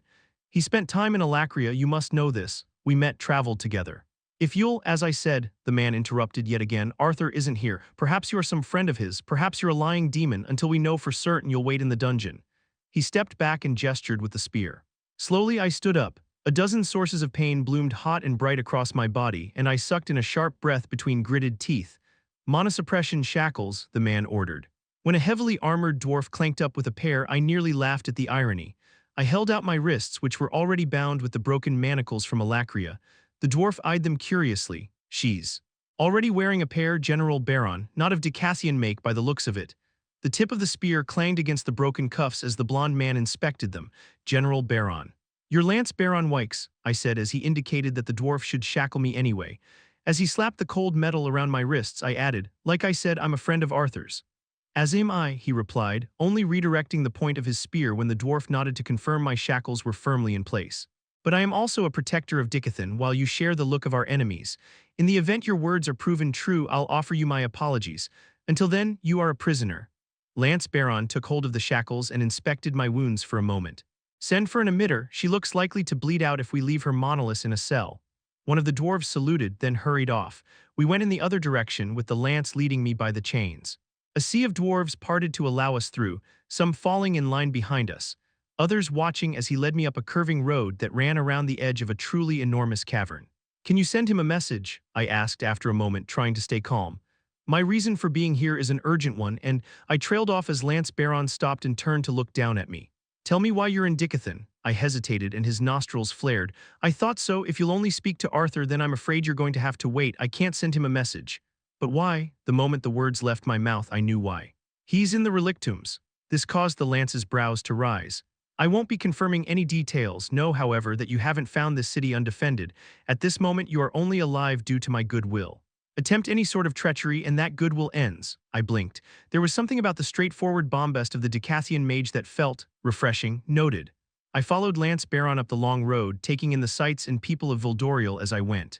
Among the dwarves, I saw a smattering of humans and even a few people I thought must be elves. Despite being underground, there was nothing cramped or claustrophobic about the city. In fact, I was quite taken aback by its beauty. The way the buildings and homes were carved into the side of the cavern, how the rays of light, generated by large crystals affixed to stone pillars or hanging from long chains, reflected off the cavern walls to glint like stars in the night sky, even the rugged, fearless way the people of the city, most not even mages, looked at me, their gazes inevitably drawn to my horns. It was all so charming while still being undeniably solid and strong. I thought we were making for a sort of stone fortress that filled the highest level of the cavern, but before we reached its gates, he took me instead through a plain, if heavy, iron door inset into the wall, and suddenly the place lost its charm. The hall beyond was narrow and cramped. It led through a guard post where several dwarves snapped to attention as we passed into a series of unadorned corridors. Cells lined both sides. Lance Baron led me through the prison to what seemed to be the deepest cell farthest from the entrance, opened the door and waved me in. I went without complaint. It wasn't ideal, but this would be exactly the wrong time to create hostility between us. With time, even if Arthur didn't return immediately, I was certain I could convince this Lance, or perhaps the lords of the elves or dwarves, that I meant them no harm. The door, which was heavy oak banded with iron, closed with a dull thunk. Although I couldn't sense it due to the monosuppression shackles, I was certain the cell was magically warded and locked. The cell itself was plain. A straw-stuffed mattress on the floor, with a single woolen blanket folded atop it. I grimaced at the bucket resting in the opposite corner. I understand these accommodations may not meet the standards of a highblood, Lance Baron said through the barred window inset in the door, but I'm afraid the more comfortable cells normally reserved for nobles in the palace are occupied by families made homeless by the Vritra clan's invasion. I clenched my jaw, working it back and forth in frustration. Before I turned around to face him, though, I smoothed out my features, presenting a stoic front. It was exactly that, the Vritra clan's invasion. My people have suffered under their rule for hundreds of years, yours for barely a single year. They are just as much my enemy as yours, I promise you that. The Lance's brows wrinkled in a thoughtful frown. We'll see. Chapter 421, Black Doors, Arthur Leywin. As I watched the others vanish one by one through another portal, the fourth now since leaving the third Jinn ruin, I considered the mental map left for me by Sylvia. Despite my confidence in isolating the proper zone, it was still strange. Unlike all the other pictures in my mind, which included a sense of what to expect in the zone, this one was empty, nothing but an intangible blank slate. I cast a glance back at the zone we'd just cleared. A suffocatingly cramped castle full of traps and monsters. It had been dangerous but straightforward. The unknown beyond this next portal unsettled me. It was the gentle swirling of the portal's internal light that dragged me back into the moment. Whatever else might wait on the other side of the portal, my sister was already there without me.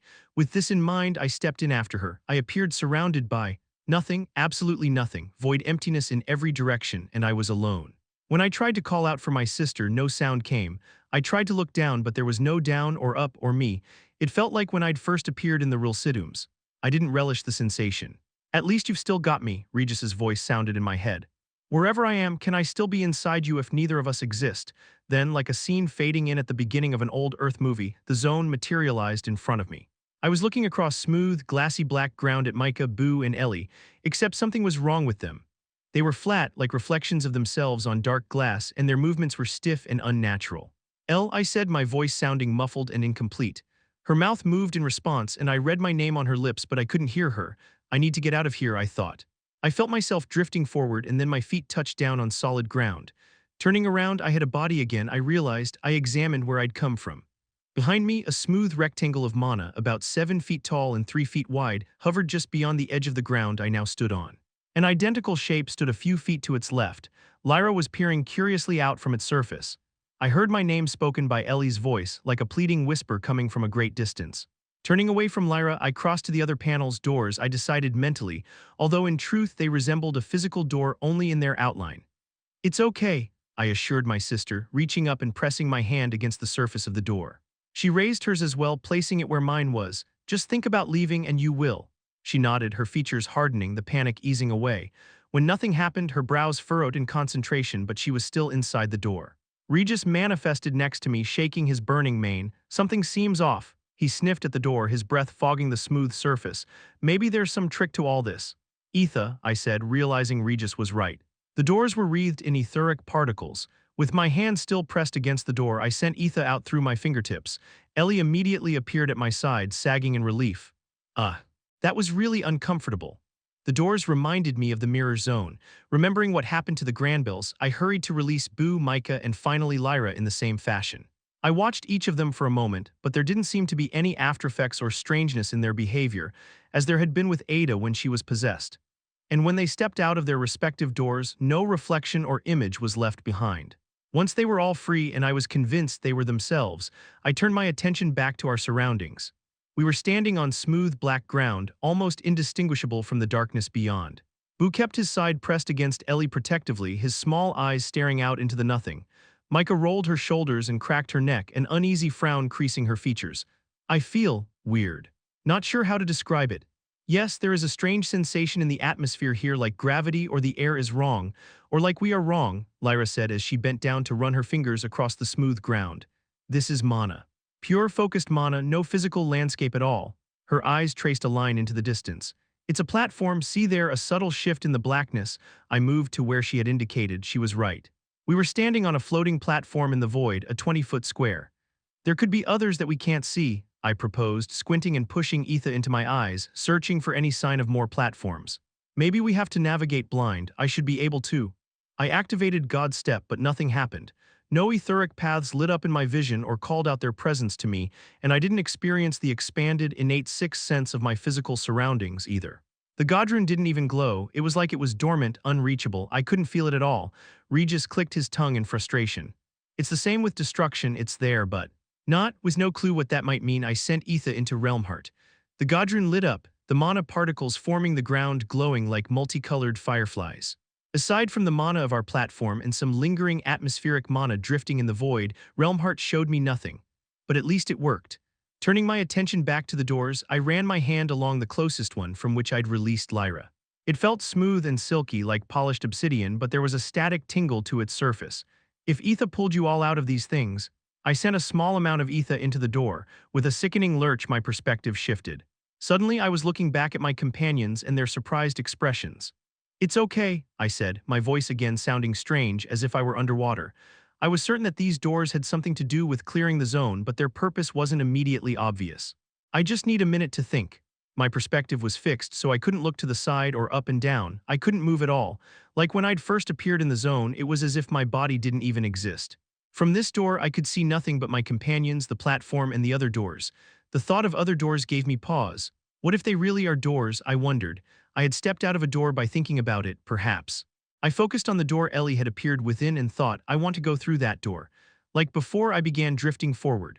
For an instant, I thought I would appear standing in front of Lyra's door as I had my own, but instead I kept floating, picking up speed slightly as I moved in the direction of my thoughts. A couple of seconds later, I stepped back out onto the platform, but it was through Ellie's door and I was now standing behind my companions. Boo groaned in surprise, stomping back and forth as Ellie gasped out, "Arthur." She took a couple halting steps before Boo moved to intervene, pushing her back with his broad head. She twisted around, searching frantically, her eyes skated right past me, stopped, then jumped back. She pressed a hand over her heart and her expression softened. "You scared the crap out of me," she complained, causing the others to turn around as well. A low, nervous whine from Boo served to add emphasis to her distress. "How did you do that?" Lyra asked, her lips pursed as she considered the black rectangles lined up along the platform's edge. I quickly explained what I'd done and my theory. "So you think these doors can move us around the zone?" Micah asked. Brows raised, she turned to her left and right, gesturing at the vast emptiness. And go where? There must be other platforms and doors out there, Lyra insisted, moving to the edge of our platform and staring into nothing. It's the only thing that makes sense. If this is one of the jinn's puzzles, I said, thoughtful, then there is always an intended solution. With my hand against the cold surface of the door, I released another pulse of ether and felt myself be drawn back into it. This time, instead of letting myself be distracted by what was right in front of me, I focused on the emptiness around our platform. And as I stared out unblinking into space, something caught my eye. Far off to my right and a few dozen feet below us, there was a second platform with two doors visible from my angle. I found it, I said, carefully stopping myself from thinking about going through that distant door. It felt reckless to go and leave the others, especially if they couldn't navigate the doors on their own. Regis, you can sense the direction in my thoughts. Can you see the platform? Regis loped to the edge, staring out in the direction I indicated. There's nothing out there. Maybe you can only see it from inside the door, Ellie asked, tapping a finger on her lips thoughtfully. Only one way to find out, Regent Leywin, Lyra said, turning away from me to watch in the distance, following Regis's line of focus. I hesitated, but only for a moment. While I didn't like leaving the others behind, this seemed like the clear way forward. With a thought, I was drifting through the empty space toward the leftmost of the two doors I could see. Like before, I slowly picked up speed as I moved, but it wasn't fast. A strange foreboding built within me as I grew closer and closer to the second platform, but I was unsure if it was some trick of the relictums or my intuition trying to warn me about some unseen danger. 20 seconds or more passed before I stepped out onto solid ground again. The diffused, sourceless light of the zone lit up this much smaller platform, and I couldn't help but wonder why I hadn't seen it immediately. Oh hey, we see you, Regis thought. The platform just kind of appeared a second before you did. Looking back, I could just make out the others, Boo by far the most obvious, standing along the edge of their platform perhaps 300 feet away. Between me and my companions, the void oozed, like shadows moving within shadows. I thought I was imagining it, until a four-fingered, clawed hand reached out from the void and grabbed the platform, digging into the flat, black panel of mana. A second claw followed, and very slowly, spindly arms formed, dragging a horribly skinny creature out of the black background and into reality right in front of me. Its bones protruded in sharp ridges against shiny black skin that blended into the darkness behind it. The flat face had no mouth or nose but four out-of-place eyes. As it uncoiled from its crouched position, I found myself looking up at it. The creature was at least 7 feet tall. It blinked, each eye closing and opening slightly out of time with the others. Then it lunged forward, clawing at my stomach. I stepped into the blow, conjuring an ether blade in my left hand. The monster's claws dug into my side beneath my ribs, slicing right through the etheric barrier that clad my skin. My sword punched into its bony chest, then ripped up and out the side of the neck. Its eyes rolled in 4 different directions as it toppled over, and when it struck the ground, it dissolved into the platform under my feet. Pressing a hand to my side, I checked the wound. It was healing rapidly as expected. At least that power is working. You know, we've seen a lot of shit in here, but that thing was nightmare-inducing, Regis said via our telepathic link. This is going to be a problem, I said to myself, considering the obstacles this zone presented. Is everything still clear over there? Yeah, he confirmed, absent his normal flippant attitude. Returning to the others worked the same way. The jarring feeling of floating disembodied through space, the shadows rippling as if the void itself was alive, before I finally stepped out of Ellie's door on the starting platform. I searched for the distant platform, but it was gone. This is going to take some trial and error, I said, explaining what I'd learned to the others. Micah jumped forward, looking up at me with grim determination. I'll go first. I had released her from the doorway by imbuing it with ether, and I attempted to put her back into it the same way. With Micah's hand pressed against the same door I'd used, I sent a small pulse of ether into the surface. Sure enough, Micah vanished from the platform, reappearing inside of the door like a moving portrait of herself. Now can you see the other platform? Think about leaving through one of those doors, I instructed. She nodded, but nothing happened. Considering what we already knew, I assumed that ether was the problem. She couldn't move in the same way she couldn't release herself, but I thought I already knew the solution to that. I confirmed that she was focused on the distant door, then imbued ether into the doorway again. Micah appeared right in front of me. Her face rose, then fell again as she realized where she was. It didn't work. Perhaps you were not focused enough, Lyra said, crossing her arms. Or maybe the portal is racist against dwarves, Regis muttered, getting a sputtering laugh out of my sister. Micah's eye narrowed, but I stepped in between them. I had no patience for an argument. She focused on me instead, clearing her throat. I was 100% focused. It has to be something else, although if Professor Relictums know it all wants to try be my guest. It's worth being exhaustive, I said, waving Lyra forward. She passed into the door easily, but when I imbued it the second time, she too stepped back out onto our platform. The only silver lining was that no more monsters showed up to attack us while we were on the starting platform. However, we were getting no closer to progressing through the zone. Now that we know there are other platforms out there, why don't we just fly through? Micah asked, stepping up to the edge of our platform. I can't see it anymore, but you were just over there somewhere. Not waiting for a reply, she lifted up off the ground and flew out into the void. The moment she crossed over the outer edge of our platform, a spindly black-clawed arm congealed from nothing and wrapped around her throat. A second raked down her face, shearing through her protective mana with ease, while two more grasped at her ankles. I grabbed the back of her armor and yanked her onto the platform. 3 of the creatures came with her. Imbuing my hand with ether, I struck the one choking her in the side of the head. Unlike the other, this one had no eyes, only an open mouth full of serrated, gnashing teeth. The skull collapsed, splattering dark ichor over Micah and me both. Micah kicked down hard, shattering the collarbone of another. Twin arrows sprouted from the third, one in the throat and one in its single, off-center eye. Ripping herself free of my grasp, Micah conjured her hammer and started swinging. I took a step back. The overlarge hammer made short work of the monster's remains, crushing them into a heap of soggy black bone. As soon as she stepped away, breathing hard, the 3 corpses dissolved. She brushed her hair from her face as she turned around. Perhaps flying is not a great idea. It does seem that the Jinn intend a certain path be followed to navigate the zone, Lyra commented, raising her brows and looking at me. Your path, which I must say for the rest of us is rather unfortunate. There has to be a way through, I said, stepping up to one of the doors and staring at it. We just have to find it. An hour and several experiments later, and we still hadn't moved beyond the first platform, but we had learned a few things about the zone. I couldn't travel beyond the second platform. I could see a third but couldn't move to it. It felt like strong hands were holding me back, and my working theory was that the zone would only allow me to move one platform beyond my companions.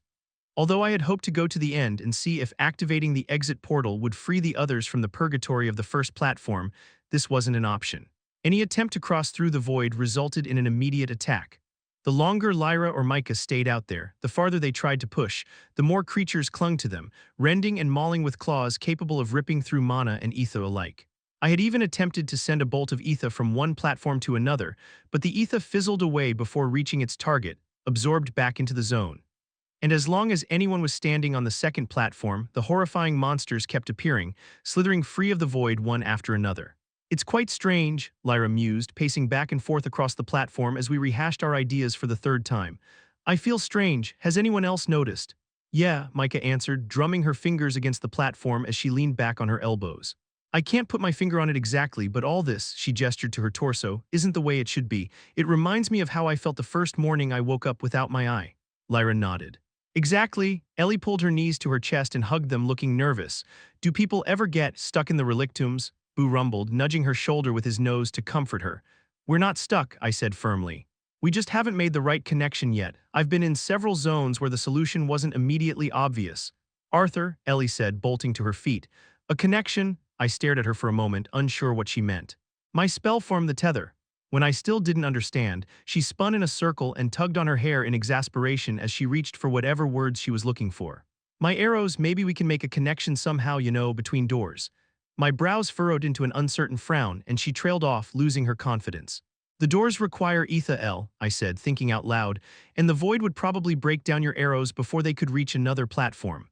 She looked down at her feet, but I was starting to see through her words to the intention behind them, and I kept brainstorming. But your spell form might be enough to keep the mana's shape intact and within your control as it passes through the void. Micah sat up and crossed her legs, resting her elbows on her knees and leaning forward. But how does that help us? It doesn't unless I can imbue ether into Ellie's arrow. But the platform isn't there, Lyra pointed out. Cursing, I realized she was right. I would have to go first, opening the doorway so to speak. But you have to be here to send everyone through, Regis said, stepping up to the door. It'll have to be me. I'll go ahead to activate the next portal. You'll be attacked the entire time, I pointed out. He puffed up his chest and his flaming mane flared brightly.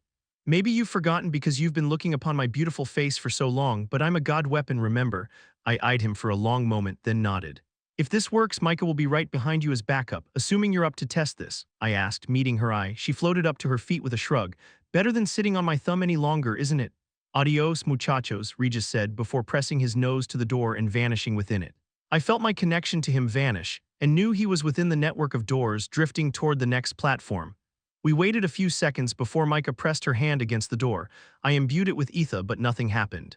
She wasn't pulled in, perhaps because it is already in use, Lyra asked. That's going to slow things down, Micah said, watching the dark patch of nothing in the distance where Regis would soon appear. Be ready. We need to move fast. Several very long seconds later, the platform lit up as Regis appeared in front of one of the doors. Micah was still touching the doorway, so I wasted no time in sending her through. Ellie conjured an arrow. Now what? Activating Realm Heart, I wrapped my hand around the arrow and sent out a small amount of ether, the ether and mana shifting slightly to mingle together. I looked at the arrow and felt a frown creeping onto my face. It's just going to bleed out. It needs to be. The mana particles moved, leaving a sort of reservoir in the arrow's head that would be completely surrounded by Ellie's mana. Like that, I said, moving the ether. I focused on pushing it through the outer layer of mana until it was fully shielded within. She took her time setting up the shot. It was a long way to the door she was aiming at. From this distance, I wasn't able to see the monster forming to attack Regis, but it was obvious when it did. Regis, glinting like a purple jewel, leapt on a shadowy silhouette and tore it to pieces. Ellie's arrow trailed through the dark like a shooting star, striking the distant door with a quiet but satisfying thwack. She turned to me and grinned. Now the other one, I said, and we repeated the process, Ellie's second ether-infused arrow sticking into the bottom corner of Micah's door. Don't overdo it, I cautioned. Ellie waved me away, closing her eyes. I won't. Her eyes moved back and forth beneath the lids for a few seconds then, with a soft burst of mana, both arrows detonated simultaneously. I held my breath. Micah vanished from the door. When she didn't immediately appear in front of us, I hurried to the edge, peering into the darkness. Regis had a second monster by one arm, shaking it violently. His pain radiated through our link as its other claw tore at the flesh of his back, but so did his intensity. He ripped the arm off and spit it on the ground, then pounced, slamming the skeletal horror in the chest with both paws and driving it to the ground. Finally, his jaws closed around its throat and it dissolved beneath him. When Micah stepped out of the door a few seconds later, her hammer already in hand, she jumped into action, fighting side by side with Regis as another monster climbed out of the void. Woohoo! Ellie exclaimed, jumping up and raising a hand to Boo, who gently met it with his paw in a sort of high five. I let out a relieved breath, but with the mystery of how to move my companions across the zone solved, I felt an anxiousness to get through it as quickly as possible building within me. Let's send Boo next just to make sure it'll work for him too. Ellie sobered slightly as she exchanged a look with the guardian bear. But when Boo pressed a paw to the door, I was able to send him in, and Ellie's trick with the ether-infused arrow worked just as we expected. With Regis, Micah, and Boo on the distant platform, the continually manifesting horrors were taken down one by one. Lyra went next. It wasn't until only Ellie and I remained that we realized the flaw in our technique. So, how do you think I get over there? Shoot your arrows, but don't make them explode. Then I'll send you into the door, I suggested. Shrugging, Ellie worked with me to infuse 2 arrows, shooting one into the door on our platform and the other into the distant platform where the others were fighting for their lives. With that done, she pressed a hand against the dark rectangle of mana, which I imbued with ether. She vanished. And the instant she did, her connection with the arrows was severed, causing them to shatter with a slight pop. My sister's image vanished from the doorway in front of me. It was with a growing sense of unease that I waited for her to appear on the other side, watching as the others took down 2 more of the horrors. It wasn't until she finally stepped out of the far door that I was able to relax and follow her through. By the time I stepped out of the portal, my companions had formed a protective ring around Ellie. Her bow was drawn, a glowing arrow of mana against the string, and when a skeletal monster dragged itself free of the darkness, she let the arrow fly. There was a dry crack, and the monster's head snapped back as the arrow pierced its skull. Slowly, it tumbled back into the void, vanishing. All right, Regis, head for the next platform, I ordered, moving to Ellie's side. Regis wasted no time with banter, vanishing first into a door on the opposite side of the platform, then from the door as well. A long, chitinous tail with a scorpion-like stinger at the end stabbed down from the void as another monster appeared. Lyra deflected the attack with a burst of wind, and Ellie sent an arrow into its chest. It fell on all fours, scrambling like an insect. Micah brought her hammer down at its head, but it jerked away erratically, and her hammer rang against the floor. The tail swung wildly, whipping around like an untethered electrical wire. I pulled Ellie down with one hand as I conjured a blade in the other, slashing across the inky black, shiny skin in the same motion, slicing the deadly appendage off. Boo pounced on the monster, crushing it lifeless. In the distance, I saw the next platform appear, followed a second later by Regis. Micah, go, I ordered, rushing to the door. She met me there and I sent her in with a pulse of mana. Ellie, as Boo and Lyra worked to corner a new horror, this one with 4 clawing arms and 2 mouths where its eyes should have been, each filled with needle-like teeth, Ellie disengaged, conjuring an arrow with a reservoir for my ether in its head. The next monster to appear crawled out of the void right beside us as I sent my ether into the arrow, and its claws sank into my shoulder. Vibrations rippled visibly in the air, so strong I felt my skin tingle, and the monster crumpled, letting out a horrible squeal. I stomped down hard and the noise ceased. Ellie shot the arrow first at the far platform. When it hit its mark, we repeated the process with Micah's door. Ellie wasted no time in bursting the arrows and releasing the contained ether. With the connection formed, Micah vanished. "This is going to get difficult," I said into the momentary quiet between attacks. Boo was ready the moment Micah passed through the other doorway and I sent him in. This time I worked with Ellie with one hand as I held my blade in the other. With only Lyra on the platform with us, defending Ellie became my entire priority. But we were getting faster. Only one monster appeared and was subsequently cut down before Boo was on his way. "We can do this," Lyra said firmly, standing by the doorway, some dark spell crackling on her fingertips as we waited. When the next horror oozed out of the darkness a moment later, her spell crashed into it, sending it flying off the platform and out of sight. Then it was her turn. She watched us nervously from within as Ellie hurried to form her arrows and I filled them with ether. When a two-headed horror dragged itself onto the platform, I reabsorbed the blade, focusing it into a single point in my hand before releasing it as an etheric blast. The two-headed horror dodged to the side and launched itself at Ellie. With an ether-infused arrow already on her string, she adjusted her aim and released. Instead of arcing toward the next platform, the arrow struck the monstrosity in the stomach. Then it exploded. The monster was ripped apart from the inside, showering our platform with black gore which rained down around us with a heavy, wet splattering. Without missing a beat, Ellie conjured another arrow and held it out to me. Beside us, a chunk of oozing black mush ran down Lyra's two-dimensional face. Once Lyra was gone and Ellie was inside the door, I felt better. I'd entirely forgotten to track the other group's progress on the third platform, but Regis's thoughts were filled with the glow of battle and success. I dispatched 2 more monsters before I could make the jump myself. "Shit," Regis said a minute later, stepping back out of a door on the third platform, which was large with several doors lining each edge. He had just tried multiple doors looking for the way forward. "There are 3 platforms." Sidestepping a claw, Regis dragged down an attacking monster with its arms and head in the wrong positions on its torso. When it was finished, he asked, "Do I just pick one or what?" "Yes, just go," I said, shielding Ellie from the swiping claws of another creature. "But make note of your choice if this place turns into a maze." I left the rest of my meaning unsaid, certain we all understood the danger of getting lost or having to backtrack while under constant attack. In the 20 seconds it took Regis to reach the next platform, we dispatched 3 more monsters, which were appearing much more quickly than on the second platform. Already Micah had a deep wound in her side, and Boo was bleeding from a dozen cuts all over his massive body. "Their damned claws go right through mana and steel," Micah said with a grimace as she took another shallow cut across her forearm. "They may break like shale, but with so many of them, it's a dead end," Regis thought back to me. "The doors only face back. Come back and try another," I thought, suppressing my frustration. All we could do while waiting for Regis to return was keep fighting. One particularly horrible manifestation with a vertical mouth down the middle of its face and 3 eyes on each side lunged at me. I brought the ether blade up, severing its outstretched arm, pivoted to the side, then carved through its torso as it flew past. Boo reared up in front of Ellie, bringing both huge paws down on the shoulders of another creature, which collapsed under the guardian bear's weight. Micah was doing her best to conserve her mana by launching stone blades out of her hammer from a distance. Lyra had pinned 2 of the creatures beneath a wave of sonic vibration that was pulling them apart. As my target fell, I scanned the platform for any more. Ellie was braced behind Boo, firing off arrow after arrow. My attention caught on her face, which was a mask of determination. No fear, no hesitation, pride warmed me. Lyra and Micah had gravitated to opposing corners of the platforms, fighting separately. Most of the creatures were focused on them.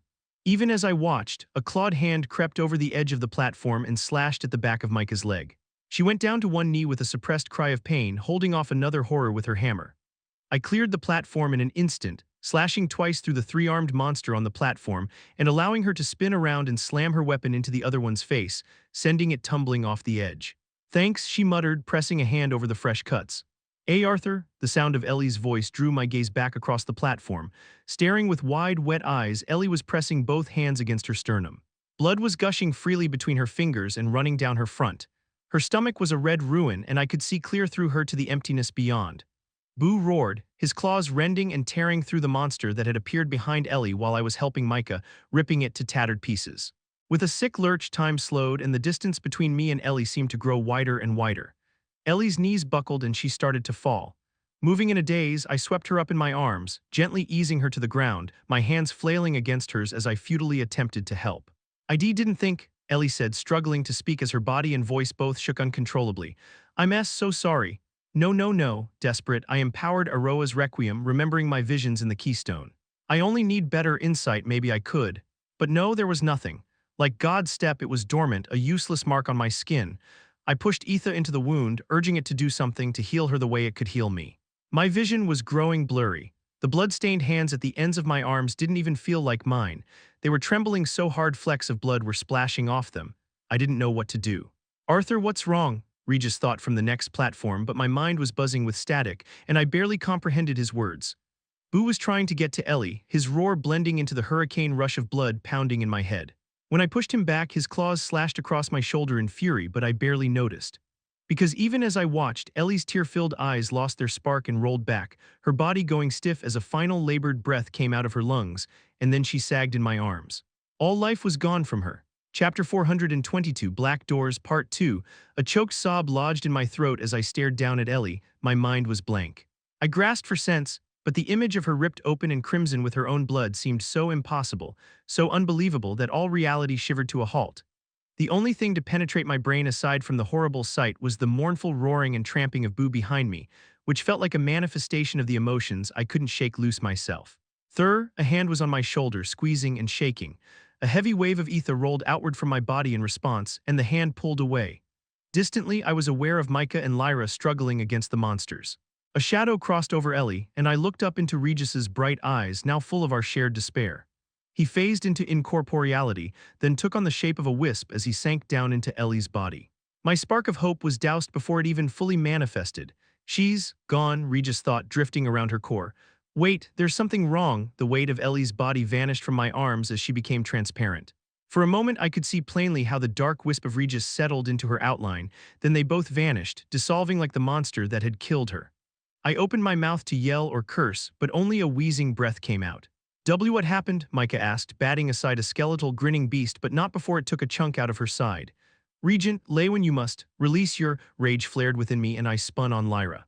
The Alacrian retainer shrank back and fell to her knees, succumbing to the force of my intent. Etha formed into a sword in my hand without my conscious manipulation. There was fear in her eyes, radiating as bright and clear as the reflection of my weapon. Grimacing, I swung the blade. It carved through flesh and bone, a brief shriek of pain, then silence. The monster that had manifested behind Lyra collapsed into two pieces, then melted away.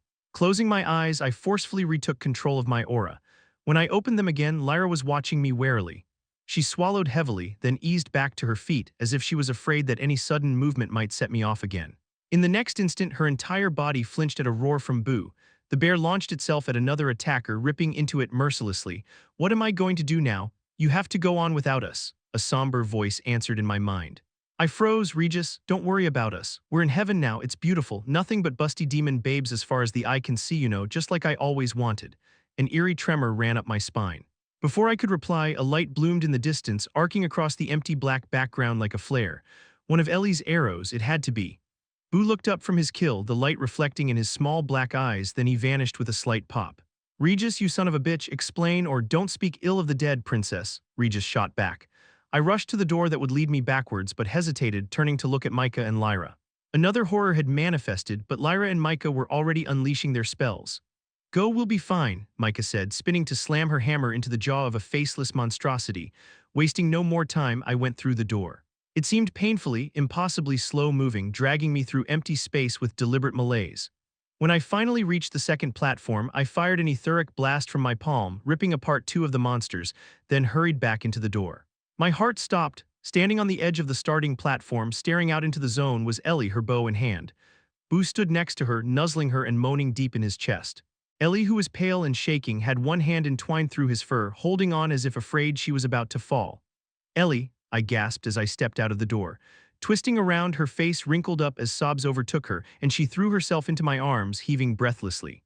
I could do nothing but hold on to her, too shocked to even feel joy that she was alive. Eventually, she pulled away from me to wipe her face on her sleeve. Her eyes were red and swollen, and there was a sense of horror in them that kept her from looking at me straight on. I stroked her hair and made gentle cooing noises to try and comfort her. What happened? What happened is easy, Regis said, sitting back on his haunches. Like our furry compatriot here, we poofed across the zone. Ellie reappeared in her door and I came out of yours. How and why it happened? He trailed off with a shrug. I pulled Ellie to me, lifted her up off the ground and pressed my lips to the top of her head. I'm so sorry, Elle. I never should have. I felt her small hands press against me and I eased up, allowing her to pull back. It wasn't your fault, Arthur, she said, wiping her puffy, tear-reddened eyes. It happened so fast, it felt. It was so real. I went quiet, unable to think past one all-encompassing fact. I had failed. My sister had died in my arms. Whatever was happening in this zone that brought her back didn't change that. Reaching into the extra-dimensional storage rune, I withdrew the compass. What are you doing? Ellie asked, taking a step back, a slight flush coming to her ghostly pale cheeks. I'm going to take you back. No, I don't. This isn't a debate, I said firmly, not looking at her. I didn't want to see the expression of hurt I knew was on her face. I know exactly what you've just been through because I went through it myself 100 times in Ephiatis. But now, unlike there, we don't know if you'll come back again or how many times. We don't have any idea what's happening here. The platforms are only going to get harder, and if I couldn't protect you in the earlier ones. Ellie grabbed my arm and pulled at me, reminding me suddenly of the way she'd used to drag my mother around the shopping district. Bile rose up in my throat as I imagined telling Mom that Ellie had died. Warm tears slid down my face. I can't lose you too, Elle. You won't, Boo, help me, she sputtered. The guardian bear sat down and huffed, turning his face away from Ellie. Her grip loosened and slid off my arm. Boo. She approached her bond slowly, but he kept turning, putting his back to her. She sighed and leaned in against him, pressing her face into his fur. I gritted my teeth and resisted the urge to crush the metal half-sphere in my trembling fingers. It wasn't working. The ether moved into and through the artifact but didn't activate it. It was dormant, like God's step in destruction. We were trapped. One of the doors glinted with internal light and Micah appeared within it. Her breathing was labored and I almost thought I could hear the rapid hammering of her heart. I released her almost instantly. She solidified in front of her door, her hands patting up and down her body frantically as she confirmed it was really there. It's okay, I died. She blinked several times in a fashion that would have been almost comical if not for the horror of our situation. But I'm not dead. You're very much alive, I said, squeezing her shoulder. We're not sure what's, oh, Micah said, the exhalation part gasp, part moan. I turned to follow the line of her gaze. Lyra had appeared in her doorway looking slightly green. I hurried over and with a spark of ether drew her out. Her eyes drifted closed and she took a deep breath, then wrapped her arms around herself. I can still feel it, the claws and teeth inside me ripping and tearing at the meat, she said in a breathy whisper. I've been subjected to many tortures in my life, but that was by far the worst. After taking a few minutes to calm down, we were all sitting in a circle around a small bottled flame that Micah had brought. It took some prodding, but I had convinced Ellie, Micah, and Lyra to eat, and they were chewing mindlessly on some of their rations. Ellie was leaning back against Boo's side, her focus somewhere deep in the void darkness. Lyra and Micah both watched the flames curl and snap with matching haunted expressions. Regis was standing several feet away from everyone else, his back to the fire. When we first arrived here, you two mentioned feeling strange in your own skin, I said, breaking the long-held silence. And some of my godrunes are dormant and unusable. Micah only grunted in response. Lyra leaned toward the fire, moving her index finger in and out of one lashing tongue of flame. You think, what exactly that we're... She waved her hand in shallow circles, trailing off as she searched for the words. I doubt even the relictums can resurrect the dead, I said, steepling my fingers in front of my lips. This zone is different. I don't think it's real, not in a physical sense anyway. What does that even mean? Micah asked gloomily. She punched the ground beside her. That feels pretty real to me, I shook my head. I know, but hear me out. When I trained in Ephiatis, I spent a lot of time, years, actually inside a relic called the Ether Orb. It's complicated, but it basically manifested my mind and spirit inside another realm where I could train and fight and die indefinitely, Lyra hissed. Vritra's teeth, that's cruel even by Alacrian standards. So what we just went through, I gave her a tight-lipped, humorless smile. I've done hundreds, if not thousands of times. I looked at Ellie and hesitated. Experiencing death over and over is something you can never get used to. It messes with your mind and warps your sense of what's real. I didn't bring you here to experience that. After all, what was the point of going through such trials myself, if not to keep those I loved from experiencing the same?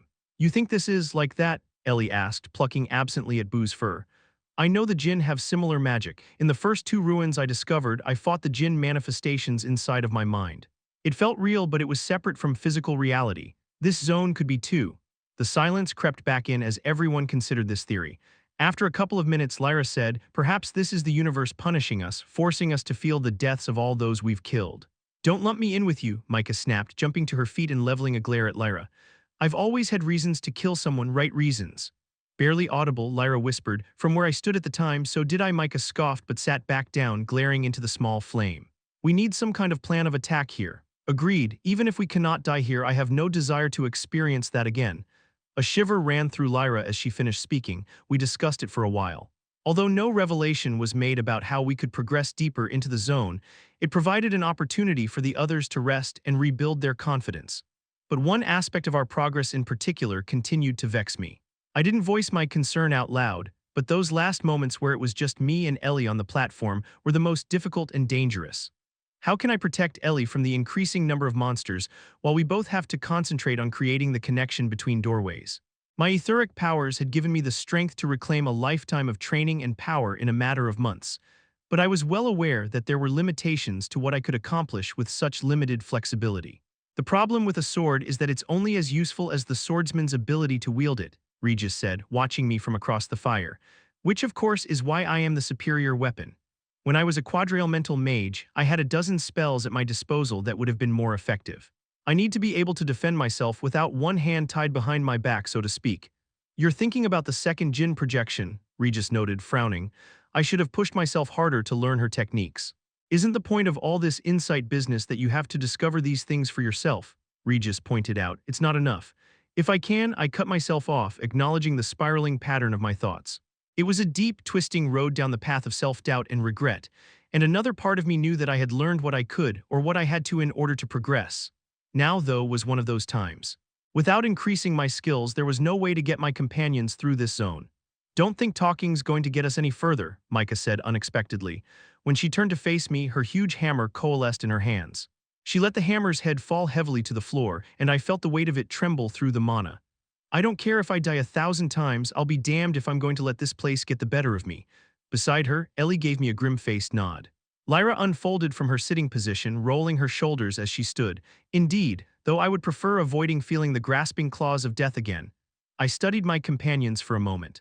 Although I could sense the scars of their experience hidden just beneath the surface, outwardly they projected strength and defiance. With Etha, I plucked at the force that was always tethered to me. Black scales inlaid with gold feathered into existence over my body as the relic armor enveloped me. Micah cracked her neck and gave me a vicious grin. I'm ready, let's do this. I wasn't ready for that, Micah gasped, wiping vomit off her mouth. She was on her hands and knees, a pool of sick splattered across the ground beneath her, but I understood the reaction. Watching as a headless horror pulled her intestines out through a gaping hole in her stomach wasn't like the quick deaths I had experienced at Cordry's hands so many times. Taking her under the arm, I helped lift her to her feet, then wiped a streak of bile off her cheek with my sleeve. As we had moved to the fourth platform, the horde of grotesque monsters had overwhelmed Micah before Lyra could even arrive. Regis had fought them off, killing enough to make way for Lyra, and the rest of us tried to push on. Unfortunately, it had taken Regis 3 attempts to find the fifth platform, and in that time Boo fell under a wave of attackers. Deciding there was no point in moving forward, we headed backwards, but that proved just as difficult, and Lyra perished on the way, dragged off the platform by rending claws. But at least my sister hadn't died again. Once Micah was steady on her feet, I went about releasing the others from their doorways. Boo seemed unfazed by his repeated deaths. Lyra was quiet, and the others seemed to take their cue from her. I wasn't sure how much of this they could take. We need to move faster, Micah said after the post-death fog had cleared. Sometimes there are multiple doors facing the next platform right. We should send 2 through at once. But that removes 2 people from the battlefield, I countered. True, but it would speed up getting 2 of us to the next platform, which is when things are the most dangerous for us, Lyra pushed back. You are always the last to leave one platform for the next, and you are the strongest. It is as the rest of us move to a new platform that we are going to struggle, especially the first person there. Regis hummed deep in his chest, almost more of a growl. Even if Ellie and Arthur can keep up with sending 2 more or less at once, there have only been a couple of platforms where that's even an option. Really, whoever is following me needs to get there and turtle up until help arrives. Then send me first this time, Lyra said, not quite able to hide the quaver of fear in her voice. Micah scowled, looking as if she wanted to argue, but Lyra forged on. My defensive spells are more potent. If we can't be sent at the same time, then I go first. Her tone softened somewhat, had it worse than I have. It is my turn to take that risk. Micah's anger morphed into uncertainty, then begrudging acceptance. Yeah, all right, whatever. 3rd time's a charm, Regis muttered, then vanished through a door. As Ellie finished firing the connecting arrows between 2 doors, Boo's image vanished from the door in front of us. I was keeping tabs on the battle at the next platform through my link with Regis. So far, so good. Ellie transitioned from preparation to combat with growing ease. Arrows of white light and pure mana leapt rapidly from the string of her bow, hitting target after target. We were on the sixth platform, and the monsters were surging constantly from the void, manifesting 2 or 3 at a time. I counted in my head as I cut them down, moving constantly so as to try and protect her from every direction. Her arrows picked off some just as they formed, but any who closed in on us she left to me. My blade carved through a slashing arm, severing it at the elbow, then reversed direction and bit deep into the monster's bony hip. With my free hand, I pulled Ellie away from the scything claws of a four-armed horror that was skittering up from behind. With a forward kick, I sent it flying off into the void, where it vanished, reabsorbed by the darkness that birthed it. Vaulting over Ellie, I came down blade first, bisecting a headless creature from shoulder to hip. 2 closed in on me at once, one lunging at my legs while the other leapt into the air, pushing off a skeletal, whip-like tail. Focusing Etha into my fist, I sidestepped the low attack as I caught the flying creature on the tip of the Etha blade. Its body slid onto the blade effortlessly, and gnashing jaws closed around my throat as claws raked across the black scales of my armor. A surge of Etha from my core answered, reinforcing the armor. At the same time, I yanked my blade sideways, tearing a line through one monster's chest as I released the etheric blast. The second attacker vanished in a violet cone. 20. Ellie Door, I shouted. She conjured her arrows, which I struggled to imbue with Etha as I simultaneously fought off our attackers. Without her arrows picking them off as they formed, it grew even more difficult. Her first arrow sank into the corner of the door in front of us. Her second went flying off into the void, aimed at the next platform. I was surrounded by the grisly creatures, my focus split between getting her into the door and defending her. The distant arrow sank into the void, falling just short of the door she'd been aiming for. In the quarter second, the sight of the plummeting arrow distracted me. One of the creatures darted beneath my swinging blade. Its 3-clawed limbs wrapped around Ellie, the force of the impact jerking her off her feet and carrying her out over the void. I jumped into the air, reaching for her. Her hand closed around mine, but a dozen spindly arms had already grabbed her and were dragging her down. 3 more of the horrible things slammed into me from behind, and I was half pushed, half dragged over the edge with her. In an instant, we were both pulled into the darkness, and then everything went cold and blank. I stepped out of the door onto the starting platform the moment I manifested. Across from me, Ellie was staring out from her door with a defeated expression. Well shit, Regis thought, sensing my frustration and angst. What do we do? Can you hold out long enough for us to get back? I sent, moving to Ellie's door and releasing her. The instant I did, Boo popped out of nowhere, nudging between Ellie and me and growling sternly. Not now, Regis thought. Lyra's already wounded and we're completely surrounded. Only a few seconds passed before Lyra once again appeared in her door. Wearily, I released her. She sank to the ground and leaned her back against it, her eyes closed. Micah returned less than a minute later. What happened? She asked as she manifested. I felt like we were getting the hang of things. I missed my shot, Ellie answered, her voice sinking. She rubbed her hands down her face, then turned away, groaning and mussing her hair. And then one of those things got me and dragged me off the platform. Micah kicked the ground with the armored toe of her boot. I really hate this place. What now? Lyra asked, not bothering to open her eyes. We made it farther, but I'm too slow, Ellie said matter-of-factly, and Arthur has to split his attention. Take some time to rest, I suggested. Prepare yourselves mentally, that's the important part.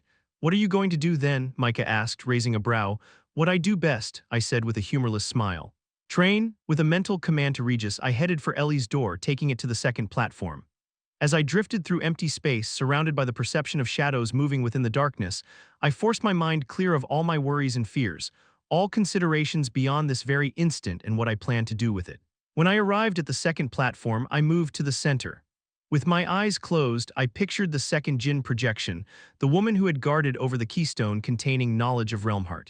I copied the stance she had used during our battle. The Etha, responding to my intentions, flowed into the shape of a blade in my right hand. A moment later, a second blade consolidated in my left. It wasn't strenuous to hold them both, but this kind of two-weapon fighting had never been my focus. Acknowledging this fact helped me see part of the problem. I'd learned to fight with a single blade, been taught that my weapon was an extension of my arm. One of the monsters congealed out of the void, crawling onto the platform and snarling with a mouth that took up most of its face. Yellow eyes stared at me from its shoulders, and a whip-like tail snapped back and forth. I waited. When it lunged, I took a step back, letting its claws pass right in front of me. My sword swept across its neck, closing like shears, cleanly removing the grotesque head. The monster dissolved, and I returned to my starting position. Even now, the way I held a sword, the way I fought, was based on the principles I had learned as King Grey. Cordry's influence was there too, in my footwork and timing, in mastery over the micro-movements of my blade and body in concert. But really, I was still very much the same swordsman I had been in my previous life. Except I couldn't be. It was a limiter, locking my perspective into a single way of doing things. What was it the Jinn had said? It is not power you lack, it is perspective. Constraining yourself to a system that already exists around you only holds you back. I was unknowingly locked into an out-of-date methodology, and this was preventing me from utilizing my own abilities fully. My abilities as a swordsman made me strong, or so I'd thought, but now I recognized the need to evolve past what I already knew. You are trying to win, but you should be trying to learn. Recalling how a third sword had appeared over her shoulder, then a fourth by her hip, I imagined similar blades hovering around me. Ether flowed from my core. From my peripheral vision, I watched the purple light flicker like sunbeams through stained glass. Sensing my own distraction, I closed my eyes instead, entirely focused on the mental image. The ether was there, but I couldn't shape it. Thinking perhaps it was a matter of dividing my attention, I released the blades in my hands. Another of the things came for me. I listened as its taloned feet scratched against the smooth, monoforged surface. Although I could feel the ether infusing its body, I focused instead on the sound of air rushing over the surface of its dark flesh when it attacked. Eyes still closed, I caught one arm, then the other. A third scraped across the scales of my armor. With a swift turn, I lifted its emaciated body and tossed it, sensing as its physical form was reabsorbed by the void. Minutes passed in this state of flux. I defended myself when necessary, otherwise focused entirely on the ether. I treated it like meditation, letting myself stop worrying about whether it worked as I embraced the effort itself. I kept track of the time by counting the monsters I slew as they crawled out one by one to attack. 5 became 10, became 20, and then 40. When I eventually lost count, I acknowledged the need for a break and took the doorway back to the others.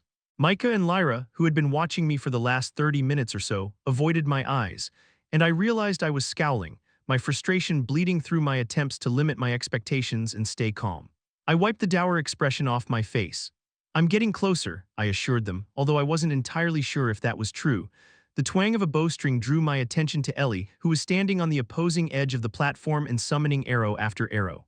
Some she sent off into the void, directionless, while others she let dissipate. Boo watched her attentively, occasionally making deep grunting and humming noises. She must have felt me looking at her. She glanced in my direction but immediately refocused on her training. I need to get faster, she said simply. As I watched another glowing arrow streak through the darkness, I had an epiphany. I said, excitement practically vibrating out of me. She stopped mid-draw, her lips pursing into a pouty frown.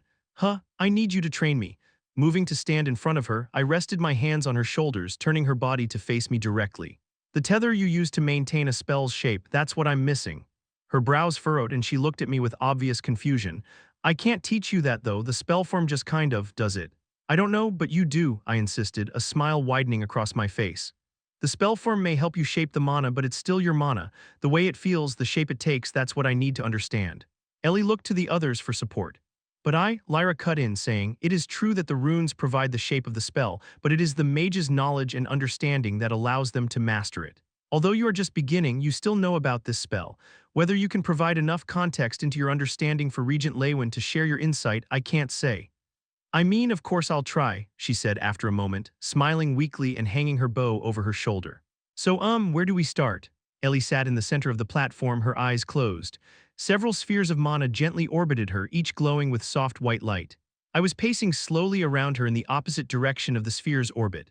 Realmheart was active, conjuring the glowing purple runes under my eyes and across my skin and revealing the mana particles. There was a constant flow of mana from Ellie's core into her spell form, which then sent a thread of mana out to each of the spheres, the tether that Ellie had felt. She wasn't manipulating the atmospheric mana, which was how a conjurer would do something similar, but utilizing her own purified mana in a method consistent with being an augmenter. But I still didn't understand what the spell form was doing. The effect of sustaining her spell without her conscious input, or even understanding, was closer to how an artifact might work than an actively cast spell. The important part for me, however, was whether or not I could simulate this ability to do something similar with Etha. One of the threads shone brighter suddenly. What did you just do? I asked, honing in on the phenomena. It's sort of like flexing a muscle, she said slowly, thinking about each word. Like when you are trying to relax before meditation and you tighten and release each individual muscle. Some of them are hard because you don't use them very often. I've been stretching, trying to touch the tether itself, and I think I just did. I saw it, I said, mulling over her explanation. As I paced, I formed a sphere of ether, the amethyst light of which stained Ellie's mana pink. At a thought, the sphere lifted out of my grasp, hovering just a few inches above my palms. Thinking of Ellie's description, I began to flex and release the various parts of my focus. Similar to how I'd found the gaps around the edge of the illusion in the third ruin, I needed to bring any unconscious aspects of my ether usage into my conscious mind. It was difficult. As Grey, I'd learned the internal manipulation of Kai and become exceedingly efficient at it. Then, as a quadrielemental mage, I'd been an augmenter, shaping mana inside myself before sending it outward as a spell. This had carried over into my etheric abilities as well, with all my powers either being initiated within my body or channeled through a godrune. But Ellie was an augmenter as well. She may have had the benefit of a spell form to shape the mana for her, but that didn't change the fact that her technique was still possible. I returned my attention to her, the spell form, and the tether of mana particles that flowed between Ellie and the orbiting sphere. The key was there, I just needed to find it. Micah's image in the doorway vanished as Ellie completed the connection utilizing her ether-imbued mana arrows. With one hand, I unleashed an etheric burst that destroyed 3 creeping monsters. With the other, I caught a barbed tail that had lashed out at Ellie. Before the monster could react, I activated Burst Step, having already pushed ether into my muscles, joints, and tendons. The single, near-instant step took me across the platform, where my armored elbow impacted against a two-faced horror's skull, crushing it. I still had the other monster by the tail, and its momentum carried it into 2 more only partially on the platform. All 3 went flying away into the void in a tangle of shattered limbs. Arrows zipped past me constantly, leaving bright afterimages in the dark before impacting target after target. Boo was back-to-back with Ellie with 3 of the misshapen horrors pinned beneath him. A violet blade of ether spun around the pair, chopping and hacking at anything that came too close. By studying Ellie's tethering ability, I had been able to visualize something similar, like an invisible third arm attached to the weapon and holding it aloft, freeing my hands and giving me a wider range of motion. It was imperfect. It took very nearly all my focus, and I had to be aware of where it was in relation to my allies at all times. My control over it was clumsy at best.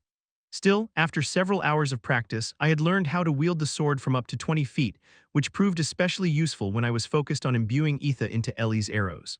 This had allowed us to progress to the 12th platform, where Regis, Micah, and Lyra were defending themselves against a horde of attackers.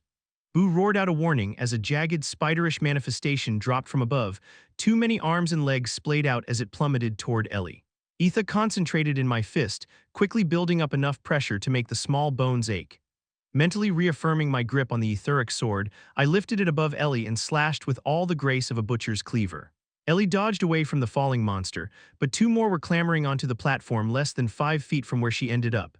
The ether blade sheared off several limbs with the first strike, then split the monster in 2 with the second, raining down thick black ichor. At the same time, I released the etheric blast that had built up in my hand, obliterating the 2 other grasping horrors before their claws could reach her. Lunging across the platform away from the striking tail of another, I headed for the doorway to the next platform. Ellie raced to meet me there, sending arrows back past me. I heard the mana sink into my pursuer's flesh, and its body clatter to the floor. Ellie conjured 2 arrows, and I hurried to imbue them both with ether while simultaneously swinging the hovering blade, hacking apart any enemies that got close enough. Boo rushed around the edge of the platform, his massive paws delivering crushing blows to monster after monster. The first arrow sank into the portal right next to us. Barely an instant later, the second was arcing through the void, aimed at a door almost 500 feet away. I knew from the relief on Ellie's tense face that the arrow had hit its mark, and took Ellie by the arm with one hand as the other pressed against the door. When I channeled ether, she vanished off the platform and her image appeared in the glossy black panel. Instantly, both arrows detonated as her connection to the mana was severed, releasing my ether into the tether her arrows created, and she vanished again. Boo howled in pain as a headless abomination with deformed limbs covered in spurs landed on his back and tore at his tough hide, but there were 3 more between us. Dismissing the tethered sword, I reconjured it into my hand, set my feet, and burst step toward the guardian bear. At the end of the step, I released my weapon. It spun away in a blur, passing through Boo's attacker before dissolving in the void. Behind me, 3 corpses slewed to the ground in pieces. I knew when Ellie had reached the next platform because Boo vanished with a pop, and I wasted no time in entering the door myself. Within it, I could more clearly see the next platform and the series of doors surrounding it. Picking one of the 3 that faced back in this direction, I thought about moving to it. I drifted forward out of the door and into open space. It was a familiar sensation by now. Little by little, I picked up speed as the void seethed with oozing shadows around me. During the slow passage of time between the 2 platforms, I watched my companions battle the now constant surge of skeletally thin humanoid monsters that poured out of the inky black space between platforms. Regis blazed with violently purple etheric flames, which he unleashed from his mouth to engulf several monsters at a time. He never stopped moving, throwing himself between our companions and their attackers, absorbing as much punishment as possible. Micah and Lyra fought back-to-back with Ellie in between them. Walls of jagged black void wind sprang up wherever a monster appeared, keeping the tide at bay as Micah's hammer unleashed cannonball-sized lumps of stone and Ellie fired arrow after arrow. Whenever a creature was able to approach, the oversized hammer crushed it into the ground or a burst of void wind vibrated it apart. The second I arrived on the platform, Regis vanished into the doorway, and I took up his role as defender. While the conjured horror's claws weren't slowed by the etheric barrier any more than the mana protecting my companions, the relic armor deflected all but the most direct blows. In concert with my ability to heal rapidly, I shrugged off a number of strikes that would have killed any of the others. Regis reappeared on the platform a moment later, and my stomach sank, fearing another dead end. The exit portal is on the next platform, Regis thought, excitement bubbling under the surface of his thoughts. Hold the line, I shouted, spinning around slashing claws before driving a blade into the attacker's chest. This is it, we're almost out of here. Micah let out a victorious battle cry and slammed her hammer into the ground. Stone spikes stabbed up through half a dozen monsters, then burst apart, sending sharp shards of rock into as many more. In response, Ellie gathered a silvery orb of mana and sent it into Micah, replenishing her mana levels even as she began to unleash bigger and more devastating spells. Hey, Regis thought when he arrived on the distant platform a minute later. It's safe here, no more Giger fever dream-looking monstrosities. I refuse to allow myself to relax with the end so close. A misstep now would be catastrophic. Micah, you're up. A gravity well formed to one side of the platform, dragging several monsters off it and clearing Micah's way to the portal. She wasted no time in closing the distance, and I instantly sent her into the door. Ellie and I hurried to imbue the arrows as Lyra and Boo defended us. I supported them with the hovering blade, hacking and chopping at the endless horde. It took almost a full minute for Micah to appear on the far platform, after which Lyra went next. To better defend ourselves now that we were down to 3, Ellie, Boo, and I moved to the center of the 50-foot-wide platform. Boo guarded Ellie from one side while I guarded the other. We became a maelstrom of etheric blasts, mana arrows, and razor-sharp claws, keeping back the tide until I counted to 60 in my head. Time, I announced, grabbing my sister and burst stepping to the door. We imbued the arrows in an instant, and then I sent her through. Alone on the platform, I fell into a rhythm, moving with deadly efficiency as I carved through attacker after attacker. When the minute was up, though, I was glad to step through the door and to begin my last short voyage through this zone. A smothering mental fatigue was hovering just outside my thoughts, but I could feel it pushing in like the leading edge of a storm. So that's what it looks like when you go all out, Ellie said as I stepped out of the door a minute later. Her shoulders were sagging and there were dark bags under her eyes like she hadn't slept in days. Wrapping my arm around her shoulders, I dragged her along with me to the exit portal. She was tired enough not to protest. I wasn't entirely sure what waited on the other side. According to my mental map, this was the last zone before reaching the final ruin, but I hadn't interacted with any other zone that took me out of my own body. Perhaps we would just wake up, refreshed and ready to go on to the next zone. Perhaps not. Feeling certain that I wouldn't need the compass since we weren't actually traveling anywhere, I reached for the portal. Wait, Ellie said, pulling away from me. She hesitated as everyone looked in her direction. What is it? I asked, searching her eyes. I know the ruin is important and obviously reaching it is our goal, but... She swallowed and took a moment to find the words. I don't think we'll ever get another opportunity like this. She gestured behind her into the void. I came here to learn about my powers, to train and get stronger. I think we all did. It's like you said about the ether orb thing, that's how you trained. Well, isn't this a chance for us to do the same? She looked at Micah and Lyra. You both have gotten better already, and I definitely have. Her eyes drifted back to me. Even you've been able to progress here. You learned that flying sword thing so fast. She took a steadying breath, then continued. I don't know what's going to happen between Dicathen and Alacria and even Ephiodus, but I know I need to get a lot stronger if I want to be able to protect myself and Mom. I said softly, reaching out to her. She batted my hand away and forced herself to stand up straight. I know what you're going to say, that you'll always be there to protect us, but we both know you can't be. You don't know where you'll be dragged off to next.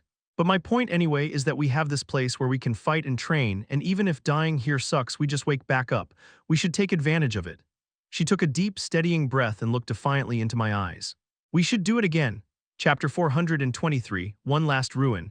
The noise and turmoil of combat filled my senses as I watched each of my companions carefully. Whining squeals of pain erupted from the horde of scurrying monsters.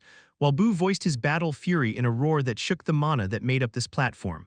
Micah and Lyra shouted at each other in turn as they worked side by side to hold off the surge. Although Ellie herself was quiet, she made the most noise of all. 3 explosions rocked the small platform as Ellie jumped backwards, away from the scything claws of a 3-armed monster. Her attacker and 3 more of the grotesque manifestations that had only been halfway on the platform vanished in a flash of white light. When the light faded, Boo was standing between her and the source of the blast. It had happened so fast I had to replay it in my mind, slower and more deliberate this time. As she dodged inward, away from the edge, she had dropped 3 globes of softly glowing mana. Tucking into a roll, she then immediately sent a pulse of mana through the tether connecting her to the spheres, causing them to erupt one after the other. The contained power was enough that she cleared that corner of the platform of enemies. In almost the same breath, she sent a ripple of mana through the air to Boo. I recognized this as a command trigger for him to teleport. As Micah had rightly pointed out, relying on emotional outbursts to trigger the Guardian Bear's teleportation wasn't an effective battle strategy, so Ellie had been practicing its control over the last few runs. At the command, Boo had disappeared from behind her and reappeared in front of her, shielding her from some of the force. This had happened in less than a second, but Ellie didn't pause to catch her breath, because each monster we killed was instantly replaced by another in an endless cycle of conjuration and destruction. Micah's huge hammer spun around with the grace of a baton twirler, crashing through groups of enemies at a time. I could feel the gravitational force of the hammer even from across the platform as it pulled monsters into its path only to pulverize them an instant later.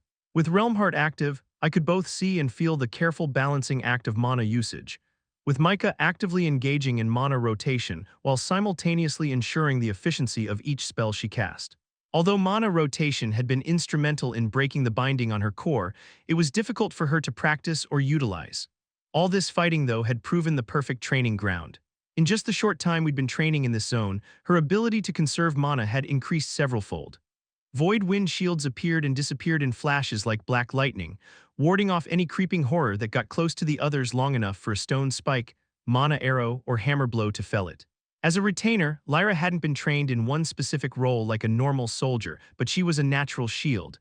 Her abilities took time to come out, but I saw them more clearly as her teamwork with the others improved. But she didn't constrain herself to just defensive spells.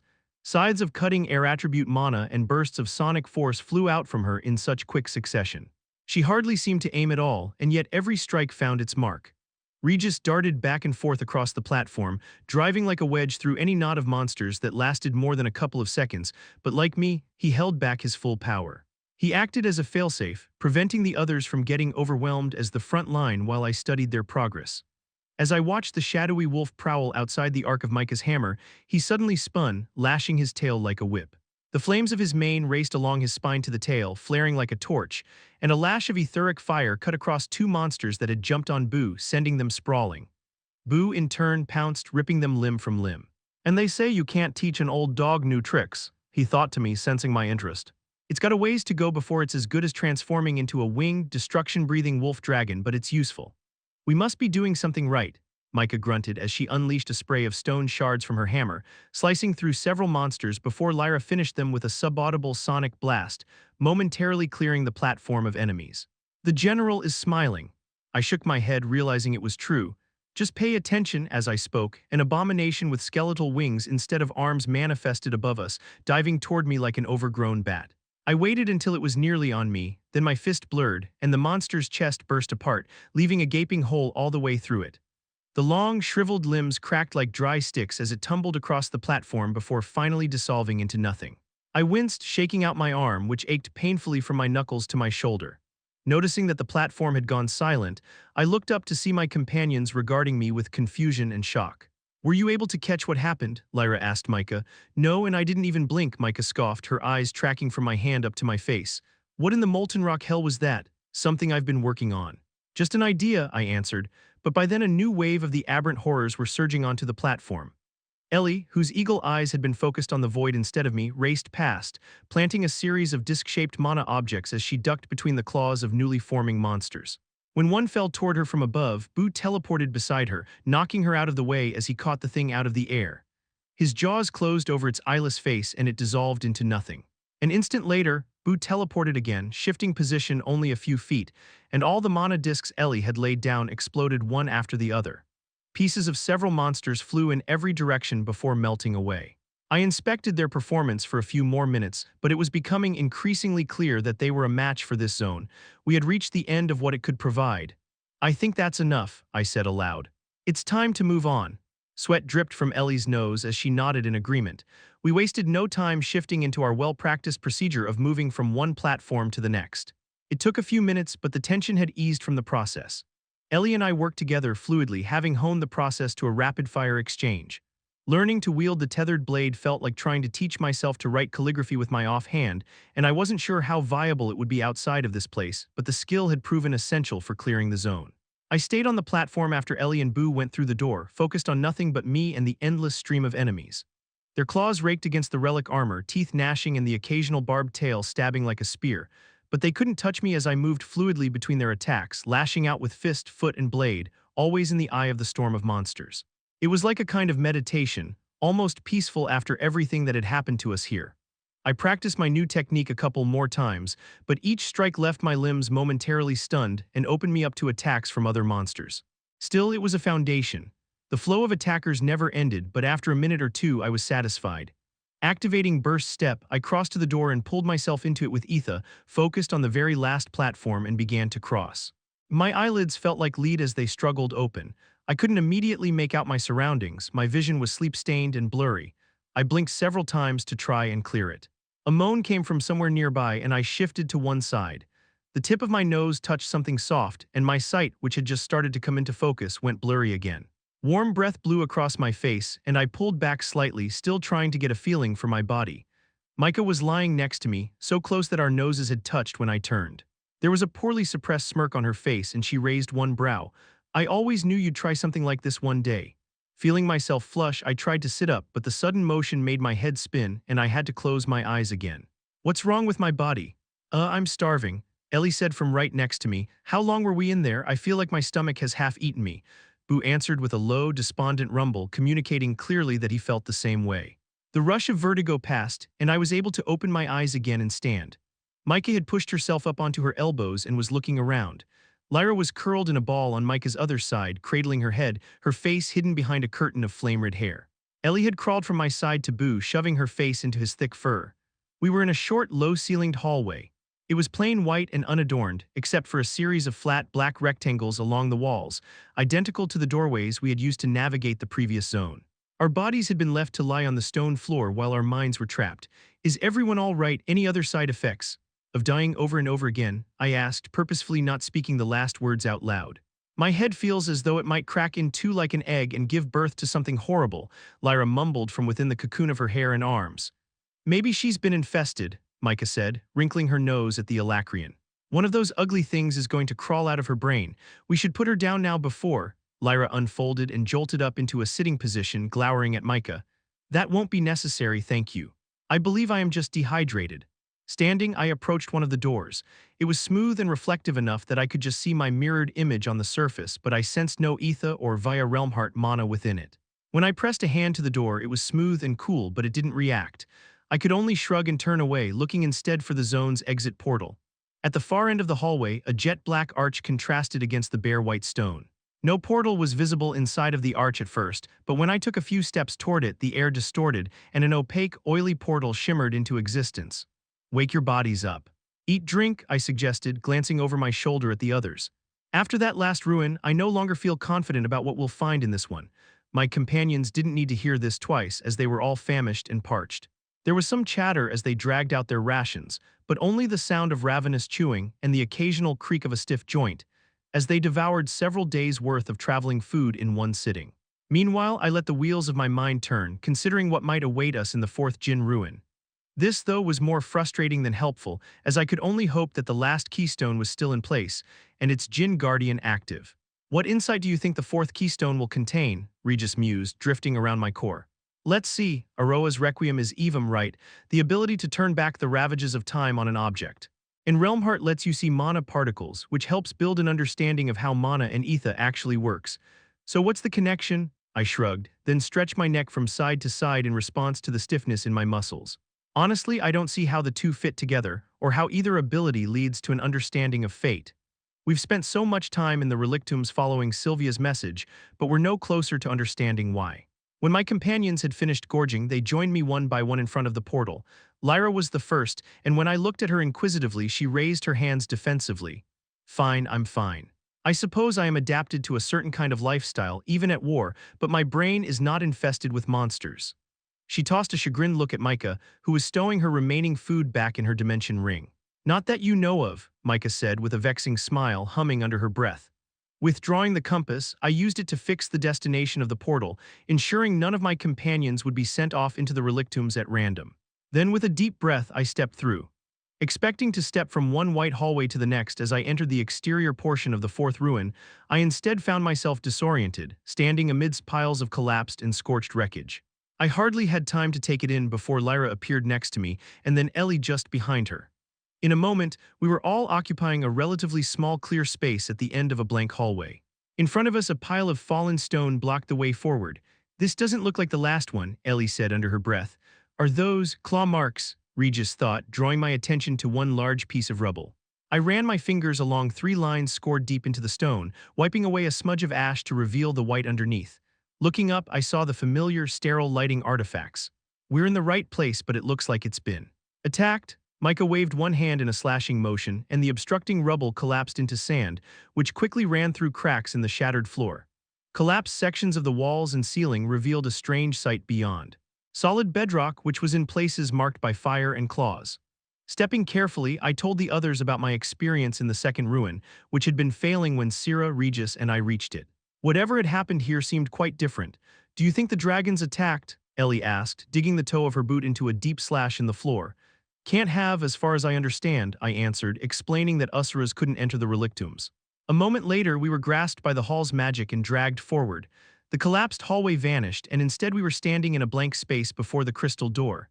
It was in ruins. Black crystal shards were scattered around the space, crunching beneath our feet. What remained of the door itself was an uneven, jagged mess, with clusters of crystals stabbing out of the smooth black surface. Every few seconds they would pulse, sending a little ripple through all the individual shards like a heartbeat. That can't be good. Approaching, I pressed my hand into the portal. Before, the crystals had always shifted to allow me passage. Now, however, they felt rigid and immovable. Sharp, dangerous.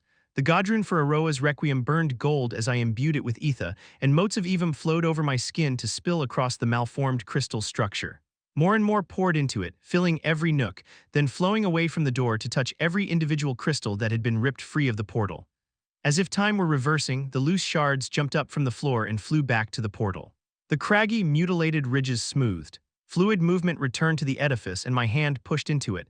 As the previous portals had done, the crystals rolled smoothly away to make room for my passage. I looked over my shoulder. The others were watching me with a kind of uncertain awe. Follow right after, don't linger. Then I plunged into the portal. Though I feared the magic itself may have been broken by whatever destroyed the outer chamber, my passage was unaffected. Moments later, I found myself once again surprised by my surroundings. Ethereal walls, floor, and ceiling drew a loose representation of a room around me in misty white lines. Underlying this immaterial space was the expected structure. The central pedestal, its etheric crystal floating above it, surrounded by orbiting rings that hummed with intense magic. I tracked the motion, releasing a breath I didn't realize I was holding. It's working, I said to myself, relief washing away the tension in my shoulders and behind my eyes. One by one, the others appeared. The instant the portal faded away after depositing Micah, who brought up the rear, I channeled ether into my fist. The immaterial shell of the blank room faded away like tattered clouds on a strong wind, leaving us standing on solid stone bricks. Lyra clicked her tongue in disappointment, and I heard Ellie's bow creak as she put tension on the string. Micah approached the whirling rings, holding up a hand and closing her eyes. A curious, playful smile lit up her face. It's singing, but my focus was elsewhere. A strong etheric presence was moving cautiously through the chamber, circling around us. It avoided coming too close, and when one of my companions would move, it would alter its course to keep its distance. I tracked it from the corner of my eye, ready to conjure a weapon if its behavior changed. So, what now? Ellie asked, running her fingers across the crumbling stonework of one wall as she moved around the room's outer edge. We wait, I answered distractedly. Micah and Lyra exchanged a glance, both tensing. A moment later, they jumped as the hidden figure coalesced. Don't worry, I said quickly, holding up a hand to stop them from attacking. I knew they couldn't harm the projection, but worried they might do something to interrupt the trial. The Jinn's projection gave us a small, amused smile. His skin was a dull lavender color, and like the others I'd seen, he was covered in spell forms everywhere except his face. The crown of his head was bald, with a curtain of white hair hanging to his shoulders below it. Even his bare scalp was marked with spell forms. "I applaud your restraint," he said after a moment. "Interesting that you can sense me, but your companions cannot. Then you have the mark of the Jinn upon you already. I am not the first remnant you have interfaced with." "No," I said, offering him a respectful bow. "I have learned from 3 other remnants already, although one of those no longer had a keystone to offer me. I'm hoping you do." The Jinn's violet eyes flashed with some internal light and it seemed to shrink. "I see. Your journey so far has been strange and unfortunate. Let us not tarry then, but proceed with your trial." The ruins dissolved into a blank white canvas and my companions vanished. Even Regis, who had been safely hidden within my core, was gone. The Jinn moved to stand in front of me, his hands clasped behind his back, his stance wide. "You have been tested on your senses, reactions, awareness. Through circumstances I do not understand, you were even trained in combat by a rebel Jinn's bitter essence. Then, due to what can only be seen as a failure of the relictum's design, an opportunity to further test yourself was taken from you. Most unfortunate." The Jinn went quiet for some time, but his eerie stare never left my eyes. "The relictums, it seems, has failed." I started to protest, but hesitated, really taking in the Jinn's words. "You mean more than the loss of a single keystone, don't you? But how has it failed? What was the purpose of all this?" I asked, gesturing at the blank background. Expecting to hear the same refrain of "that information is not contained within this remnant," I was surprised when the Jinn answered. "The creation you call the relictums is nothing less than our civilization's combined knowledge in both mana and ether. It is a living library, a multidimensional encyclopedia containing all our insight. Everything we'd come to understand is contained within, and each chapter is intended to—" "Chapter?" I asked despite myself, not intended to interrupt. "What you call zones," he said. "Each one is not a test as you see them, but rather designed to provide insight into some aspect of ether. One only has to move through the chapters to gain insight into the tools we use to write them. Even then, it was an imperfect solution, but such is the only way we could teach these skills to future generations. For a nation of pacifists, the Jinn have protected their creation pretty violently," I pointed out, the memory of my companions' repeated deaths still very fresh in my mind. "If this place is supposed to be a library, why all the awful monsters?" The Jinn looked down and away, a cascade of different emotions passing over his soft features. "Much of the relictums was built as our civilization crumbled. There is a certain darkness that crept from the subconscious of our people as they sought to protect this, our greatest and last work. We Jinn could move through it safely, and we knew that whoever eventually claimed our knowledge would discover how to as well, or would be strong enough to bypass these protections. But your people." I trailed off, unsure how broad these programmed memories' knowledge really was. "Are gone, I know," he said. His jaw clenched and he turned away for a moment. When he met my eye again, though, there was a deep sadness there, not rage. "The dragons wouldn't understand. And so they burned our civilization, attempted to scour us from the world. But a powerful descendant of the Jinn stands before me, so they have not succeeded." Since this remnant seemed much more amenable to answering questions than the others, I pushed further. "I've seen the power of Kezes in Drath firsthand, but with everything your people accomplished," I again indicated the blank slate surrounding us, "I still don't really understand how you were wiped out. If your knowledge was so important that you enshrined it in this place, then why not fight to keep it alive in you?" "The answer is not simple or satisfying," the Jinn said, sighing wearily. "Perhaps, though, this trial will help you understand, or perhaps it won't. You should know more than you do, have much greater insight. The fact that you have progressed so far while understanding so little speaks well of you, Arthur Leywin, but poorly of our design." Unsure how to respond, I stayed quiet. The Jinn smiled more warmly. "But do not despair. You are something we could not have foreseen. It is enough to give an old Jinn hope. But I will not hold you back from your purpose any longer. Steel yourself. This trial will be unlike any you have faced in the relictums thus far. Let us begin." Chapter 424, Through the Jinn's Eyes. Light and color bled across the blank white canvas in greens, blues, and purples. My surroundings ran like watercolors, coalescing into a stained glass diorama before finally realizing recognizable shapes. I found myself sitting on a soft cushion made of a deep navy material. In front of me was a small wooden desk, expertly crafted to highlight the whirling grain of whatever alien tree it was crafted from. A couple of dozen similar seats and desks were arranged in tidy rows under an open-air pagoda, carved of soft white stone, and tiled with an iridescent cyan material I didn't recognize. A clear stream ran through a shallow trough in the middle of the floor, separating the seating area into 2 halves.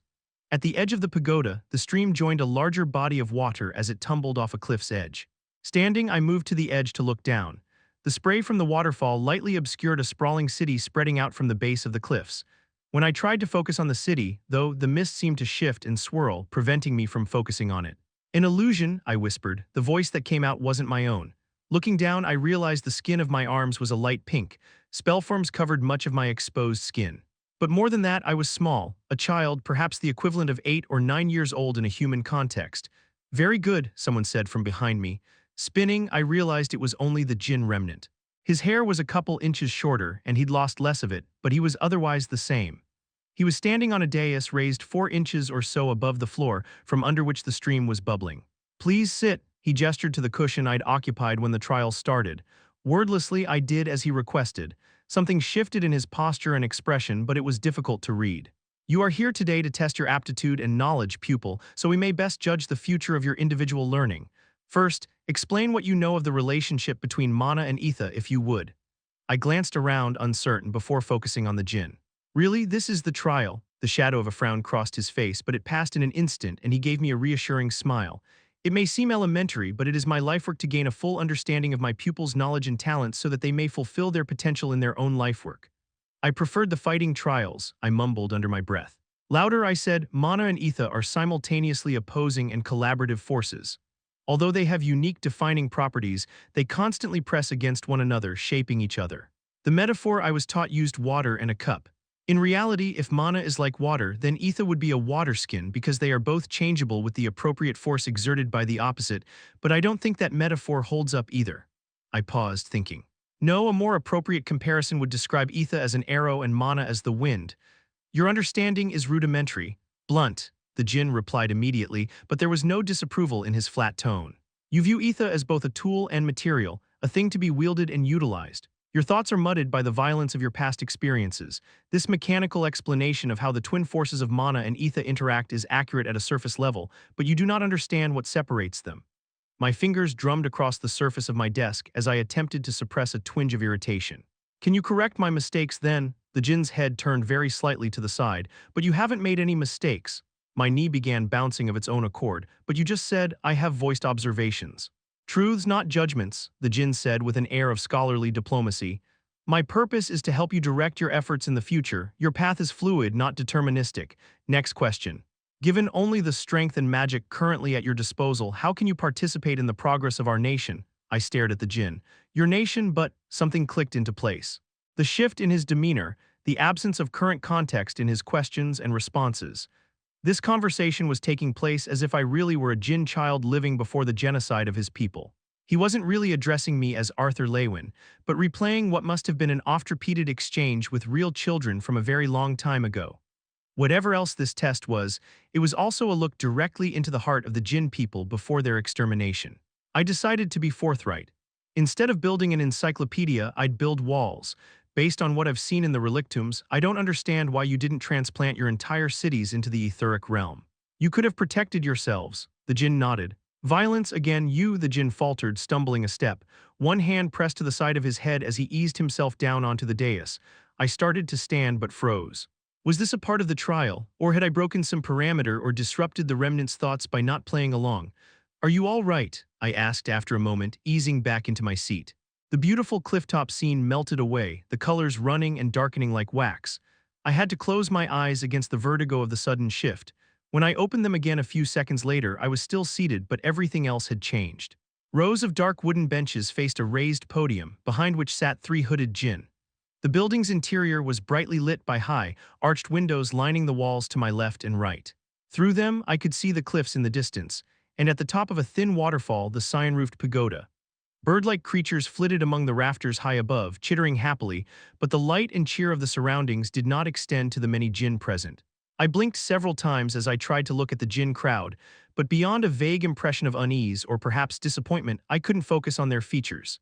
Except for the 3 behind the podium, only the Jinn remnant who was standing at the back of the room was clear. One of the presiding Jinn cleared their throat, and a spell form began to glow on their neck. When they spoke, their voice was magically amplified, filling the room without volume, like they were standing right next to me. It is a rare and sad occasion when there is need to convene this council, the legal body of Fair City Joroa. Today, we address the crimes of the defendant, abandonment of his lifework, and the corruption of ether to devise implements of hostility. As is tradition, first, we will allow the defendant to explain his actions. Judges, I realized, recalling my experience in the high hall, this is a courtroom, all eyes turned toward me. Thrown off by the sudden transition into this new scene, I struggled to form a response. An indigo-robed djinn standing next to me rested his hand on my shoulder and gave me an encouraging smile. Just speak the truth. Remember, everyone here is eager to understand. But maybe I don't, I said slowly, trying to wrap my head around the judge's accusations of crimes I hadn't even existed to commit. This trial within a trial was clearly purposeful, however, and my response was not only expected, but would be gauged by some metric I wasn't aware of. Are these accusations even crimes? What keeps me chained to the same job? Life work, forever, can't I change my mind? The three judges nodded under their hoods, and then the central figure spoke again. Is this the defendant's only response? A life's work can't be abandoned, only change its course, I said, getting my footing as I tried to fathom the trial's purpose. And as for my use of ether as an implement of hostility, I make no defense or apologies. The ether itself is eager enough to adopt a destructive form. Why would there be something like an edict of destruction if ether wasn't intended to be used as such? The central judge leaned forward, deepening the shadows under their cowl. Is it not the role of civilization to use those natural elements at our disposal to suppress their destructiveness as well as our own? Fire may burn and water drown, as is their nature, and yet we call it wrong to harness them for this express purpose, do we not? Maybe not if the person you're burning is an enemy intent on doing the same to you, I answered, immediately regretting my flippantness. I didn't want to risk somehow failing the trial. What I mean to say is, surely there is some allowance for defending myself. I struck on an idea and decided to run with it. After all, I've seen some horrible and violent etheric creations guarding the relictums. Grotesque monsters, deadly traps, terrible implements of war, and all created to safeguard the jinn's knowledge. Why is it acceptable to guard knowledge but not lives?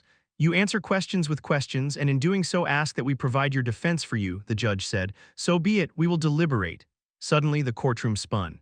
The dizzying sensation lasted only a fraction of a second, and when it stopped, my perspective had changed. I found myself sitting behind the podium, facing the other two judges. And you, one asked, as if we'd just been having a conversation. What is your judgment of this case? Needing a moment to think, I made a point of looking over the podium at the defendant. The indigo-robed djinn was still there, but a stranger with purple skin and a body covered in jagged spell forms sat beside him staring up at us, the flame of defiance burning within his eyes. The illusion was so real that it was difficult to remember that this wasn't actually happening. This man's life didn't hinge on what I was about to say because he'd been dead for a very long time if he'd ever lived at all. Law isn't always justice, I answered. It seems like this djinn has only done what he thought was right, and someday your descendants may look back on this moment and agree with him. For 5,000 years, the jinn have constructed a nation built on the peaceful acquisition of knowledge, the central judge explained. Disease, hunger, violence, these are all symptoms of an ailing civilization. It is not our advancement in mana or ether arts that is our greatest accomplishment, it is our civility. Should we allow outside forces to take that away from us? If we lower ourselves to the station of our enemies, then we have already lost. This is why our law is written as it is, and as today's presiding judges over the legal body, we are responsible both for upholding the law and the good of both our great city and the wider union. What then is your judgment? I couldn't help but shake my head. I judge his actions justified. The other two judges nodded, then the light vanished as deep shadows enveloped the courthouse. Everyone turned toward the windows, craning their necks to see. Everyone except the jinn remnant guiding my trial, who was staring at his feet.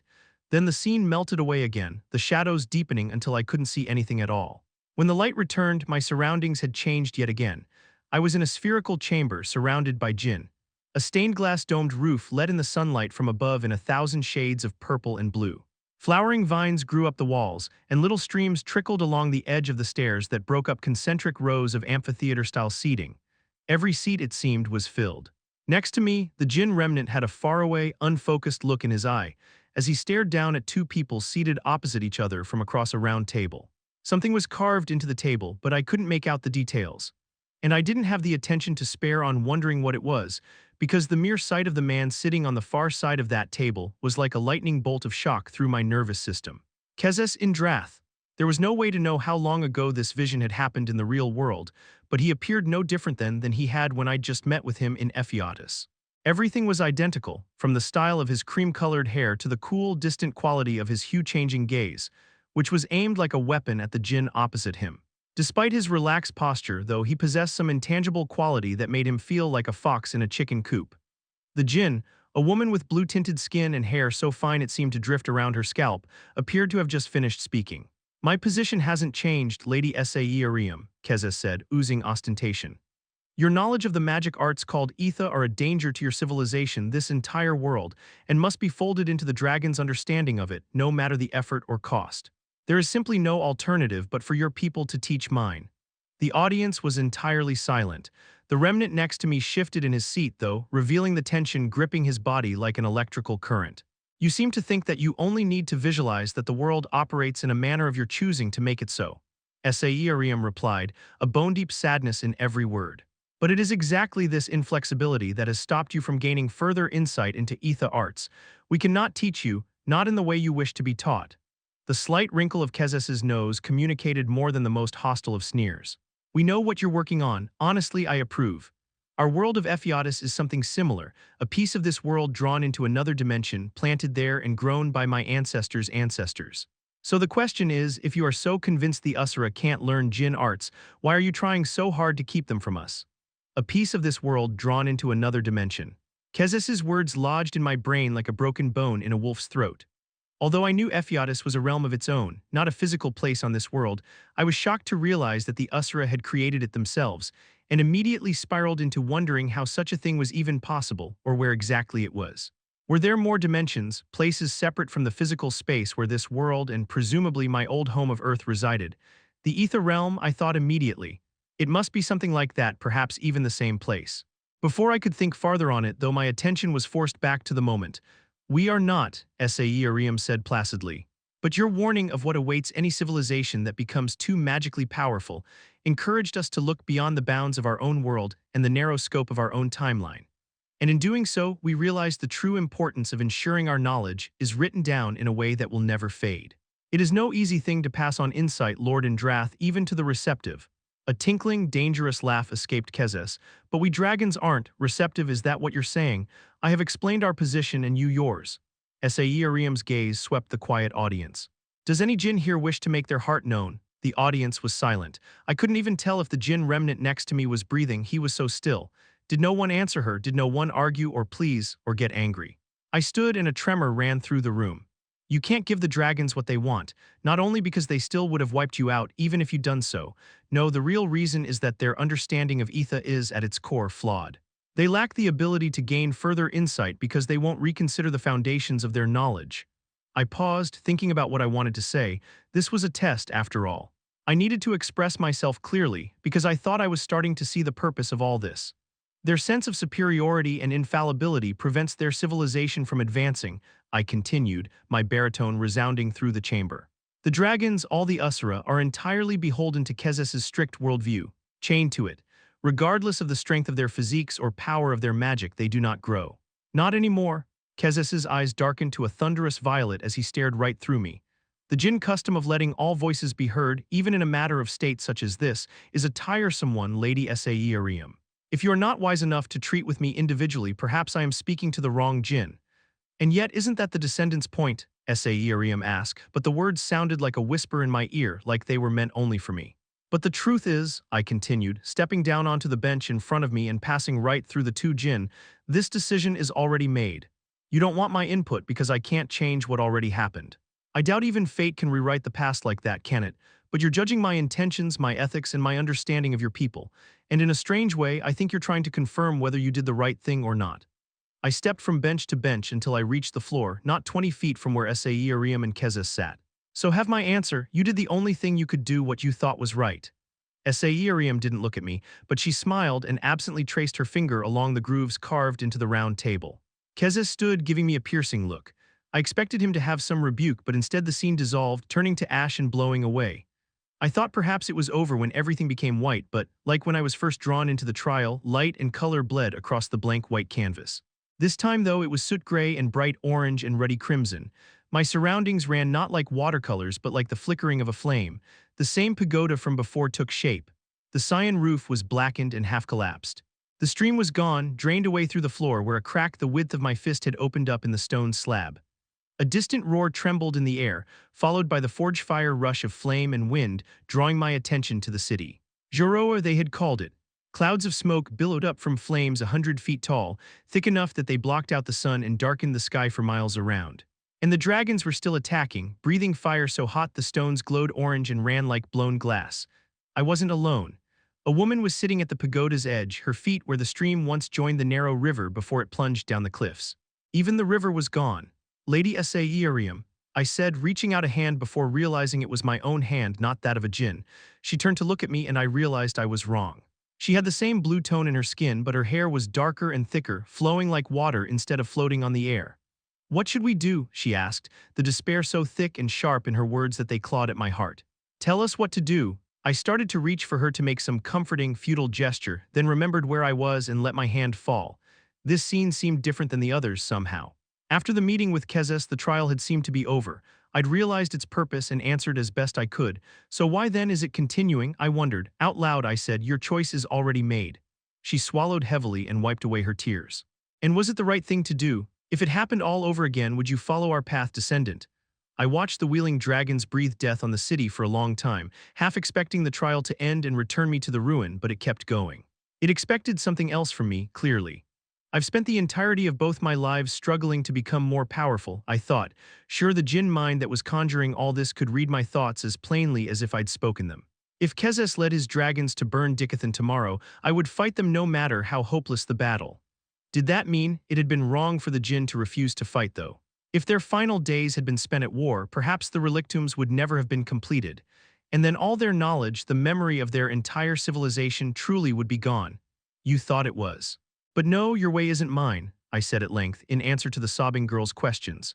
"Perhaps in the eyes of this trial that makes me unworthy, but I hope you can see I only want to do what I think is right too. If no one fights back, our world will be crushed between the Indrath and Vritra clans. Then what good will guarded knowledge be?" The flames died down and the ashy-filled smoke smothered the landscape. When it cleared, I was standing in the crumbling ruins once again. Ellie, Boo, Lyra, and Micah were all leaning against the wall or sprawled on the floor. Some small movement must have given away the fact that I was back with them, because Ellie yelped and jumped to her feet. "Arthur, are you in there?" I nodded and cleared my throat. "How long was it this time?" Micah pushed away from the wall and crossed her arms, looking sour. "Almost an hour. A little warning would have been nice." "Back from total brain death, huh? And here I thought I was going to inherit all your vast wealth if you didn't come back," Regis thought, chuckling in my mind. "You couldn't see any of that?" I asked. "Nope, quiet as a grave in here the whole time." Disconcerted, I turned to the crystal hovering over the central pedestal. "I don't understand what the purpose of this all was." "Why show me these things?" The crystal pulsed and the djinn's voice echoed out of it. "It was a test. Did I pass?" The extra-dimensional storage spellform grew warm on my arm as the crystal spoke. "It is not my place to judge. You must decide for yourself. I'm only a memory after all." Activating the rune, I drew out the nondescript cube cut from dark stone that had just appeared in my dimension rune. "Can you tell me anything about what this keystone contains?" A barely audible static hum vibrated from the crystal, and then it said, "No, but that does not mean I can't help you. The process of your mind, the weave of your thoughts, is very different from the jinn. This could be fatal to your understanding, or it may allow you to become something beyond what we ever imagined. Either way, know that the path forward will be difficult. But I feel compelled to say that I, at least, believe you will accomplish what you've set out to do. The 4 spellforms locked within these keystones are themselves a map toward a deeper insight. Our greatest minds theorized that if one could understand these 4 edicts of Etha, then perhaps they could also gain insight into fate itself. It was a distant, desperate hope, but now that I have met you, Arthur Leywin, I believe it may actually happen. I feel a sense of loss." The crystal gave a melancholy hum. "It has been a very long time that this piece of my consciousness has watched over this keystone. Now I am the last, and soon I will be gone. Can you tell me anything about what happened to the 3rd keystone? The missing one, if I can verify that Agrona somehow recovered it, that information isn't stored within this remnant." Knowing instinctively that time was running short, I voiced another thought that had lingered in the back of my mind since speaking to Kezes. During that conference with Lord Indrath, he claimed that Ephiatus was taken out of this world and housed somewhere else, and that the jinn were creating something similar. "What is the place where the relictums are contained? You should understand better than I, as you bear a godrune that connects you to the inner fabric of the universe," the crystal said, almost sounding amused. "Godstep," I said softly to myself. Several layers of understanding settled into place, completing a picture that I hadn't even realized wasn't complete. "The godrune doesn't reveal hidden pathways," I continued, feeling my expression slacken. "I've been using the connective tissue of this word, the in-between place where Ephiatus and the relictums are to move." The godrune burned against my back, casting a dim golden light through the room. It changed, Regis noted, drifting down through my body to inspect it. The design is more complicated. My understanding had changed too, but before I could activate the godrune, the crystal spoke again. The damage to the external edifice has been very draining for me to maintain. You have already seen how I was forced to withdraw the energy from the secondary illusion that should have impeded progress to this room. I will need to manifest a portal for you to leave through, but it will drain what energy I have left. Apologies, Arthur Leywin, but you must leave now. That doesn't sound great, Micah said. We should probably listen to the talking crystal gyroscope thing, right? Yeah, I said distractedly. Then I looked at Ellie, and the bottom dropped out of my stomach as I remembered every single time she died in front of me in the last zone. We're ready and thank you. The crystal hummed again, much louder this time, and we all floated upward through the immaterial, transparent floor of the non-existent room above. Through the crystal's power, the floor hardened, allowing us to stand on it, and then a rectangular portal swirled into existence, inset in one wall. As this happened, the rest of the room began to collapse, the ether maintaining its shape being shifted to the portal. Withdrawing the compass, I hurried to connect the stuttering portal with its other half, and a distorted image of the small bedroom came into view. Go, Micah jumped through before the word was even out of my mouth. Lyra urged Ellie through, followed by a nervously mewling Boo, and then went through herself without so much as a backward glance. But my attention was stuck on the slowly dissolving space around the portal. Beyond it, the twilight purple sea of the etheric void. I took a step away from the portal and touched the rune marking my forearm. The horror of the last zone, the Jinn's test, and everything I'd learned, even the new insight I'd gained into the God Step Godrune, it all went out of my mind in a moment. Because there was one thing more important than all of that.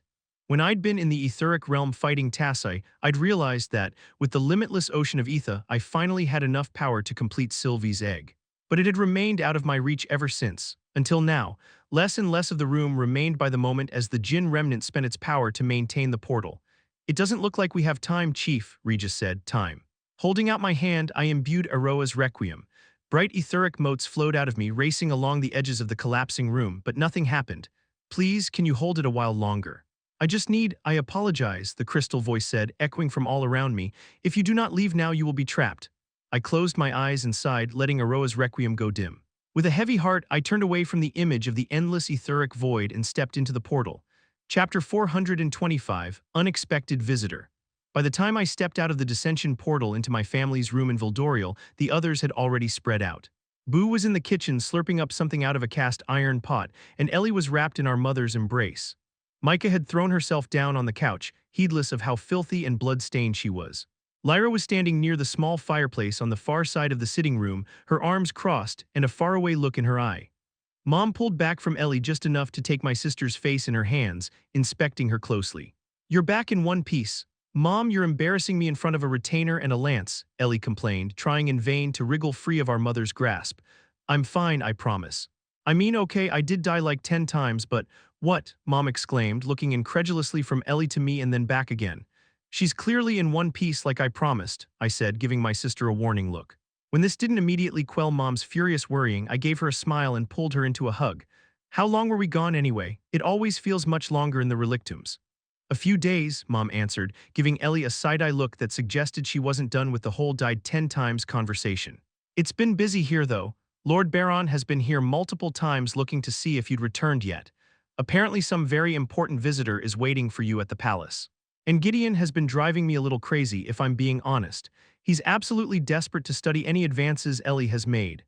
My sister collapsed into Mom's favorite chair and started to kick her boots up on the footrest, but she froze when Mom's brows shot up. With a chagrined smile, she eased the dirty boots off her feet and set them aside carefully, then leaned back and put her feet up. He's going to flip out when he sees everything I can do. I bet he'll be so surprised his eyebrows will fall out again.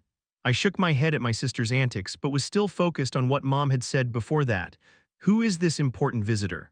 Do you know anything? Mom sighed and shrugged her shoulders. No, the general didn't tell me much, just insisted that you be sent to the palace immediately upon your return. Her mouth pressed into a thin line, revealing her irritation. I told him I may be your mother, but I wasn't going to order you about. I also reminded him that you'd likely be tired and in need of a good home-cooked meal after traipsing around for who knows how long in the— Mom, I said, laughing lightly. It's all right, thank you, I'll go see him immediately. I turned to my companions. Micah, you're free to do as you wish. Ellie, you should clean yourself up and get some rest. Don't let Gideon pressure you, but track him and Emily down when you're ready to debrief them on the ascent. Aye, aye, Captain, she said sarcastically, saluting me with 2 fingers at her temple. General, Micah muttered sleepily. And me, Regent Leywin? Lyra asked, letting her arms fall and standing straighter, an edge of defiance in her posture. Will you be escorting me back to a prison cell? The tension hung in the air like an electric charge. It would have been the safe thing to do, of course. Disabling her core and putting her on trial for her crimes would have been completely justified. She would always be remembered as the Alacrian who paraded the corpses of Dicathen's king and queens from city to city while praising the Vritra clan for their kindness and goodwill. So you can rest. No, I'm not letting you off that easily, I stated. I'm sending you beyond the wall to check on your people, see what they need. Consider it both punishment and recompense for your crimes against this continent. To Micah, I said, arrange transport back and forth. Lyra of Highblood Drade is free to move between the Elenoir Wastes and Voldorial. My gaze went back to Lyra. Just there, understand, this isn't freedom. Lyra lifted her chin as she regarded me. I understand, Regent. I acknowledge this punishment and accept an opportunity to aid both your people and mine. I want you to represent your people on this continent, I said, softening somewhat. Those soldiers in the waste should know they haven't been forgotten. But all isn't forgiven either. Micah had sat up to watch this conversation play out with a growing frown. Problem? I asked, addressing my fellow Lance. No, just thinking. Things might have been a little boring if we'd actually killed this skinny Alacrian back when we had her chained up in the beast glades. Lyra snorted and rolled her eyes. This continent has many positives, but as torturers and jailers you are woefully lacking. She pursed her lips thoughtfully. I suppose this is not a bad thing, though. The two devolved into familiar bickering as they headed for the front door of my mother's rooms. Just before it closed behind them again, Lyra met my eye. She gave a small bow, then let the door close. Ellie smirked. The great Lance Godspell showing his soft underside to the enemy, who'd have guessed. It's a punishment, I said, glowering at my sister. Mom rested her head on my shoulder. With all your many responsibilities, you may have an image to uphold to the public, but it's just us here. No need to put up a facade in front of your family. Ellie broke into a fit of giggling, but I ignored her as Mom pulled away from me and headed through the kitchen arch. She had to shimmy around Boo, who took up nearly the entire room. Do you want anything to eat, or will you be rushing off right away? I considered ignoring Baron's request for at least an hour or two so I could spend some time with her, but the fact that he had come here to our home multiple times in my absence made me uncomfortable. I should go, I said. Hopefully I'll be back shortly. I wouldn't mind something hot to eat if you can reclaim your kitchen. If there's any food left in it when I do, you mean, she said, standing on her tiptoes to see over Boo's back. Go on then. The world might fall apart if it goes without you for an hour, but your family will hold itself together. Waving, I headed toward the door. On the way, I carefully kicked the footrest out from under my sister's feet, making her sink half out of the chair. Hey, she grumbled, flicking a spark of mana at me that sizzled away against the ether clad around my skin. I laughed and opened the door. Art, I looked back. Ellie wore a serious expression despite the slight flush to her face. Thank you, for letting me come with you and protecting me and stuff. It was really cool. Love you too, Elle, I answered with a knowing wink, then left. The hike through the Earthborn Institute was uneventful. You've been quiet, I noted of Regis as I walked. Normally, he liked to get out of me as soon as he could, but he had remained in wisp form near my core since before the last ruin. I was just thinking, he noted, his tone more serious than usual. This world is fucked up, I scoffed. It really is, isn't it? Memories of the Jinn trial played behind my eyes, lingering on the city in flames. Just makes moments like this with your family, with Karab back in Alacria, all of it a bit better. All I could do was agree, and we continued on in silence. At the Earthborn Institute gates, I looked up and down the highway at the crowds of people. My passage always drew attention, but at the moment I had no desire to be the object of their stares. Instead, I channeled Etha into God's step. A web of interconnecting violet lines appeared, overlaying the city before me, each line connecting 2 points to create a network that seemed to connect every point to every other. Looking at them now, there had been a subtle shift in my perspective, more an awareness of potential than any visible change in the Etha paths themselves. When I had learned to stop just seeing the paths and to hear and sense them under 3 steps tutelage, it had felt like a significant paradigm shift in my insight. Now I felt compelled to do more than simply see and hear them. I wanted to grasp them. The etheric pathways weren't simply doors, tools to be used for simple navigation. I raised my hand, drawn to these streams of amethyst light that represented another dimension. My fingers twitched as they drew closer to the paths, and I felt a draw from the Godrune as it reacted to my intentions. External to the etheric pathways, a descending pressure sent an icy shiver down my back. My arm whipped toward the oncoming source of energy, Etha coiling around my fingers and palm as I released God's step. The ether wound around my hand faded as I saw the vaguely familiar sight of olive-green feathers.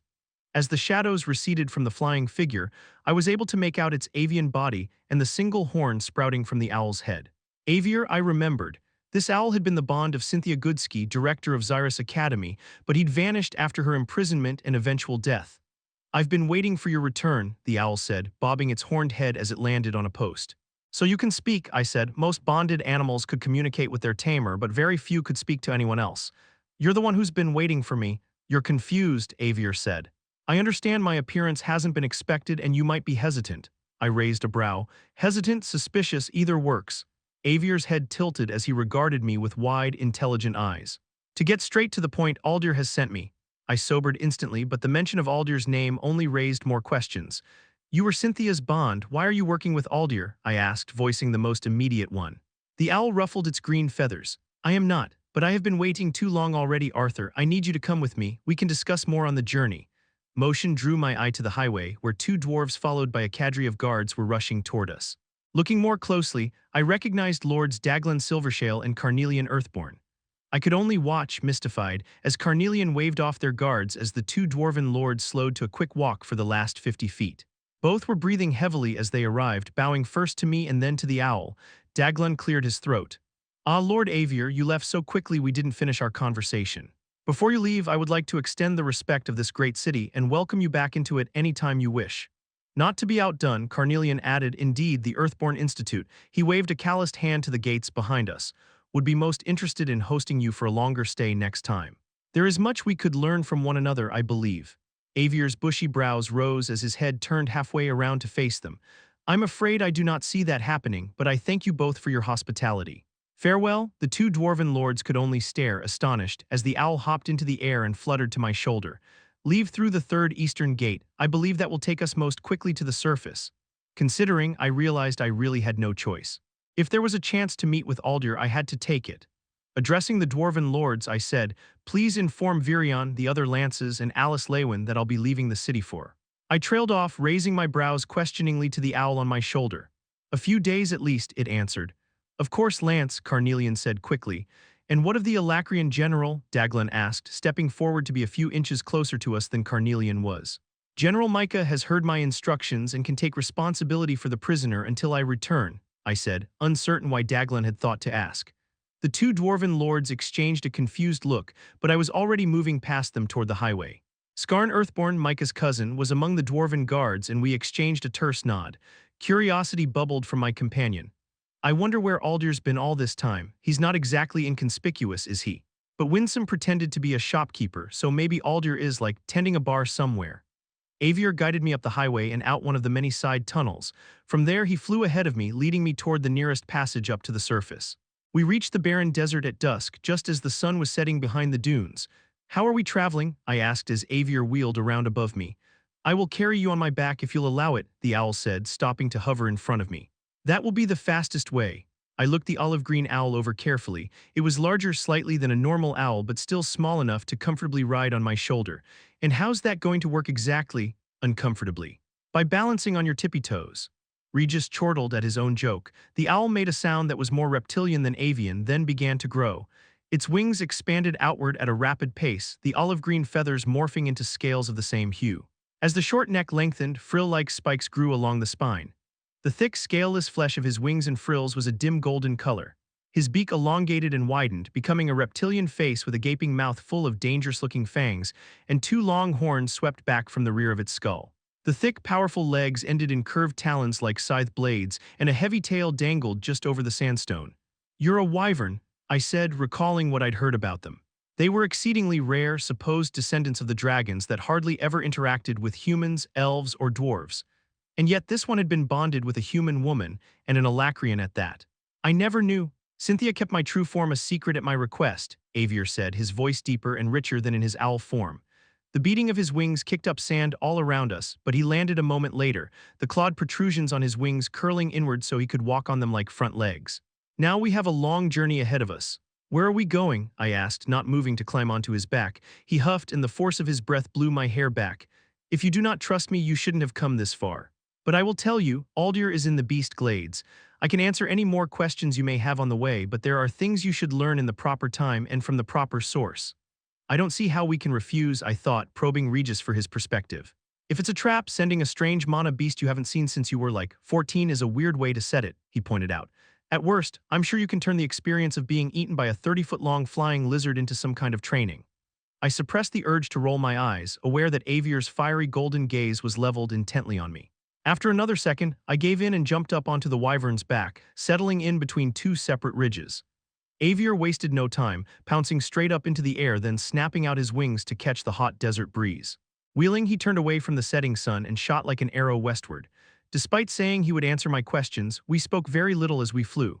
He moved with a speed that rivaled even Sylvie's, and the wind cutting past his spine fringes howled against my ears, drowning out all but my own thoughts.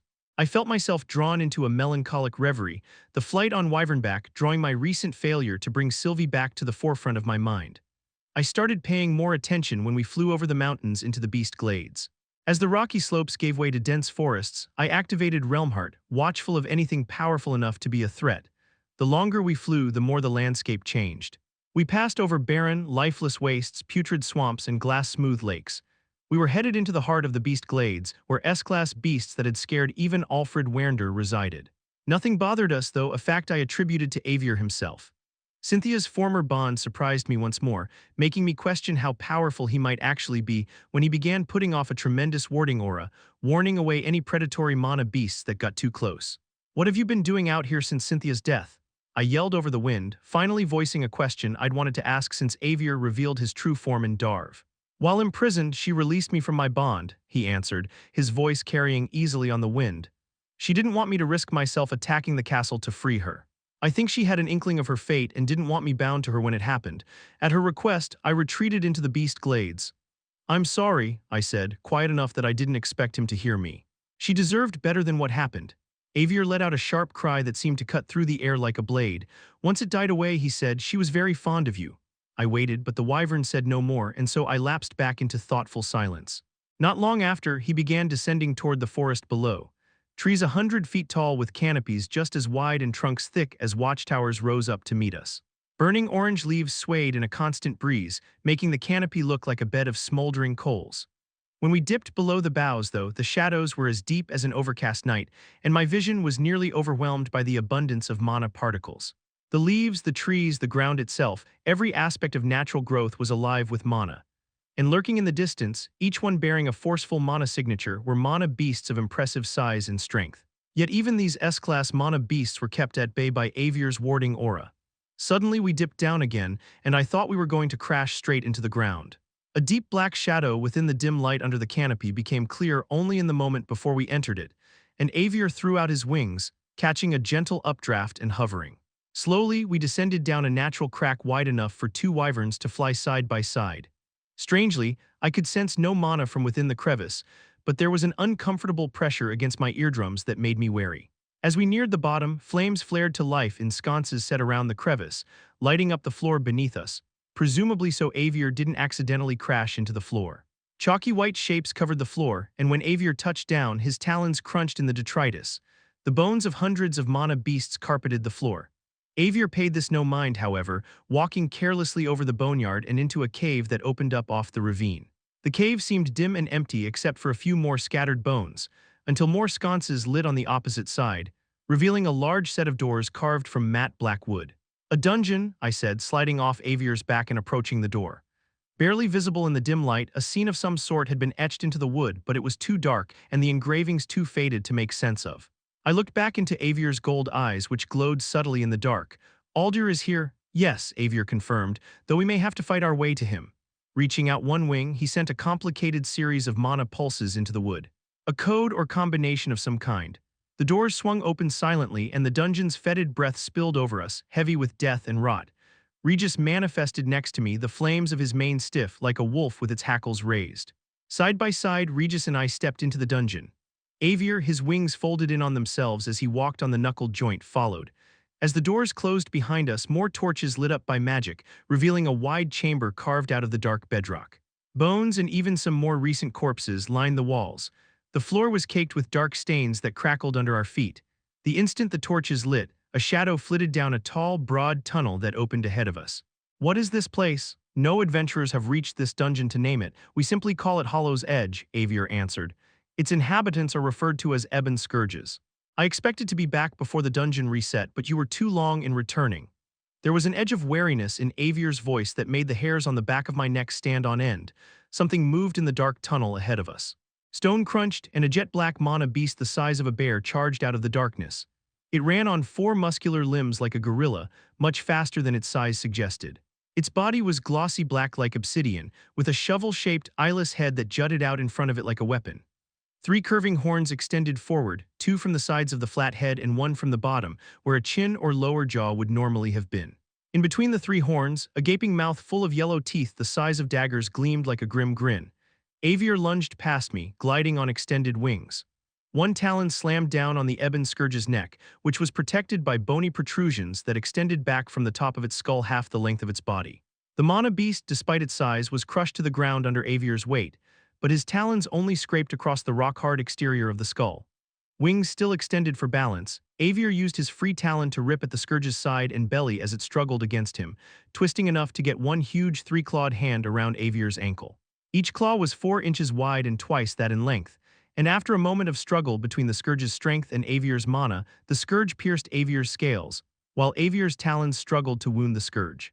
Etha took form in the shape of a sword, and I dug my heel into the floor. The world blurred as Burst Step propelled me to the mana beast, the translucent blade piercing a hole in its thick skull with a crunch. Even with a hole in its skull, the mana beast refused to relent, lashing an arm as thick as my torso like a battering ram. I drove my elbow down to block its attack, but the force of the impact threw me off guard. Regis was on top of it in an instant. With one of the horns locked between his jaws, he twisted its head around. The ebon scourge roared in defiance and rage, and Avier's neck snapped downward like a striking cobra. His jaws opened, and a stream of emerald flames poured into the scourge's open mouth. The mana beast trembled, its flesh cracking and fissuring in several places, allowing tongues of green flame to reach out. Avier's fire continued for several seconds before he relented. The smoking remains no longer moved, and both Avier and Regis stepped back. I brushed myself off and got closer to look at the corpse. The hardened flesh was formed of dense rock, more like an exoskeleton than hide. Avier's long, thin tongue snaked out and licked the bloody wound in his leg. Flames curled up from the spot and the scales healed. Let us continue. In the next section of the dungeon, we found a chamber that split off in 3 different directions. Ebon scourge corpses were scattered across the floor and piled against the walls. Some were shattered in half, the stone shells of others scored with deep claw marks. One had a scourge horn stabbed through its throat and into its skull, where it must have destroyed the beast core. Do these mana beasts often battle among themselves? I asked Avier, but his head was on a swivel and he did not immediately respond. A hollow roar tore through the dungeon from the tunnel to our left, and we maneuvered into a defensive position, Regis right beside me, his flames rearing, while Avier circled around to the other side, acrid smoke rising from his jaws. Conjuring a new sword and fixing my footing, I waited as heavy, thumping footsteps resounded down the corridor. Except it wasn't the squat, bestial silhouette of an ebon scourge that appeared. It was a hulking statue of a man that stepped into the low light, flanked by a bear-like mana beast easily twice Boo's size with rich mahogany-colored fur and black markings like scars down its face. Avier relaxed. Evasir. It is good to see you. The statuesque figure, I realized, was actually wrapped in a layer of stone like a pilotable golem. As I recognized this, the stonework manifestation crumbled away and a muscular man stepped out. His head was bald, his skin the color of gray limestone. Inside his earthen armor, he had towered to 10 feet tall, but even without it, he was still over 7. The weight of his aura would have been enough to crush most people to the floor. This man was an Usura. Good timing, Avier, the man said, his gaze landing on the wyvern's injury. Since you weren't back yet, I decided to clear the dungeon. Guess I missed one. Regardless, you have saved us much needed time, Avier dismissed. Thank you for coming. The Usura gave the wyvern a nod before eyeing me speculatively. This is the one you were sent to fetch. Hopefully he is as powerful as he is pretty. There's a reason I call him Princess, Regis chimed in with a lupin grin. Is your initial judgment a formal test or an ignorant observation? I asked, matching his unblinking gaze. The Usura, a titan, I thought, let out a booming laugh, pure and joyful. No, not a test, and perhaps a bit biased rather than ignorant, lesser. He gestured to his oversized bear companion, and it moved aside, making way for Avier, Regis, and me to pass. Come. Let us leave the stinking wretchedness of these dungeons and return home. Chapter 426, Changing the Narrative, CECILI. And here we are once again, I said, glancing to my left. Nico was flying next to me as we hovered just outside the protective barrier surrounding the western half of Saizklar. Behind us, 20,000 loyal Alacrian soldiers filled the streets of Rossir, the city spanning the two distinct halves of the Dominion. The translucent shield neatly bisected it. It was nearly dawn. A cool breeze blew in from the Vritra's Maw Sea, tugging at the silvery gray hair I'd never gotten around to dyeing. The shield itself seemed different to my eyes now. Whereas before it was an inexplicable monolith, now I could see it clearly. The signs of basilisk mana were obvious as a blood stain, and its underlying was structure easily observed. On the other side of the shield, I could sense only a meager resistance. Pockets of traitorous rebels were dug into defensible positions throughout the city, but we outnumbered them 5-1. Saris knew I was coming, I told Nico. She's pulled her forces back. Nico was quiet. We'd barely spoken since he ran out of my bedroom after our conversation. I purposefully avoided thinking about the lie we now shared and the truth that I was keeping from him. But I wasn't ready to take the risk of divulging what I'd learned. Not yet. Turning suddenly, I flew up higher so all my forces would be able to see me. When I spoke, my voice came from everywhere at once, each molecule of atmospheric mana my bullhorn. Warriors, today you fight for the spirit of your continent. This isn't a war but a reclamation. These traitors have attempted to fracture Alacria itself by sowing lies and discord. But look, I waved at the opposing half of the city. Mana flared as it peeled away from the giant shield and drifted toward the pockets of resistance, making those few thousand men and women glow and highlighting the small size of the force. Even they know the fight is already lost. The bulk of their force has already fled. A distant but thunderous roar came back to me, 20,000 voices raised in a deafening battle cry. With a flourish, I twirled and pressed one hand against the barrier. The power of a sovereign was laced through hundreds of miles of protective force, pushing out against the rest of the world. My consciousness traced the lines of it, all the way back to Edelgard, down the network of monoconductive material to the heart of Saris's machine, to Orleith Vritra himself. I could sense him, the battery on which all this operated, but that was all. I had no sense of what they had done to him. This time, when I turned my senses toward the mana, it reacted. Like leaves growing toward the sunlight, the individual mana particles that made up the barrier drew toward me, and the entire structure shivered. Curling my fingers, I gouged them into the shield.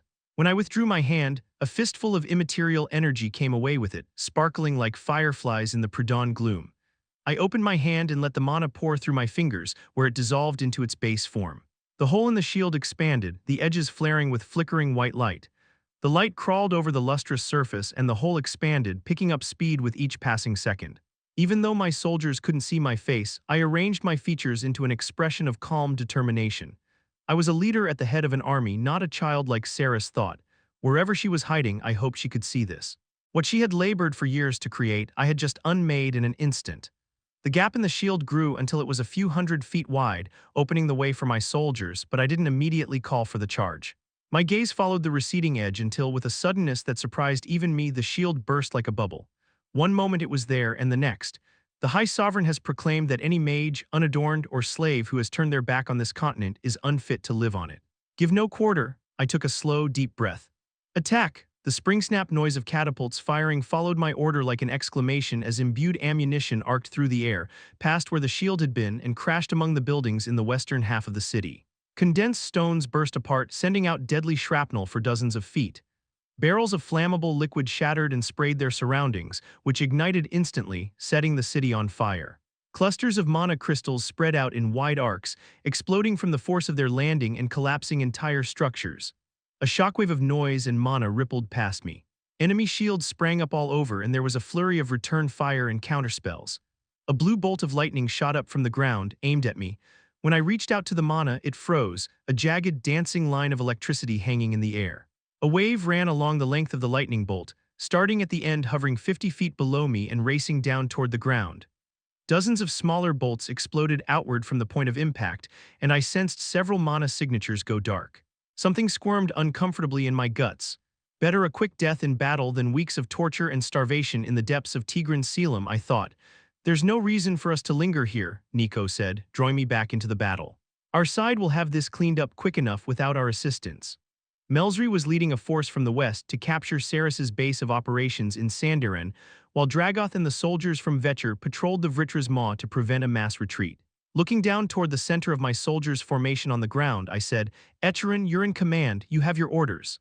My voice traveled on the wind directly to Dragoth's retainer's ears. Yes, Legacy, sounded his response, wispy and distant. I looked at Nico and nodded. Let's not waste any more time then. Flying higher up, we sped northward.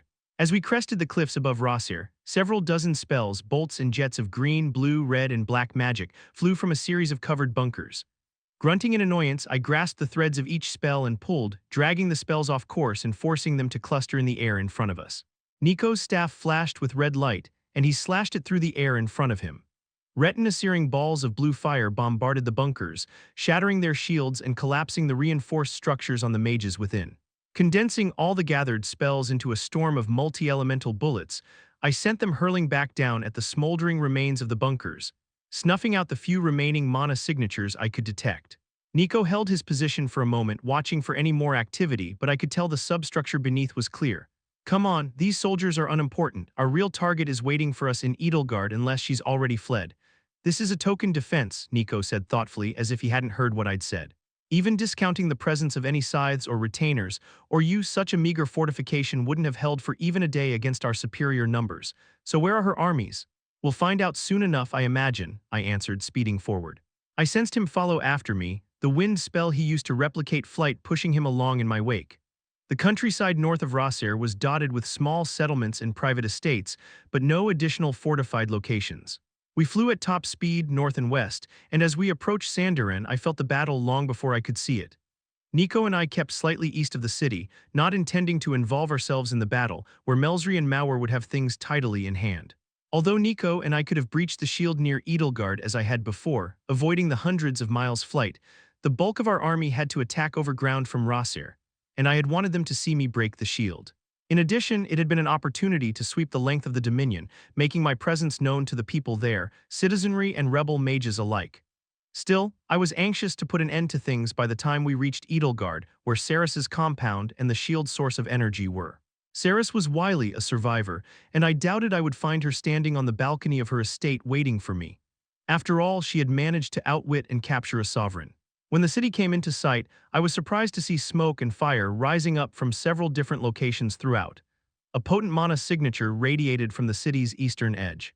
Dragoth already moved in, Nico noted sourly, glancing at me. I kept my expression impassive. Unimportant as long as he hasn't let Ceres slip away by disregarding his duties. All sides except Nico, of course, were bitter and frustrated with my position. They scrambled for whatever small acclaim they could find, each of them hoping to replace Cadel as Agrona's right hand and prove themselves worthy of their station. It was no surprise that Dragoth had taken this opportunity to win a victory for himself. But it hardly mattered. Given the scale of the coming war, the sides were no longer relevant in my eyes. As we approached Ceres's estate looking over the Vritra's Maussi, I finally caught sight of Dragoth. He was flying over the estate, his arms crossed, watching us approach. With his sprawling horns and incredible bulk, he looked like a side of beef hanging on the rack. You're out of position, Dragoth, Nico snapped once we were close enough to speak. Dragoth floated up a foot or so in order to look down his nose at Nico. I had a resource in the city before the shields fell, who informed me of a rush of activity. Since your tour of the Dominion delayed you, I thought it best to lock down the city. He gave me a sneering nod. To prepare for your arrival, of course, Legacy. Vetcher's ships and soldiers are still patrolling the sea, but if the rats are fleeing their sinking vessel, we haven't seen them. Perhaps that's because you can't see beyond the confines of your own ass, I thought. Out loud I asked, has there been any sign of Ceres? Dragoth shook his head. The lower depths of the estate are shielded, however. She may be hiding down there. If I know her, she'll have some trick up her sleeve. I don't care what she tries, I said, not trying to hide my irritation with the Vicorian scythe. This is over. Indeed, the fact that I was able to turn one of her own suggests she's lost her touch, Dragoth chuckled, made weak-kneed by some unblooded nobody from the other continent. It's no wonder she's fallen so far. Tipping toward the ground, I flew to one of the open balconies of the estate. Dragoth's soldiers were ransacking the place, dragging out anything of value and tossing it into piles. One particular mage caught my eye. He was standing at attention as if waiting for our arrival. His appearance was generally unremarkable, but there was a strange duality to him. On one side he had a red eye and a short horn that stuck up from his black hair, but on the other side his eye was brown and the horn had been shattered, leaving only a jagged stump half hidden. Still, he didn't flinch back at our approach, like most of the soldiers. Instead, he fell into step beside and just behind Dragoth like he belonged there. Several mages broke away from whatever else they'd been doing and took up formation around the two. What have you discovered here, Wolfram? Dragoth asked. We've followed most of the mana cabling down several levels but haven't managed to bypass the door at the bottom. We presume it leads into whatever was powering the shield, the Reborn man said in a confident, slightly nasally voice. Take us to the door, Dragoth said, then amended, if that is what the legacy wishes. I stopped, having walked through a large solar and into a connecting corridor covered in fanciful paintings. Instead of replying, I only waved a hand. The young man, Wolfram of High-Blood Redwater, I now realized, hung his head and hurried past me, not meeting my eyes. He led us through several more rooms until we reached a steeply descending staircase. By the length of time we followed the cramped stairwell down, I knew we must be deep into the cliffside under Ceres's home. The door in question was a thick iron square inset into the wall. The only sign of how to open it was a dim mana crystal affixed to the wall nearby. Whatever magic is imbued into this door, we haven't been able to crack it, Wolfram said. I've sent for multiple imbuers to help us gauge. I could sense the mana inhabiting the crystal, as well as the stored mana in a device above the door that would drag it up into the wall, and a series of clamps that held it firm on the bottom, preventing it from being forced. The door itself was heavily warded against magical force, but the attached mechanisms were reliant on the mana input system and so more easily manipulated. By me, at least. Dispersing the mana forcing the clamps shut, I activated the chain mechanism. The door shifted slightly, making the floor vibrate, then lifted up into the recess above it with a gentle hum. The space beyond, a laboratory of some kind, was lit with cool blue light from huge glass cylinders full of a glowing liquid. Incredible amounts of mana were suspended within the liquid, and it quivered at my presence. Wait out here, Nico ordered the soldiers before stepping warily through the door. Dragoth snorted. Don't presume to give my soldiers orders where He caught my scowl, and I saw recognition dawn slowly on the scythe's broad face. Stay here, men, he said, leaving unspoken the part Nico and I had already figured out. Whatever state Sovereign Orlith was in, we wanted as few people to see him as necessary. Glass tubes connected many of these cylinders to each other, and a variety of devices and artifacts attached to the walls, none of which made any sense to me. Blank projection crystals dotted the walls like sightless eyes among the other equipment. I glanced at Nico, his eyes were rapidly tracking across the lab and his mouth hung open slightly. I wished, for a second, that I could have given him more time to enjoy that moment, but there was something much more pressing to take care of. Beyond the first rows of cylinders, the center of the lab was isolated by a dome-shaped shield. There was a smoky tinge to its coloration, and it was incredibly dense, but I recognized the source of the mana. Walking forward, I moved between the bright blue, silently bubbling cylinders, and a larger tank came into view, right at the center of the shielded area. Orlith Vritra was floating within it. The Sovereign had a wasted look to him, and his face was vapid and empty of thought or expression. At least he did on one of his heads. The other was missing entirely, nothing remaining but a bare stump of a neck that had healed over in a gory scar. Standing next to the tank, her pearl hair standing out against her black scaled battle robes, was my prey. I promised that I would come for you, Ceres, and here I am. The scythe gave me the same frustrating, unflappable smile that I'd seen too many times before. Hey, Dragoth said with a nod to Ceres, crossing his arms and leaning carelessly against one of the tanks. Ceres spared Dragoth only a passing glance before focusing on the young Vritra-blooded mage. All this time, Wolf. Did I really teach you so little? He raised his chin, glaring fiercely at the scythe. You taught me everything I needed to beat you, my mentor. That was all I ever needed from you. Dragoth boomed with laughter. Big dumb Dragoth outplays the dangerous intellect of Ceres. Who'd have thunk it, huh? Ceres picked at her fingernails absently as she regarded the pair from behind her shield. Hardly.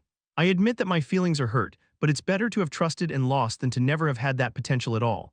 Besides, I believe that Kara was successful in her escape, was she not? Enough, I snapped, stepping toward the shield, further irritated that Ceres had ignored me in favor of exchanging pointless jabs with an angry little boy. I thought you were smart, Ceres, but you've backed yourself into a corner and are now relying on an old trick that I've already bested. I'm actually kind of disappointed considering the fearful reverence all the other scythes seem to hold you in. Before she could respond, I pushed my hand into the shield and ripped it apart. Or rather, I tried to, but it resisted me. Orlith still actively controls this mana, Ceres said, stepping closer to her side of the shield just across from me. With it spread so thin and processed through relay after relay to reach the far corners of Sazeklar, his control over it was weakened. But here so close, she gestured at the comatose basilisk floating behind her, I think you'll find it much more difficult to wrest control away from him. I lashed out with my mind and mana, bringing to bear the full might of my power. Mana crashed against mana and the shield trembled. It did not, however, break. Bring it down, I ordered, focusing all my power into lashing out again. Nico sent multi-elemental bullets and blood iron spikes into the shield on one side while Dragoth conjured a jagged black warhammer wreathed in void wind and smashed it again and again into the barrier. Ceres only gave us a solemn, demeaning smile for our efforts. For far too long, Alacria has served as the playground of mad gods, Sarah said, loud enough to be heard over the concussive blast of so many spells but not speaking to any one of us in particular. They breed people like beasts, assign us purpose at birth based only on purity of blood, and cast off any who do not meet their needs. But the truth of our daily lives is so much worse than anyone knows. Beside me, Nico faltered as he looked around the room in confusion. Because all of this, our entire existence back to our blood's earliest known ancestors, was only to create a people strong enough that Agrona could step upon our backs as he reached toward his ultimate goal. Saris continued, turning to her left, no longer even looking at us. Enough, I barked again. Back away, I ordered Nico, Dragoth, and the one-horned boy. Thrusting both hands forward, I pressed against the shield again. The laboratory went quiet except for the incessant droning of the equipment. Instead of pushing outward toward the mana in an attempt to control it, I drew it into me. A victorious grin spread across my face as the surface of the smoke-tinged shield swirled. Saris was right, I couldn't break Orleth's ironclad hold over his mana. The Sovereign was far too powerful, but I could absorb it as I had done with the Phoenix in Sovereign Kairos. Saris had paused to watch me begin, and sadness overtook her features as she realized in truth that she'd lost. Agrona has started a war with Ephiatis, the land of the gods. He doesn't expect you to win the fight with him, nor his Vritrabloods, his scythes, or even his wraiths. He will burn us all for fuel in the furnace of his ambition because he doesn't want to be lord of the Lessers. He intends to be king of the Usuras. Mana poured into me. I opened myself to it entirely, absorbing until I swelled to bursting. Ghostly flames wreathed me, flickering from my skin as I burned the mana I couldn't contain. You're wrong, I growled through clenched teeth. I will win his war for him and then I'll return home. Cecilia, Nico said, sounding uncomfortable as he took a step back from me. Saris turned her head in my direction, brows raised slightly. Oh, Lady Cecilia, legacy born of another world, forgive me, did you think I was speaking to you? Her eyes widened slightly, then she resumed facing away from me. At the same time, several projection crystals lit up around the laboratory. I faltered as I saw the image reflected in several screens. Saris, seen through a dim gray haze, looking solemnly into the recording artifact, while beside her I sweated under an aura of colorless flames, struggling against her shield like a baby trying to take its first step. Then the picture changed, showing the stairway outside the lab, focusing on the discomforted expressions of my soldiers as they exchanged glances or backed away. Then again, this time on Sovereign Orleth's mindless, slack-jawed face. What is this? I asked, feeling my face redden as I realized that Saris had sprung some kind of trap after all, but not yet understanding what it was. She's projecting this, Nico said, looking from panel to panel. But two. Oh no. Hear me, Alacria, Saris continued, projecting her voice as if giving a speech. Do not believe the lies you've been told. Anytime an Alacrian dares to voice opposition to this cruel regime, the narrative is always the same. But I do not fight to seize power or to increase the standing of Sazeklar, or even because I believe I alone can defeat Agrona. I fight to show you that it is possible. Our civilization may have been grown in the Vritra's fetid soil, pruned by their lack of empathy and humanity and watered in our own blood, but it is our civilization, not the Usuras. It is time to cast down our sovereigns. You and only you can claim sovereignty over yourself. Orleth began to squirm inside his tank, and I sensed a weakening of the shield. I redoubled my efforts, and the flames around me grew. Cecil, we should. The blood pounding in my ears drowned out whatever else Nico had to say, but I was almost there. In a moment, the shield would fall, and when it did I would use Orleth's captured mana to pull Saris apart cell by cell. She must have sensed this as well because she suddenly strode toward the tank in the center. A bolt of black energy shot from her hand, shattering the glass. Thick, bluish liquid poured out, spilling across the floor and filling the laboratory with a preservative stench. Orleth's body ripped free from the cables stabbed into his flesh, flopping onto the floor like a corpse. For those of you who do not believe me, Saris continued, a blade of dark mana manifested in her hand. We can change the narrative of our lives, we can make the sovereigns bleed. The sword flashed, and Orleth's remaining head tumbled across the floor, coming to rest face up in the slime, sightless eyes staring at me. The shield vanished. The ghost fire rushed to my hands and I met Saris's eye. She was resigned, but still she gathered her mana. I thrust out with all that power, exulting in it. Saris's mana flared, and then she was gone. No, I screamed, feeling like time had wrenched to a sudden halt as I felt the tempest warp on which she'd been standing pull her away. The flames flared out. Something broke inside of me. What? Dragoth roared, lunging forward to where the tempest warp embedded in the floor was now exposed. He said something else, but his words were lost beneath the ringing in my ears. Gravity seemed to be changing, listing slowly sideways like a leaking ship about to sink. Mana was flowing toward me, smothering me, and I felt like I was sinking below waves that grasped me and tried to pull me under. But my core was worse, so much worse. I was on the ground, although I didn't remember falling. Hands were grabbing at me, gripping my face, forcing my head to turn, but the sharp, panicked features staring back at me didn't line up properly. It should be Nico, I knew distantly in the back of my mind, but it wasn't my Nico. A spike of pain pulled my senses away from his pale, sweating face to my core again. It was throbbing, aching, cracking. My core was covered in a spiderweb of microscopic fissures. But even that was wrong because, instead of the mana inside the core pushing outward, all this mana, from the slime covering the floor, the huge lightning blue cylinders, the equipment, was seeping into my core, and the pressure was building and building and building, and my core imploded.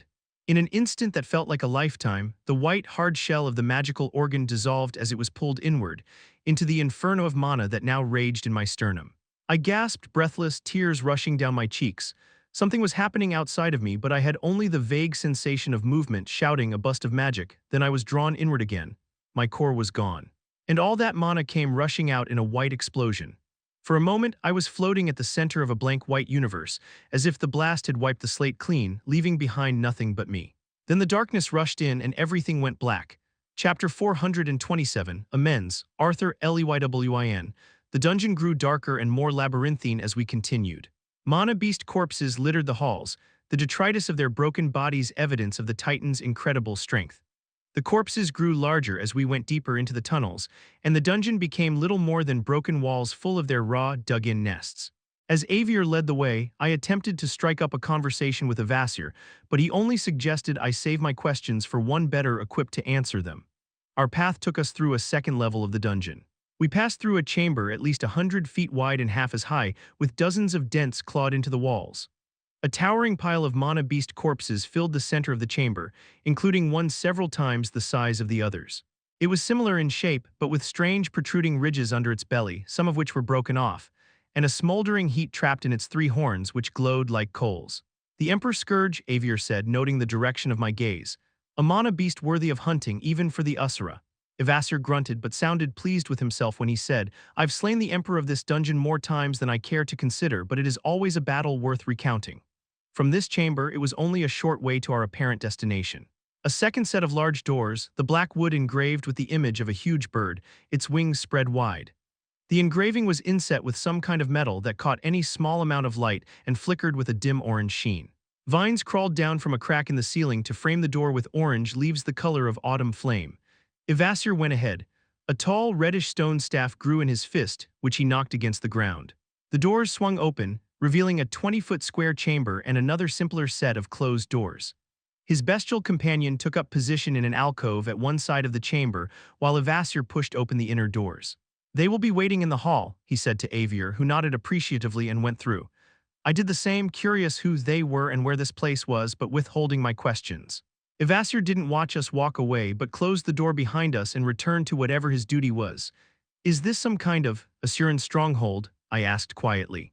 Avier's tail swished in agitation before he paused, turning around to look at me. Those doors have not been opened to a human, elf, or dwarf since they were carved from the first of the charwood to mature in the beast glades. Though you have been invited, it remains to be seen if your presence is welcomed. A king's grace will suit you far better here than a dragon's physique. Without waiting for a reply, he continued down the hallway. Instead of the dark, rough stone of the dungeon, this interior passage was warm gray marble studded with silver sconces from which burned little orange flames. More vines grew along the walls and across the curved ceiling, adding a bucolic airiness and sweet autumn scent that made it easy to forget that we were far underground. The short hallway opened onto a balcony that jutted out from the wall of an enormous room.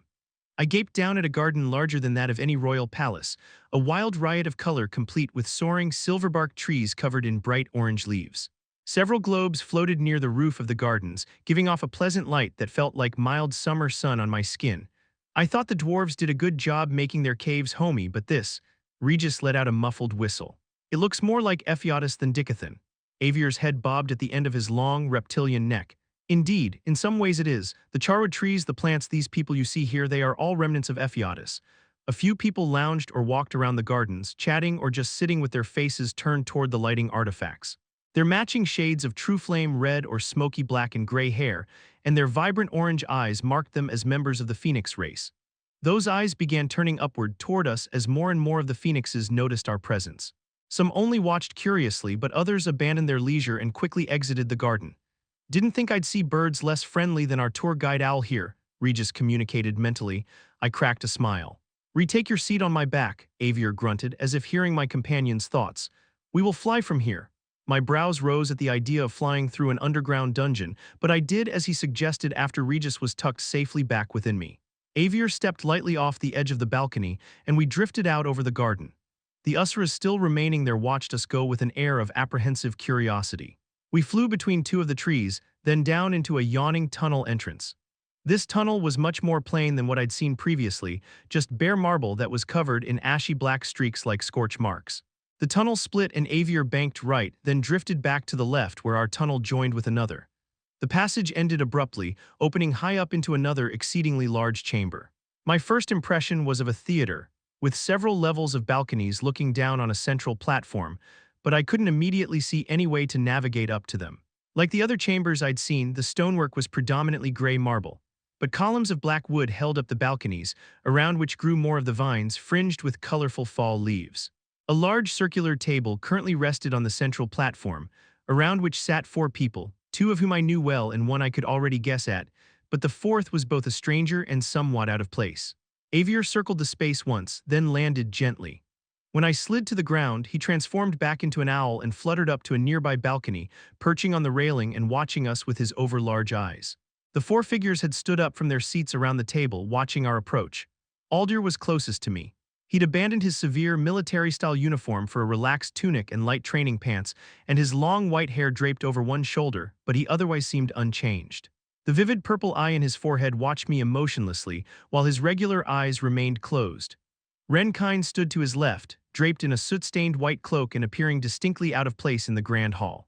Like Aldir, he looked the same as when I'd trained with him in Ephiatis, dirty, tired, and almost purposefully unkempt. The only thing that stood out was a single bright orange feather in his hair and the way his observant gaze seemed to burrow into my chest to my core. But it was neither Aldir nor Ren who spoke first. A tall man with an athletically graceful physique stepped past Aldir. He was dressed in a golden robe embroidered with stylized feathers and flames over a cream-colored silk tunic and dark pants. His hands were tucked into the robes, held together at the waistline by a dark belt. Markings like feather stems glowed like coals down the sides of his face, which had the same air of eternal youth as Kezis's, but where Lord Indrath could only appear dispassionate and smug, this man's sharp-lined face conveyed an undeniable sense of wisdom and curiosity. He was smiling, but there was something complicated about the simple expression. Perhaps it was the way his eyes blazed like 2 captured suns. Arthur Leywin, son of Alice and Reynolds Leywin, bond of Sylvie Indrath, reincarnated soul of the Earth King Grey. The man dislodged one hand from his belt and ran his fingers through his untamed mane of orange hair. I am Mordain, Phoenix of the Asclepius clan, welcome to the hearth. I rolled my tongue against my teeth, considering my words. Thank you for the kind welcome. I realize that allowing me to come here must have been a carefully weighed decision, but I have to ask. Am I here at Aldir's request or yours? Admittedly, it took some convincing on Aldir and Ren's part for me to invite you here, Mordain answered without hesitation. The truth is, my eyes have been turned away from your world for a very long time, except, he paused, and some emotion I couldn't identify passed over his features but receded just as quickly. I found myself quite surprised then when they turned my head and showed me you, but I wasn't immediately convinced that meeting with you face to face was worth the risk. Although the courtly thing to do would have been to exchange several rounds of probing pleasantries to inch closer to the conversation's true purpose, I didn't think Mordain or I had the patience or interest in such games. Do you plan on helping us against the Vritra clan? Or even Ephiatis? If it comes to that. THLATS Cyrillic letter 455 TINDM or Cyrillic letter 455 T RORUL Cyrillic letter 455 at TL Cyrillic letter 456 GHT NOVIL. Straight to the point. And a valid question. Mordain took a step back, gesturing to the table. Please join us, there is much to discuss. As Mordain returned to his seat, I met Aldir's eye. He looked away as he eased into his own chair. Moving around him, I took the seat next to Ren, who bit his lip as he eyed me speculatively, cast a sidelong glance at Mordain, then leaned toward me in barely concealed anticipation. So, where's the weapon? I can sense the chlorate's energy within you, but, giving Regis a nudge, I forced him out of my body. Purple fire wreathed the edges of my shadow as Regis manifested, his jaw momentarily slack with surprise. A conscious manifestation, Ren mumbled, leaning forward to get a better look. In such a unique form, I'll need to be told everything, of course, about your state of being when the weapon manifested and inputs prior to manifestation. Personality traits are of primary interest when evaluating a conscious weapon, but acquired powers are essential too, of course. Ren trailed off, his eyes darting rapidly, and I could just imagine him mentally cataloging all these thoughts. Say hello to your creator, Regis, I said, suppressing a chuckle. Regis blinked, inspecting Ren. The flames of his mane were still. Daddy? Ren's brows wrinkled up and he frowned at me. Did this weapon just? So you're the guy who made me, huh? We really need to have a talk, Regis continued, his tone changing. I'd like to file a complaint. Being alive is great, and I don't mind even being a weapon. I am a really badass one. But did I really have to come in a box with lava burn Barbie? Do you have any idea what this guy has put me through? Ren seemed completely flummoxed as he looked blankly between Regis and me. Mordain cleared his throat. It seems the two of you have much to discuss. With Arthur's permission, perhaps you could continue this conversation somewhere else, at least for the moment. You know how much I love these politically fraught, socially awkward little business meetings, but I'm willing to sacrifice attending if you'd prefer I go chat with this old loon. Go, but keep your eyes open, I sent back. I want to know anything you can discover about this place. Ren's chair floated away from the table, and I realized he was sitting on a stone conjuration. Already talking animatedly, he drifted toward one of the few lower entrances to the chamber, Regis loping along beside him. After watching them leave, I returned my attention to Mordain, but it was the table between us that caught my eye. Its surface had been carved in exquisite detail, bringing to life a beautiful cityscape. It was a city I recognized. Geroa, I said, tracing a finger along the roofline of a building that could have been the courtroom I'd seen in the last Jin trial. Mordain let out a sharp breath, and his burning gaze swept to the fourth person at the table, who had still not been introduced. The man was broad-shouldered and barrel-chested, wider in stature than Aldir and much bulkier than Mordain, but less tall. His face was broad with soft but handsome features, and he shared the orange hair that marked most of the other phoenixes except slightly darker and with a smoky tinge that shone purple when he moved and the light caught it. His eyes, though, stood out the most. One was bright orange, like looking into the caldera of an active volcano, while the other was glacial blue, so light and clear it was almost white. That city and its name with it has been gone for a very long time, Mordain said, drawing my attention back to him. This table is indeed a relic from when that city still stood. I pictured Lady Saearium, the Jinn woman who sat across a table. This table, I was certain from Kezes in my visions, and wondered what the connection was between that scene and this place. But I had to put my curiosity aside because I hadn't come to learn about Mordain or even the Jinn. This is all interesting, but I feel compelled to address the reason I came here at all, I said, focusing on Aldir. I know what I've seen with my own eyes, and I know what Kezes has told me and offered me. I'd like to hear you answer for your crimes. Mordain raised a hand, no doubt preparing to interject some complaint, but Aldir stopped him with a small shake of his head. It is only fair, Arthur was there after all when I used the World Eater technique. My eyes widened slightly. I felt your presence, though I didn't realize it was you at the time. I swallowed past a lump in my throat as I remembered that moment, my vision flying from Alacria to Elenoir, where I watched as Winsome battled Nico and Tesha, already turned into Cecilia's vessel even though I didn't know it, and Aldir destroyed the country I'd called home for half of my youth, nearly murdering my sister in the process. Aldir continued to speak, but I didn't interrupt as he explained what happened afterwards, how he began to doubt his purpose and Kezes' leadership, was banished from the Theists clan at his own request, and fought against soldiers he himself had trained. He retrieved a small box from a hidden dimension artifact and set it on the table in front of me. I had at first thought to come to you immediately and offer to assist in retaking Dicathen, but I was uncertain you would accept, and understood all too well how your people would look at me like a monster. Ren agreed, and so we bided our time, taking up temporary residence in the flying castle over the Beast Glades, since Dicathen's forces haven't attempted to take it back yet. I became aware of them almost immediately, Mordain interjected. Our security is very reliant on knowing when other Usra are around, but it helped that my sources in Ephiatis had made me aware of the situation with Aldir, so I was already on the lookout. Mordain welcomed us into the world he has created for his people, and so I've waited for an appropriate time to meet with you, Aldir finished. Throughout his explanation, he spoke with the cold efficiency of a soldier delivering an important missive, clerical and absent of any emotion. Are you not sorry? I asked, the words raw in my throat. Aldir only nudged the box slightly closer to me. I've brought you this small token. I nearly struck the box off the table to shatter on the floor, but I restrained myself. Instead, I deliberately lifted the lid on the box. It was full of dark, fragrant earth. Soil from the slopes of Mount Geoluz, Aldir said stiffly. I hope that perhaps it may help make amends by undoing some small part of the destruction I've caused.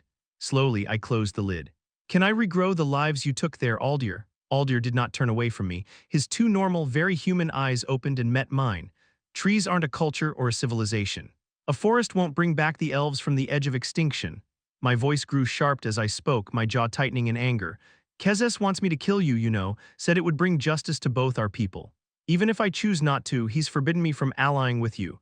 In exchange for sharing my knowledge of Etha, he's going to help us protect Dicathen from Agrona, a deal which your continued existence puts in jeopardy. A meaty fist pounded on the table, making the box of soil jump.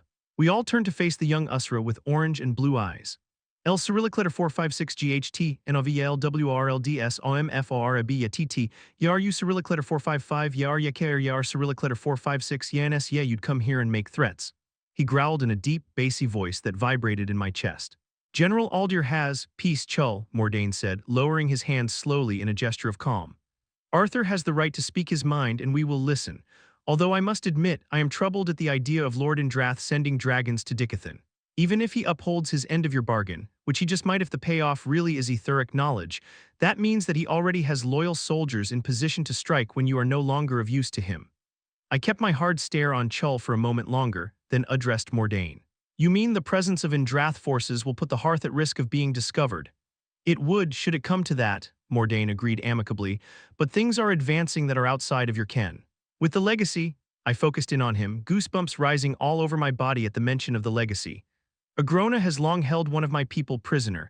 I've been able to sense some of what she's been through, and very recently she was executed. His eyes flicked to Chull, almost too fast to see. The legacy absorbed all her mana, killing her. Chull stood suddenly, sending his chair crashing backwards. And still you refuse to move against Agrona, he shouted, his voice booming like a cannon. We mourned the loss of your mother a very long time ago, Mordain said, his voice soft and full of a controlled despair. What of you, stranger? Chull demanded, putting both hands on the table and leaning over it toward me. Are you afraid to fight back against the Vertra? Will you hide your nation beneath the wings of dragons and stick your head in the sand? Forgive him, Mordain said, giving the young Usra a stern look.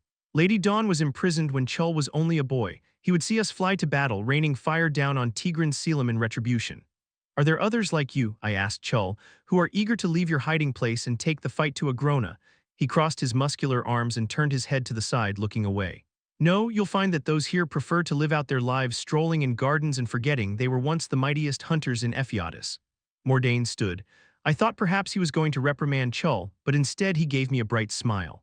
And so an opportunity presents itself. Arthur, you haven't asked for it yet, but you want my aid in this battle. Chull, you wish to leave and bring your fight to the Vritra clan. I saw immediately where he was going with this.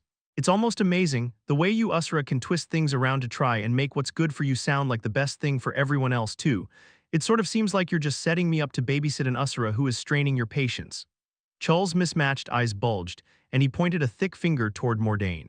You know that's not what I meant. I want us to. Besides, what chance does this lesser have against the Vritra? It'd be a waste to. He probably can't even fight. I raised a brow, regarding him passively. How many battles have you won, Usra? Perhaps a spar then, Mordain suggested, slipping his hands into his belt. An opportunity to test each other's strength and worthiness. Chull scoffed. Fine by me, I answered, eager to release some pent-up frustration. Mordain gestured for us to stand away. With a wave of his hand, the table was drawn down into the stone like it was sinking in quicksand. Braziers burst alight with bright orange flames, and a translucent shield hummed to life, separating the center of the room from the balconies. Mordain and Aldir flew to the lowest, most central balcony. You are trying to make allies of each other. Fight accordingly, Mordain said. Next to him, Aldir wore a thoughtful frown. Chull cracked his neck and raised his fists, each one the size of my head. Ready, human? I rolled my shoulders and reinforced the ether cladding my body, but I didn't conjure my weapon or armor. Instead of speaking, I lunged off my back foot, sprinting forward. Despite his size, Chull was fast. His stance shifted between one step and the next, and his fist burst into flames as it shot toward my face. Falling to my knees, I slid beneath the punch, hooked his arm with mine, and let myself be pulled back up by the force, driving my knee into his ribs. Fire attribute mana exploded out from him in a nova, pushing me backwards while I was still in the air, and he pounced after me. His fists clenched together and held over his head like a hammer. Still in the air, I rolled my body to catch the blow on one forearm. His strength was like nothing I'd ever felt before. The force of the two-handed strike slammed me into the floor with enough force that the flames trembled in the braziers. Instead of pressing his attack, however, he backed off, allowing me time to get to my feet. I'm almost impressed, he said, grinning fiercely. I half expected all your bones to shatter, and I expected you to hit harder. I didn't mention the fact that several of my ribs were quickly settling back into place after being fractured by the force of his strike. Chull laughed, and I recognized that a change had come over him. He was comfortable in battle, much more so than at a meeting table, or trying to make a life for himself here in this calm, detached place. This time he moved first. In a flame-wreathed blur, he charged straight at me, lashing out with burning punches and kicks that blistered my skin even through the ether. I struck back, but it was like punching a granite wall. With each strike, the burning energy around him built, until he was the center of a raging inferno, so hot even countering his attacks left me with burns. He wasn't holding back, I was glad to see, I wouldn't either. Ether infused my body, heightening my speed and the strength of my muscles, bones, and tendons. Using the technique I had started to learn in the relictums, I took a short step and drove my fist forward in a straight jab. My knuckles connected solidly with his sternum. With a grunt, Chul slid backwards several feet, the shockwave of the impact blowing out his burning aura. He sucked in a pained breath, one hand pressed against his sternum as he stared at me, uncomprehending. I heard Aldir hum and spared him a glance. He was holding onto the balcony railing tightly as he leaned forward, engrossed in every movement. The move was a modification or expansion of the same technique burst step was built on. By carefully engaging a series of Miko bursts of ether, I could not only move near instantly but also strike. It was a technique that would have broken my body as a human, and even now I felt the strain of using it just once, but this simple spar had shown me it could wound even an Asura. After several seconds, the grin returned to Chul's broad face. Now maybe this will be some fun after all. With a cacophonous battle cry, he threw himself at me again. We exchanged blow after blow, our fight growing continually faster as we both sought to push the other to their limits. After a few minutes, I noticed other people starting to slink into the room, watching us at first curiously, then with growing amazement. L Cyrillic letter 456GHT, N OVL WRLDS, OMFORABATT, YARU Cyrillic letter 455, YAR YAKR YAR Cyrillic letter 456 YANS. It wasn't long before Chul was sweating profusely, his chest heaving with each breath, but his grin remained firmly in place, no matter how hard we fought. After catching me with a spinning kick that I had expected to be a feint, he stepped back, letting me pick myself up yet again. I could tell from the way he held himself that his energy was flagging. Suddenly his hand thrust out, palm open, and a roaring fire boiled outward. I stepped straight through the flames, expecting to catch him off guard, but as I took that near-instant step, Chul was engulfed in a flash of golden light, and I passed straight through where he had been. The brightness overwhelmed me, and I stumbled as I came to a stop. Two huge arms wrapped around me, pinning my own arms to my sides and lifting me up. Chul and I were both wreathed in phoenix fire. Yield, he roared as my etheric barrier struggled to ward me from the roiling heat. My bones complained loudly, threatening to shatter under his Asuran strength, and my skin began to blister and blacken. A grin as big and wild as Chul's split my face. Sensing for the etheric paths, I moved into them, leaving Chul behind as I appeared on the other side of our combat floor, but I didn't give him time to recover. I stepped once more, ether coursing through my body in short, controlled spurts. It felt like I was being stretched in 8 different directions, but I gritted through the pain as I focused every fraction of a second on properly maintaining control. Chul bent sideways as he was lifted up off the floor, unable to even comprehend what hit him, before a blurring hook snapped his jaw in the opposite direction, followed by a straight that sent him barreling towards the shields like a Miss Slee. Thin wisps of violet-tinted smoke rose from my mending arms as the young phoenix crashed heavily against the protective barrier surrounding us and fell to the ground. The shields fell away, and Mordain was at his side in an instant. More casually, Aldir drifted down from the balcony toward me, inspecting me seriously. I allowed a moment for my wounds to heal as ether seeped from my core into my broken bones and burned flesh. I see your physique is no longer a barrier to utilizing Mirage Walk, or at least your version of the technique, Aldir said, brushing out a flame still lingering on my clothes. A very illuminating battle. Meanwhile, Chul was struggling to his feet despite Mordain trying to keep him prone while inspecting his wounds. The big phoenix bullied his way past and marched up to me, fists clenched and huffing like a startled moon ox. A good fight, I said, holding out my hand. He looked at the extended appendage, batted it aside, then wrapped me in a crushing bear hug. A good fight, he bellowed, making my ears ring. He suddenly released me and took a step back, his fists on his hips.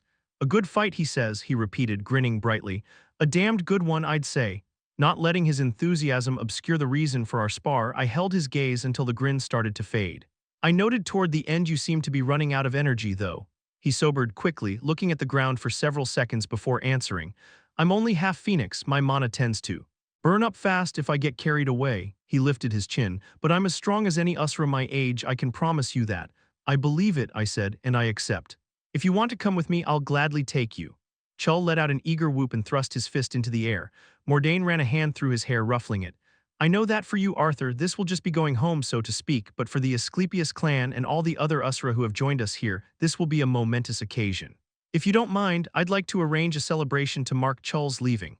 My mood immediately soured as I considered everything that needed my attention back in Vildoriel and beyond. I'm sorry, Mordain. Time may stand still here, but it is rushing by out there, and I don't know when a Grona will strike again. Mordain's eyes seemed to age rapidly as I looked on, but when I blinked, he was the same as he had been. Of course. Chull, go prepare to depart. Chull's face slackened, and I could see the reality of his situation falling on him. Of course, he said, seeming slightly out of sorts, then hurried off, flying up to one of the many tunnels exiting the theater. He has the fiery temper of his mother, Mordain said, watching him depart, but her strength as well. You'll find no fiercer ally in your battle against the Vritra. I felt myself frown, catching something that had gone unsaid in Mordain's words.